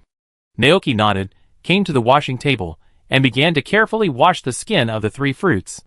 When washing the pomelo, Naoki suddenly thought of a question. Do these fruits need to be peeled? Yuhui, some need to be peeled, some don't. For example, pomelo needs to remove the excess skin and only use the flesh. The same is true for banana fruit, while peach fruit does not need to be peeled. The specific content depends on the characteristics of the fruit. Naoki probably understood. He carefully washed and peeled the fruits, then put them into the fruit processor. After waiting for about 15 minutes, with a ding, more than a dozen energy cubes as big as glass marbles fell out from the outlet below the processor. Naoki picked one up. The next second, the information of this energy cube appeared in his mind. Strong energy cube. See an energy cube made of limu, baya and phoenix fruit, with a sour taste. Cooking effect. Strong polishing LV1, Pokemon will be polished and strengthened after eating, and the nutrients in it will make the body stronger, so that muscles will gradually grow. Evaluation. The most basic energy cube, the first choice for coordination trainers participating in the gorgeous competition. It seems that you succeeded the first time. Yuhui smiled and said, There are almost no impurities in these energy cubes, which means that their quality is not bad. Humans can also eat these energy cubes, right? Naoki asked. Of course. Hearing this, Naoki threw the energy cube in his hand into his mouth and chewed it twice, then frowned because of the sourness. Yuhui chuckled. It's very sour, right? This is only for us humans. Pokemon's tolerance is completely different from that of humans. Some foods are difficult for us to swallow, but they are rare delicacies for Pokemon. Hearing this, Naoki fed one of the energy cubes in his hand to Golden, but Golden also spit out his tongue because of the sourness, and began to secrete saliva crazily. Naoki, could there be something wrong with this production process? Yuhui smiled and said, It seems that you have successfully learned how to make energy cubes. Then try more and develop your own energy cube formula. I still have things to do. If you have anything, you can contact me through this phone. You can use the tree fruits here at will. After saying that, Yuhui turned around and left here to do her own thing. Naoki was not worried. Now he had a general idea of how to make energy cubes. The next step was to try slowly and become proficient. So, after Yuhui left, Naoki continued to practice here, trying to develop his own energy cube formula. This process was not smooth. The first time, the amount of fruit was too large, causing the blender to explode and smoke, and stopped working. The second time, the wrong fruit mixture caused the energy cube to be full of impurities, and tasted extremely bad. Solon ate a bite, and immediately vomited it out because it was so unpalatable, and even almost fainted. The third time, Naoki learned from the previous lessons, and used a few fruit that he was more familiar with. This time, he finally succeeded in making an energy cube again. Nutrient Energy Cube, D-negative effect, slightly provides Pokemon with the nutrients needed by the body. Evaluation. The compatibility of the fruit is too low, resulting in the poor quality of the energy cube produced. Looking at this hard-earned energy cube, Naoki couldn't help but wipe the sweat from his forehead. Sure enough, it was too difficult to make energy cubes without a formula. This thing is really not something that ordinary people can make. But Naoki did not give up. He threw away these unpalatable energy cubes, and continued to explore. Time passed by minute. The process of making energy cubes by randomly matching tree fruits was like a lottery, which was really exciting. After countless failures, Naoki finally succeeded in making the second energy cube. This is a strange energy cube, with a blue-pink color and purple spots on it. It looks like a poisonous mushroom, and looks terrible. Not only that, this energy block also exudes an indescribable bad smell. The moment Gillerton saw this energy block, he immediately stepped back a few meters, leaned against the wall, and looked over with horror. Naoki, it's just an energy block, is it so scary? Naoki complained in his heart and looked down, and then the information of these energy blocks emerged from his mind. Toxic baby food, B+, the energy block with a bad taste will make the Pokemon who eats it faint, but it is a rare delicacy for Toxic Baby. Cooking effect. Toxic Baby's special attack, Toxic Baby's favorite flavor. Put it in the wild, there is a certain probability that it will attract Toxic Baby to come. This effect is only effective for Toxic Baby. Evaluation. Toxic Baby's special energy block. Chapter 347. Huh? Pom-Pom. Isn't that the Ultra Beast of the Alola region? How can there be an energy block with this effect? Looking at the strangely colored energy block in front of him, Naoki was a little surprised. If placed in the wild, there is a certain chance that it will attract Pokemon like Pom-Pom. This effect reminded Naoki of the setting in the game where players capture Pokemon in the hunting zone. Pokemon battles are not allowed in the hunting zone, so the conventional capture method does not work there at all. If trainers want to catch Pokemon, they can only use the energy cubes purchased from the entrance to lure wild Pokemon and then capture them. However, energy cubes for specific Pokemon are still very rare. Naoki squeezed the energy cube in his hand and looked at the taster Gillerton, habitually asking, "Do you want to try it?" Gillerton shook his head frantically. "Ah gah." It poked the Pokeball hanging on Naoki's waist, looking embarrassed, saying that it really couldn't eat it anymore, and signaled Naoki to let other Pokemon come to taste. Naoki, forget it. Naoki couldn't help but fall into deep thought. These energy cubes are made of tree fruits. Logically, they can't be so unpalatable, right? After a little thought, he pinched his nose and ate an energy cube like he was trying durian for the first time. Bitter, sour, astringent, an indescribable taste rushed straight to the top of his head. The next second, Naoki felt his head start to smoke and his stomach began to churn wildly. He turned around and buried his face in the trash can. Ugh! When Yuhui came in after finishing her work, she saw Naoki holding a trash can and vomiting. When she saw this scene, she immediately knew what was going on. Yuhui couldn't help laughing and said, "It seems that you made an unpalatable energy block." Naoki looked up with a pale face. "Ms. Yuhui, don't worry, this kind of thing is a must for every Pokemon breeder," Yuhui said with a smile. She went forward to check Naoki's energy block production site, and then said, "It seems that you have already mastered the method of making energy blocks. Then, I should teach you more in-depth content next." Naoki drank a bottle of sugar water to relieve the uncomfortable feeling in his stomach. Hearing this, he was a little surprised. More in-depth content? Yuhui nodded. Only novice breeders use machines to make energy cubes, while some top breeders often use manual production to slowly polish energy cubes. Compared to the former, the latter is more difficult, but correspondingly, the quality of the energy cubes carefully polished by the breeder will be better. This is the production process I wrote down. You can take a look. Yuhui handed over a piece of paper with words on it. Naoki took it, and saw the process of handmade energy cubes on it. Baking, melting, boiling, mixing, compressing, solidifying, and shaping. Each item is very complicated, and takes several times longer than machines. Yuhui, the types of energy cubes that machines can make are limited, because their capacity is fixed, and can only hold a maximum of 5 tree fruits for mixing. If it is handmade, it is not necessarily the case. For example, the famous Big Eater energy cube, that special energy cube is made by hand. The essence of dozens of berries is fused and compressed, and finally made into a small energy cube. Only one of these energy cubes is enough to feed a big-eating Pokemon like Snorlax. Hearing this, Naoki understood instantly. "So some specific energy cubes can only be made by hand?" he asked. "That's right." Yuhui nodded. After all, machines are just machines. Even a large berry processing machine cannot compare with manual labor, because a cold machine cannot make energy cubes with warmth and emotion. Naoki nodded thoughtfully. He had thought that if the process of making energy cubes was so simple, he only needed to buy a machine. But now it seems that this alone is not enough. Here, Yuhui handed over another recipe. This is the basic recipe for the Big Eater energy cube. Only one energy cube made from it can fill the stomach of a Pokemon like Snorlax. Why don't you try making it? Naoki reached out to take it. Basic Big Eater energy cube recipe. 2 peach fruits, 1 orange fruit, 1 blackberry, 2 tomato fruits, 1/3 banana fruit. Effect: provides basic nutrition for Pokemon and can fill Pokemon's stomach. Yuhui, there is a pot over there, try it first. I will guide you next to it. Did I trouble you, Miss Yuhui? Naoki thanked him, and then found the corresponding tree fruits recorded in the recipe, peeled and cored them, and cleaned them. Then put these tree fruits into the pot in order, and boil them until they become crystal clear jam. Yuhui observed from the side. There are very few impurities in it, which meets the qualified requirements. It seems that your cleaning work is very good. Okay, then put in a seasoning banana fruit. This kind of tree fruit is soft and easy to melt, so it should be put in last. Its function is to add sweetness to the energy cube and make the taste better. Naoki looked at the pot carefully and attentively. When he saw that it was almost done, he turned off the fire, then took out the jam, sieved out the residue, and poured it into a professional machine for compression. After the compression is finished, it is the last step to put it into the mold to solidify it. Soon, all the preparations were completed, and 5 small steaming energy cubes made from 7 tree fruits were freshly baked.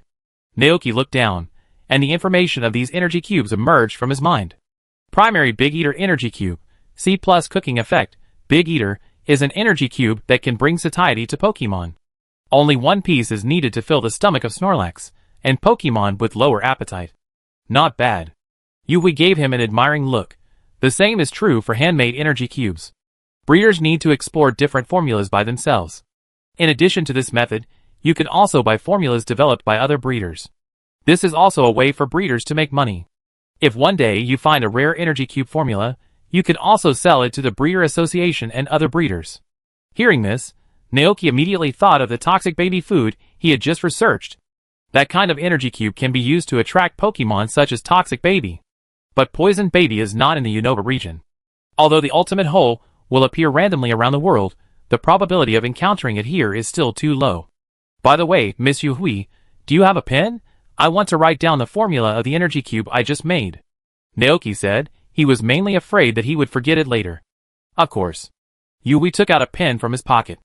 Naoki wrote down the recipe of Poison Baby's food. In order to consolidate the method of making energy cubes, Naoki stayed in the Breeder Association for a few days to practice. During this period, ADK only came once or twice. After learning that Naoki was training, he did not disturb him, and turned around to continue his own business. Vulcan Moth's body is recovered, and the current champion position of the Unova League is still vacant.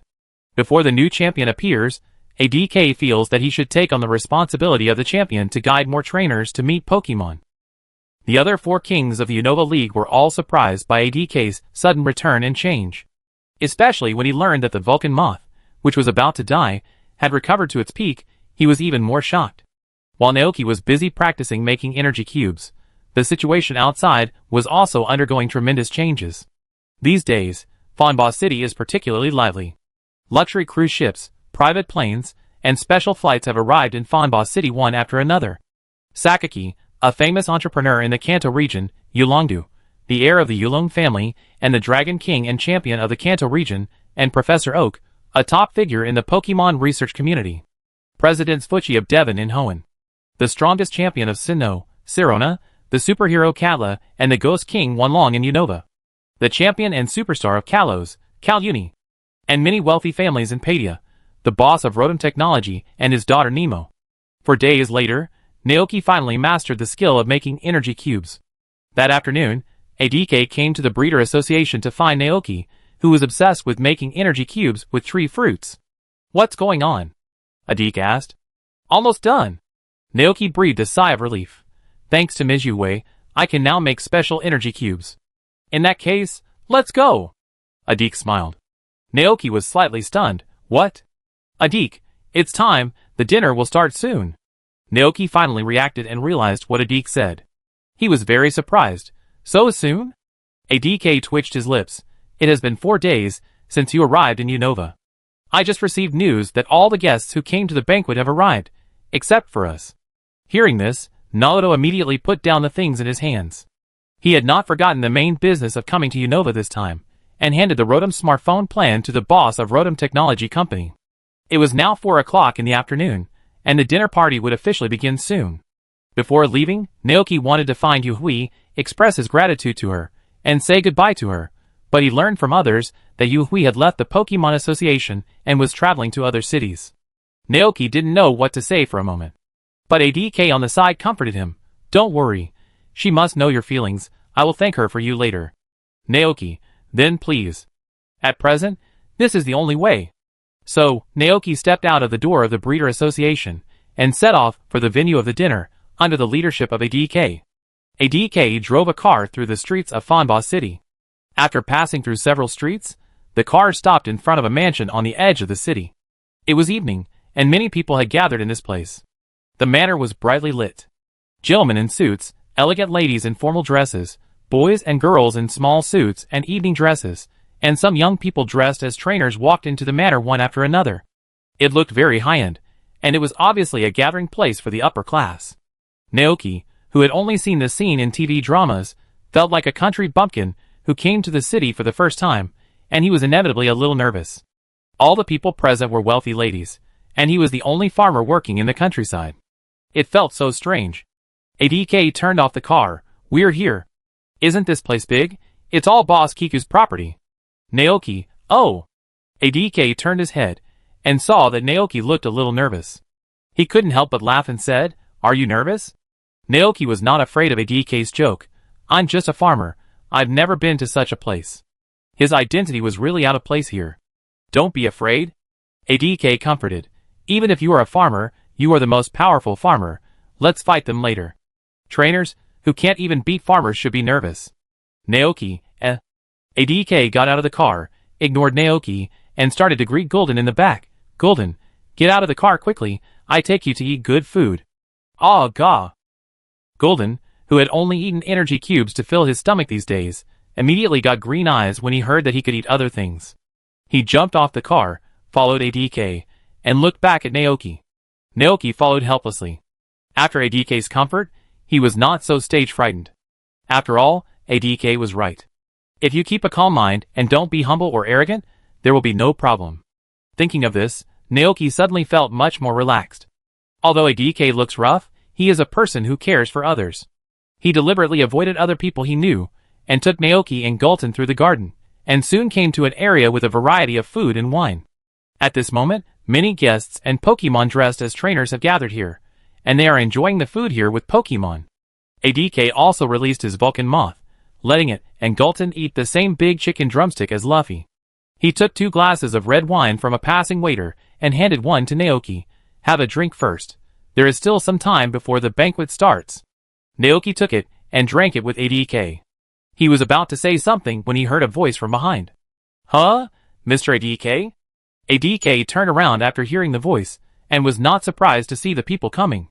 Instead, he laughed. It's Wanlong and Katla. It's been a long time since we last met. How are you doing recently? The blonde girl named Katla showed a speechless expression on her face. You are still like this. While the 3 of them were talking, Naoki turned his eyes to the blonde lady, who was accompanying Wanlong and Katla, and who did not speak.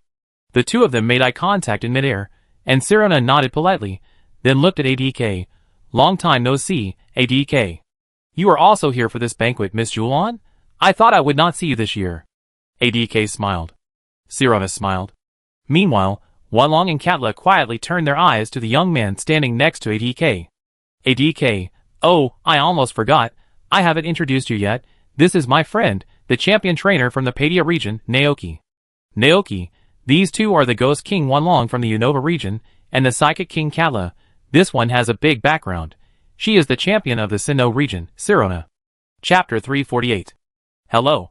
Naoki greeted the 3 people in front of him in a neither humble nor arrogant manner. Wanlong, who was holding a book in her arms, and wearing black-framed glasses, smiled softly, which was considered a greeting. Katla, who came from a wealthy family, was arrogant by nature. Although she had no intention of making friends, she couldn't help but look at him more when she heard that this person was ADK's friend. Sirona on the side nodded politely, with a gentle smile on her face that didn't match her cold appearance. Hello. Seeing this scene, Naoki couldn't help but complain. Sirona doesn't seem as cold as she looks, but that's right. He remembered that Sirona's personality in the anime was like this. Although she looks dignified and virtuous, and looks like an iceberg beauty, she is actually a gentle and not proud person, and she doesn't have the airs of a strong person at all. Okay, we won't bother you anymore. ADK grinned and said, see you later. The 3 nodded and turned to leave. Wanlong took Katla and prepared to find a quiet place to discuss the details of the novel with Sirona. Before leaving, Sirona looked at the strange red Pokemon eating delicious food with some surprise. After the 3 left, ADK said that Wanlong is not only the king of the United Alliance, but also a very good novelist. She used to visit Miss Julon with Katla and discuss the details of the novel with her. Naoki asked curiously, isn't the salary paid by the Alliance not high? I found that many champion kings also do some part-time jobs while holding their positions. For example, the big star in Kalos. No. ADK shook his head. Maybe it's just a hobby. Life is so long. You can't be a trainer for life. You have to find something else to do. Naoki, I understand. The sky gradually darkened, and the guests who came to the banquet arrived one after another. These people were divided into 2 groups. One group was composed of wealthy entrepreneurs from various regions. They gathered together to chat and discuss industry-related content.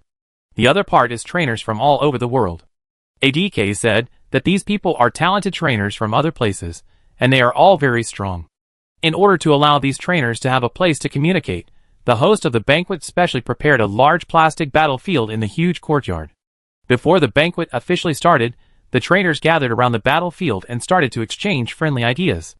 Naoki and ADK took Gulton and Vulcan Moth to become spectators, eating the food at the banquet while watching the battle from a distance. At first, Naoki was a little reserved, thinking that it would be a bit inappropriate to be a big eater at such a banquet, as it would seem like he came here just to eat for free. Then Naoki realized that his thoughts were completely unnecessary. Because many trainers brought their Pokemon here to eat and drink, even ADK joined in, chewing steak without any image. Naoki was relieved a little. The 2 hadn't eaten yet, so they took this opportunity to fill their stomachs. As soon as they finished eating, they saw the wealthy people who were chatting in the courtyard began to move to the banquet hall inside the manor. In the banquet hall, the host of the dinner, Boss Kiku, was standing on the stage, smiling and saying to everyone, "Welcome everyone to Boss Kiku's dinner. We have prepared rich food and wine for everyone in Pokemon. Time is up. Please enjoy this banquet." Naoki and ADK stayed in an inconspicuous corner, and watched this scene. The real boss Kiku is not much different from the image in the game, and it is easy to recognize. Naoki still remembers his appearance, so he recognized him at once. However, what surprised Naoki was the girl standing next to boss Kiku. She was a girl with pink hair and a pink sweater. Naoki, is that girl the daughter of boss Kiku? ADK hummed, yes, her name is Ziyu. Ziyu? Naoki murmured the name again. Then, he looked around, trying to find other familiar figures in the crowd. Soon, Naoki found several targets. A handsome, straight-faced, righteous red-haired young man wearing a cape stood not far away, looking ahead with his arms folded. Yulandu. The man's name came to Naoki's mind. Dr. Oki, wearing a white coat, chatting with others with a smile on his face. Kalyuni, who looked exquisite and wore a white evening dress, shining like a star on the stage.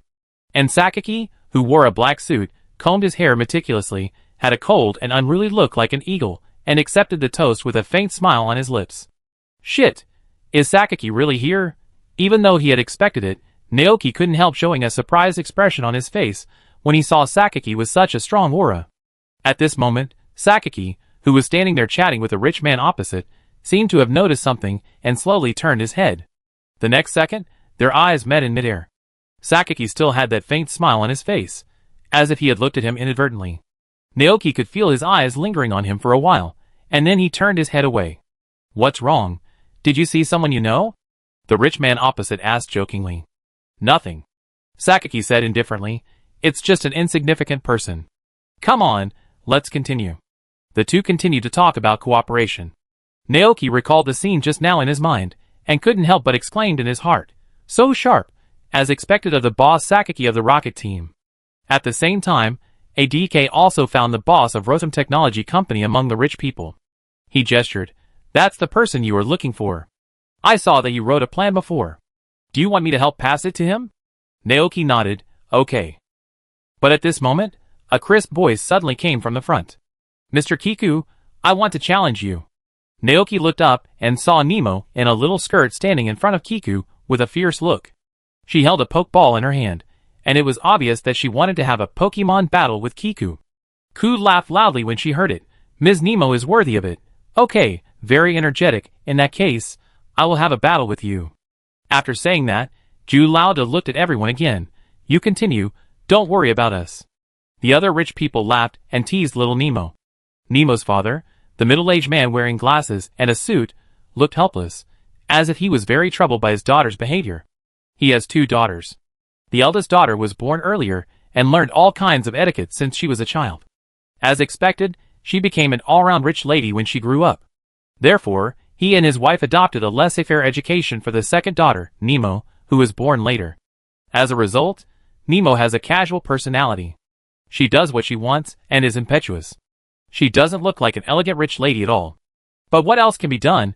This is their precious daughter. As long as she likes it, it's fine. Thinking of this, the man followed his daughter, and the elder Jew to the battlefield in the courtyard. Nemo was the first to send out her Pokemon. It was a baby dragon on all 4s.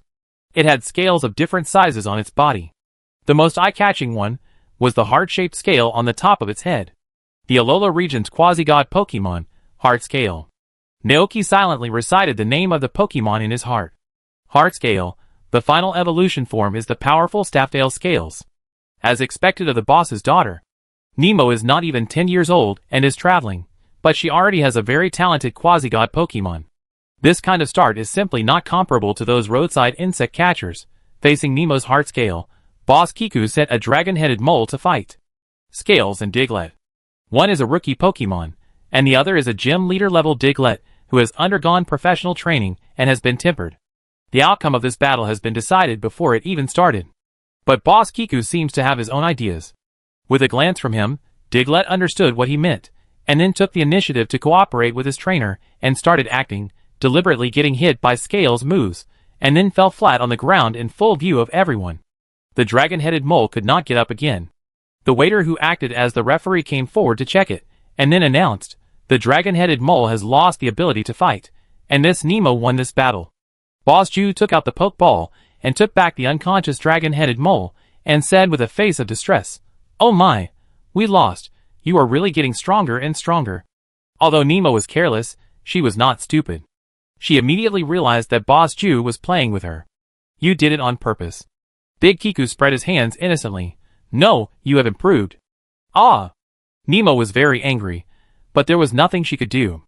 In the end, she could only shout angrily, I won't talk to you anymore. Ha ha ha. The rich people present were amused by Nemo's appearance. Nemo turned around and looked around.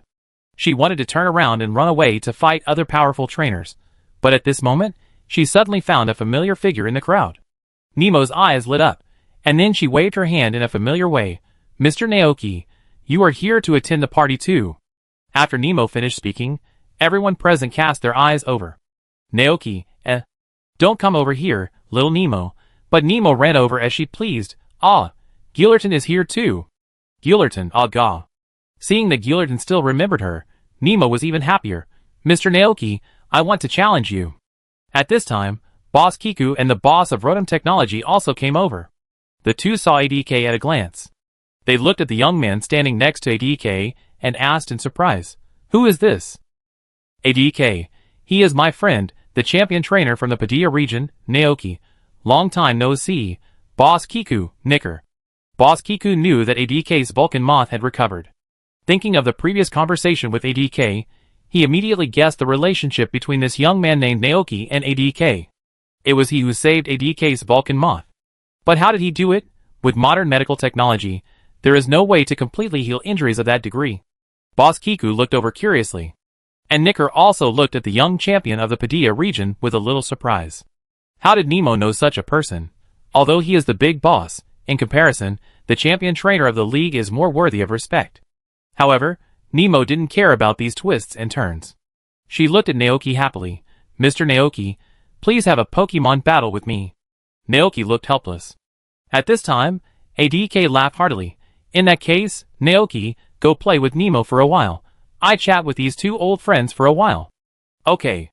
Seeing this, Naoki could only nod and agree. He was pulled to the battlefield by Nemo. Under the watch of a group of trainers, Naoki said to Nemo, Gillerton is not allowed. Ah? Nemo was very disappointed, but she quickly cheered up. What Pokemon did you bring this time, Mr. Naoki? When Naoki heard this, he immediately had a candidate in mind to fight against Nemo. That was Frost.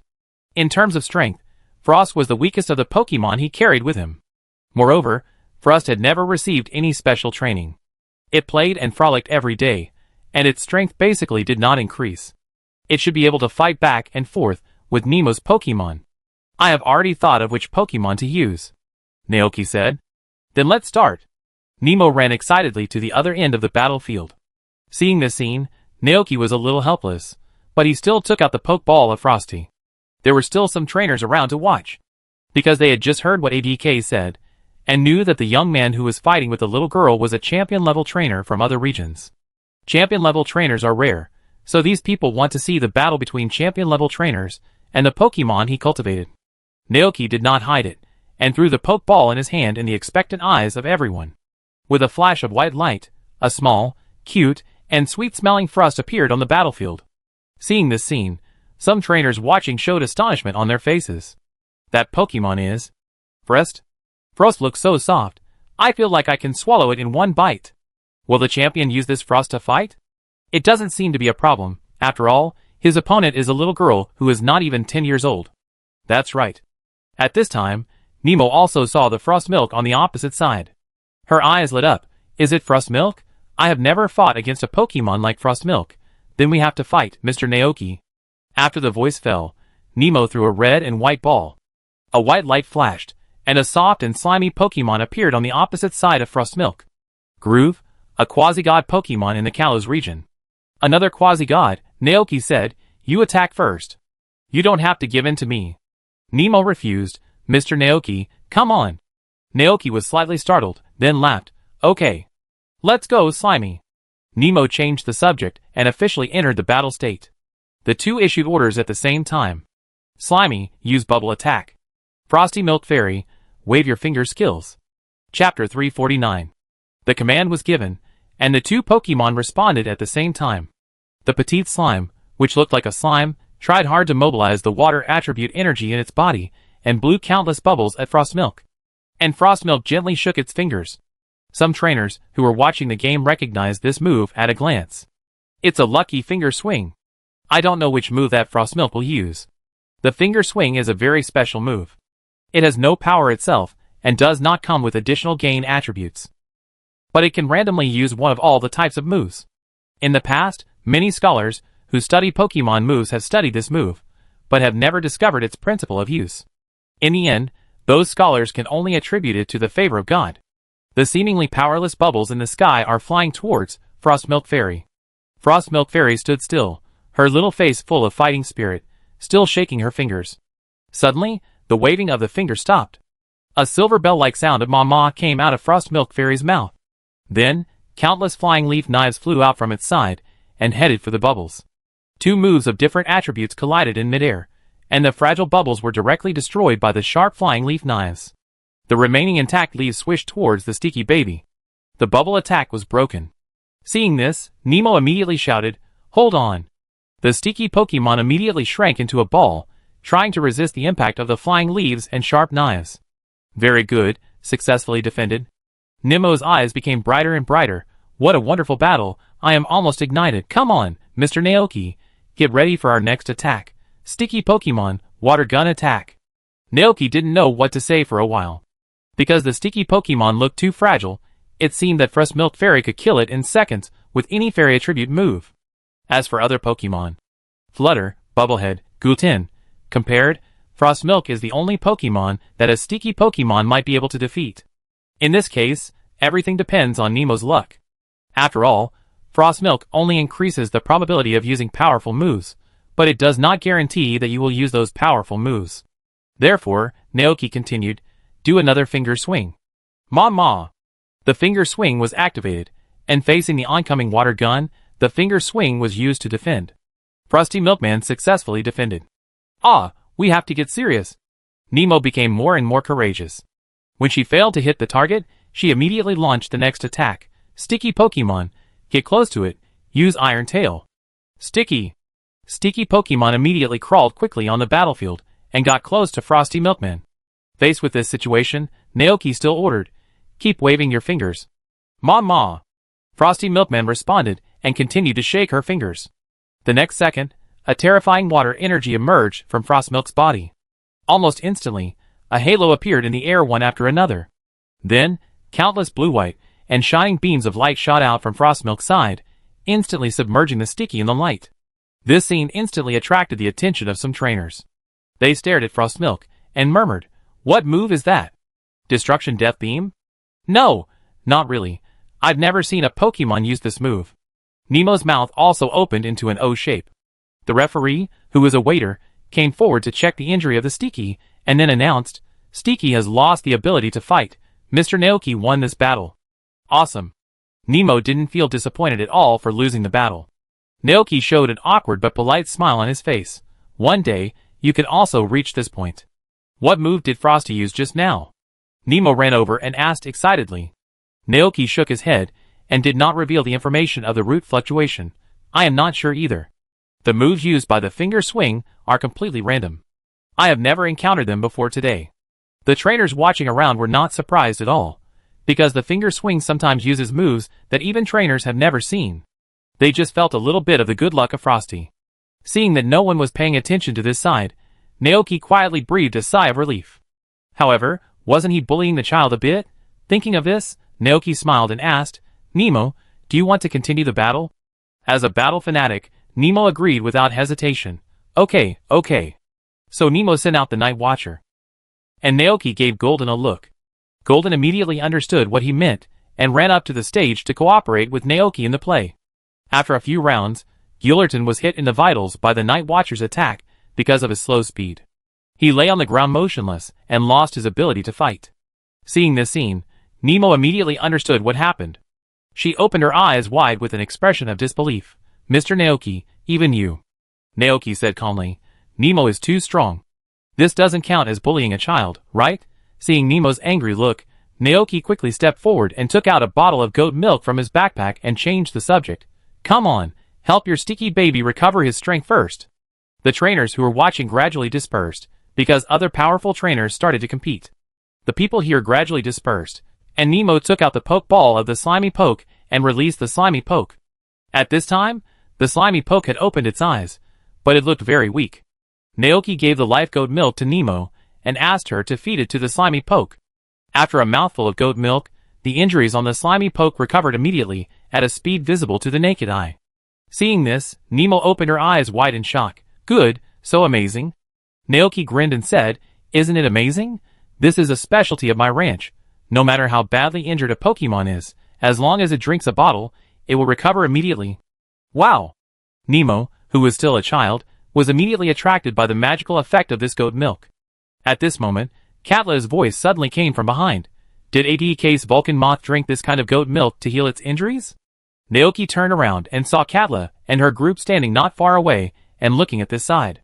There was some curiosity in the eyes of Katla, Wanlong, and Sirona.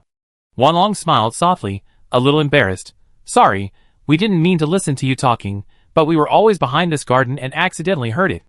"It's okay." Naoki smiled and took the opportunity to promote to these champions. "If you need it in the future, you can order it from my ranch at any time." ADK is a living signboard, and the effect of goat milk is naturally needless to say. How interesting. Katla showed an interested look. "I have never seen this kind of goat milk." Naoki smiled and said, "It is the only one in the world. After all, the difficulty of putting together green grass balls, fruit juice milk, and the leaves of the world tree is too high for others, and it is almost impossible to accomplish." "Are you a rancher?" Katla shifted her attention from goat milk to people. Naoki nodded, "Yes." Wanlong on the side was very curious. "Then why did Mr. ADK say you are the champion?" Whenever this topic comes up, Naoki is helpless. He admits that he is a trainer, because he has also been training his own Pokemon recently. He is barely an amateur. As for the regional champion, he can't admit it. It would be embarrassing if he is found out later, unless he takes the championship test and passes it, but that is meaningless. Naoki doesn't know what ADK has imagined. After a little thought, he explained, "Maybe there is something that Mr. ADK misunderstood." Hearing this, Wanlong and Katla nodded and said no more. But Sirona asked with interest, "Where is the ranch you run and what is its name?" He can answer this. Sirona can also be developed into a potential customer. Jishu immediately became excited. Padia area, Zichin town, Jishu ranch. I remember it. Sharona smiled slightly. The trio did not stay here for long. After saying hello to each other, they turned around and left. Suddenly, only Naoki and Nemo were left in the garden. Naoki wanted to say something to Nemo, but when he turned around, he found that Nemo was a little unhappy. Naoki was slightly stunned and asked, "What's wrong?"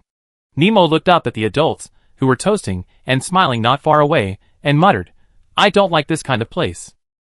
Naoki was a little surprised, and several Pokemon beside him also looked at Nemo. "Is it because the adults are drinking?" Naoki asked. "No." Nemo became a little depressed. "Everyone always perfunctorily fights Pokemon with me because of my identity, and always deliberately loses to me. But Nemo is still Nemo. I don't want to be labeled as a young lady or a genius, and I don't want to be treated differently because of my identity. I also want to be like everyone else. Just now when Mr. Naoki fought me seriously, I was really happy, but in the end, Mr. Naoki became exactly the same as everyone else." Naoki, He coughed twice and explained, "Actually, I'm just worried that others will think I'm bullying children. I really don't think so." Although Nemo is a young lady, her carefree and self-willed personality makes it difficult for others to regard her as a young lady from a wealthy family. Hearing this, Nemo immediately turned around. "Really? Of course it's true." Naoki nodded. "And whether it's me or the other people attending this party, they are many years older than you. When you reach our age, you will definitely become a very powerful trainer. By then, even if we use our full strength, we may not be your opponent." Nemo listened to these words steadily. After a moment, her eyes lit up again, and her face was full of fighting spirit. "Yes, I want to become a very powerful trainer." Naoki smiled and nodded. "Come on." The future champion of Padilla. Nemo became lively again. "Mr. Naoki, let's fight." Naoki suddenly felt a headache. "Are you kidding? Gultrin, Babbitt, Dragonite, Motor Lizard, Urako Glacian, it seems that any one of them can kill Nemo's Pokemon in one move." Thinking of this, Naoki said tactfully, "The Pokemon around me is too different from your Pokemon in strength, so they are not suitable to be your opponents now. Wait until you grow up to fight again."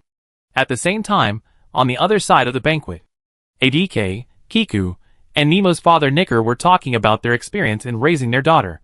Seeing that the time was almost right, ADK handed over the project plan in his hand. When Nicker saw it, he showed a surprised expression on his face. "What is this?" "ADK, a friend of mine asked me to give it to you. Please take a look." "Friend?" Nickel was a little surprised. He did not refuse, and opened the project plan in front of ADK and bossed you very straightforwardly. At first glance, he saw an electronic device with a pencil drawing on it that looked like Rotom. Nicker read out the name on it word by word. Rotom phone? Rotom phone? The elder Kiku beside him also showed a surprised expression. What is that? He had only heard of furniture such as Rotom refrigerators and Rotom washing machines. I'm not sure either, it's written here. Nicker concentrated and held his breath, and continued to look down. A fully intelligent touchscreen mobile phone with an app with a Pokemon encyclopedia function, which can communicate with distant friends at any time through the internet, connecting trainers from all over the world, so as to realize video communication, takeout, navigation, online shopping and other projects.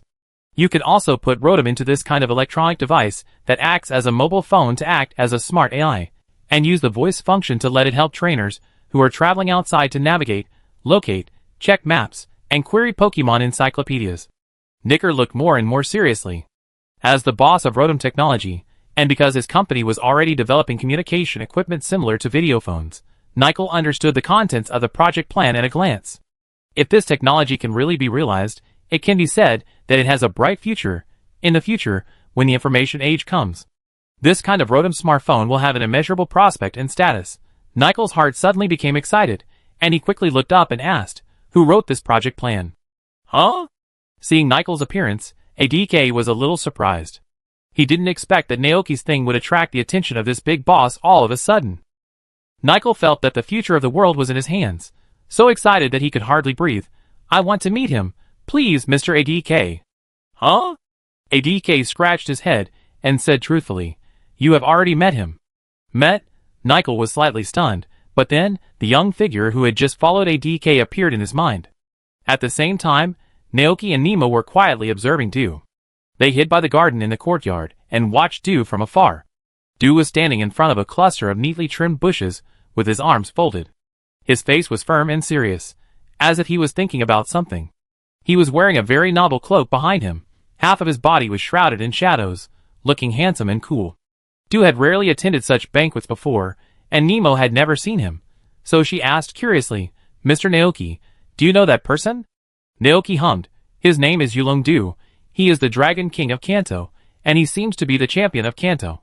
He is very good at using dragon attribute Pokemon." "Wow!" Nemo exclaimed. She looked at Naoki, then at Dew over there, and then asked, "Mr. Naoki, do you want to talk to him?" Naoki thought about it carefully, and then shook his head and said, "Not really. I heard that his trump card Pokemon is also a Dragonite. I want to compete with him, to see how much difference my Dragonite's current strength is compared to the champion." "Fight?" Nemo's attention was instantly drawn, and she asked with great anticipation, "Will Mr. Naoki show his full strength?" "Probably," Naoki said again, "but I don't know how to talk to him. If I challenge him and get rejected, it would be too embarrassing. After all, in Watari's eyes, he is just an unknown trainer." When Nemo heard this, she immediately transformed into a cow form, and said enthusiastically, "Then I will help you." After that, without waiting for Naoki to answer, Nemo rushed out and shouted, "Hey, big brother over there, come and have a Pokemon battle with us." Naoki, Yamalu, but it was too late. Nemo's voice was very loud, and all the rich people and trainers around him cast their eyes in this direction. Naoki covered his face in pain, feeling that he was about to lose his breath. When he was a child, Nemo was too awesome. But at this point, there was no way to turn back. He took a deep breath, and under the slightly surprised and deep gaze of Kugadu, he slowly followed Nemo's steps and walked out. Chapter 350. "Hello, I'm Naoki. I've heard a lot about you." Naoki walked up to Watari and greeted him.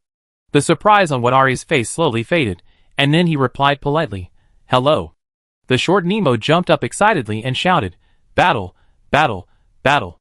Watari looked at Nemo and saw how enthusiastic the little girl was, so he couldn't help but ask with a smile, "Do you like Pokemon battles too?" Nemo nodded, grinned, showing a mouthful of white teeth. "That's right. I can't fight you now, but Mr. Naoki will fight you on my behalf. The championship level battle, Just thinking about it makes people excited. Watari showed a smile on his face, then looked at Naoki and asked in a casual tone, "Want to fight me? Can you?" Naoki nodded reservedly. Watari didn't seem as serious and unapproachable as he looked. "Of course you can." Watari looked at the red Pokemon following Naoki. "Is it also a dragon attribute Pokemon?" Born in a family of dragon masters, he has a very unique sense of dragon attribute Pokemon. Naoki: "Yes, it's called Gul'dan." "Do, I was right. It must be a very powerful Pokemon, so Dragon Master Adu, now accept your challenge. I be the referee." Nemo immediately raised her hand high, excitedly ran in front of the two, and led the way. Naoki couldn't help but smile, and then he and Du followed Nemo to the previous battle site. Trainer battles are like this. Even if they are two strangers who have never met before, as long as they reveal their trainer identities to each other, they can have an exciting Pokemon battle at any time. Nemo took the small flag from the dinner waiter, and then stood in the center of the battlefield, imitating the tone of the referee, and said, "The next Pokemon battle will be between Mr. Yulungdu, the Dragon King from the Kanto region, and Mr. Naoki from the Padilla region. The rules of this battle are 6v6. Each person can only use 6 Pokemon. The battle ends when all the Pokemon on either side lose their combat capabilities." Hearing the noise here, the trainers who were chatting around gathered around. So when ADK brought Boss Kiku and Nicker over, they saw Naoki and Du standing on the battlefield. ADK was a little surprised. "Huh? It's about to start." Boss Kiku looked at the red-haired young man with interest. "That's the champion of the Kanto region, Adu, right?" Nicker looked helplessly at Nemo, who was jumping around on the field like a knocking monkey. "This girl is so lively." ADK had not forgotten the business yet. He pointed at Naoki, who was opposite to Watari, and said to the two, "Look, that's the man.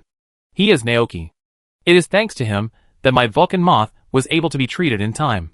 Hearing this, the two cast a curious look in that direction. Then, they saw a tall, resolute and handsome black-haired young man, and the red Pokemon beside him. Nicker didn't understand Pokemon battles. He only cared about the electronic device called a mobile phone. And Boss Kiku showed an interested look, a trainer who could be praised by ADK. This person is not ordinary. On the field, after introducing the rules of the game, Nemo suddenly changed the subject and said excitedly to Du, "Mr. Adu, don't underestimate the enemy. Don't be indifferent to the battle just because Mr. Naoki is not famous. Mr. Naoki is also very good at dragon attribute Pokemon like you. There are also many Dragonites in his ranch." Naoki, The cowherd Nemo is almost exposing his true colors. After hearing this, Du showed a surprised expression on his face. He looked at Naoki opposite him, and a serious look appeared in his eyes. He said to Nemo, "Thank you for your reminder. I will do my best." Hee. Nemo smiled cleverly, and then officially announced, "The first battle officially begins." Naoki, who originally just wanted to compare Dragonite with Du, Now it seems that it is obviously not possible. Nemo, this clever little ghost, must want to see more exciting king-level and champion-level Pokemon battles, so he set the rules to 6v6 mode. Naoki sighed silently. "But it doesn't matter. Since he is here, let's have a good fight. Use his experience in his previous life and the efforts of the Pokemon." Thinking of this, Naoki's eyes gradually became firm. In the first game, Du may not send his trump card Pokemon Dragonite to fight. Naoki didn't know what Pokemon Watari had, so he thought for a moment and decided to let Babootica play in the first match. The two threw their Pokeballs almost at the same time. 2 white lights flashed at the same time, and 2 completely different Pokemon, one big and one small, appeared on the battlefield. On the right, a sturdy, ferocious-looking Gyarados glared at him. On the left, a cute Babootica with cute pink fur, holding an inconspicuous little hammer in his hand, and wearing a red cape behind him. Seeing this scene, the trainers watching couldn't help but exclaimed, "What kind of Pokemon is that? It looks so cute. Is it holding a weapon?" Another trainer showed an expression of disbelief on his face. "A Padilla region's Padilla? No, how could this be?" "What do you mean?" someone asked hurriedly. The man explained, "As far as I know, the fur of a normal Padilla is yellow like Pikachu, and it doesn't have a cape on its body, and it can't use weapons. Most importantly, a normal Padilla can't fly at all." The trainers present were no longer novices. When they heard this, they immediately understood what this person meant, and cast incredible glances at the Baboo Dropper. "It appears, Mr. Naoki's trump card, Baboo Dropper," Nemo exclaimed. On the field, Naoki and Watari issued orders almost at the same time. "Gyarados Tornado." Baboo Dropper, Electric Ball. Gyarados roared, and the dragon attribute energy around him surged wildly, turning into a terrifying tornado, sweeping towards Babu Dropper. The red cape of Babu Tubo rustled in the wind. It turned around quickly, and nimbly bypassed the tornado. Then it rubbed a ball of electric light with its left hand, and threw it at Gyarados. The Gyarados was too big to avoid the electric ball flying at a very fast speed. The electric ball, with 4 times the restraint, instantly hit Gyarados hard. Dew frowned slightly. The attribute was too unfavorable for him. He had never seen that Pokemon before. Judging from the opponent's performance just now, speed seemed to be its advantage. In addition, its small size made it difficult to hit it unless it was a large-scale move. After a brief thought, Dew did not hesitate to switch from offense to defense in order to observe more information about the Pokemon. Stay alert. Has the strategy changed? Naoki still chose to attack. Lightning. Bammo. A sizzling electric current surged from Babu Tubo's body, and it waved the small hammer in its hand vigorously and rushed towards Gyarados. Water Cannon. Dew immediately spoke up, trying to stop the Pokemon from approaching. After the order was issued, Gyarados opened its ferocious mouth, and a strong water attribute energy condensed in it, and then turned into an extremely thick beam of light and shot out. Babu Tubo had a premonition and dodged the water cannon in time. The blow, which was covered with strong electric current, hit Gyarados hard. The electric energy instantly spread to Gyarados' whole body, passed through its scales, and drilled into its body, just like 10,000 ants gnawing at its flesh at the same time. Gyarados' face was full of pain, and its huge body fell to the ground with a bang. In the end, the onlookers were full of disbelief. That's the Yolongdu in Kanto. It was defeated by this opponent, who came out of nowhere in 2 rounds. Who is that guy? Why have I never heard of him before? Gyarados' attributes are too restrained. Boss Ju sighed. ADK nodded in agreement, with a gleam of anticipation in his eyes. This is just the appetizer, the fun is yet to come. On the battlefield, after waiting for about 30 seconds, Gyarados still did not get up. Nemo then ran forward, checked Gyarados' condition, and then announced, Gyarados has lost his ability to fight. The first battle was won by Babu Tubo. Babu! Babu Tubo flew back to Naoki and high-fived him. The opposite side of Wari looked normal. He put Gyarados back into the Pokeball, and then took out the second Pokeball. The battle is not over yet. You are a qualified opponent. There is no need to say anything at this point. We only need to use the battle to decide who is stronger. Come on! Naoki nodded, and just as he was about to let Babu Tubo continue fighting, the Pokeball containing Urgoku suddenly shook a few times. Then, Urgoku took the initiative to run out of the Pokeball, and said expectantly, Bony. Babu Tubo was slightly stunned. Bammo. Urgoku looked at it, his eyes like stars, full of expectation. Bony. Bammo. Babu Tubo understood, and then retreated to Naoki. Naoki was a little surprised. Do you want to fight too?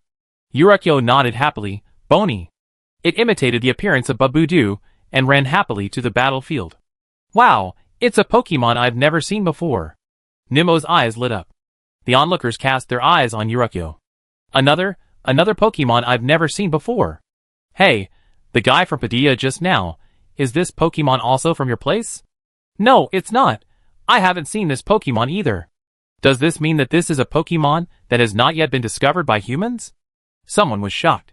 Mr. Naoki, what is the name of this Pokemon? Nemo asked excitedly. Urguro, it's called Urguro. Naoki looked at the back of Urguro, and replied with a smile. Bony. Urguro? The other side of the Dew also became interested. In that case, I will use this Pokemon. After the voice fell, Dew threw his Pokeball. With a flash of white light, a Charizard with bright and blazing eyes, and a burning aura all over its body appeared on the battlefield. It seems that the attribute is going to be restrained. Boss Ju said not far away. The green Pokemon, which was obviously a grass attribute, had no advantage at all against the flying and fire attributes of Charizard.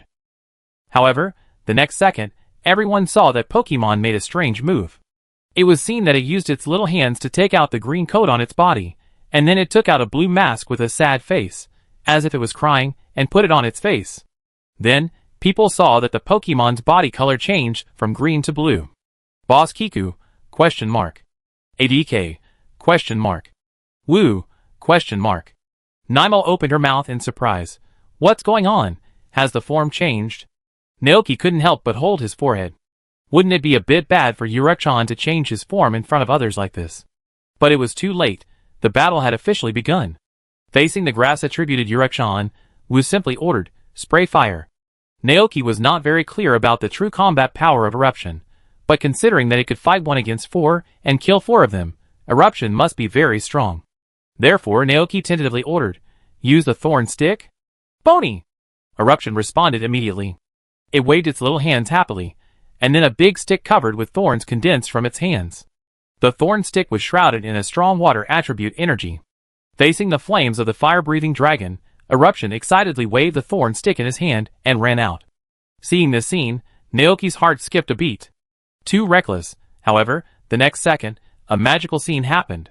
I saw Ergue holding the thorn vine stick horizontally in front of him, and waving it continuously.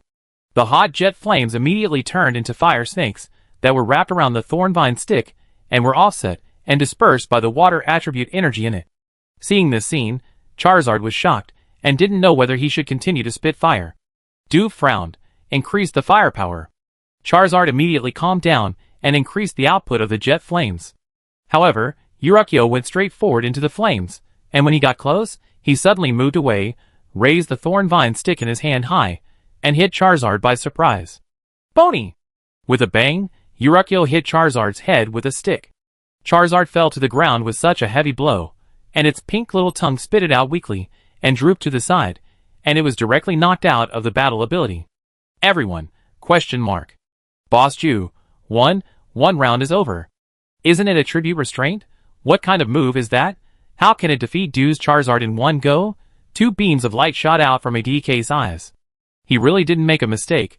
Looking at this scene, everyone present except ADK couldn't help but fall into a daze. What did they see? Knock Charizard down with one blow. That Pokemon looks so cute. Why is it so violent? What is its origin? Bony! Having won the battle, Yuriko happily put away the big stick in his hand, turned around and ran back to Naoki to take credit, blinking his eyes and asking, "Bony? It's also very powerful, right?"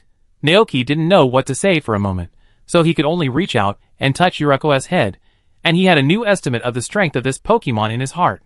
He looked up at Du opposite him, and found that Du couldn't come back to his senses immediately. After a long time, Du finally reacted, and a solemn expression appeared on his face. "Huh? So strong. Naoki, you are really strong."